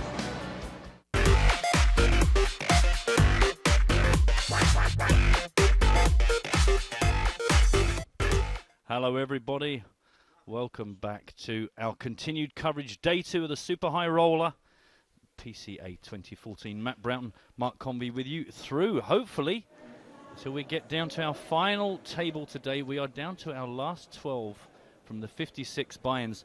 That's slightly misleading because it was 46 unique entries that actually bought into this, with 10 re-entries, including 2 from Gala Liberty, Daniel Negrano, a few others as well. And right now, this is how things are looking onto our featured table. Vanessa sitting pretty, to say the least. 2.3 million in chips, 98 big blinds to play with. Dan Shak in second spot with 1.9 million, all the way down to Igor Kurganov, 336,000. But not looking very comfortable with only 14 big blinds to play with there. And as you see, blinds 12,024 with a 3K ante. And this is our secondary feature table, which you can see there. We've got Matt Glantz, who I think knocked our player out right at the death just before. I think he knocked out Tom Marchese just before the players went on dinner, Aces versus Kings. So he's jumped into second place. And Fabian Quas, we followed him earlier today on our feature table. Antonio Asfendiari, everyone knows about him. Paul Newey holding his own. Max Altergott still in there. And Timex Mike McDonald. Everyone pretty healthy at this outer table. Minimum stack, 30 big blinds. Yep, in those last 2 levels, we clearly lost a fair chunk of the players. And this is what they're playing for. Paying 8 spots, 217,320 is the min cash here for 8 spot, all the way up to 1.629. Actually, I might as well just read the whole thing out. 1,629,940 is the winner's takeaway today. 1.17 million for the runner-up. And we're going to be joined quite shortly by Mr. Lex Veldhuis. The one and only Lex. Good evening, Lex. How are you? Hello. Happy New Year. Happy New Year. Welcome to Paradise. Yeah, I feel like I'm in paradise too. Had you like a 55-degree change in overnight? Is that right? It is pretty crazy. I went from minus 30 degrees Celsius to 25 plus. Yeah. So it's 55. Yeah, I did the maths for you. Don't worry. You know, yeah. Okay. I was just double checking. It's always. Don't ever trust me. We were just in the break showing that footage of you and when you and Fatima took over back in Barcelona. Oh yeah. Do you ever think, do you know what? Maybe that's the career for me. I was such a great day for me. Let's have another go at that. I think I'll get lynched by the TV team. They're like, oh, that's not happening. Sorry. No, I think it was good I think it was an ego boost for them because actually it kind of proved that they don't just sit like flicking the odd switch. It's it's quite a juggling exercise to produce It's like, these things. it was like a morale boost. Oh, look at those two suck. You know. You two are kind of used like pawns just to show everyone how much work is done behind the scenes. Don't worry, I knew when I heard about it I was going to be made fun of. But you know. Well, we're coming back to our speech segment, saying just on your screens that you saw some of the other languages that we're broadcasting in. You can see this is what we have for you today: English, French, German, Italian, Lithuanian, Polish, Portuguese and Russian. And in fact, as the week continues, we're bringing more languages into the stream. So keep an eye on the stream as we go. And feel free to just jump over, test out your Lithuanian. How's your Lithuanian? Pretty good. Pretty good. Yeah, me too. And lots of other languages. As you know, being English, we do specialise in learning as many languages as we can. Yeah, we're very good at Scouse and Birmingham. And very young age, very young age. Also, this is what we have for you all the way up to the final table of the main event that Joe and James will take you through on the 13th. I shall be well on my way home by then. Me too. Exactly. By the time this job gets easy with the cards up, that's when they ship me a Markov. Just bring in the B team of Joe. That's when Joe likes to let loose his analysis. Yeah, he's very good at putting players on exact hands at that point of the gig. And don't forget, get in touch with us. Email us nuts@pokerstars.tv. Also, we love it when you Twitter with us. #EPT Live. Also, check out the blog for the events of the day so far and yesterday, as well as plenty of features and articles and interviews. Facebook, Instagram and YouTube also up for grabs. And don't forget, we've got Lex with us through the next level, so if you've got any questions for him, you can use any of those methods to get in touch with us. Yeah, really used the PokerStars Instagram account this week. Lots of amazing places to take cool photographs with, out and about. Hopefully the weather will hold up to it. Yeah, I came here for some nice afternoon sun, and they said that you know, it maybe not last, but they had good hopes. Last year was brilliant, and the year before that too. So yeah, it was. I think 3 years ago was pretty nasty, but we've had 2 really nice years since. So maybe we're due a bad year, but hopefully it'll clear up. I mean, like, I mean, I usually don't spend that much time in the tournament, but I have a lot of TV shows with me, so I'll manage. And we were saying to Matt before, because Matt hasn't been here before, so he hasn't been on the lazy river and all the rapids and the slides. As long as it's warm, and it is warm even though it's raining, then you can still go and enjoy those. Yeah. No, but like swimming in the rain and stuff, I mean, it sounds really romantic, but it's actually pretty chill. Not when you're on your own. Not when you're on your own, is it? On your own with a ham sandwich and a pair of flip-flops. That's kind of sad, yeah. I'll cry at you from my balcony. Matt busted my case. Aces against king. Cream? Yeah. Oh. Who busted? Tom who? Tom Marchesi was busted by... Yeah, I forgot which Tom was in the tournament. I mean... Which other exists? Yeah, guys, just catching up on what happened before the dinner break. McDonald. I don't think of him as Tom. I think of him as the big cheese. Oh, yeah, Tom McDonald. Now, if you would have said that he busted Cheesy, then I would have had it perfect. Cheesy, the big cheese, the cheese. Oh, they're just using his real name there, Bryn. Cheesy hand over there? I play all of those. In one. Go. All in. Are there many players other than Vanessa that you wouldn't want to have 2.3 million in chips right now on the same table as you? That makes life pretty difficult, I'm guessing. All of those guys? Yeah. I mean, it's... Yeah. I mean, I wouldn't want Igor or Bryn Or, I mean, come on, it's like, the level is so ridiculous at this table. Yes, I think it was It's really crazy. I can fold around. How, did she win a big hand? Do you know what? I didn't catch up with it because we were on our break and Joe and James were following it, but we didn't get to see much of her. So you didn't follow up on it, or? No. No, not really, no. I mean, I would have prepared, but I was on a plane, you know, so... It's only I would have so prepared, much but they had hot dogs and... Oh, yeah. Hot dogs and fries, and yeah. I'm running on fumes here, yeah, okay. Pulled pork buns. Those are she made up. I heard that Fatima wasn't swearing, so I was I feel like I should make up for it. Do you know what? She was very good. She kind of almost did, didn't she? She almost did really early on, and everyone was on Twitter all ready to do the every time Fatima swears you have to have a drink and let's have some fun here. And she was a rough night. Absolutely awesome. Meanwhile, remind you, 12,000, 24,000, 3K ante, level 15 with 12 left. Day 2 of our super high roller. Everyone here has stumped up at least $100,000, some even more so.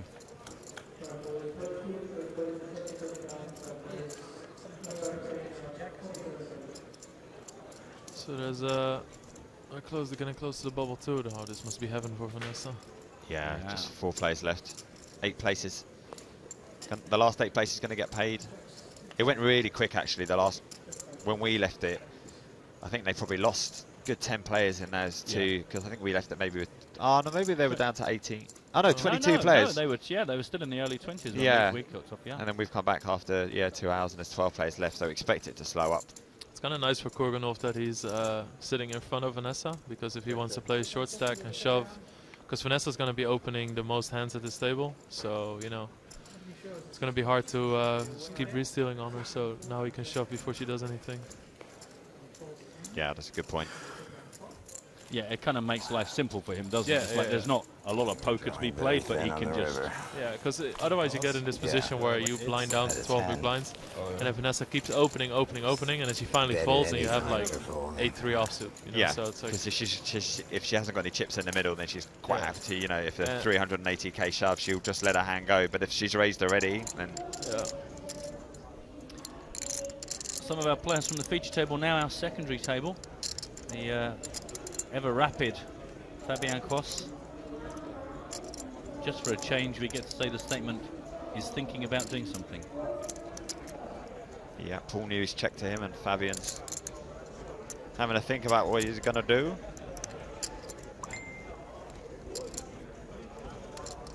I can see that it was Fabian that actually opened this up, made it 55, only got the one call from Paul Newey. Post flop, Newey check, Fabian bet. Here again, check bet after the turn and now on the river. Pretty strong line here from Fabian.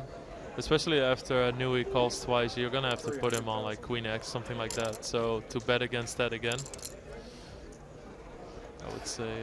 300,000 this time. Yeah, it's also pretty milky.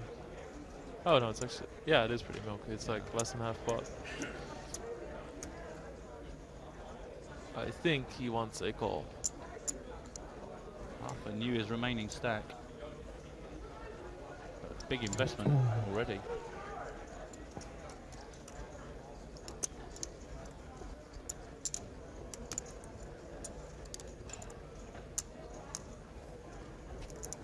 Oh my god, he wants it so bad. Yeah, he does. I kind of like the sizing of the bet as well, because you wouldn't be completely crippled, you know, if you bet 3/4 of the pot. Yeah, it's really enticing. Yeah. There we go, he calls. Pocket kings? Pocket kings for Fabian. Good read there. He wanted the call, he got the call. Yeah. I would just like to point out, like, a lot of times in situations like this, people will be like, you know, at the table even, oh, I knew he had that. But, you know, it's completely irrelevant if I get the feeling he wants a call. But, you know, it's like if Newey is going to call or not, that's the most important thing. Well, just meanwhile here, our hero from the earlier stages of today, Bryn Kenny, now all in. Vanessa open this up for any shoves. Good luck. Oh, wow. Okay, man. She turns him dead. Must be big nice. bust out. Good luck. Yeah. And the man that at one point was our massive chip leader Really close, boy. now leaves us a couple of spots from the money. He's got his shopping with him though, so he'll be all right.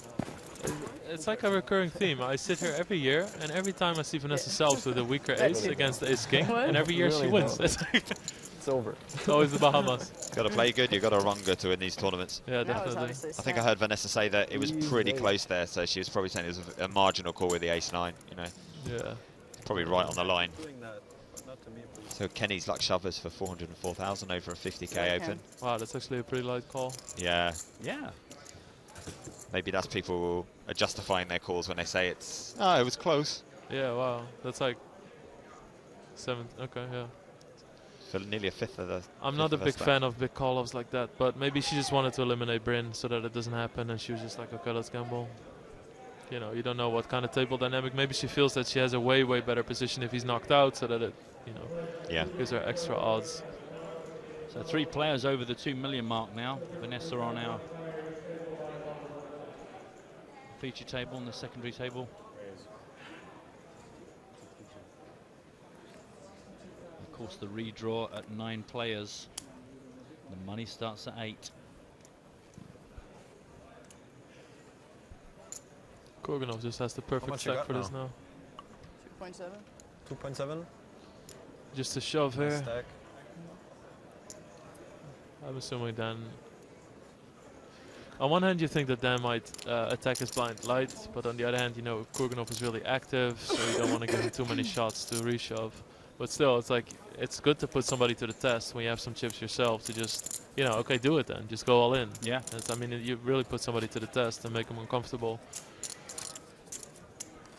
Yeah, you know that Igor's the type of guy that if he is not afraid to make a correct call, even though there's a huge bubble looming. Yeah, If it's the right play, he'll make it. Yeah. There's no fear. No fear there, no.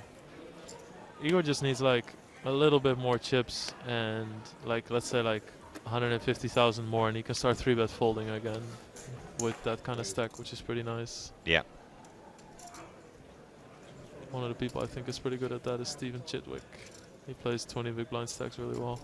Yeah, I mean, it's just his background, you know, Yeah, coming from sit and goes, and it was just perfect, you know. Him and Busto Soon and guys like that, it was just mathematically so good. But Steven Chidwick's like the type of player who's just evolved and developed his game over the last couple of years. He's brilliant in the mixed games now, fantastic at tournaments. It's really impressive. Like, he's such an active poker player. It's really cool to see. Yeah. He obviously loves the game, you know. Yeah, and all, you know, the all-round game as well. It's like everything, he can do everything almost now. This hand seen Anthony Gregg has raised it up, and now Vanessa is keen to know exactly what he's got. Started his hand with just over $1 million, so not to be messed with. And Anthony Gregg is not somebody who's going to think, oh, it's Vanessa Selbst with a lot of chips in the big blind, I can't play this hand. You know, he'll just play accordingly. And, you know, he'll use his position. I don't think he's somebody that will take gas off the pedal. He has the kind of stack where Vanessa might put a lot of pressure on him, though, because there's some short stacks like Kurganov in the tournament, so close to the bubble, like three spots now. So I'm thinking that when Anthony plays a hand against her, if he has a little bit of showdown value, you know, he's just gonna pot control. Like, you know, situations where normally he might continuation bet ace high, he might not check a little more, just so not to open the door for Vanessa to put pressure. Yeah. She will take that opportunity if it's given to her. Yeah, it's like, you know, she'll kick it down. Yeah, if you leave the door a little bit open, she's gonna ram the house down. So she's thinking now at this stage this is an ideal opportunity for her to lock up her maybe a top 3 finish. You know, she could easily get herself up to 4 million by the time the bubble bursts, and that's probably going to be her aim. 63,000 she's bet out here, having gone check post flop. 9 of hearts has induced 63k for Anthony to think about. I think what I think Vanessa's main strength is, even though some things are just like, I think a typical example of something that's questionable is the hand against Sean Deep last year, where she went all in with ace king high on a 10 high board against his ace 10. Okay. But I think what she does really well, and what's also the fruits of those kind of questionable things, is that everybody knows she's batshit crazy, but people are kind of too uncomfortable to do something about it a lot of the time against her. And Yeah. that's something that's so valuable that if she raises the button, people in the big blind are just like, you know what, just take it. I So just many don't free chips. It's just not worth. Yeah, exactly. Yeah. And then you have to make those plays once in a while, you know. Where I mean, and of course you're going to be wrong too, because you're not a superhuman. How much of her success, like, do you put down to her persona and her kind of, you know, people just seem to find it very uncomfortable playing against her. She's just got that amazing image that seems to work so well for her. I think there's a lot she can attribute to that. I think it's like with people like it's hard to name names also, but it's like I think Vanessa definitely ran above EV in certain situations, but at the same time she's one of the best players. So it's like she's just one of the bad players. The worst combination in the world, just so powerful. Yeah, well, you know, there's some key situations where she gets caught with 4-8 offsuit in a 6-bet pot, but beats aces and wins the NAPT tournament, and that's a scary combination when she's also just incredibly good when those situations are when she doesn't get caught. So it's like a combination. Yeah, if you're that good and then you're running hot, it's almost an unstoppable force. I think the toughest situation for a player like her is when you're not really recognized as a sicko yet, but everybody knows you play like that, because then people don't really respect you enough where they are going to make where they're going to play too tight against you. But I think now she's at a level where people kind of fear her. Yeah. And that's when you get so many free chips. Well, that was an interesting. So it went check, check, and then Vanessa bet out on the turn, and then she checked after the river. And the bet of 150,000 from Anthony Gregg was good enough to get rid of Vanessa. And yeah, I think a lot of times when he checks a board that dry and then calls a turn bet, his showdown value, or he picked up a 9 on the turn, but his showdown value is going to be so good that she just expects to get called. Yeah. Right. Like I could even see him probably not now, but he could value bet a good ace high there or whatever on the river. Even though he wouldn't do that now, because with the bubble coming up, he wouldn't want to get check raised, or Vanessa might put extra pressure just because he has that $1 million stack. Yeah, what's really impressed me, the coverage that we've been watching today, that in a lot of spots, the really aggressive players being the aggressor early on in a hand, but then very quickly something's changed and they've reassessed and they're happy just to completely let the hand go. Yeah. And it kind of can look like a sign of weakness to sort of a newer or an amateur player, but it's almost like the fact that, I don't want to throw good chips after bad chips in a way. I know that I'm in a bad spot here, and they've got complete control of the situation in terms of like figuring out where their opponent is, and they've just been happy to relinquish the hand. They've been the aggressor. They've check folded, and it's like a lot of amateurs who think, you know what, I've barreled here, I've got to carry on going, and I've got to try and win this hand. I've been the aggressor. It looks weak now if I fold. Yeah, and it's also just it's also if you look at the game and you think, oh, I always bet there, but do you against that specific opponent with your specific history? It's not that cut and dry. No, for sure. Well, meanwhile that was another all-in for Kurganov. Got the folds, picked up a bit more. Obviously now at 12,000, 24,000 with the 3K ante, there's plenty to be got in there, just picking it up. Obviously hardly feeling comfortable when all you can do is shove, but everyone that gets through makes a difference. That bubble isn't too far away.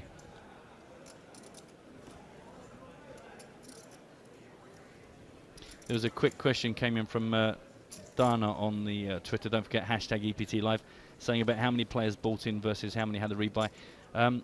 It was 46 actually came in as unique entries, with 10 re-entries that got us to our 56. Only one new player came in on day 2. Everything else was a re-entry. That's so nice. You're just like, no, I'll go tomorrow and I'll register a day later. Or, oh no, the sun is out today, I'll just register tomorrow. Like, who cares, Stuart on Twitter is saying, glad to see Vanessa Selbst bossing it, as I picked her, Sorel Mizzi, Vanessa Selbst, and Jason Mercier in that order to win yesterday. Oh yeah, he was the guy who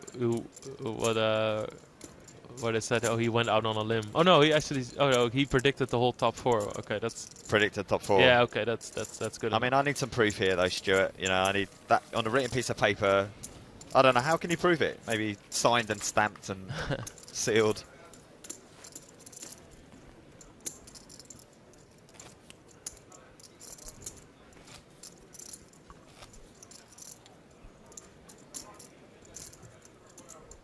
Keep your breast. It's Max Altegott and Antonio Svendiari battling at the outer table. Yeah, he's back in full scarf and dark glasses combo.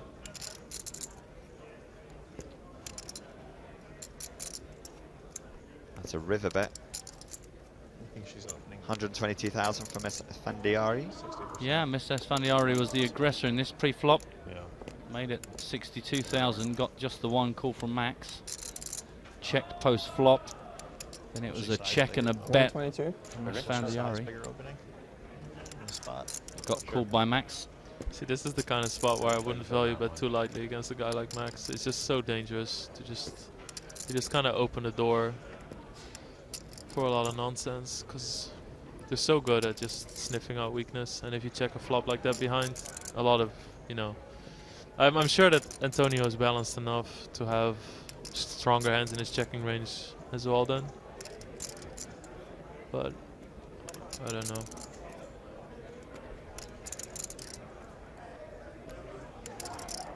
It's just as soon as people check ace-high flops as pre-flop raiser, if they check the flop behind on an ace-high board, it gets a bit fishy if they bet 2 streets after that.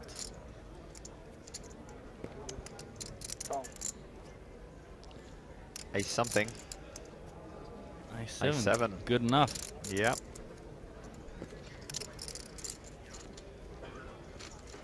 That's Antonio up to about 1.4 million. You see there too, like Antonio just doesn't feel comfortable to start playing a big pot with a7, so he pot controls and then Max checks a second time, and then he feels like, okay, now it's good enough, I'll bet like half pot and then 40% pot after. Yeah. Got a question for you, Lex, from Twitter. Ben Kane's asking how you found your Supernova Elite Challenge. It was pretty rough, but the reward at the end was worth it, so yeah. I don't know, like I'm so happy I made it, especially because I've been playing so much online and migrating more towards playing online. Playing so much PLO that it was incredibly gratifying, but I'm really happy it's over. And now I'm going to make it again this year, but now I'm planning it from January already, and I'm not going to start in August this time. How many sort of hours a day were you putting in near the end? I think from August till the day before Christmas, I played 10.5 hours on average without taking a day off.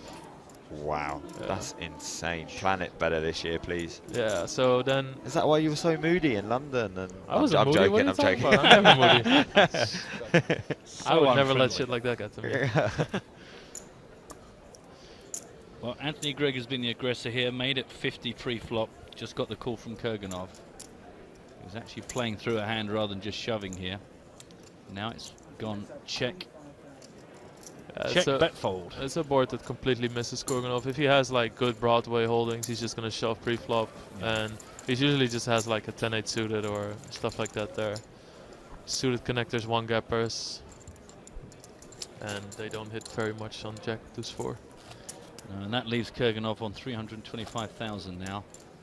So 14 bigs to play. Good on you, Stuart. He came back with some proof. Oh, really? Yeah, screen grab of his Twitter feed yesterday. Yep. Wow, he's really good at Photoshop. Could be. I'm just a sucker. I'm a gullible sucker. Yeah. A believer. See, we've got 2 players over 2 million on our secondary table. Again, only a couple of players to lose before we redraw. Play down to our final table. Wait, when does it get redrawn? At 9. Oh, okay. And then the final table officially is at 8? That's right, yeah. Okay. Yeah. Makes sense. It's always good to do that. Like, you don't want to have one table playing with 5 and one with 4. Yeah, it's horrible. It's a little too big for that. Well, Ollie has raised this to 55k. It's so crazy how I read his name and there's nothing, I don't even register anymore. Oh, he's there again. It's just like, yeah, it's close to the bubble, and Ole is Obviously, at the feature yeah. table. And if you don't see him there, he's at an outer table. Yeah, you know? it's just, he's a beast. And if he's not there, he's taking a bathroom break. It's like he's just always there. Yeah. That's so good too. Like, you know, if you get a streak like that and you're good and you're confident, after this he's just like Dan Smith. Like they're just always gonna, or like a high percentage of the time, are gonna be playing their A game because their confidence is so high. You know, it's gonna take so much for their confidence to get stumped. Yeah, and it's so nice for a player to have that big break early on in his career as Yeah, well. exactly. You know, it's like Jason Mercier, that the Yeah, first it's like live Jason tournament Mercier. he wins an EPT and he's Timoshenko, you know, plays never look back. First Yeah. WPT wins it, and it's like, so okay, so everything I do is correct or whatever, or it worked out, and then and when you play against guys like Anthony Gregg or someone like Vanessa Selbst, you need that confidence. You need to not question your laydowns on the river. You know, you need to know if you want to bluff here or not, and Yeah. not question it while you're doing it, because people are going to pick up on it. Meanwhile here, Vanessa has bet out 43,000 post-flop ace 5-5. Interesting lead. Yeah. See, this is the kind of spot where Vanessa does something that other people just don't do. Like, you know, you lead out on an ace-high board, even though you know if you check, it's probably almost always going to be continuation bet. So why would you bet a good hand here if you could just also get that money in the pot by letting him bet? So I'm really curious to see what she does here. I mean, I can't imagine she just gives up here, so... Yeah, I guess if that's how you approached it post-flop, you've got to kind of keep going, otherwise you're just giving up now, aren't you, really? I kind of, from hearing Vanessa talk sometimes, I kind of know she likes to make plays that don't fit her range well. So like here she defends her big blind, she almost always checks his flop, but then she does something unorthodox, like lead, and then she likes to show weakness on the next street and then take advantage of that. So I wouldn't be surprised if there was a bet on the turn, she would have check raised there or done something. She's not the kind of person to just shoot once and that's her game plan, and if not, she's just going to give up. Yeah, you can't imagine her check folding on the turn. Well, it went check, check, and now it's gone check, check on the again. river. She says she's got the queen. Wow. So she led out with the flush draw and then actually picked up a decent showdown hand. I don't know, like my feeling really is if she didn't hit the queen or a club, she could have... Oh, fuck. Oh, I didn't see it. Yeah, the 10 of spades is one of the cards. We didn't see the other one, I don't think. Oh, but she announced the queen as well, so she didn't know either. Oh, wait. She announced queen. She announced they went queen. Oh, yeah, okay. There check, wasn't check. a club. No. Oh, okay. Yeah, there was no club. Okay, he just said, oh, he didn't see she had a flush draw as well. Yeah, he was kind of feeling hard done by, and then realised actually she was a bit more legit than it looked. But what I was saying, like, I don't think that if she wouldn't have hit the queen, she would have done something in the hand. She would have check raised the turn. She would have bet turn, over bet river, something like that. You know, something to really go for the hand, because you can't just lead flop and then give up, because leading the flop is unorthodox. So it's really, you know, normal that you get called there. Those little pots are so important, though, that you have a queen there and that it's good. You know, that you. Those little pots really build your stack. Do you think her hand would have been sort of disguised if the flush had come in, because of the fact that she like donk led like that? Yeah, I think so. So then she maybe has a chance of winning a bigger pot later Yeah, I on think a so, street. definitely. And it's also, she doesn't give Ole a chance to pot control in any way or go to showdown easier this way. You know, she takes control of the hand. She builds the pot kind of in a way. I mean, that said, I don't really like the defend with the queen four suited though. But you know, whatever. A nice little pot there. It was a open bet from Anthony Gregg. 3-bet from Dan, who's been pretty quiet since we tuned in, and that took it down. Meanwhile, secondary table. Oh, these two at it again. Yeah, once again, it's Antonio Spandero on the button here. And it was Max that raised it pre to 48,000. Got the call in 2 spots. Once again, we find ourselves just with these two banging heads. Again, you see a recurring theme. Same one street gets checked, gets half pot bet on the turn on a really, you know, pretty safe board. Yeah, it was 73 from Max into 174,000 pot. Just got the call and got rid of Mike McDonald. I'm guessing that if Max... I think that Max wanted to just fake kind of a delayed c-bet with something decent on the turn. Because it was so dry and there was no action. Antonio checked behind, and then McDonald also checked the turn. So it's just that was just his one stab. And a bet of 210 into the pot of 320,000 did the job. And Mr. Esfandiari very much coming out on top. They've had 3 big tangles since coming back from the break. And Antonio's won them all. Must be nice. Must be. Yeah, you just see how important position is there, you know. He gets to decide when the money goes in where, kind of. You can tell that Antonio's pot controlling a lot of boards. Obviously, in this stage of the tournament with his stack, that's pretty understandable. Well, this hand, it started with Vanessa raising it to 50k. Just got one call from Anthony Gregg. Check, check on the flop, check, check on the turn. And now Anthony has checked again, 127,000. Vanessa's stack looks like some of the buildings here. I kind of expect there to be a water slide coming off the side of it, to be honest. Sometimes it does. This is the kind of spot where you just hope, like as Anthony Gregg, you have some showdown value and you just want to go to showdown. You just hope somebody checks. Vanessa looks very happy with herself there. Yeah, look at that. That's a slightly overly smug little look up on Vanessa's face there. Good job. Super pleased with yourself. Yeah, super pleased is a good description. I have a feeling I was going to make the same from that hand no matter how I played it, but most likely. Implying she had something really good. It was just pulling an Ole play. Not Ole, but the one that Yeah, that wasn't very coherent. No. Well, you can tell that while she was talking, she was trying to decide how much information she should give up. Yeah, that's true. So she kind of just like paused at certain key moments. It's like filling the gaps as you will. Yeah. Mr. Kurganov all in, 301,000. And he is going to get called.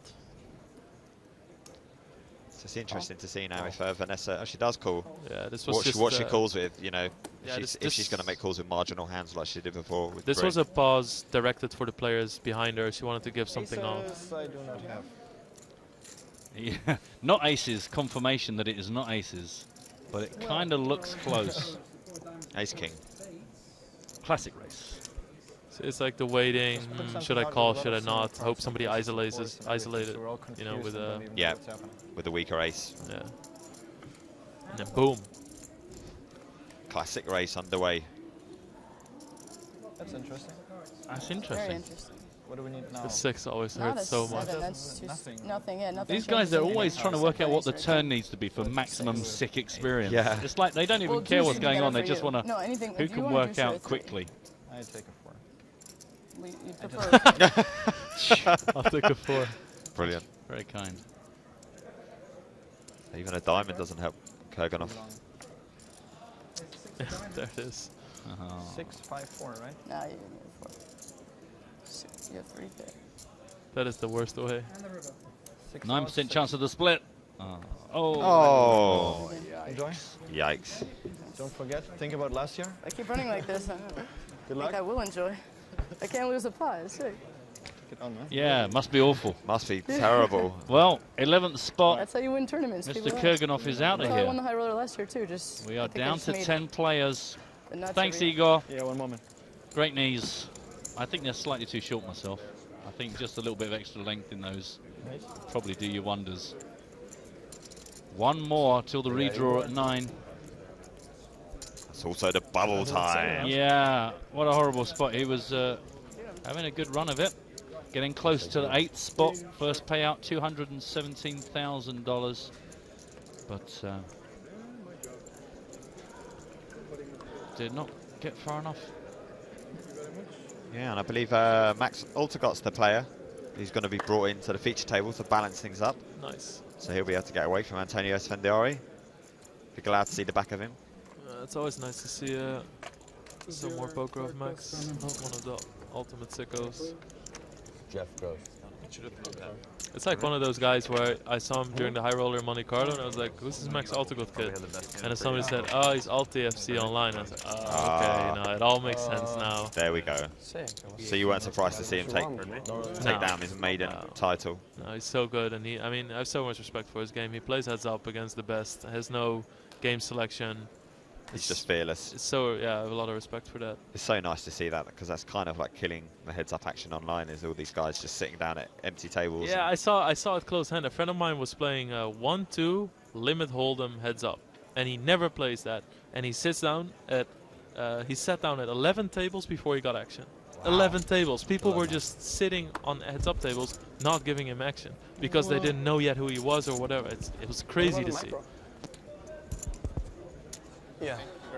Well, Max is going to bring 668,000 with him, so he's going to be second in chips at this feature table, just ahead of Ole Shimeon with 502,000. But obviously, right now the big story for us is Vanessa Selbst sitting on 3.2 million. I hope all the Germans get into a really big fight together. I hope there's, you know, somebody pukes in somebody's house or something, or somebody forgets to take somebody's girlfriend. Oh, you mean like a real fight? Well, I mean, not that something happens to the girlfriend. But yeah, a real fight. They should stop hanging out and stop talking strategy. It's too much. It's too dangerous, isn't it? Yeah, it's just like they need to have a big bust up. Just give everyone a chance. We have enough Philip Gruesom's.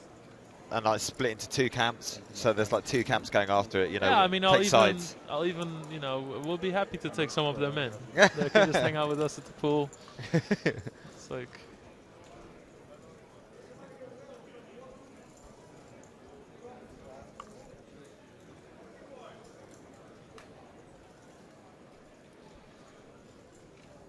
There's our second table. We can see Antonio up to 1.7 after all those battles against Max. Fabian still leader on that table, 2.2 million. Paul Newey down to 10 big blinds. Make or break for him as well. A horrible spot because you're getting so close to that bubble. Hello, everybody. Yeah.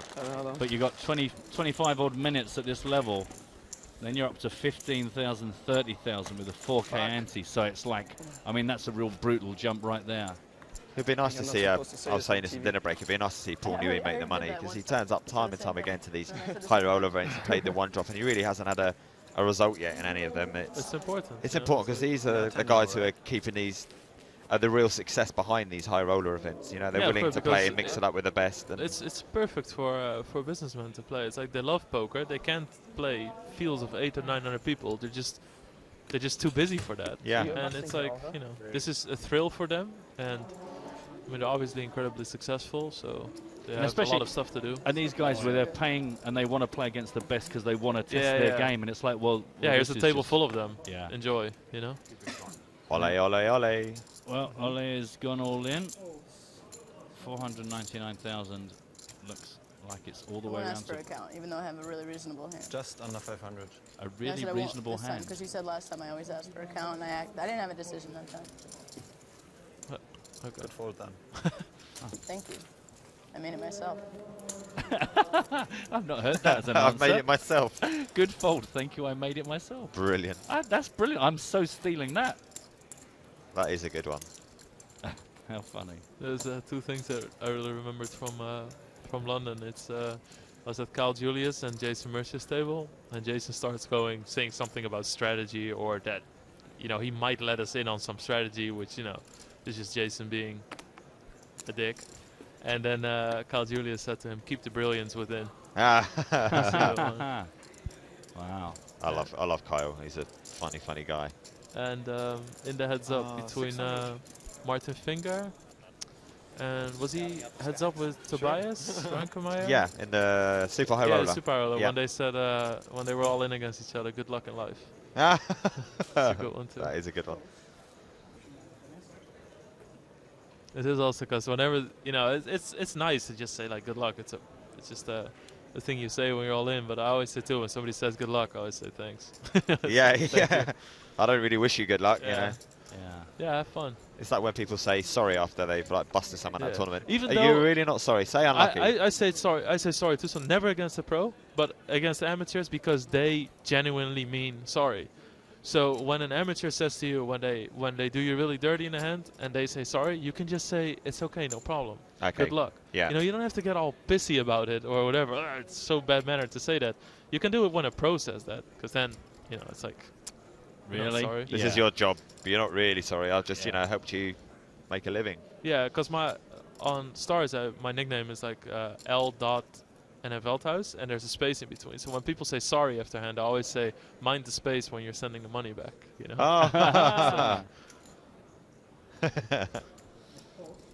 Oh. This was a limp.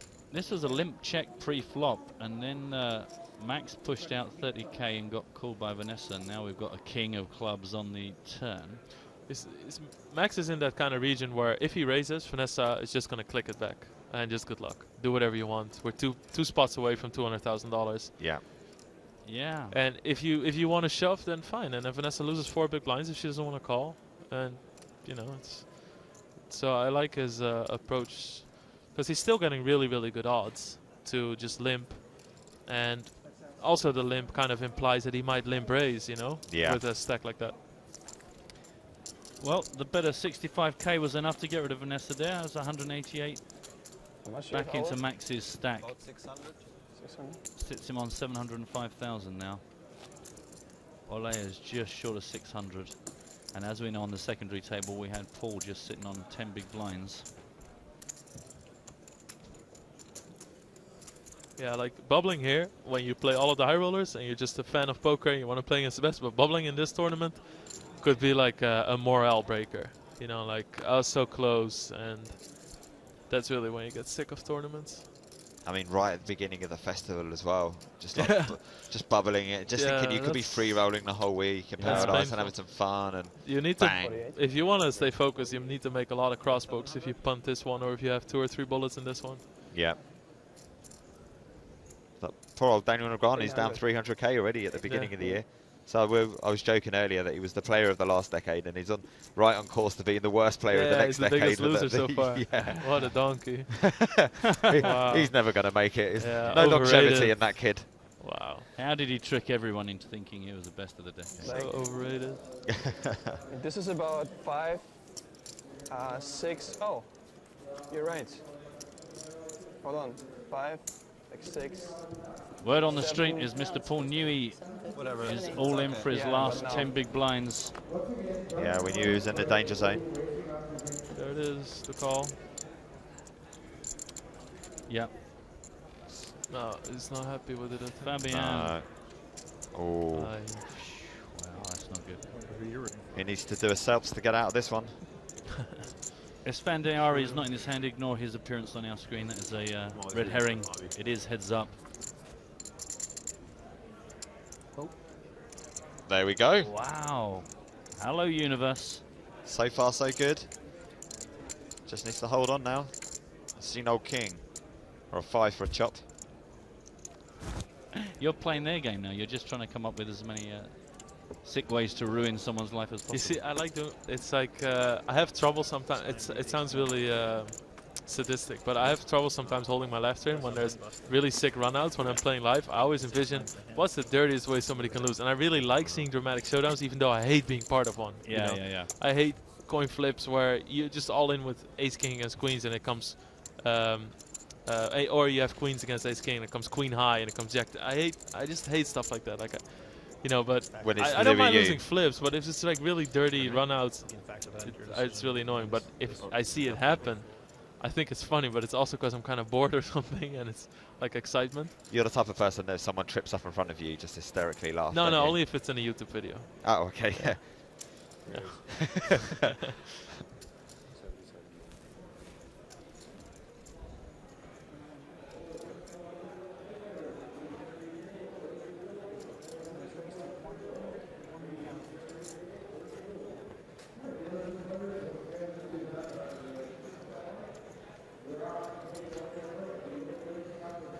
Did Vanessa just limp the button? Yeah, do you know, I just was looking at this going, is this really real? But yeah, it was Vanessa limped and then so did Ole. It's, yeah, I guess it's because of Ole's stack. She doesn't want to get shoved on. It would be really, if she does this with a really big hand, it would be really, really cool. Even though she gets plenty of action when she just raises with a real hand, so. Oh, there we go, though. Is that a raise? So Anthony's made it, Tony Gregg's made it 101,000, and yeah, it looks like it's going to be the limp raise from Vanessa. That's pretty cool, I have to say. You don't see that often on the button. Raise. Because she just wants to represent a hand like, you know, Queen 8, Queen 9, something that she can play in position.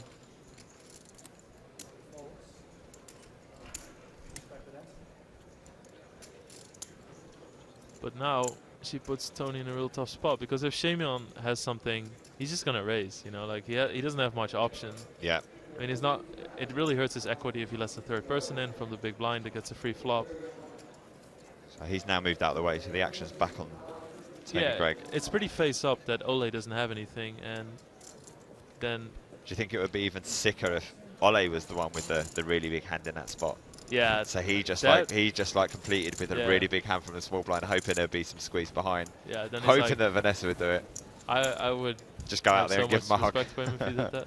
If he's just here like casually, I'm all in. You know, he just has it. This is a really cool play from Vanessa though. Like this just shows that she's been in this late game tournament so many times. She just understands the dynamic. Bit of love for you here from JJ. Lex seems like a nice guy. Good to see.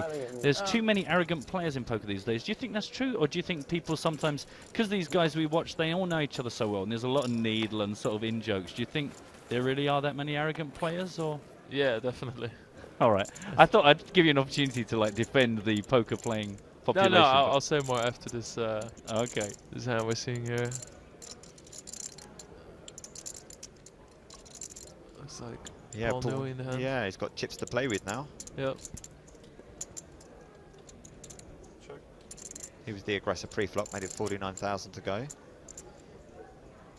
Called by Svendiari. 105,000 on the flop. Called again. And here we are at the turn. Yeah, I mean, props to Newey, because, you know, you could expect him to have just, you know, got that last hand and then sort, right, okay, let's just wait again. But yeah. Again, I think that's the thing. We're not maybe giving some of these guys the credit that says, you know, they're not just money in these games. They are players. They are looking to prove a point and make a mark. Sondiari's bet sizing suggests that he feels the same about that. That he feels that Paul Newey just kind of took a stab on the flop, didn't hit, and that he only needs to bet this much to get him to fold. And at the same time, you get more value when you have a good hand. It's like a bet that really works both ways in this spot. It's like it's as well as enticing as it is intimidating.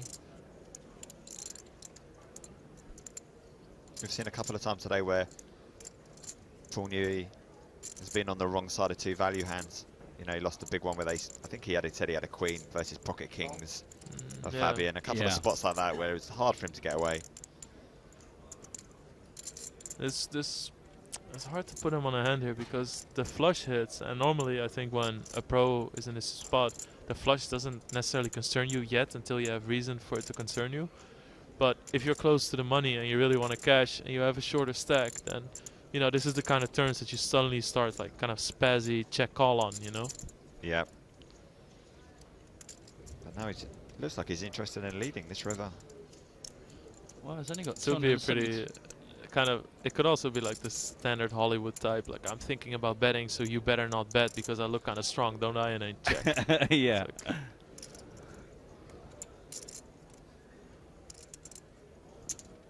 wow. 125. 125 into 569,000 pot. That is such a weird line. Yeah.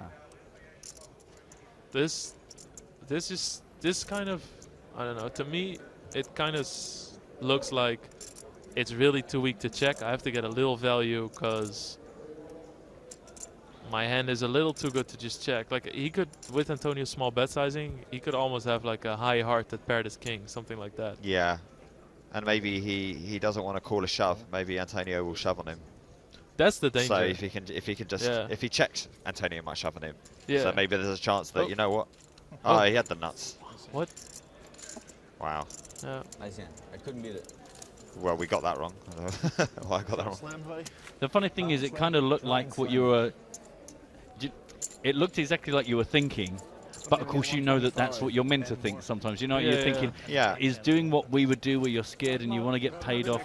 But of course, most of the time when we watch these hands, it's actually complete reverse, and it's all these false signals being given out. Yeah, but I do genuinely think it's a mistake to lead that river like that. Because if you want to rep something really weak to Antonio, something below a queen, you just check the river again. Yeah. Give him chance to use the stack to push you off the hand, you know? Yeah. And this, you just kind of make him feel like, what are you doing? So are you calling a shove? You know, just never mind, kind of. And then he just mucks his hand. But your senses were kind of on there when you said like it was he was Hollywooding on the turn. It was for a different reason than maybe you thought, but he was trying to disguise, you know, what he was trying to do. That was Paul's mate Bungle. Met him in Monte Carlo. Interesting chap. And there's Antonio just He just knows whenever there's a shot, oh, I'm not in it. How And he much TV time does he want to take? Yeah. Unbelievable. Oh, but to get back to your question earlier, if I think if too many people are arrogant, yeah, not the people you see here. Right. Okay. Like the people in the high rollers are like 8 out of 10 are nice people. Yeah. It's just 550 like to start.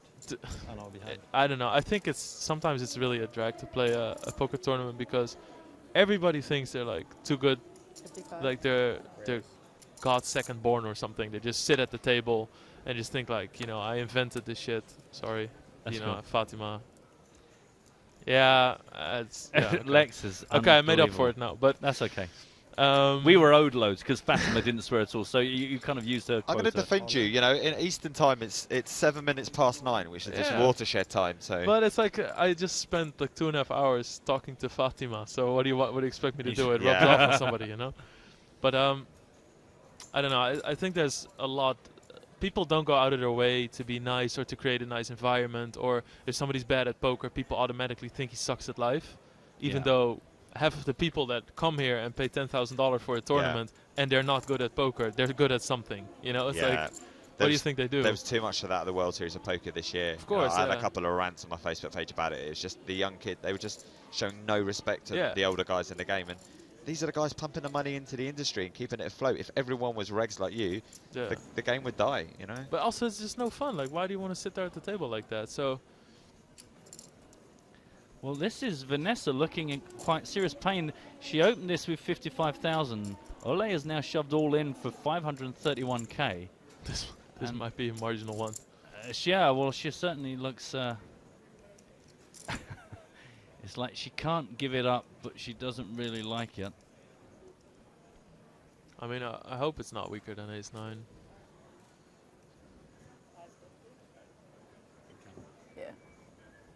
Do you think blind and blind might widen their ranges? We just got to take that dynamic out. You think even so close to the bubble that might? Yeah, definitely. Oh, actually, yeah, you have to take that into consideration. But I mean, 531.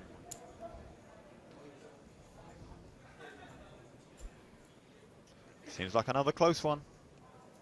No, she doesn't like folding, but at the same time, that makes Ole's range a little stronger.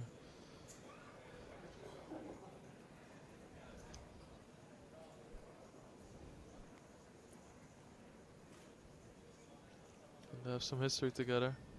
Yeah, both were in the 25k high roller final table here last year. Oh, Ole was there? Of course he was there.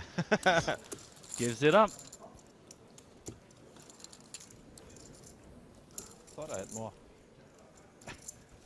Never happy, are you, Ole? Fold worse or better? Huh? What did you say? I said I don't know whether that makes my fold worse or better. What did you say? He said he thought he had more. But I had like 560. Maybe it's the same as I did. You know, you already like pretended that she folds and you have to stack it. So sick. So sick. That's Must be hard folding and I don't leaving know if yourself that with 3.1. qualifies as so sick. Yeah, it must be hard folding and leaving yourself with 3.1 million. It's like that's not going to get you a lot of fans at this table when you say something like that. Yeah. So I promise you I'm not Hollywooding. I believe you. I know you know I'm raising here. Folds round. Once again, Vanessa, this time giving it up on the button. Take a picture, it's a rarity. Interesting spot. Two people who can't really afford to mess around too much. It's like the good thing about Ole's position here is even though he limps, it's still kind of a protected limp in a way because he has the kind of stack that can just limp shove. Yeah. And that's a very nice added factor to have here to protect your limp a bit. I was just saying that it seems like you always have a decision. That was a raise from Anthony Gregg, made it 84k, and that was good enough to get rid of Ole. That's what I'm Anthony saying. Gregg is not known to Hollywooding. care about trivialities like that. I raise. I've had a lot of decisions.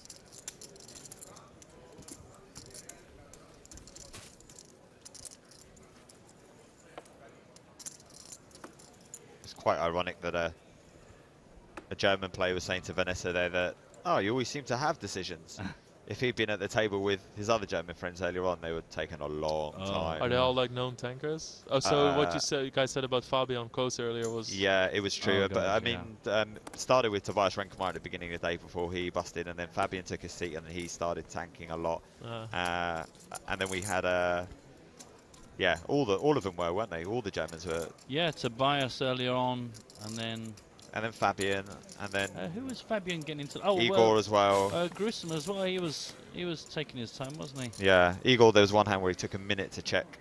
Yeah, that and then got fun. shoved on, and then took 2 minutes, and then apologised to the table and said, "I'm going to need some time to think about this." It was like, wow, really? You've had 3 minutes already, you know. I mean, you have to give it to them though. Like they usually come up with the best decision. It's like. Well, this hand, Vanessa raised it up to 50k. Got the call from Dan Shack. Check, check, post flop. Now the turn pairs with a 4. 60. Paul's come to have a look. Just to see what's going on. Obviously, as they get nearer to the redraw and then, of course, the bubble. Now Dan has checked to Vanessa, who was the pre-flop aggressor. Make of that what you will. Have a free rhythm. Welcome to the 2 of clubs. 127k in the pot. And that's what Vanessa started this hand raising to.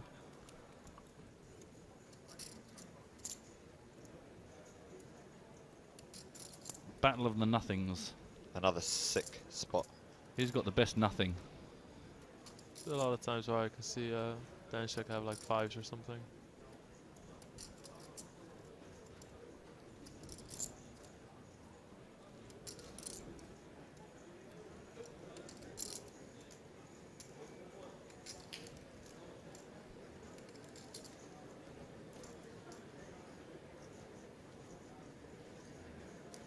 I'm just going to raise it.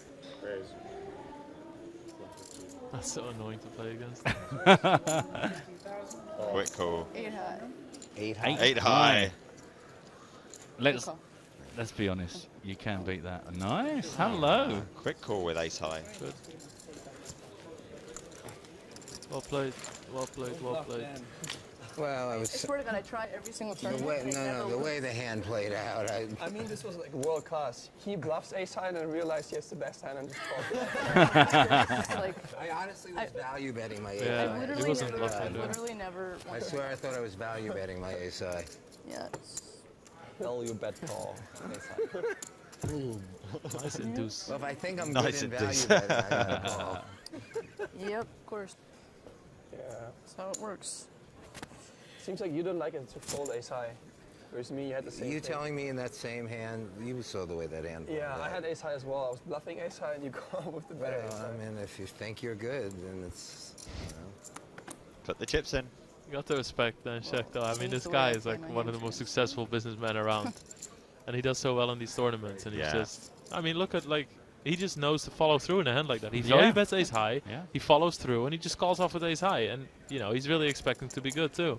It's nice to he was thinking ahead. If I get raised here, no, He has probably a plan, good. you know, he's really planning the hand out there. And his record's so good in these high rollers as well. He does really well here at the PCA. He does great down at the Aussie Millions. Yeah. Final table, both super high rollers, I believe. I think he's really one of those guys that's just he was an amateur at the start, had some good results, but because he's such an intelligent dude, he just learned so quickly, and he became pretty decent. So. Yeah, he's in this kind of mode of Talal Shakirchi is very much like that as well. Yeah. He's just getting better and better and better because these guys have, you know, yeah, I mean, it didn't make tens of millions of pounds on the for stock nothing. market with you know with no brain. Just ramming buttons. Just to recap this was Greg raised it to 50k, got the call from Max. No, not that time. Then post-flop, Max has checked. No, believe me, I'm starting Anthony to believe Gregg's made it 45,000 now. Just that one particular time I did. And I see the way you're running today. Max has called it. We've got a pot of 217,000 and the Jack clubs. Check. Tony Gregg's one of those guys you just think like his brain's just trying to get out of his head. He's just like, in terms of, not in terms of the like, he looks odd or anything like that. He's just he just looks so clever to me. Yeah, but yeah, that's because he is. Yeah, it's like yeah. It's a supercomputer hidden inside them walls. I thought I heard him say check a second ago. Unless was he just checking that Max had? Maybe that's. Oh, like check question mark. Yeah. It's always very dangerous to do. It is. Yeah. You know what one of my biggest pet peeves is? If people say fold. Because when you hear it at the poker table, it really sounds like call. So if somebody goes, fold. It does, yeah. So it's like call. And I've actually sometimes turned my hand over. And it's like, oh no, I said fold. So why don't you just throw your cards in the middle? You want to fold. There's a pretty universal gesture that Yeah, I'm with you on that folding. one. I've seen that a lot. And especially with, we've got so many different accents here. Dealers, you know, and a lot of the time when you hear dealers say as well, like call, fold, call, Yeah, and going around, I'm like, is that a fold? Yeah, Call? yeah. It's confusing. And then they keep their cards there. I think it's just for somebody who says it, they just want to be done with the hand. It's like a verbal declaration. I'm folding because they can't make up their mind. Yeah. And, you know, Yeah, if they Still. say it, then they might do it. It's harder Yeah. for them to actually pick up their hands and, you know, throw the cards into the muck. And I got angled like that once too. So somebody said fold. And somebody said, oh, I heard fold. It's like, That is the call from Altagot. 437k in the pot now. 6 of diamonds. You're welcome. What, did you give him the 6 of diamonds? Yep. Wow. You want someone to thank you? Yeah. You getting a bit tired now, Matt? No. It's just, it's horrible when a card like that comes and you think, oh, okay, well, hello. So went check on the river. Yeah. Trip 8s.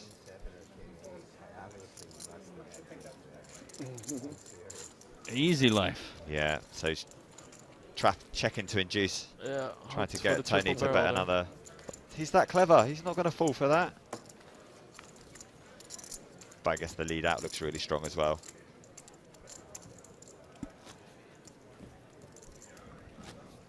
This will be the last hand of this level.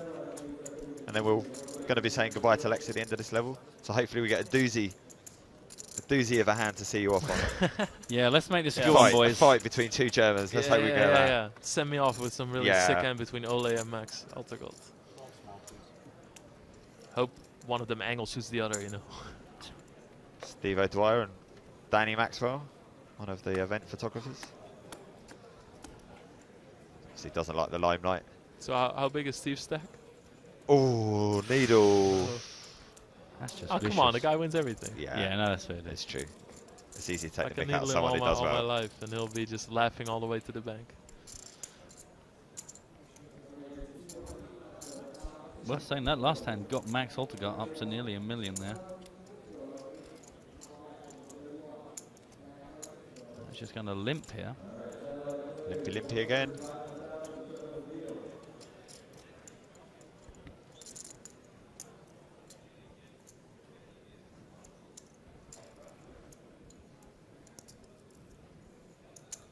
Vanessa not gonna give in to it twice in a No.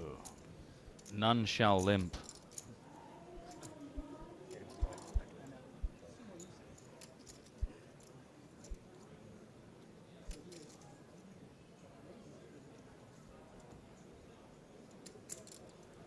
There's a raise to 81,000 that's been quite quickly called here.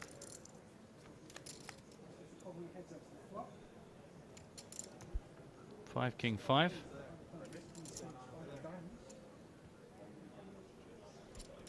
I check. Check to the aggressor. It's not really a drawy board here. Interesting. It's so hard. Like, it's so hard to figure out what Max has here. You know, limp calls. What's strong enough to limp call? Out of position that you can raise with, or you know, 3-bet shove with.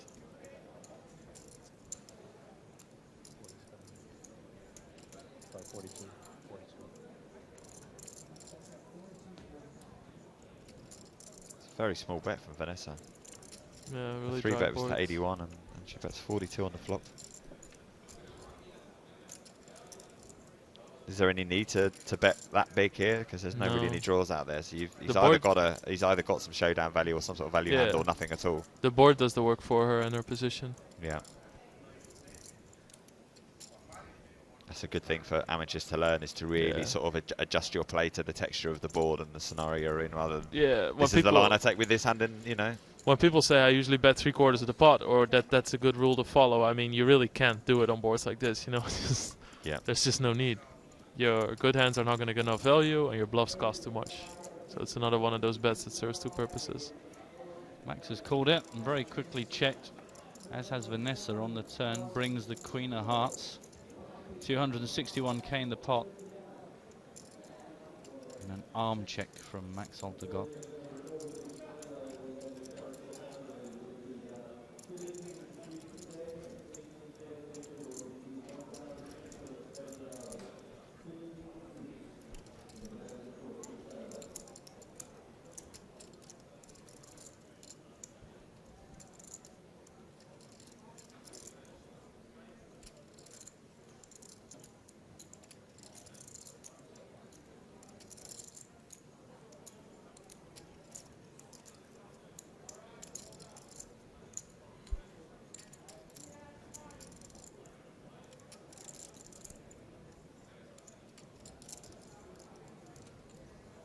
Really weird river. If Max really has something very marginal, you know, then Vanessa now gets another card that she might try to convince him to have.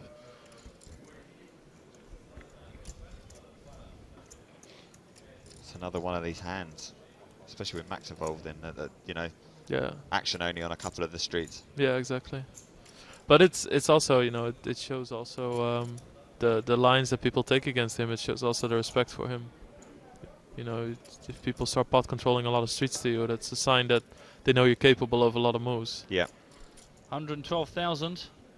I bet the cameraman just love it when someone's got glasses like that. They can set up those really sexy matrix. Like, oh my God, it's my shot. I'm going to win an award for this shot. Just look at the way that splits. It's like Morpheus.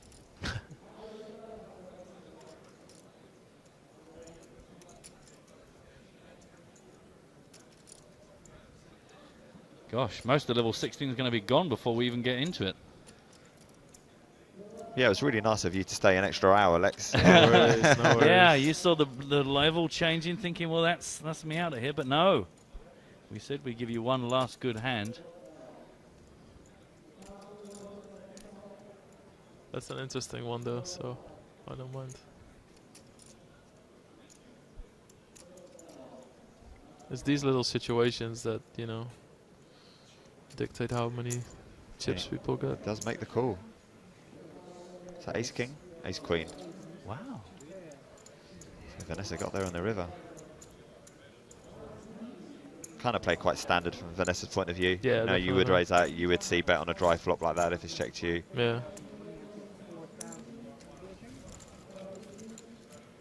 That's a back up to 3.2 million after she dropped back a little bit. Yeah, Max having got really close to the 1 million mark, now down just underneath Tony Gregg, 738,000. So the smallest there, 19 big blinds, the best 107.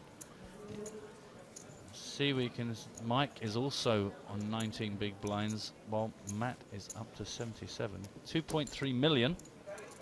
So we'll say goodbye to you then, Lex. Thanks ever so much for coming Thanks in. for your time. Hopefully we'll see you later on in a week at some point. Yeah, I'm playing the first 4 levels tomorrow. And then okay, so we'll see you in level 5 then, maybe? Yep, yeah. I think so. Well, best of luck tomorrow, man. We hope you do well. All right, see you tomorrow night. All right, take care. Bye.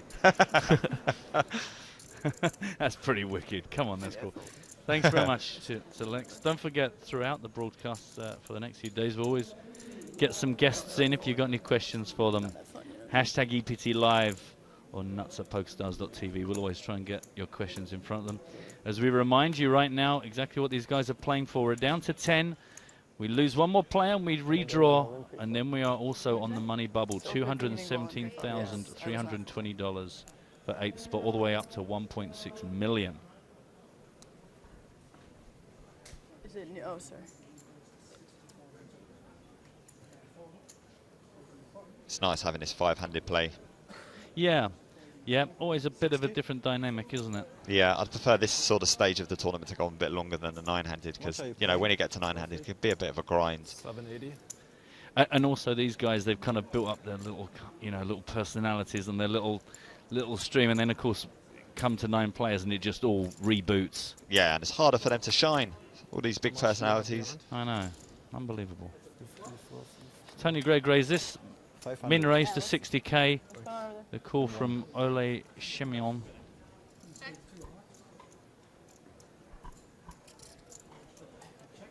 Heads up on 7 king deuce. 2 hearts. Check from Ole.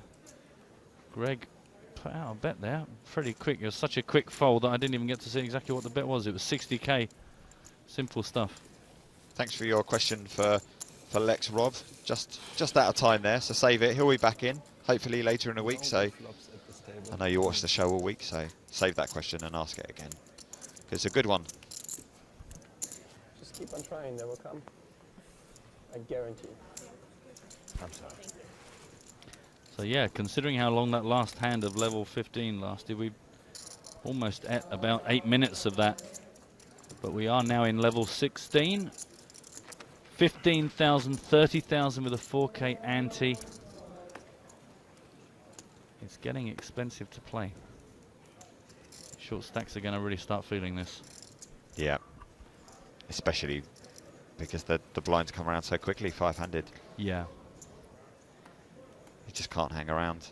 Yeah, and we saw a couple of minutes back Paul Newey coming up from the secondary table to sort of take a look at what was going on up here, because you think you don't necessarily want to hang in there, but if you hang in there till you get to 9-handed, the dynamic changes, then you just gives you some options. But of course, meanwhile, those blinds are ticking away, getting more punishing. This is a raise, min raise from Max Altergott. Dynamic folding action. Mr. Dan Shack looks like he's... oh no, I thought he was getting ready to do something. He was already out of it. He was, yeah, he was getting ready for the next hand. Yeah, he's just ahead of the game. Yeah, he's just getting his big blind ready. I thought I can see him reaching for chips. I thought, no, he's folded. Oh my God, he's going to race to 30,000. And he hasn't even got any cards. No. Out of control. Quite a lot of love coming through for Dan Shack, actually. Shack Attack, says Nick Wright. Yeah, 2 right. Blogger on the EPT and UK IPT. Hey, Nick. And as Lex said, you got to give this guy credit. He Yeah. sort of had a plan, that hand, that key hand against Vanessa. Not necessarily a key hand as in, like, you know, going to be the hand that wins the game, but for your confidence and, like, just to send a little message out to the other players that's, you know, reminds everyone not to be trifled with. Yeah, if a guy, you know, makes 1 or 2 results at this sort of level, you can say, okay, well, maybe just it was this time he got lucky. But time and time again, we see Dan Shack at the closing stage of these high roller tournaments. I can't remember seeing so many limps before.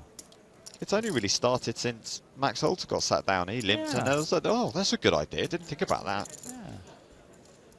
It's funny, isn't it, sometimes, and it only takes for one player to sort of try it out and think, I wonder if anyone's going to let me do this. And then once someone gets away with it, well, then everyone else goes, well, maybe we should do more of this. And you can just bet your life that when this does go 9-handed, that'll be the end of the limps.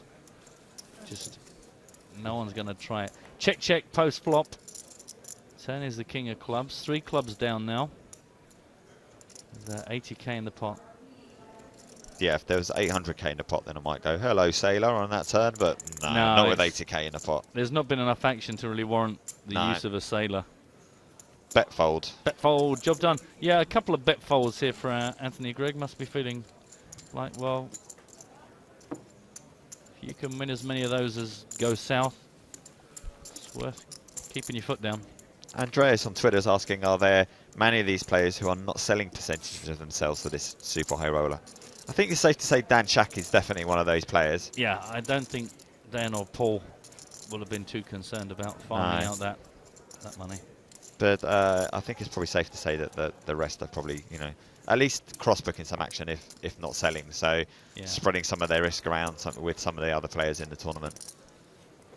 If you don't win, then maybe they have a deep result and at least, you know, get you part of the way out of the hole that you've dug yourself into. For sure, for sure.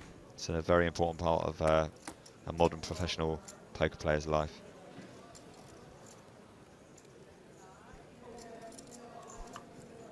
Come on, Dan, give us a limp.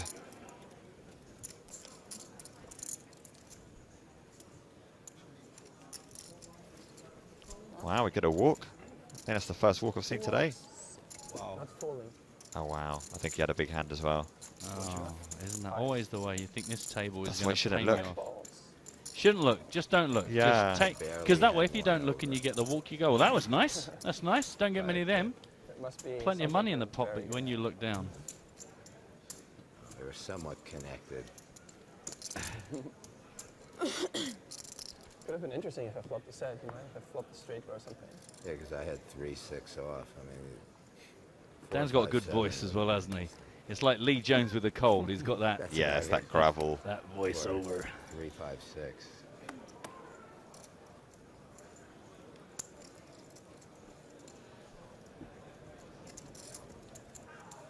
Ollie's out. Anthony's out.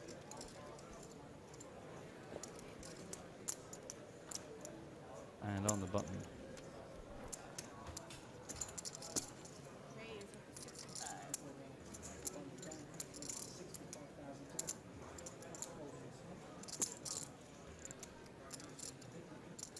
$65K. Max is out of the way. Vanessa doesn't give up a big blind too easily. Oh, don't be silly.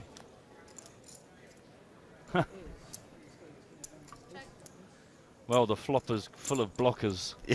Yeah. It was a quick check, and it was a quick C bet from Dan. 75K into 165K pot.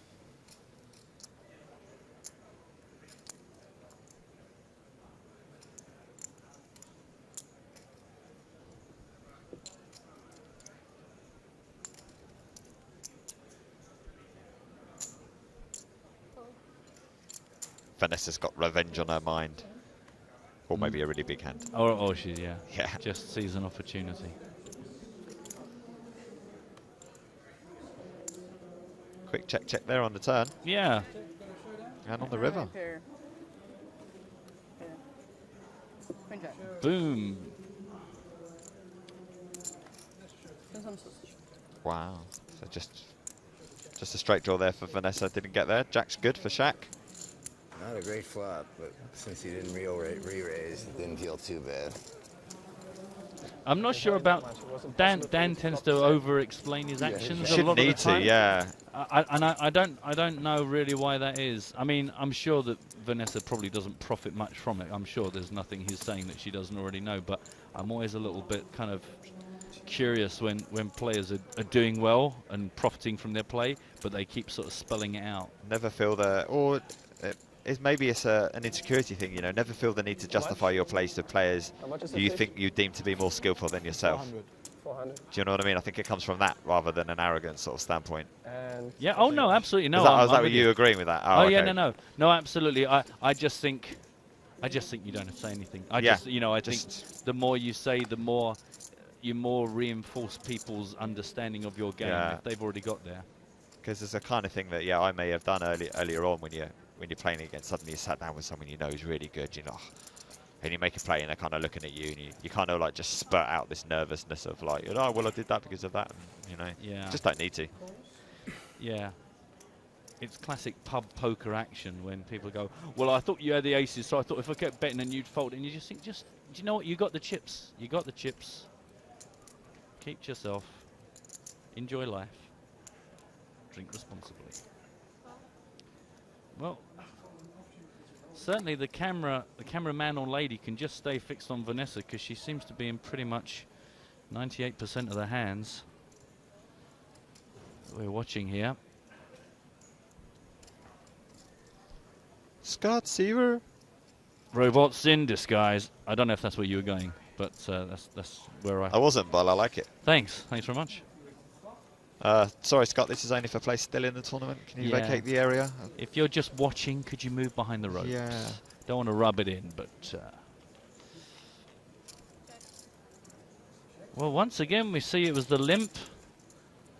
The check. Three-way to this pretty flop. Check to Max, who, to be honest, is the one that started all this business. And now with 110K in the pot. Happy to bet the flop, gets rid of Vanessa. Yep, 40K. And only, of course, on 470k at the start of this hand. Also relinquishes his hand. Yeah. Well, the limp working very nicely. There's Paul Newey, who's already popped up to our feature table a couple of times to see what's going on. He always seems to have a pretty happening shirts on. He likes a bit of a design, does Paul? I don't think I've ever seen him turn up in an uninteresting shirt. Meanwhile, in this particular hand, it's Matt who's got 2.2 million.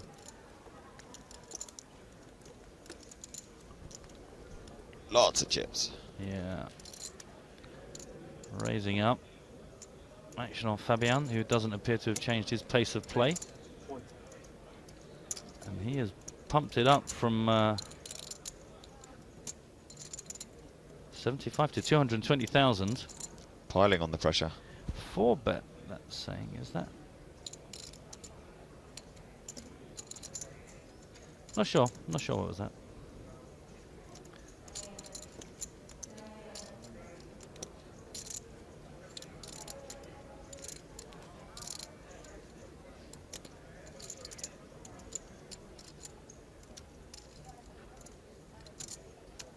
$700-800 behind.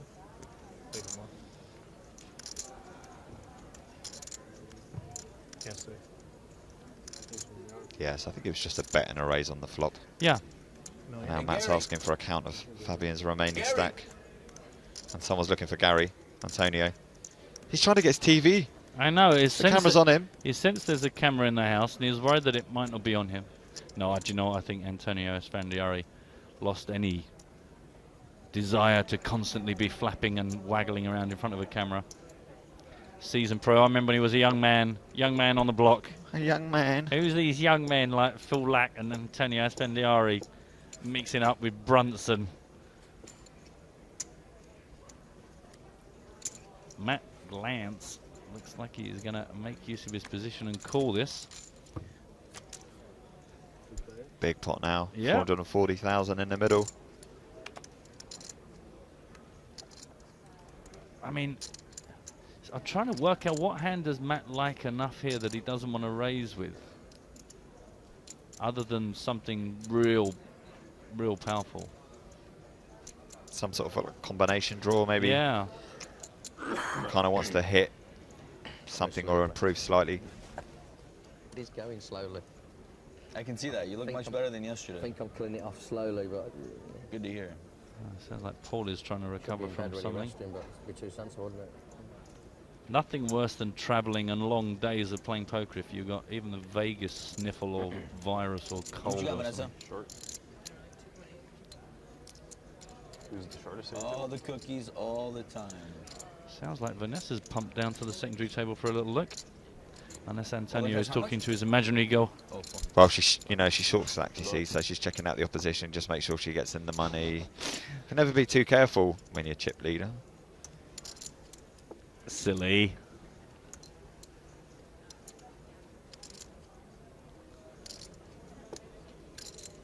The creaking actions of the clockwork Fabian Quas.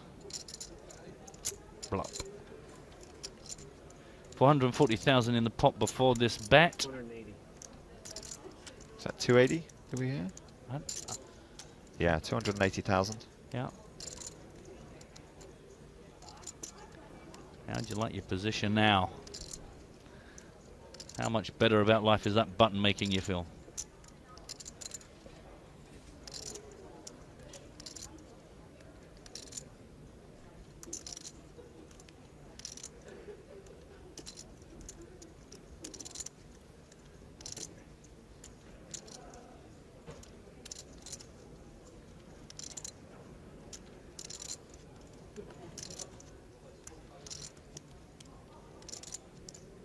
Crazy times on the secondary table.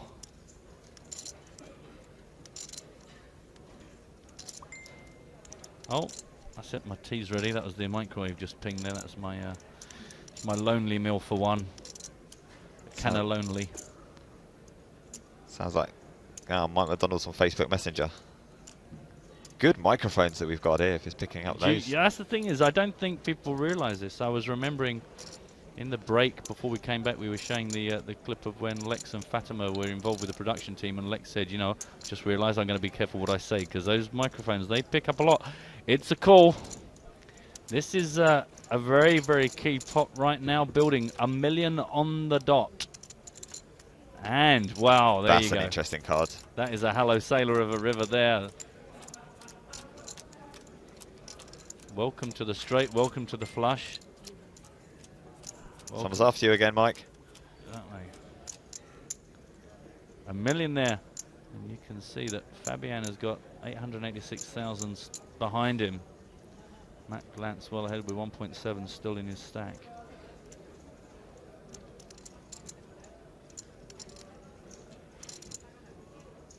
These players absolutely ice cool, considering what this pot could mean. Check from Fabian. Does that snap all in? Wow. It's a huge shove. Ridiculous, says Fabian. He doesn't like life anymore. The all in for Fabian to call. He has been here before. How can I keep running like this in those tournaments? Kings.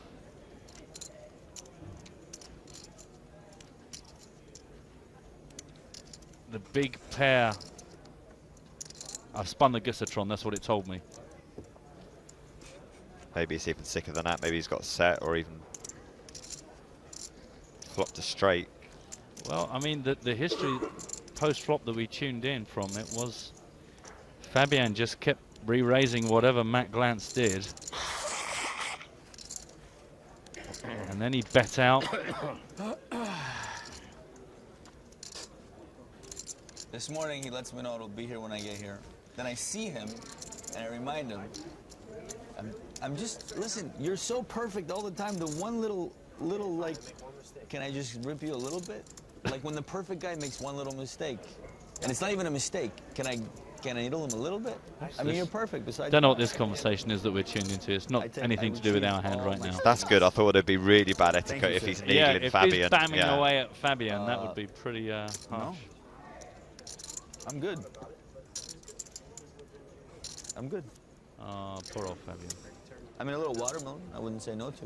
He's going to show it. Oh, did he flop the straight? He might have flopped the straight. I kind of had a feeling that, yeah. When he said that he was way bigger than just a big pair. Ah. Wow, disciplined fold there on the river. Wow, absolutely. And that takes Matt up to 2.4 million. Fabian to 1.2. It's unbelievable.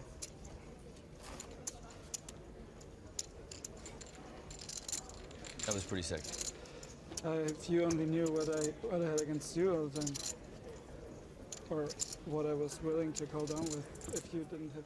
Anyway, we'll leave that. Head back to our feature table. Yeah. Yeah, meanwhile it's Vanessa still top of this table, just shy of 3 million. Once again, unsurprisingly, in a hand with Max, the man with reflected eyes. Yeah, so we did get confirmation there that it did have a straight. He flopped it and then was forced to fold on the river.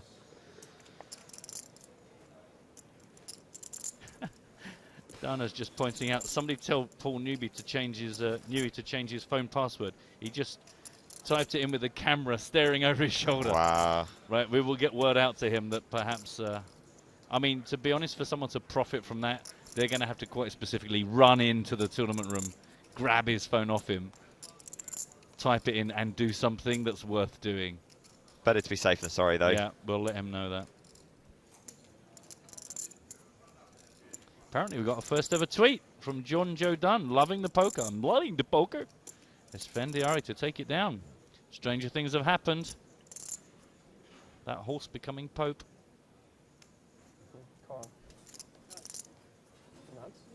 Quick call. Vanessa says she has the nuts. Welcome to the nuts. Queen 10. Oh, Jack 10, sorry, not Queen 10. Queen 10 wouldn't really be yeah, nuts as such. I meant Jack 10. Old school nuts. Yeah. Second pair's got to be good. No, I know. Nice. Nice. How much is it? At least it wasn't a very big pot. A couple of people are saying that Shaq looks like and sounds like a younger Jack Nicholson. I can see that with the voice and the mannerisms a bit. Yeah, it's the draw. Yeah, everything. and doesn't look that dissimilar to him. He's got a bit of that going on.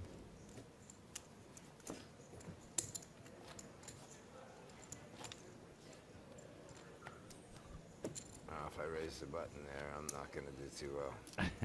God damn. God damn it. Dustin has got a brag. He's currently on the final table. First out of 9 in the 30,000 tourney on Stars. No, but I still would have called, bet the flop. Is that the free roll? The yeah, free roll that's one. the PCA free roll. Wow. Yeah. That So was he's the leading the final table. Probably would have check called. Good luck. Keep us posted, Dustin. That's amazing. Ole still in trouble here on our featured table. 11 big blinds with half an hour to play max. Not too comfortable. I mean, really, it's only Dan and Vanessa here that can feel like it's going to take a pretty big disaster to damage them. 250. Dana saying that she can't wait to see those whole cards. Yeah. On TV. I think it's pretty safe to say that, he rivered a flush. No, 10 deuce. Matt Clance with the way the hand played out. The thing is, the fact that Fabian checks there, it's one of those where he has to check because of the flush, but because he checks, it kind of opens the door as well, doesn't it, for a bluff. But the shove was so quick. But what else are you going to do? Yeah. He was so. It's almost like he's so confident in his hands. Yeah. There's a lot. Even if Glance had a set, I'm not sure if he's going to shove so quickly that he's going to be thinking, what can I get value from, and thinking a bit more about his betting size.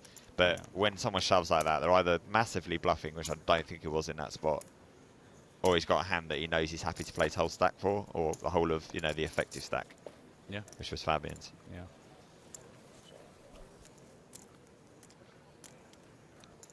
Folded round to Vanessa on the button here.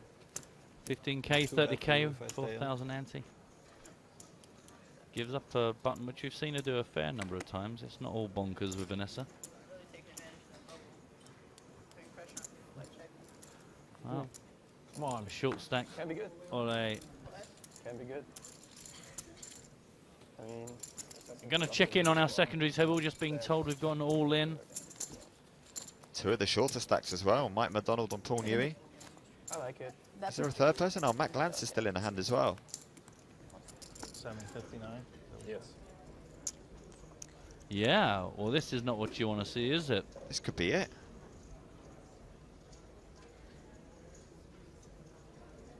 This could be it. If Glance calls, he could knock out 2 players in one hand. Yeah. Wow. It looks like he's got a decision too. So he raised and there was 2 shoves behind him. I mean, he can afford it. Got lots of Deep Lagoon chips. Is that what they're called? Deep Lagoon? Deep Lagoon, yeah. Deep Lagoon Moss Forest, or I don't know. It was a long while ago. Sunlight, Deep Lagoon. I want to fold, but I don't think I can. He wants to fold, but he doesn't think he can. Wow. Wow. Okay, so maybe he's got some sort of... I wouldn't put him on a pair. He might have some sort of drawy hand that could play well against big cards. See, that makes me feel good, because it's nice to know a player his level still has thoughts like that. Because there are hands where I go, I'm just going to fold and watch these guys knock each other out. But you just think, do you know what? I know that my range of hands here is probably good enough that I should be involved in this. But you can be wrong. You can have a bad beat. Right now, you're sitting with an absolute mountain of chips. You don't want to hurt yourself. Here we go. Yep. Oh. So close, so close. Yeah. Oh, wow. He actually has got jacks. Ooh. Wow. Looks like Kings for Newey. Oh, Jacks for Glance. Oh, was that? I didn't really see what Mike had there. Might be ace rag, I think. Ace, I'm not sure. Oh, is it as bad Oh, as ace that? jack. Ace jack. Okay. Oh, wow. Okay, so it's great. So it's jacks, ace jack, and pocket kings. So it's not looking good for Mike McDonald. No, he is looking fantastic for Paul Newey. And you can understand why Matt Glance was feeling like I can fold jacks here. I mean, turns out is wrong, and obviously the fact that one of the jacks is sitting in Mike's hand doesn't make him feel too good about producing some amazing suck out. Shouldn't fold 10. Oh, heart draw. Oh, wow. Backdoor heart draw for Clance. It's about his best option at the minute. Oh, there's an ace.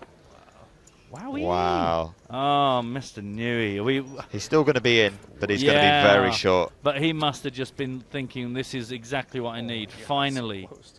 Oh, wow. Ace card. Finally, I get to final table. Finally, I get a really nice big stack of chips as we go into the bubble. But Mike McDonald runs good in these super high rollers, doesn't he? Let's still count it. Ich glaube seriously, dass es niemanden gibt, der in diesem Ding. I think Newey's might even be below $500,000 again now. Well, no one did anything you can't fully understand or expect in that situation. It's just one of them, isn't it? Cold scenario at this stage of the tournament. And a lot of the time, Matt can find himself, you know, he can consider himself pretty unlucky to run into the kings. There's going to be lots of far inferior hands. But totally understandable why he was thinking of getting out of there. Zwei Hearts, ein Spade. Check raise flop. Called turn Queen of Spades. Zwei Flush draws. Ich bette 2,80. Called River 7 of Hearts. Ich check folde. Ja.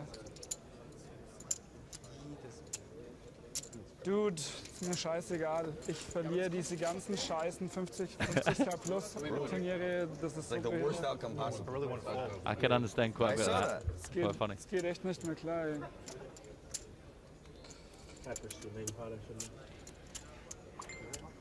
Bling! Mike McDonald.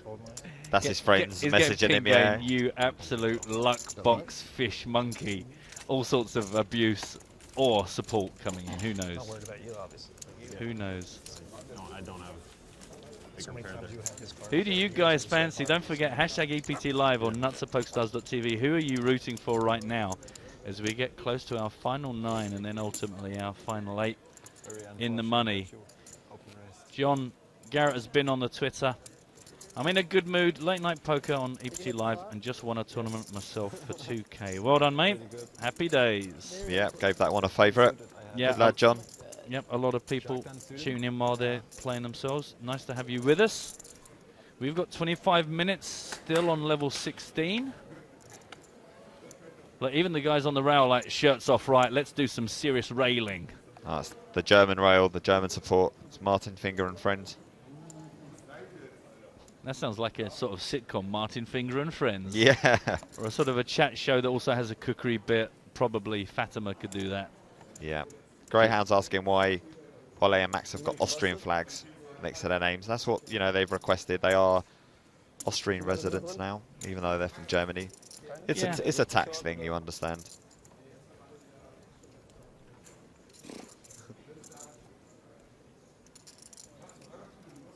Look, let's just keep zooming in. Zoom in to keep going into a microscopic level of his nose pores.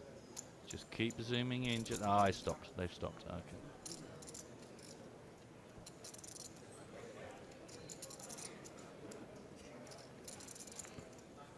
Someone busted? I think so. I think there was a three-way all in, but nobody busted. All in. Seriously? Oh, did Max just shout all in? He did. 539,000. How's that possible almost? Yeah, I don't know. So it's just yeah, it's an open shove, small to big. Yeah, a bit less than actually, because obviously it was the small blind as well, but yeah.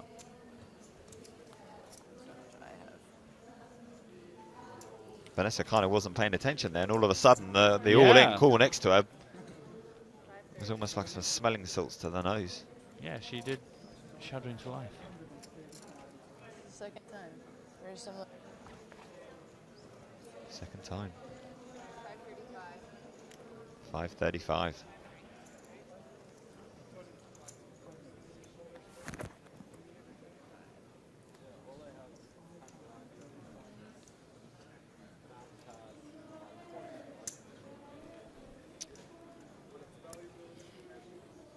Just to quickly answer, LH Barrington asking when will they start showing the players' cards. That will be tomorrow when we're down to one table. We only show the whole cards when we're down to our one table, because obviously otherwise there's an advantage to the players that aren't having all of their cards and decisions shown. So when Joe and James bring you the final tomorrow, all the cards will be up. Maybe you don't have That makes a difference, though. A lot of support out there for Mike Trust McDonald me, I at the don't like moment, it either. especially after that triple up. Very nice triple up for him. That's true. Back in the game. Yeah, And a wheel lot of suited support too, for wasn't Vanessa even as well, like though. Ola was like really hoping for a call. Clearly the two most Yeah. supportive players we've got in our field. Come on, Vanessa, gamble. I've been doing some gambling today, let me tell you. So wheel suited ace, I think Vanessa said she had, but I don't think she was talking about that hand. It might have been the other hand where she raised from the small blind and Ole shoved on her from the big. Yeah, yeah. That's when she In a tank spot that he folded. probably wasn't late. I think you're right.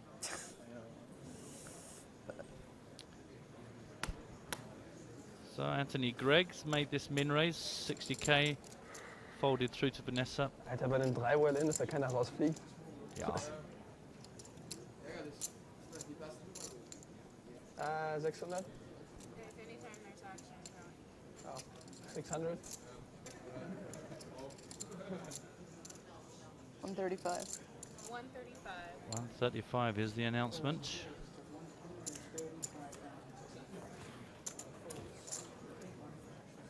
Ole getting really short stack now. Only got over 10 big blinds to play with here. Yeah, and He's out of there. and Tony's got the perfect sort of stack for Vanessa to go after, that sort of middling stack. He's, you know, he's kind of clear of Max, way clear of Ole, so why would he want to get himself involved in the scenario? And Vanessa can take advantage of that. Yeah. Yeah, it's a nice spot to be in. No 10 big blinds. He makes the call though. 10? Just under. I kind of feel like it's you or me. I don't know why. It's like Vanessa's going to be Yeah. first to act, out of position I can here. feel it too. I don't feel comeback. Could be fun. I'm just not the Wait, comeback. I'm surprised. I heard you just turned 21. I don't know how much I Couple think of that months hits ago. Vanessa. A couple months ago. It's actually funny we played us on a case, and next year in Vegas it's probably for both of us our first main event. Yeah. I missed it this year. Some program that I was going through, but Well, she's the one that turned this into a America, 320,000 pot. Yeah, and I think she's checked it over to Tony.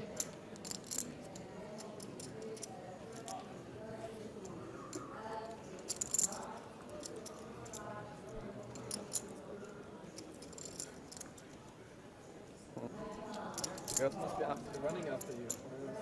Young rich guy, gambling for a few hundred K. Just turned 21.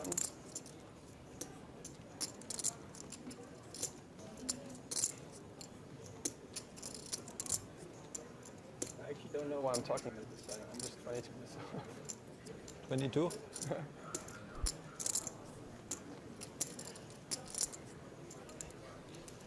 Yeah, not too old either. I'm happy about this.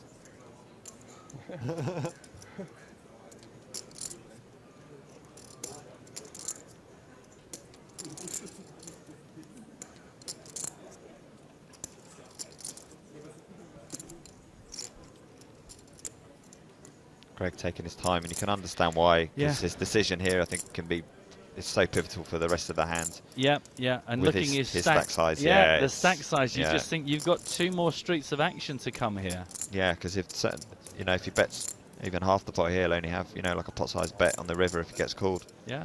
So I expect it to be quite small if he does bet. Yeah, 320,000 in the pot. Right. And the bet. 140. Oh no! Oh. Oh, check raise all in. Check raise. It was 140. You absolutely nailed it there. Yeah, small. And who doubled up? Kind of like a feeling bet. Yeah. He was going to get the answer, whatever sort of bet he made. So there was no need to go so big. Hold on. Are they dealing? I think Vanessa's got a favourite hand again. Ace 9. No.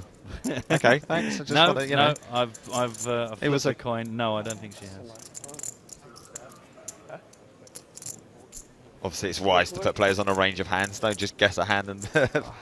No, I love it. But we're allowed to spin the guessatron in here. The It's guessatron privilege is of the ours. role. Yeah. It is at our command. If we want to spin it, we can spin it.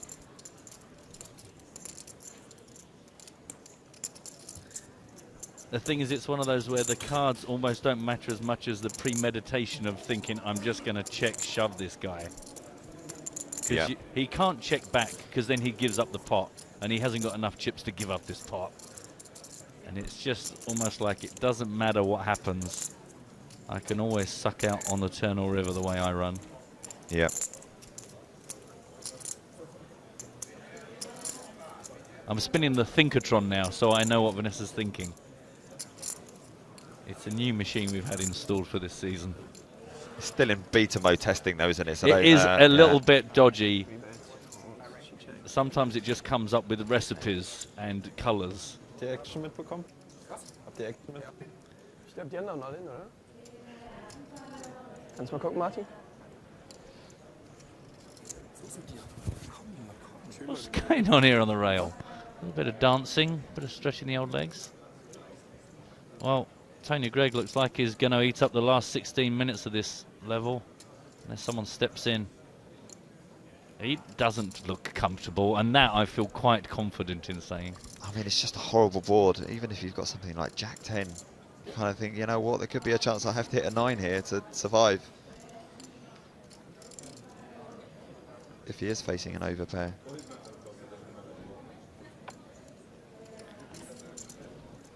It's a very powerful line by Vanessa. Yeah, and it's just so, well, it's just so well timed, because it's just now is not the time you want to do something daft. She kind of found a way, without making a ridiculous all-in shove, to put the pressure on his stack early on in the hand. You know what I mean? For him to have to call all in on the flop. I apologize. 3-bet pre, inflate the pot, and then check to him, let him put some chips in, and then shove. Oh. He knows he's got Max with 600k, he's got Ole with 330k. Yeah, they don't put. He's not the most likely to go out next. Yeah, I mean, he can fold and still have 22 bigs. But he knows that she knows that as well, and it's just must eat you away. It's great for Vanessa. We could back above 3 million with that. We're up to 3.6 million now. Wow. Yeah, and Anthony was looking at this, but that's what I'm saying. Yeah. I was confused. Said she'll be at 4 million by the bubble. So, well, said she wants to be at 4 million by the bubble. And look at that. You can see Max, Tony, and Ole just really squirming around. 570. Okay, so Anthony's down to 18 big blinds now. Graphics are a little bit off before. Right, yeah. I didn't think he was in that bad shape. No, me neither. Wait, hold on. How much do you have? I thought he had something like 800. Just under 3. Right, But just under 3? meanwhile, on the other table, Fabian and Paul also hanging in there. 15 minutes left on this level. There'll be a 15-minute break after this level. We've got to get ourselves down to a final 8 today. Otherwise, there'll be absolutely nothing for Joe and James to do tomorrow, and we don't want to be responsible for that. No, no, no.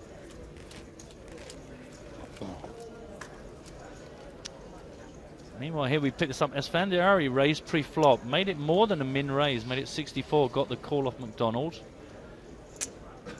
Continued post-flop. 176. It was actually check on the turn, but now Esfandiari is back in action, having had it checked to him after the 9 of diamonds on the river. Bet 176 into a pot of 309,000.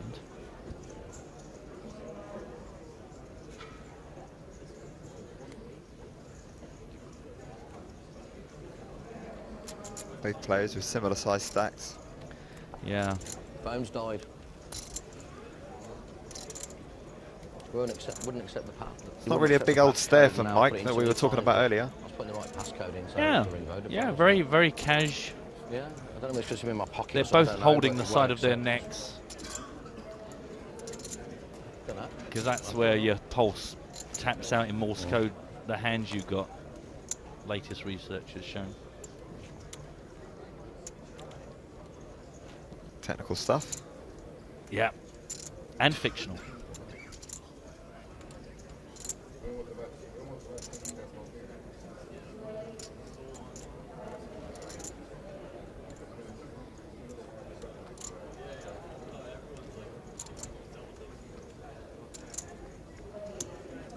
Makes a call. Antonio confidently tables 9 something. Oh, come on, dealer. You're a trained professional. Show us the cards. I saw a 9 of hearts and yeah, another red card. 9-7 is the word on the street. 9-7 of hearts. Got there on the river. That's all good news. Over 2 million for Antonio. And just over 1 million for Mike Madonna after that hand. Meanwhile, the folding festival continues. That was a walk for Dan Shack there. Be more than happy to get 65k in his stack. Boring to do that. Hakon on Twitter was very impressed with Vanessa Selbst. He's playing so good at the moment. Great check raise all in. Love the aggressiveness. Yeah, couldn't agree more. Certainly a great spot, great timing. You know, she can run good, like she showed earlier with Ace-9, but this is what Lex was alluding to as well. You know, she's what's the blind? she's just like she's just fearless and aggressiveness. It's just, you know, to another level sometimes. She gets away with a lot. Yeah, the thing is, but she plays away into having a chip stack so that then she takes those risks. Yeah. And if it goes south, or she can play away back out, or she'll take the risk again. And that is the danger, isn't it? Is she's not just a straight player. She can like build up the stacks to take the risks. All in. She knows when she's doing it often. All in, declares Anthony Gregg. Open shove from the button. Yeah, 2 folds from Vanessa and Shemion. And then Tony Gregg quite happy to get his last 474,000 in there. Shack's looking interested. Yeah, and you're not going to expect Dan Shack to have air here. All in. All in also. As well. Going to try and isolate here. Unless Max wakes up with a monster. It looked like he showed his cards to the world there. So Ace something, I think. Max folded. Jack 8, is that Dan with Jack 8? No, No, the other way around. Yeah, I'm really surprised there. Okay, well, the thing is, you got to make a stand at some point. 10 minutes to go. You can't just dwindle away to nothing. I mean, Greg has got live cards, but a couple of blockers out there for Shack. That's rather handy. That would be interesting for me. Welcome back to the game, Mr. Gregg. Still got to hold on though. Yep. Hearts also could be Yeah. live for Dan. Jack of hearts. Let's make it interesting. Sicko. Looking pretty good. Big favourite here, big favourite. And the river. Look at the lips, nerve. Safe card on the river. Yeah. Double up for Greg. 473. No, but she was a lin. 473. I didn't realize. I thought you had more chips. LH is asking how many players left. We've got 10 players left. Thing is, I Remind didn't you we even had want to call. 46 players. 10 You re-entries. saved my chip stand. Lose one more, we redraw the 9, and then when we lose one more, we end the play. Hakon and Price looking for a heads up between Vanessa and Antonio. That's nice. That'd be good fun. Could happen. Yeah, that could happen. That could be fun. To be honest, with this field, there's not really too many disappointing heads-ups that I would not fancy watching. Yeah, I know. I tried it again and it won't work. It won't take the code. No. Oh, so You're doing me a very good deal. it sounds like he's forgotten his code. He's forgotten his code. So that the sweet irony that people go, Yeah. "Oh, we've seen his code." Yeah, it stopped working.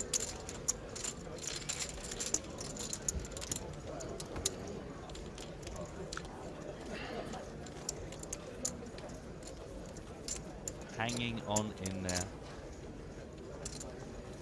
I'm back 100%. Good. 100? Good. Glad to see it. Maybe 98, but pretty close. He's instantly abusing it. Like, You're back. I can raise. I wouldn't raise if you weren't back yeah, yet. That would because be then fair. I just spew it in your face, but now you can just... Yeah. So Fabian was saying that he's back. He's not until he's 100% focused, maybe 98%. Snap raised his big blind by Macklans.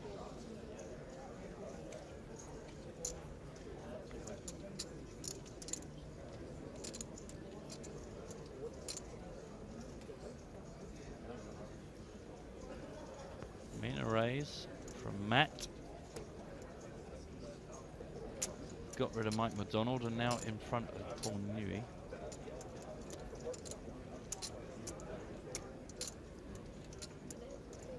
Newey started the hand with a little bit more than 500,000 chips. All in. All in. Snap call. Good call. Oh, he doesn't look too happy. Boring. Dominated ace. Oh, ace king. How about hearts? Give me a... You have 2 flush draws. Well, yeah, it's a free roll for the flush, really. But as we say, Paul has got 2 flush draws. Did you hear them straight away? Come on, oh, now give us some sort of sweat. At least 2 diamonds or something. Like Paul's face. Switch hands before Don't we you run dare, yeah. Yeah. Give me a gruesome, 4 clubs. In a dream world. All right, I don't want to switch hands anymore. Really? Choppity chop. Most of the time. Well, yes. Not now. All right, yeah. you can switch. It's up to you. Yeah, now you can swap hands. Everybody loves a chop pot. Who wins? Oh. Did you? I thought you were reading the. There's even the graphic. In lieu of James and Joe, everyone loves a chop pot. Maybe now James is full-time stars. We have to. He's like our boss. We have to sort of obey his orders.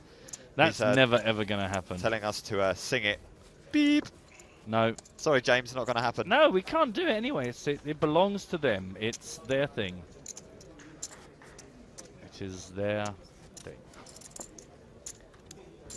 Could be worse, Paul. You could be out. That's why I raised your big blind, because you were back, and I had a little something. Kind of thing we haven't got a thing yet, but maybe we don't need to. We don't need to have a thing. It's just Gimmicks. the top part. We move on. Gimmicks. Our thing is that we're not Joe and James. Basically, yeah. Like you that's see how that? you know you're a hero. Like see. when you make the 37th fold in a row, you're just like, I'm disciplined. yeah, I have no attachment to the results of these cards. Like these cards are not me. I am not these cards. Deep stuff. Deep. Deep.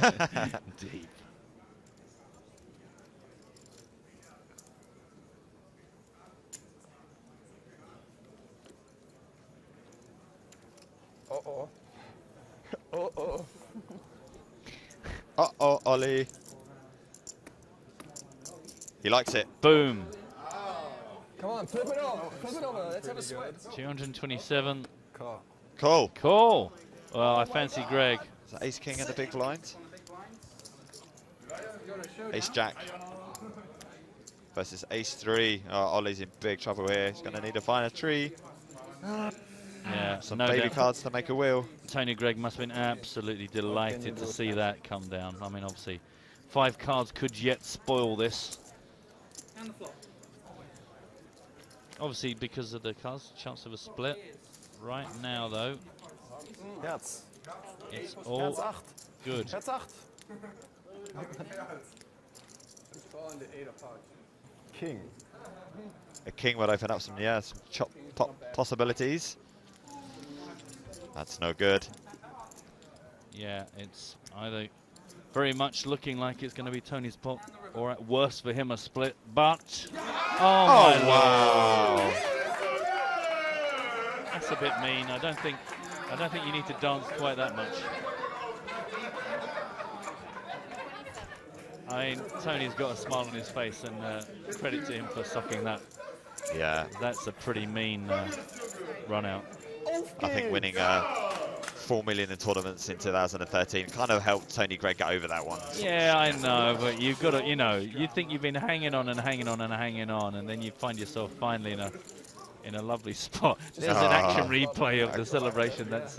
I kind of don't mind it. I don't think Tony minded it. No, I don't think it's done in spite. It's just a bit like, oh, really? Why don't we let that table do some of the work? You really want to limp under the gun. Huh? You really want to limp under the gun. Yeah, like all the time. Yeah. You can want to make this like, oh, I limped accidentally and all in. Because then you get to limp jet.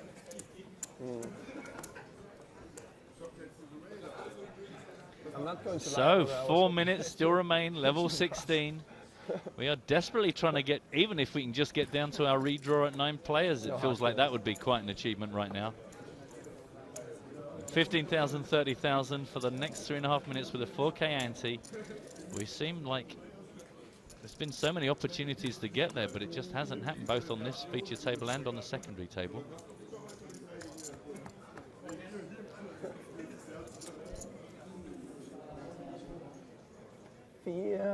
And on the river. Trey on the river. Brutal when it's on the river. think it's just a double up, but Ole was so short that he's still in the danger zone. Yeah. 15 bigs, just What's over. with all you Germans in your Germany talk? You mean because I said something And to them right now? Tony Greg straight back into it, trying to make something happen for himself. 75k. English, not English. Someone's stealing a hand, not a hand.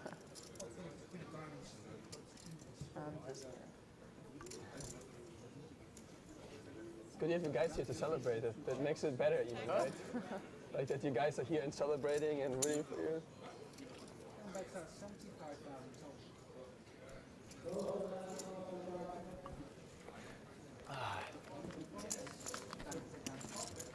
So just a couple of minutes left of this level. Time for one, maybe two more hands. Yep, don't forget, keep us company, hashtag EPT Live on nuts at PokerStars.tv if you want to keep in touch with us. Meanwhile, outer table, the secondary table, still rocking and rolling all the way down to the river here with Esfandiari and Matt Glantz in another hand together. Glantz scratching his head. Facing 128k bet from Esfandiari. Small blind to big blind battle.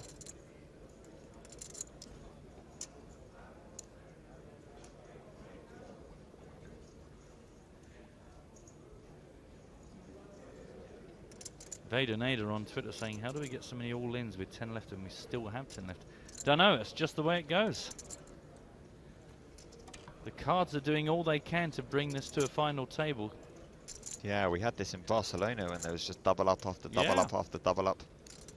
And You know, to give up after about 2,500 Yeah. on a bubble, didn't we? Yeah, and some of these guys, of course, it's a lot of the, a lot of the big stacks are just getting involved in some of these hands, so it's swinging backwards and forwards. Oh, meanwhile, all in and a call on our feature table. It is Ole has gone all in and been called by Max I Altegard. see the diamonds coming. Oh wow, another, this time he's the one dominating. So ace jack for Altegard, ace king for Shimian.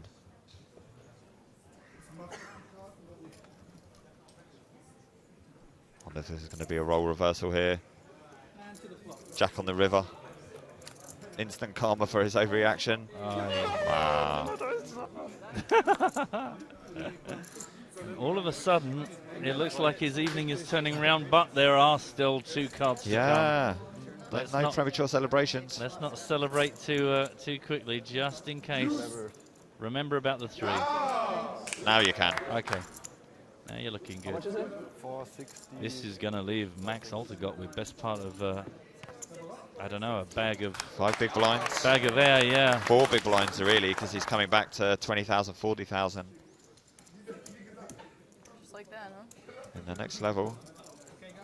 Unexpected. And that will be the last hand of this level at the feature table. Players are going to head off on a 15-minute break. Are we going to only have 15 minutes? What? That hand, incidentally, between Antonio and Matt. Matt won that one. So as mentioned, some of the big stacks just kind of swapping chips backwards and forwards. They've just squeezed in one last hand here as the feature table breaks. Yeah, we'll stay with it. Fucking hell, what a fucking hand that was earlier. You might have heard a bit of industrial language passing by there, but... FQ, who you double through? Max. German versus German? No. I. Once again, Mr. Esfandiari. You finished? No, sort it out later, bud. So I think Antonio actually called that bet on the river against Matt, who showed ace high, and it was good. Well in there. So speculative call there from Antonio. Yeah. Jacks against ace, jack against kings. Wirklich mal. I only lost 100k on the hand though. Yeah. As we enjoy the microphones of the feature table players. You thought I was out, didn't you? Okay, these So, boys I want need to to fight. revote Mike first is for still in this his first. hand as well. My phone won't accept the code. I don't 3 bet from Glantz in the small blinds. And the button's like... Den Stack gelöst. No, his phone usually say I have to just ring him. I have to ring him. He won't accept my code for some reason. I don't know why. Yeah. Let's tune out of that clearly personal conversation. Yeah, someone's turned UV down. Oh, Antonio's going, no, do you know what? You're just going to win this bunch of hands. So that's nice. Now we're going to let the guys go on to the break. let's take a look at how things are as we head towards the 20,000, 40,000 level with a 5k ante. So out on the second table we were just watching, you can see it's Matt has got himself 2.5 million. Antonio now 1.6, Mike 1.1. The shortest stack there, Fabian Quast, down to 12 big blinds, and Paul just slightly ahead of him. Vanessa looking really quite comfortable here, 3.5 million. And Max is just hanging on with 4 big blinds. We're going to go on to a break with the guys. Come back in 12 minutes for more from PCA 2014.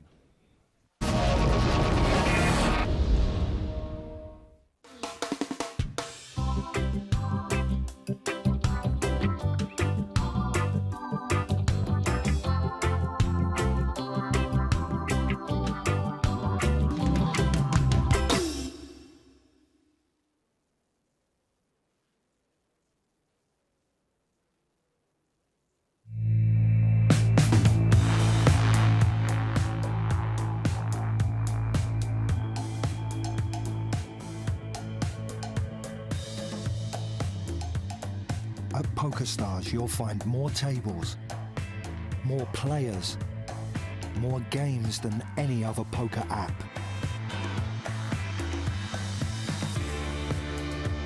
We are mobile. We are poker.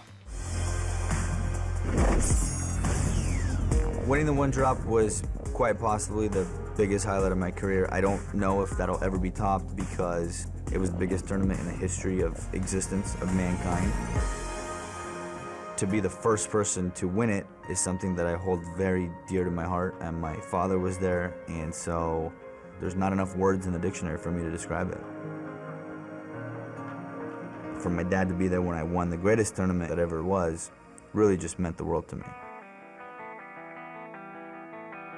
My motivation comes from my profession, and my profession is professional poker player. Winning in the one drop actually motivates me more to win. I'm really even more hungry to win, just to kind of hurt all the other poker players. The greatest thing about playing poker is delivering pain. To continue winning would mean I get to continue hurting the other poker players. That's what I do for a living.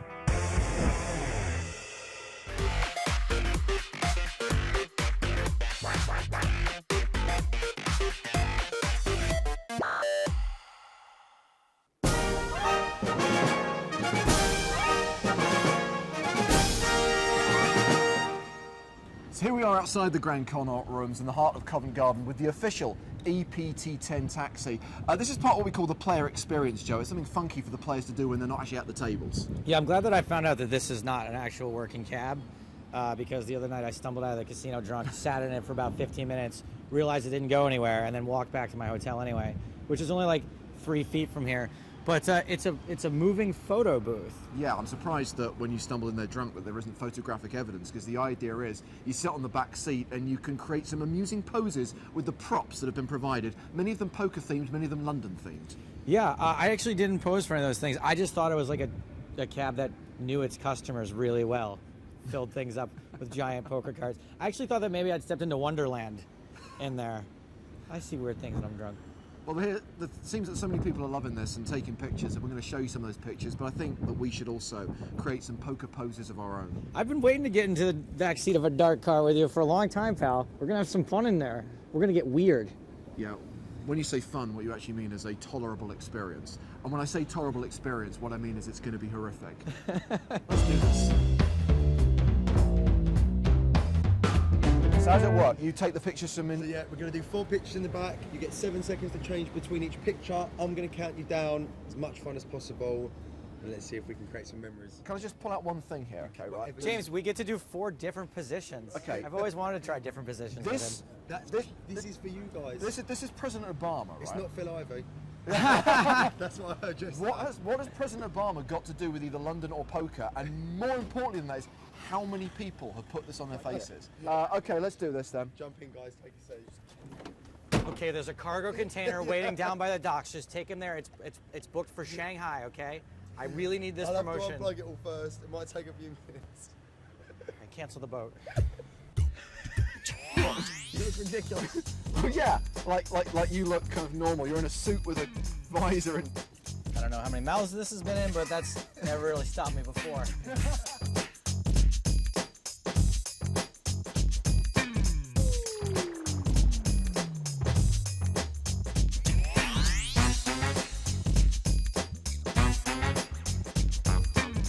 We're done. Yep. Well done, Joe. Yeah. 4 shots, only 3 of them usable. You had to go there, didn't you? When you see these photographs, one of them's going to be blurred because Mr. Stapleton just couldn't behave himself.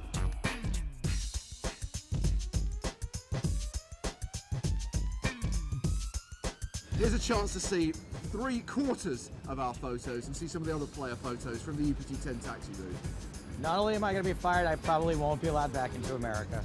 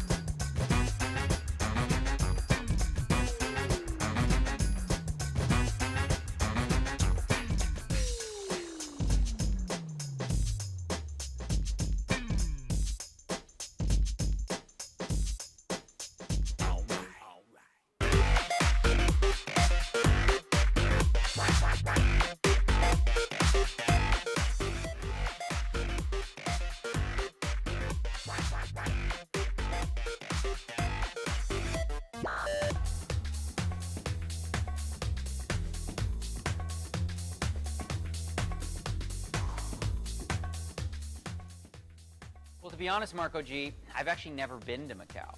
I heard the games are great. I've never really felt the need to travel there for money, and I haven't, made a trek out there yet. At some point, I'll likely check it out.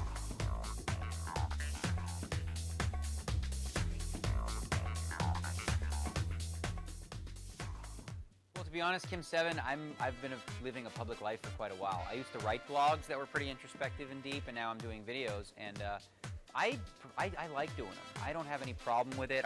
There's nothing in my life that I'm embarrassed about. I try to live my life outside of when I'm on camera as though their camera's on me. So that way I don't really have anything that could come out. I'm like, oh my God, did you hear what Negreanu did? A big scandal. Because I'm not ashamed of anything that I do.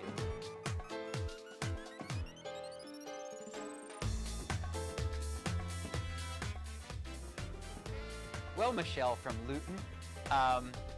I try to read a little bit of here and there. Twitter is actually my major source of poker news and stuff like that. So I'll follow some of the poker news guys like Donnie Peters or Chris Jarnett or Sarah Grant, and also Kev Math. But in terms of poker players, Jason Somerville puts out a lot of content. Phil Galfon's videos are always good. So yeah, I pretty much anytime something good comes out, I'll take a look.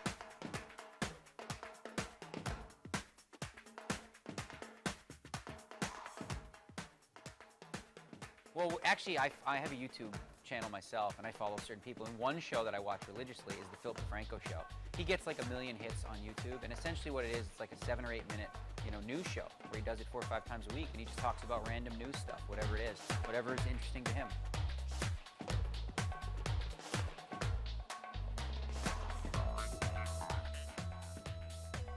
Well, Antonio, I've been shocked to see how big poker here in Spain has become. The numbers are crazy. We've almost doubled, the main event of the Australis Poker Tour, and I expect the numbers for the main event in Barcelona to be really, really big. On top of that, just being here, the fanfare. There's so many fans here. I've taken more autographs and pictures at this location than I have at any location I can remember in the last several years.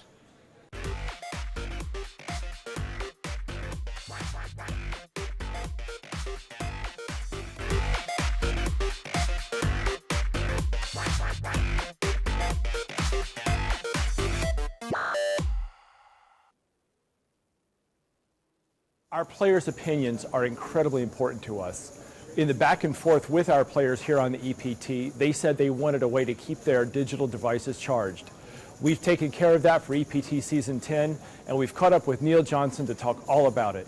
As far as why we're innovating, it's because we are the #1 poker tour in the world, and we want to stay that way. And it's continuing to discuss with the players what they want to see, what they want to have at the events. In Season 9, we made a push to get free Wi-Fi at every event.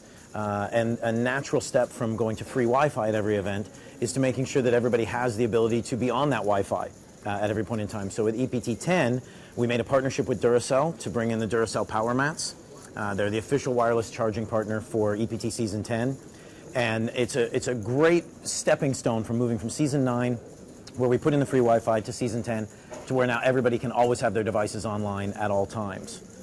It's a perfect blend moving forward for the season. Well, we do have a Players Advisory Council for Europe that doesn't just cover the EPT, it covers all of our tours throughout Europe. We've got fantastic feedback from all of those people. There's 9 lovely ladies and gentlemen on there, and they give fantastic feedback on everything that we're going through. But we also, one of the things I love about working on the EPT and working with PokerStars is I think we listen incredibly well. There's probably about 50 people on site here right now for EPT Barcelona, and we talk to the players all the time. What are you looking for? What do you really want? All of their feedbacks, whether it's a complaint, a criticism, or a positive feedback, it goes into where can we go? Where can we get better? Where can we move forward? That was behind the innovations of free water and free Wi-Fi in Season 9, now moving to Duracell in Season 10. We've got some other fantastic stuff for Season 10 as far as having a player activity at each stop. We had a wonderful catamaran set up here in Barcelona. We've got fantastic things set up for the other Season 10 stops as players continue to move through the tour. And there's already some stuff on the board for Season 11 that will be just as incredible, if not more, as we move forward. One of the key things is now that the tables are wired, once you've plugged them in, then the sky's the limit. You can do anything you want. Well, for all of the main event qualifiers that come through, we've got the full Duracell Power Mat retail product. It comes with iPhone 4 or Samsung Galaxy, and this is great. It goes essentially into anybody's house. You can plug it in. If you've used the case, you can just drop your phone right on it, and it starts charging no problem. If you've got a different device, like an iPad or something like that, you use this and you plug directly into this, you set this on the power mat and it goes. For those with iPhone 5 who are wondering why I have this white thing here, it comes with the iPhone 4 case. If you've got iPhone 5, we give you this one and keep that one. Here at the tables, on every table, there's 9 of these charging stations that are built into the table with a cup holder attached to them, and everybody who plays the events, we've got the mini charging station that essentially can plug. I've got it plugged into my BlackBerry here. It can plug into anything. I immediately set it down on here. My phone starts charging, switches into its clock mode, and I can sit here at the table. I can drop my phone off the table and set it over here off to the side, and I know that it's charging the whole time. It means that essentially Twitter never dies. If you walk around during the events, you can see people sitting on their iPads and playing on the PokerStars mobile client or on their iPhone or whatever. And now, effectively, that session doesn't ever have to end. It's not when they burn through the juice on their iPhone do they have to leave all their tables and everything. That, as long as they're plugged in here, they can keep playing for if they're last the entire day of their tournament here, then they could be in action the entire time on the PokerStars mobile product. The qualification, in my mind, as someone who used to play and now works on this, is it's so much simpler. Number one, there's the great value of being able to get into a 5K for effectively free, or a 10K at the PCA or Monaco for FPPs and free rolling your way in.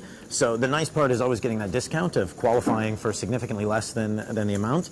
There are some fantastic perks like the Duracell Power Mat for coming in. But the PokerStars team that's behind the European Poker Tour and all of our tours globally, there's just so much help that's available there. It's your hotels get sorted out, your travel can get sorted, going through everything, working through EPT Concierge and EPT Hotels. It's so much easier. It sounds like a simple statement, but I stress it because there's so many systems in place to help you from a qualifying perspective to be able to enjoy the event to the fullest. Like I mentioned, we have the catamarans and other activities that will be coming through. We have activities at every event. Those are things that we can facilitate and that we can help with. And we're literally one email away for all of our qualifiers. All of our players in general, but the qualifiers have such an extra step inside. And so I encourage everybody to qualify. Number one, you get to play a 5K for $100 or $200 or free, which is the number one for me. Number two, you get the full access and the full superstar treatment that comes with attending any event that's sponsored by PokerStars.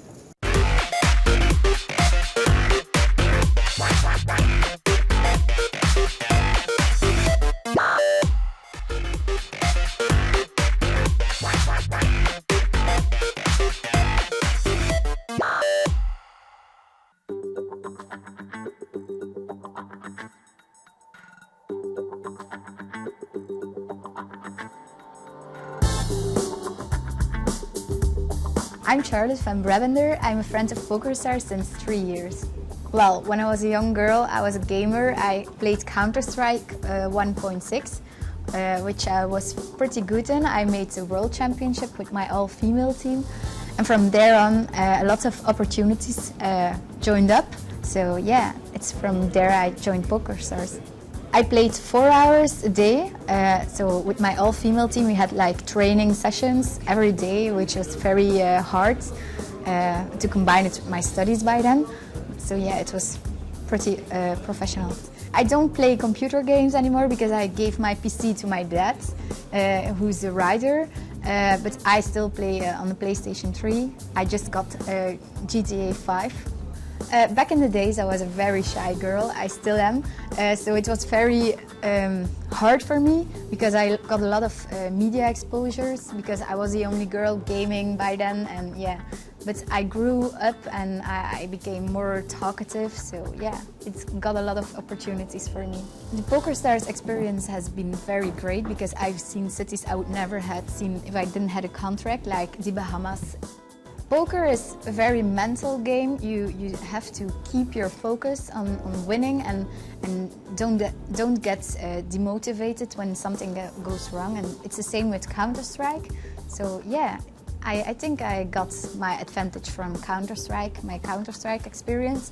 Besides that, you also have to make clear and strategic decisions, and you also have to think pretty quick. And yeah, I think those are the similarities. In Belgium we have a poker family like Matthias and Christophe de Mulder. I know them from the times that I played Counter-Strike, so they're like my two big brothers. Everywhere I travel I have my family with me, as well Gal, she's like my big sister. She's also very cool. And then you have Pierre Neuville, which is my very old dad. So over the past 3 years I learned to handle my emotions at the table and also to handle bad beats. Well, I just graduated. I have 2 masters, one in criminology, which was very interesting, which was actually my passion, and then I also have a master in public management. I hope to do something totally different, something in HR, I think. I would rather be an HR manager because that's the way to climb up to the CEO functions. Yeah, I would like to run a big company. I'm really a career woman. I had a very busy few days. Yesterday I played a UK IPT main event, which was not that good for me. Busted pretty early after 6 levels. Tomorrow I have a ladies event, which I look forward to very much because I love to play ladies events. And on Sunday, Liv and I are gonna play some poker with some Scandinavian pop stars. So yeah, I'm very curious about that. Overall, I had a great time traveling the world and playing events all over the world. So I would recommend everyone who gets this chance, please take it. No, it has been 3 great years with PokerStars, but now I'm graduated and a new world has opened up, so I'm very curious about what life will bring.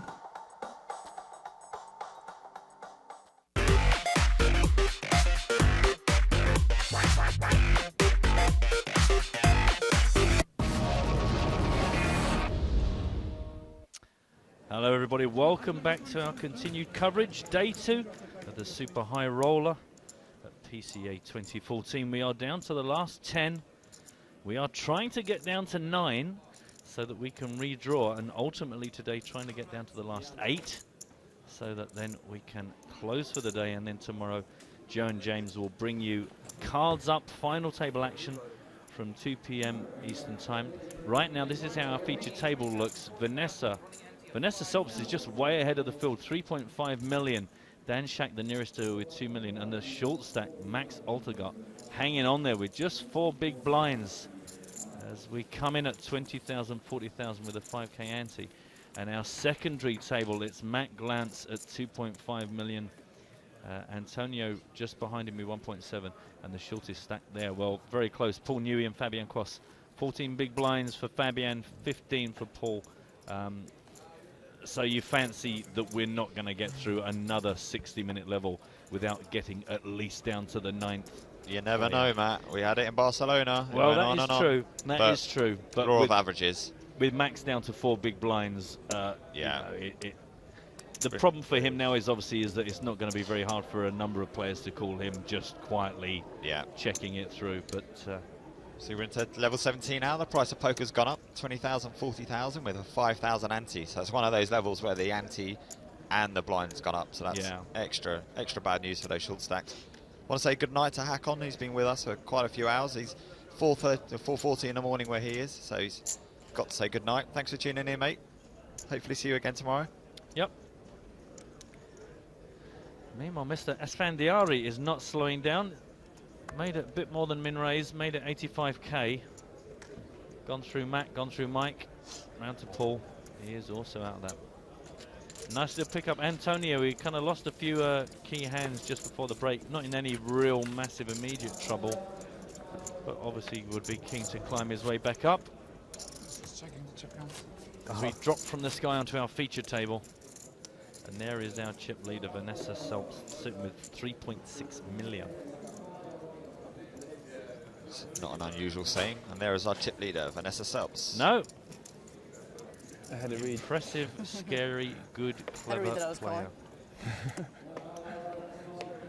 Pretty much. And Max on the button here is, I'm surprised he even looked at his cards. You just think there's too much value in there with the blinds and antes. I think he's already folded his small blinds.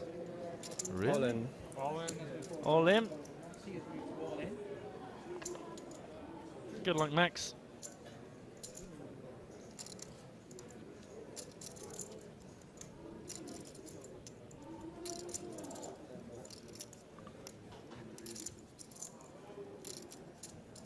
Call. Call.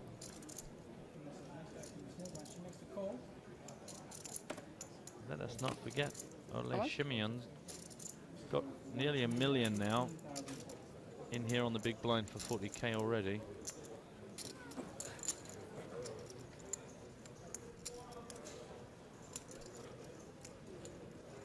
Does he want to call? Does he want to isolate?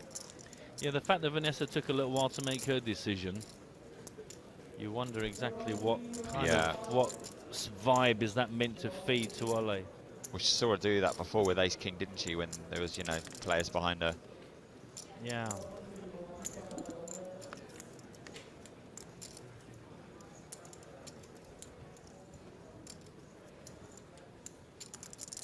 Hey, buddy.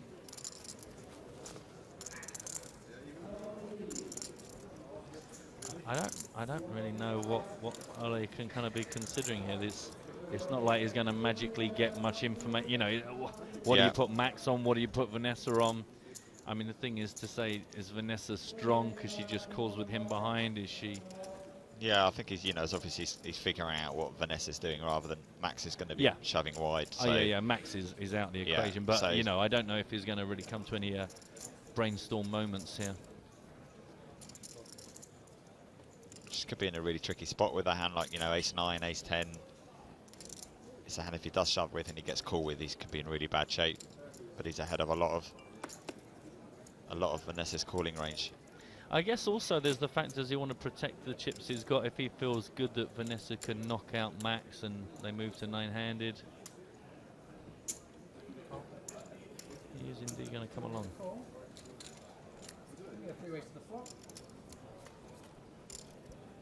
Heads up on the side. 3 diamonds, 10 deuce jack. Interesting. Still action between Vanessa and Ole if they want it.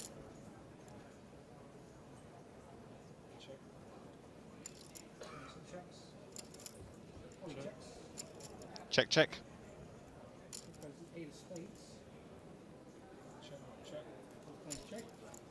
Check, check again. Yeah, no real surprise to see this go down. Queen high is the shout. He must have been quite excited when that 8 came down on the turn. Ace 9, pocket 7. Wow. So it's Vanessa's hand again, ace 9. Pocket 7s, you can kind of think what Ollie was thinking in the big blind there. Yeah. But it just kind of thinking, do I make more of this hand, or would I just, me and Vanessa, we just check this through and we see if we can get rid of Max? Possibility of Yeah. run a flush and split pot. Again, bro. So that's going to take us to one table and 9 players. Yeah, it took a long while. I'm amazed we got through level 15 and 16 and still didn't get down to the redraw at 9. Oh, they redraw all seats? Yeah. I'm supposed to ISO there, but... Huh? I'm supposed to ISO, but if I ISO, you're more likely to jam, I guess. Yeah, Vanessa had raised there. Interesting point. Yeah. And yeah, Ollie sure. jammed, he would have got a big double up. So I'm probably supposed to win that somehow. Well, it is ace 9. Yeah, if it had been an all-in, you know, there would have been a 9 on the river. Yeah, unlucky for Max Altgott there. But somebody had to go out in 10th in the same way that someone is going to have to go out in 9th with nothing for their troubles. Don't forget the payouts start at 8th spot. So we are on the bubble now once the table redraw takes place. To call you there with the ace 10, right? Yeah, definitely. Meanwhile, Mike and Matt, M&M on the secondary table. I mean, if this goes somewhere, there may be no need. We could get to our 8-handed final table right here. Yeah, I mean, Mike over 1 million and Matt over 2.5 million. So you'd think these guys have to get pretty funky on the river for anything to go. Yeah, and especially with the time that Matt seems to be taking here.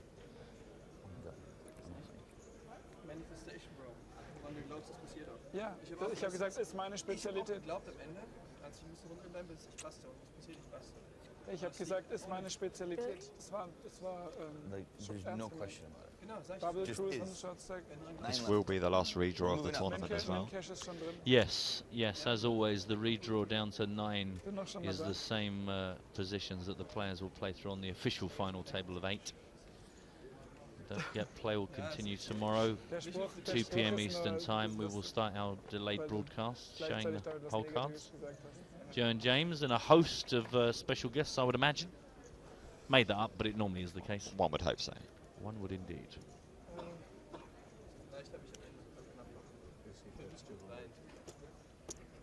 Matt seems a little surprised that his opponent bet 200,000.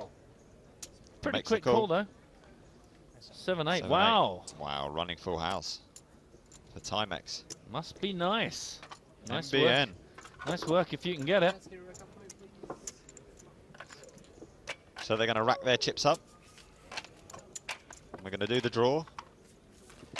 Yeah, and this will be really interesting to see the dynamics of this. You know, I mean, especially for like the old sort of rivalries. You know, we've seen lots of hands with Matt and Antonio here. The sicko in me always wants them to be sat in the opposite seats. So if someone's taking advantage of someone in position, then I want them to be the right of that said person. Yeah. A nice hug for Antonio. Time to ask you guys, what do you think for this final 9? Who do you fancy? Don't forget, hashtag EPT Live with us till the end of today's broadcast. Email nuts@pokerstars.tv. Who do you fancy right now? Don't just say Vanessa. I mean, if you just think she's going to be the winner, that is absolutely fine. But yeah, who would you like to be least sat next to the left of? Obviously, apart from Vanessa, because it's the to the right of. Sorry, that's the obvious choice is Vanessa. But if you had to pick another player, you do not want to be to your left, who would that be? And just pick up a quick message on Twitter. Dana Craven said, what do you guys do for New Year's? I worked, actually. I played in my band in a pub. Exotic sounding way to spend New Year's Eve. Yourself? I was supposed to go to Edinburgh, but my plans changed, so I stayed in London. I went to like a festival-themed night in a bar. So this company that normally travels around to UK and European festivals, and they host parties within these festivals, took over this pub in southeast London, and there were 5 hits out the back and live music, and a relaxed vibe. Festival like, vibe. yeah, it was, I like it. Yeah, it was good. Went on till 10 a.m. in the morning. I left at 4, but yeah, I must admit, I think I was in bed by 2:30. It was a long night. McDonald is very robotic, says Price Jack. Well, to be honest, a lot of these players, I think Fabian, you could say that of. It's not a bad way to be. You could say that of Tony as well. He's pretty robotic with his play. A lot of these top pros actually rehearse the way that they put their chips into the middle and try and do the same thing every time so they don't give away any live tails. Oh, poor old Paul Newey. No. Oh, hello, Vanessa. How many chips is that? Oh, that's quite a lot.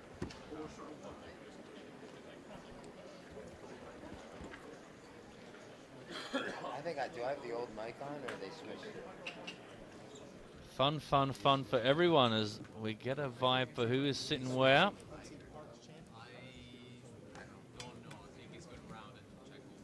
Quick reminder on the bottom of your screen, the various languages we stream out in. And don't forget, as we continue with the week's coverage, more of that to come. More languages landing as we progress through the tournament. Where's my kisses? Like, why are we filming this? This is a personal, private moment. Look away. They're not kissing. They're just talking very closely to each other. I mean, what is wrong with us as a production? Just perving somebody's private moment. Let's just put a mic on him and listen to it, shall we? Disgraceful. I'm just joking. And, just to let you know, when we do follow this, I mean, let's hope we get a bit of play out of these final 9. We don't want it to go to 8 too quickly because we're going to be joined by a regular on the PG Live broadcast, David Yan, going to bring us his thoughts on these players, do some hand analysis with us once it kicks off, as we just remind you why this bubble matters so much. The 9th player, the next player out, gets nil, nada, zilch. 8th spot picks up 217,000, all the way right up to our runner-up of 1.1 million and 1.6 million for the winner. Don't forget, get in touch. Do let us know who you fancy here now that we see the final draw as everyone sits down. Nuts at PokerStars.tv on the email. Twitter, you can, don't forget to follow us at EPT Live, but also hashtag your posts EPT Live to get to us here in the booth. Also, remember to check out the blog if you want to see any of the recaps of the day's play, the interviews with the players. Also, don't forget to look us up on Facebook, check out the YouTube channel, and take a play with the Instagram, PokerStars. Be a part of the show. Get in touch. Colon. Yeah, we may as well take this chance, this break, to introduce an unexpected but very welcome guest. Welcome, David. How are you? Yeah, I'm good. Very tired, but pretty good. Yeah. Happy to be here. It's great. I mean, it's my first time at PCA, and it's amazing. There's so much to do, and yeah. Nice. When did you get in? I went to Atlanta for just like 2 nights to, just explore a little bit, maybe get used to the time zone. Yeah. And we got into the Bahamas today at around a little bit after noon. Okay. So yeah, just played one of the early side events, like a 2K Turbo, and cashed it. So that's good. First Good side start event. to the, yeah. Yeah, first live tournament of the year, I meant. Yeah. Nice. Good start to the festival. Good start to the year. Yeah, pretty happy about that. Yeah, so hope it continues. And what's the route you have to take from? Did you come from New Zealand? Do you have to change in Australia? Yeah, it's a pretty long flight. I went to LAX from Auckland, which was maybe 11 or 12-hour flight, and then from there I had to go to Atlanta, which was maybe 3 or 4 hours, and then I chose to stay there for 2 nights, and then from Atlanta to Bahamas is like maybe 2 hours, so that was quite quick. Yeah. And are you planning to play the main event and thinking about the high roller, or just I'm actually planning to play the main, and I've already decided to play the 25K, so that should be interesting. Pretty optimistic about the field. I mean, last year it had nearly 200 runners or something, and this year, I mean, just even from the 100K field, it seems like there's a decent chance it's going to be, a little bit bigger than last year. And yeah, looking forward to that. It's going to be tough. There's going to be a lot of good players, but I think it's going to be a good experience, and I'm feeling pretty confident about it. So. Stepping it up to the next level. Yeah, but main event first. I mean, maybe if I go deep in that, then I don't even exactly. have to play We're not going to see you in the high roller. We're going to see you on the final table of the main event. Hopefully. Yeah.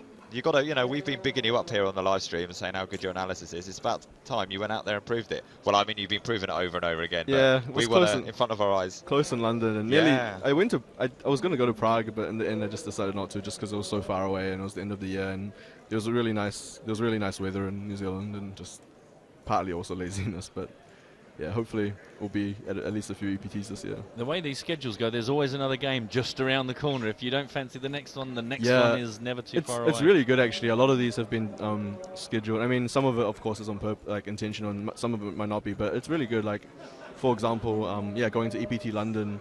I mean, there's even the small UK IPT just before it, which is kind of part of the season, but it's still like some more tournaments which are quite big and good value. And well, that's the thing is once you're in a location, you just want to get as much in as you can, can't you? So sort of, I think it's like a lot of these guys, they just bounce from one event to the next, and they're not too mindful of the buy-in and the prize. It's like, we're here, we're playing.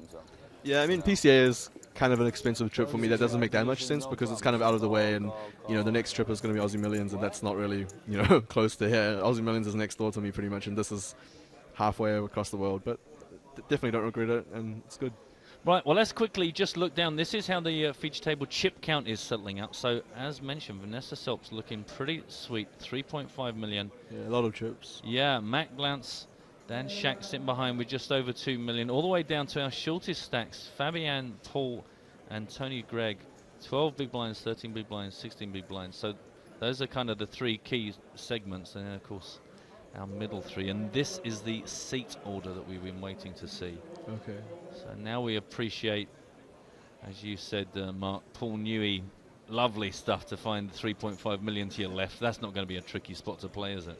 No, but then Lex made a really good point earlier that once you're really short and on the bubble and you kind of have to be shoving with your stack, then to be able to act before Vanessa, who's going to open a lot of pots, is not a bad thing. I think if he gets deeper, then his position's going to be terrible. Yeah. But while he can actually act before Vanessa, his VPIP is going to be really big and, on the bubble. It's actually not so bad. I think it looks like it's quite fortunate for some of this medium stack, like the second and third stacks, who seem to have position on Vanessa, which just means that they can perhaps, I mean, she's going to, open really wide and open a lot of pots, and, they're going to have to fold some, but at least, when she folds, they can still open, whereas if she's on their left, they have to kind of consider maybe just folding some hands that they would normally open, just because she's going to probably be quite aggressive with both calling and 3-betting. And I mean, as everyone who's watching can imagine, it's a really big bubble, and there's with 3 short stacks, the medium stacks are going to have to be quite careful, and they should be. It's not because they're just being too scared about the money. It's really because it's the correct decision to mathematically ICM wise. Right, they have to be aware of that. Yeah, good. Don't forget, David Yan with us. If you've got any questions for him, make the most of him, just in case things wrap up quickly. Don't forget, hashtag EPT Live, nuts at PokerStars.tv for email. But it looks like the word on our Twitter is it's pretty much an even split between support for Antonio Esfandiari and Vanessa Selbst. So we'll see. Everyone's got a favourite. Everyone's still in with a chance to take down this big prize, 1.6 million. It's a very, very, very big 3-bet. She raised to 80,000, and he decided to make it 350. To be fair to Dan, he's been playing Vanessa about as well as anybody that we've seen today. A lot of other people who've been having trouble, but don't want to play a hand. Oh, we have pocket kings. Wow. Yeah, I mean, it's quite interesting. It just means he doesn't really, he knows he has to raise this hand just because it's so far ahead of her range, and he can get value. But at the same time, he doesn't particularly want to see a flop or maybe get all in pre-flop, just because he, I guess even he kind of cares about cashing. I mean, it's a combination of the money. I mean, I assume that's a little bit less of a factor for him, just because poker isn't really his main source of income, I guess. And I think you guess right. Yeah, I mean, we like a lot of players, like just friends and I were talking about this, and I think a lot of people just think that, recreational players, I mean, I'm not saying he's specifically a recreational player, but, people who aren't playing for a living often, they still care, like, not only because of the money, but they want to challenge themselves to play correctly, and they also, I think the pride and the experience of, cashing, basically, and, adding those scores to your Hinden mob, it's kind of like a video game and stuff, so... Yeah, I think definitely, because in his professional life, he's been there and he's done it. He's worth hundreds of millions of dollars. He's one of the best at what he does. Yeah. And, what got him there was that drive and that, hitting, setting himself goals and stuff. So he just... You get used to being that type of person, so you can't just suddenly switch that off. Right, and it's cool, I mean, because he definitely does, like, in a lot of situations, sometimes when he feels like it, he just, he doesn't really get too scared about it, and he's willing to apply the pressure even when he's like a medium stack. He's willing to 3-bet. Like, I wouldn't be surprised if he had turned over a bluff there. I mean, maybe I wouldn't have expected him to show, but if he really had a bluff when he 3-bet there, I wouldn't have been too shocked, because he's the kind of player who I think, is willing to take a stand. And I mean, he takes some tricky lines sometimes. For example, earlier he led 3 streets into Ola, and he shoved Ola Shimyon, and he shoved the river, and I think Ola probably folded a pretty decent hand, and it puts him into a pretty tough spot, whether he had it or not. So I think it's quite interesting how he plays sometimes. Yeah. Oh, Vanessa's raise up to 80k. Being called by Ole, but When she playing? no one else looks like they're too interested. Yeah, I think his range is going to be she's going to be very wide just because she's the chip lead on the bubble with a lot of short stacks and so on. But I think he's going to be kind of tight here, I think. I mean, just because, he's kind of one of the medium stacks, and calling and folding to C-bits and so on is going to damage his stack a little bit. So I think he's going to have a lot of hands that are quite strong, but maybe perhaps don't want to 3-bet. So, for example, he could have hands like ace-queen or pocket 10s or pocket 9s or, even jacks or something like that. And I wouldn't be surprised if he decides, I mean, I'm not saying he's definitely doing this, but there's a chance that he just decides that he doesn't want to really 3-bet because he's probably not really going to want to bluff too much with the stack size, so he might decide to also flat aces and kings, and that's for deception and also allows him to perhaps, when he's got like weaker hands like 7s, it means she can't just automatically fire off on every board because he's also going to have strong hands. Yeah, and if he has aces or kings and he does 3-bet pre, then with Vanessa's range so wide in this spot on the bubble that you're going to lose so much value by 3-betting your... Yeah, I think she's going to fold a lot. Yeah. Whereas when he flats it, she's going to bet she's going to value a bit worse hands and she's going to bluff and so on. So he called Vanessa's 105,000 C-bet pretty quickly. Right. I mean, that being said, he might just think that she's going to be loose enough to 4-bet that he might still 3-bet aces. Yeah, and the C-bet was quite small, I think. It was like about just under third pot. What? Well, I was kind of short and it was kind of... She bet 105,000 into 265. Right. He was all in too. Yeah, I mean, I guess she would probably bet this board pretty wide, maybe even with her whole range. And I think most of the hands that Ola calls pre-flop probably won't fold the flop. I mean, he occasionally might decide to just give it up with like maybe ace-jack suited or something like that if he decides it's going to be difficult on the turn and river. But other than that, I think a lot of his pairs are just going to continue. 165 into 475,000. And in general, I would say, I mean, whilst he definitely can have some air or like, some draws or semi-bluffs, he generally won't go too crazy here just because it really sucks when she decides to call or to jam in terms of his stack size because it puts him amongst the other short stacks. So, and I think the interesting thing is she probably realizes this as well. So, I mean, it does mean that he could bluff, and since his range is kind of strong already, if he decides to bluff with the hands, the few bluffs he could have, it's probably going to work a lot of the time. Although also, if she's a little bit suspicious just because of how many chips she has, that's the thing in tournaments. Sometimes when you have a huge stack, you can afford to take some maybe close spots just because you have so many chips. I mean, I'm not saying you should make bad calls because you have a lot of chips, but I'm just saying you can afford to take a little bit more maybe risks. Yeah, with some reward at the end. Yeah. Right. Just like how a lot of really good players you'll see when they face all-ins for the whole for the same amount, if they have a lot of chips and calling won't bust them, they might be more likely to call. Whereas if it's for their tournament life, a lot of the top pros, especially, I mean, even guys like Negreanu or something, I think they kind of value their tournament life, and that's correct. I think. I mean, especially if they've got a big edge, or they think it depends on the tournament, of course, but yeah. And it's interesting now because, I mean, Ola's on the cutoff, so that's normally a position that people open quite wide on. But Anthony is really short, so he's not going to really be able to play back too often here, just because of ICM and the fact that there's other short stacks. And then, I mean, Mike and Antonio have similar stacks, so in general they're probably not going to fight back too crazy. And especially, in general people don't fight back that much from the small blind, whereas in the big blind they can call a lot more. And so I think this raise gets through quite often. But I mean, he's still opening into 3 really good players, so I don't think he's going to go berserk that often here. But I wouldn't be surprised if he, opened some weaker hands like 10-9 offsuit or something. Yeah, well, the Shimmy fans are going to be pleased to see him tick back over the 1.5 million mark. Yeah, a lot of his friends are there watching. I was with them before. Yeah, well, it's nice. We've got a bit of a rail kind of forming for probably the first time today, considering how long this game has been rolling. It's the first time we've really seen too much sort of activity out on the rail. Right. It's a huge rail. I think we saw like a scan of it earlier. I mean, not huge, but it's quite a lot of people. Yeah. It's quite late here. It's like 11 p.m. or something as well. Yeah, it's kind of been hard to work out really who the rail's behind because they've not been very animated particularly, but yeah, it's not too easy. Now people start getting a bit more excited, obviously being on this bubble now. Yeah, it's filled up. I think the Germans sort of came over and were supporting Ole, Martin Finger and friends. Yeah. But I think we've got a bit more of a mix now. Yeah, really interesting final table. I mean, a lot of really good players, a lot of really experienced players, and most of these guys are willing. Yeah, like I said before, generally willing to take a stand. They're not like scared. God, I hope not. Taking me out of my misery. Oh no.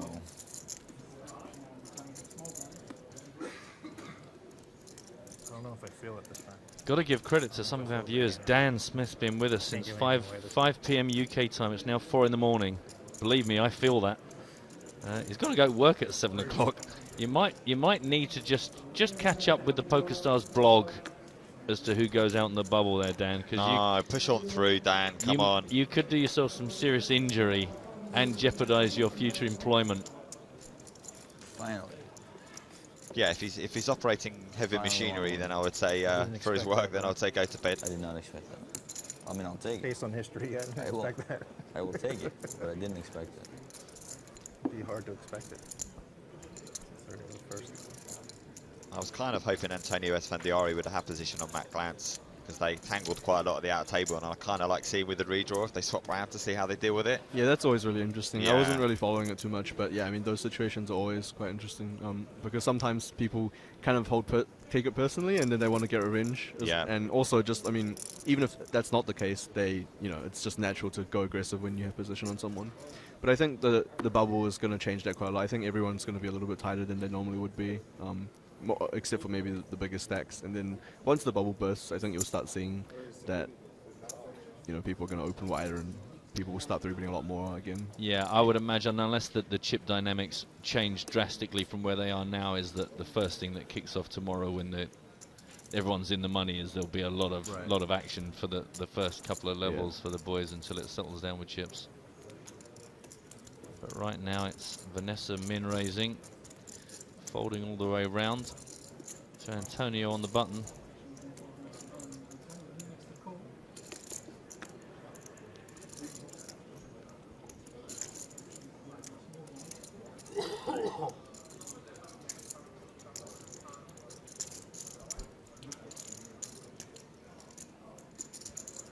It looked like he really wanted to get involved with that, but I thought better of it. It would have been kind of interesting if he played with his chips like that, then decided to raise. Or call, I guess. I mean. Next time I'll tell you, okay? Thank you. Ace, deuce, king, rainbow. Action is going to be on Selbst first. She checks, sorry. Yeah, I would expect it a bit here really wide, but at the same time, if she thinks about it, there are a lot of hands that Antonio calls with pre-flop which aren't folding on this flop, especially if he, realizes that she's betting so wide. So he might even call with hands like pocket sixes or something if he has it. And that being said, she could also just have a hand that doesn't really want to bet.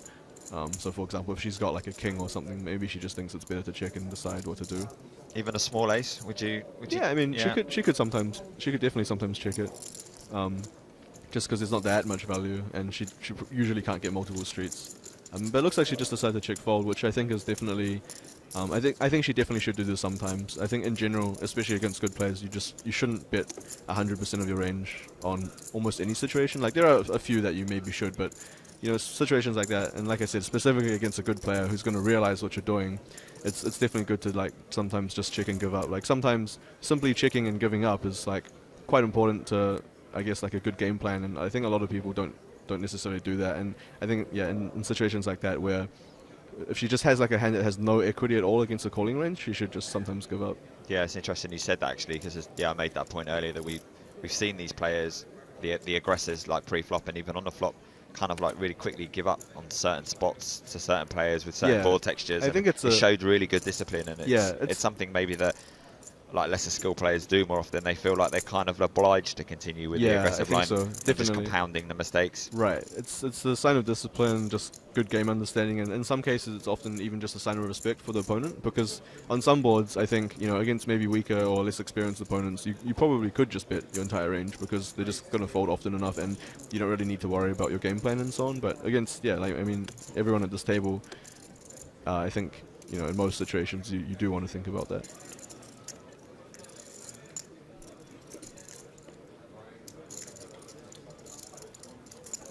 fresh with chips from that last pot. Antonio comes in, opens the pot with a raise. 80,000 from the cutoff. So I think you're going to see as kind of what the standard is that a lot of the shorter stacks are going to just basically play very tight in general. I mean, they're going to shove when it falls to them with somewhat of a wide range, but otherwise they're not going to 3-bit jam that wide in most situations, and they're just going to hope that some of the medium stacks collide with each other and they can sneak up into the pay ladder, because it's a really, really, really great result for any of the guys, but especially the shorter stacks when someone busts. Matt Glantz has shown a lot of strength here. He was kind of looking at the sizes of the two stacks to his left. Yeah, Knew that he'd be committed to call any 4-way shove and still 3-bet as Fandiar is open. I mean, I think that definitely means that he's usually not going to have something really completely crap, but at the same time, just because he's in position, and I guess he slightly covers Antonio, he can still. It depends on, like, a lot of players, just because they have to call off the short stacks, they're not going to be too wide here, but some people still will be, just because he expects Antonio to fold so often, and he just doesn't really think that the short stacks are going to get it in that wide. Like, even if they have a hand like Ace-10, they perhaps might just fold, because there's a, if they fold, there's a chance that these two go crazy at each other, or maybe cooler each other. Like, I mean, if these two guys get in like queens versus jacks, or like kings versus queens, or whatever, anything like that, it's a really, really good result for almost everyone else at the table. Yeah, that's a good point. And actually, Matt was making it quite obvious that he was looking at the two opponents to his left. If we think about it a bit deeper, kind of, he really wanted Antonio to know that he was looking. It was it was for Antonio's benefit as much as for the guys to his left.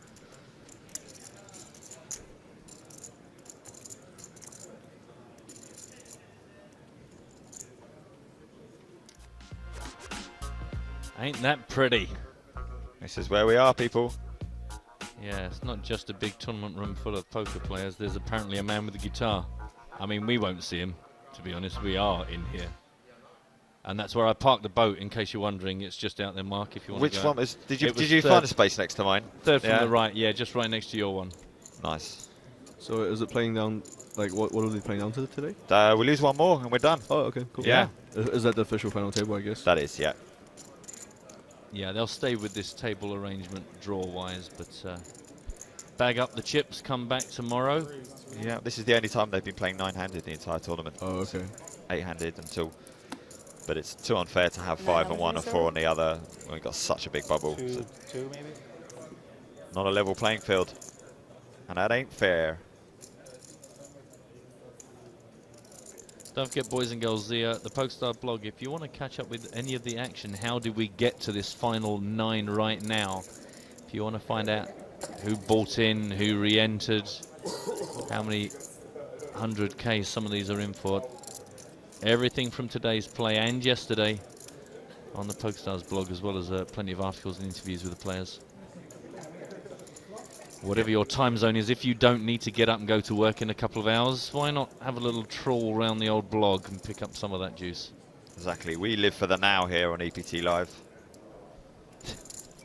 What you mean is it's all we can do to just about keep up with what's happening, let alone what has happened. Stop reading between the lines for our viewers. Sorry, I was trying to help, but I haven't done, have I, at all? No, you've just, fan the flames. This was Mr. McGlantz min-raising. Only got some interest from Vanessa. Matt Glantz, I thought you were turning him into a Scottish. McGlantz. McGlantz, actually. Matt McGlantz. But now it's the check post-flop. The bet from Matt. Vanessa doesn't look like she's done with this.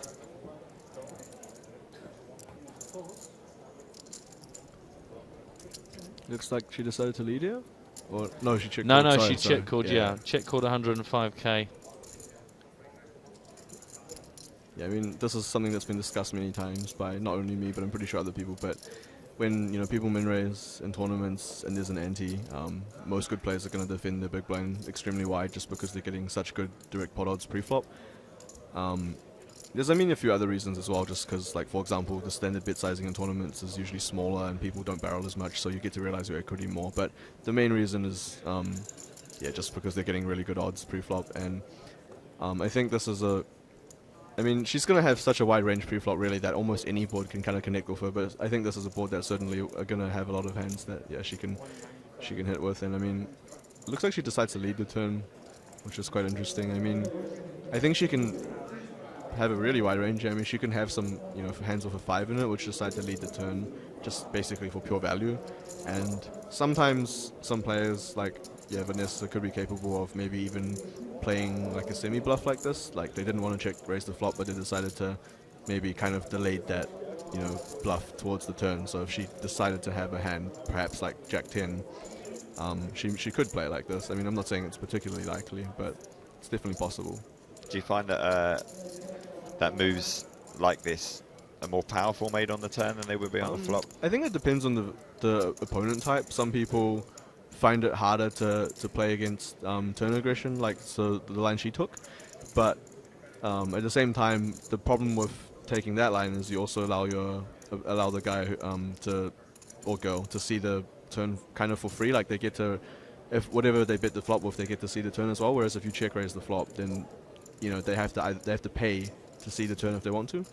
And also on this particular turn card, it's one that people don't really believe too much because, you know, I think people realize that she could have some draws, and it's not too easy for her to have very strong hands. I mean, she could definitely have some 5x for sure. I mean, she's probably gonna check call all sorts of 5x on this flop, ace 5, king 5 suited, if she, you know, things like that. Yeah. 6-5, 7-5 are very likely as well. Matt Glantz isn't going to be pushed around. He's made it 490,000 to go. Pressure back on Vanessa. Yeah, it's quite interesting. I think, I mean, you know, they definitely could have some sort of dynamic, but in general, I would say that most people would call most of the continuing range here on the turn. I think it's pretty hard for him to have a very thick value hand that he's really happy to, you know, raise and really go huge with on turn and river. So, for example, if he has like aces, I mean, he definitely could raise for value here, but I think it's maybe a little bit thin, and it perhaps makes more sense to just call and let her maybe continue bluffing if she's bluffing, and also just you kind of pot control against like a 5 if she has it, because she definitely can have a 5. She makes the call. Yeah.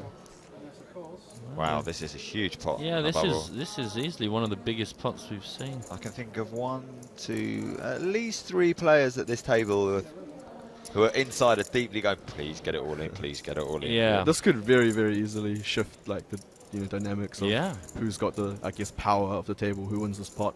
And it looks like there's a reasonable chance the pot gets even bigger on the river.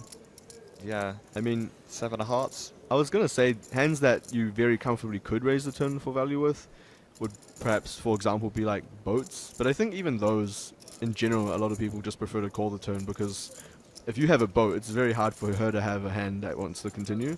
Right. And yeah, you'd be too afraid of like getting rid of an inferior hand on the turn. And she could be bluffing, and she could continue bluffing, or she could perhaps be semi-bluffing with a hand like Jack 10, and you want her to think she caught up. Check, check. Oh, wow. What a strange conclusion. Pocket jacks for Vanessa. Wow. Good enough. She tightens her grip. Very interesting.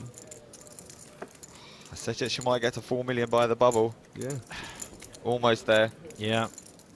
Yeah, and that knocks Matt down to 1.5 million, so not exactly welcome news, but nothing too crippling for him right now. There's still 3 players hanging on. A few people have mentioned about Paul Newey hanging on for dear life, but Tony and Fabian not exactly feeling very safe. The thing is, it's a bit like we've said with any of the players like Dan or Paul, is just because you might have millions yourself doesn't mean that you wouldn't love to be able to have a little flag waving that says you cashed at the PCA Super High Roller.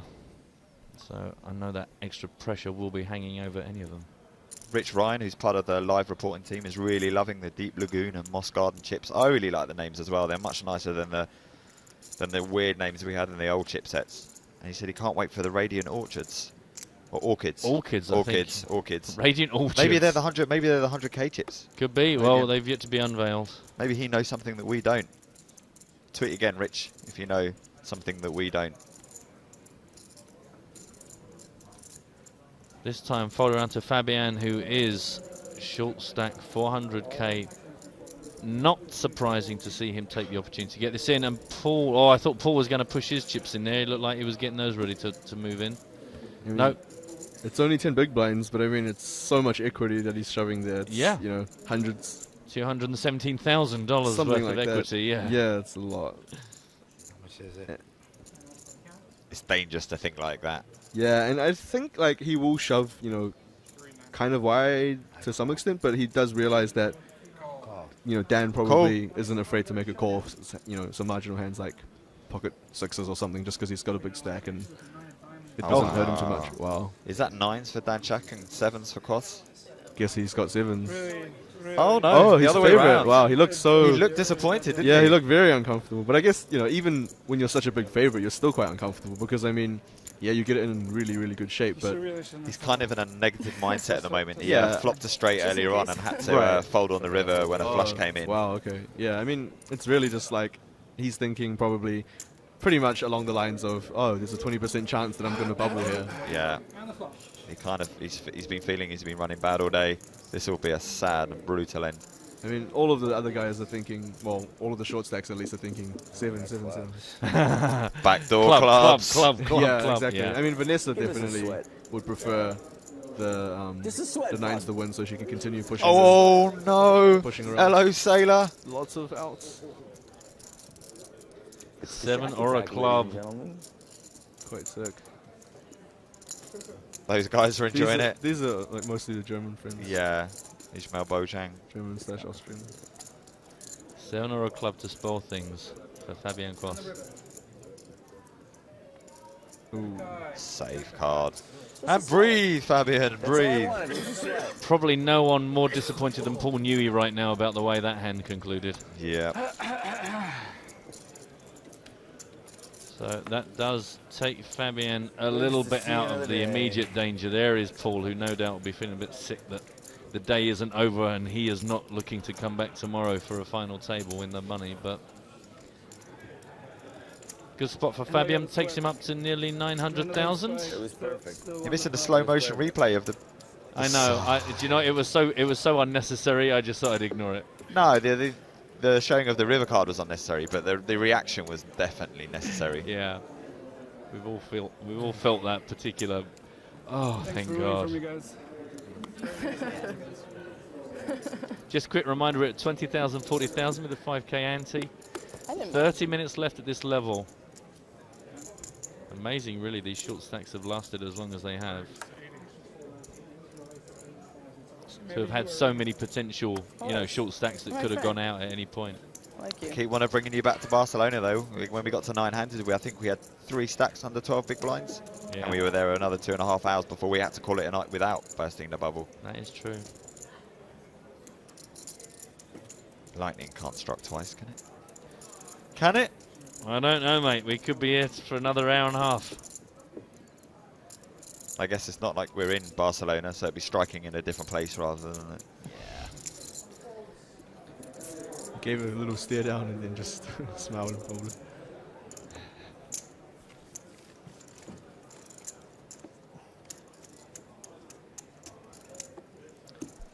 Ah, so Rich Ryan has come back. Yeah. Radiant Orchid is actually the 2014 Colour of the Year. What? There is a Colour of the Year. I didn't know such a thing exists. Wow. Pretty chipped. I think it's kind of a bit too similar to what we've got already. Very nice, though. 4 Americans, the top 4, taken up with the Stars and Stripes. And the existing Brit down the bottom with his 10 big blinds. But he could the first time. I didn't Just because they're 9-handed doesn't give him any real grace because of the 5k ante chewing away the stack. 9-7-4 two-tone. No, Radiant Orchid could work. We could have a nice sort of deep purple colour. Who on earth needs there to be a colour of the year? Kids, they can't help themselves. It's Mind ridiculous. doesn't control the arm sometimes. Folded all the way around, continues to fold. Down to Dan on the button. No, he doesn't need to get crazy. Plus 40. Well, all in. Ollie has got 3-1 chip advantage over Tony Gregg. Picks himself up some blinds and antes, gets 1 clap from the rail. Yeah, I think and you needed 1 clap. That's all he needed, just to acknowledge the win. I think he's going to be shoving quite wide there, as everyone should probably expect. Oh, yeah. One Coke. Sweet morning dew, perhaps? Coke. Harry God. Hubbard is asking. Oh, but now is not the Mystical time. fire. Now is not the time to start coming up with colours. I do apologise for my grumpy co-commentator. It's getting late at night. Come on, it's well, no, they're pretty colours. We're having a nice time here, and old Grump's over there. It's more that I don't want to spoil a good line of conversation. You know, we could suddenly have to close this thing down if somebody gets knocked out of here. I don't want to start a quite intense conversation about what could be the next colour of the year. Just filling, the little gaps in between. We're still talking poker. It was 880 was the number. Yeah, you snap. Mr. Antonio Esfandiari makes it I got the blockers 85,000. to Jack 10. Yeah.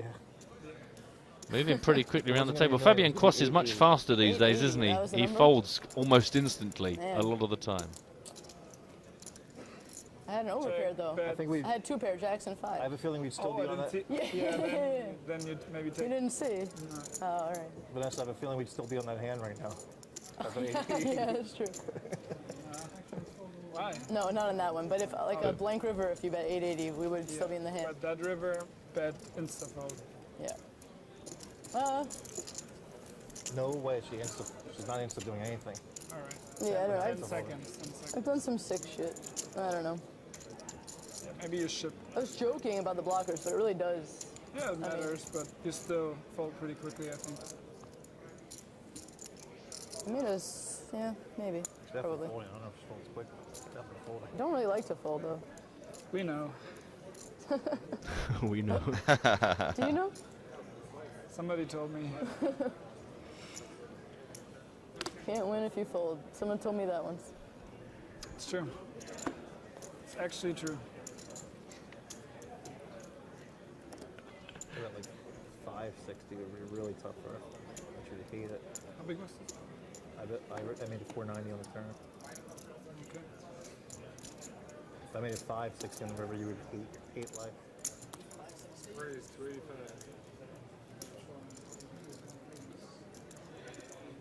85 from Ollie. Round to Mike, who we've not really seen much of since we formed this final 9 players. He's lucky to be here. He's keeping quiet. Did you see were you around for the big 3-way all-in at all? I didn't. Oh yeah, I saw it actually. He had an ace and then against kings and jacks. That's right. Yeah. Yeah, I heard some people complaining a little bit that how good he was running, but Got to be done. Well, Antonio is the only caller in this heads-up pot now. It's a very moist flop. It is moist indeed. Plenty of ways for this to get kind of interesting. See if this turn card induces any action after the check post flop.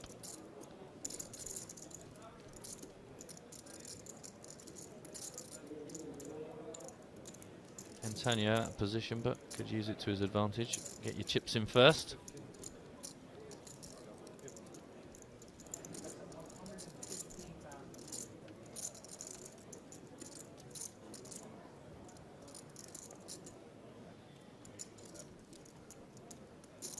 $115,000. Winner, winner. Chicken dinner. Job done. Yeah. I thought you had 7, so I was freezing turn bottom river, and then it's like 7, 6. 7 wasn't the best card. I don't know that I would have folded though on a blank. That's his chip. That man has hollow legs. We're rapping very much. Man.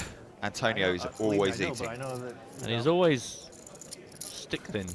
Yeah.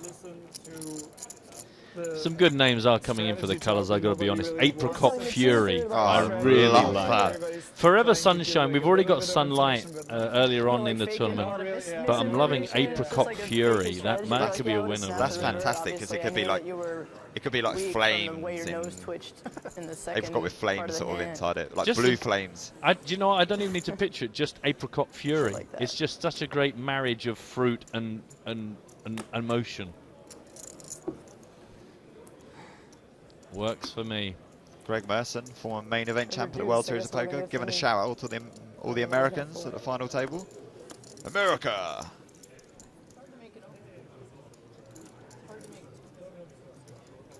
Getting some love for David Yan from Motion Training. Oh yeah, hello there. Sup, Mo? Do Mr. you know if he's Mo's. coming this week? Hope so. Pretty sure. Vanilla snowflake, forever sunshine.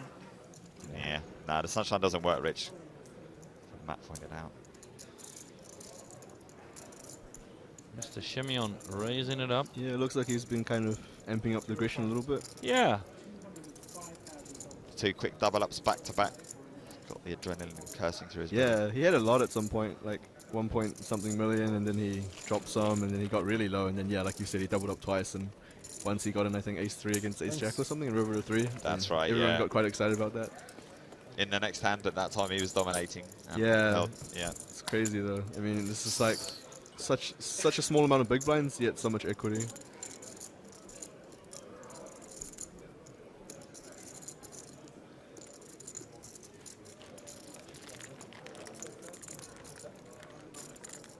Someone's tried to take a winning formula and modify it. From Apricot Fury, we've got Rhubarb Rage. I like that.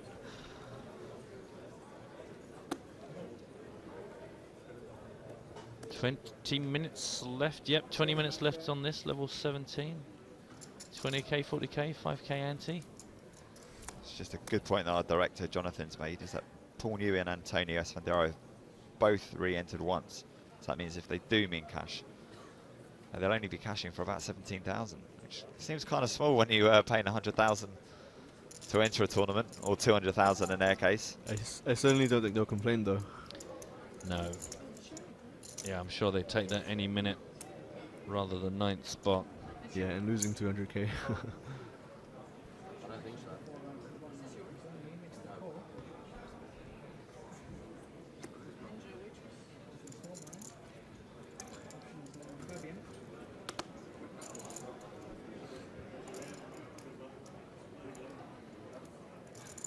I think it makes sense for Antonio to open really wide here. Just he covers Matt quite a lot, and Fabian has to worry about the other short stack. And I mean, even though he knows that Antonio's open really wide, it's kind of like dangerous for him to just shove really wide, because even though he's not going to call often, the risk to reward ratio is quite poor. And you know, when he picks up the dead money pre-flop by basically getting Antonio to fold, he does win some chips, and obviously it's relevant. But when he loses a lot of equity. So.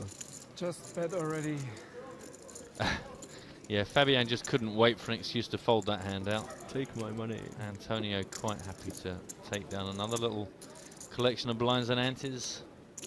Up to 2.4 million now, Antonio, after a little run.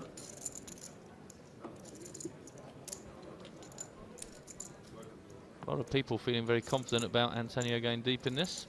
Certainly looking pretty comfortable. Now he's got his popcorn in him. I mean, obviously we can't see her whole cards, but I think it looks like Vanessa's actually been a little bit tighter than I think a lot of people might expect, especially when she's just got like a very big chip lead on everyone. I mean, once again, we don't know her whole cards, so I'm not actually saying, like, I'm not criticizing her play or anything, I'm just pointing that out. That's what you're here to do.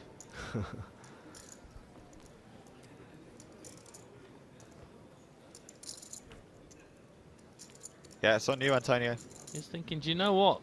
This kind of getting involved in nearly every hand is working out for me. Just going to carry on. Yeah, well, why See where it not? takes me. Yeah, I mean, that's why stack sizes, and not only stack sizes, but position are just so important in spots where there's a lot of ICM or there's a bubble or whatever, because not only does it matter, how many chips you have relative to everyone else, but also just who has position on who. It really determines how wide you can open. Mine? Not really. There you go. Paul is kind of getting a bit chipped away here. Yeah, they're getting slowly shorter and shorter. He's got small blind to go through him as well. Next hand is not got a lot to play with here now. 345,000.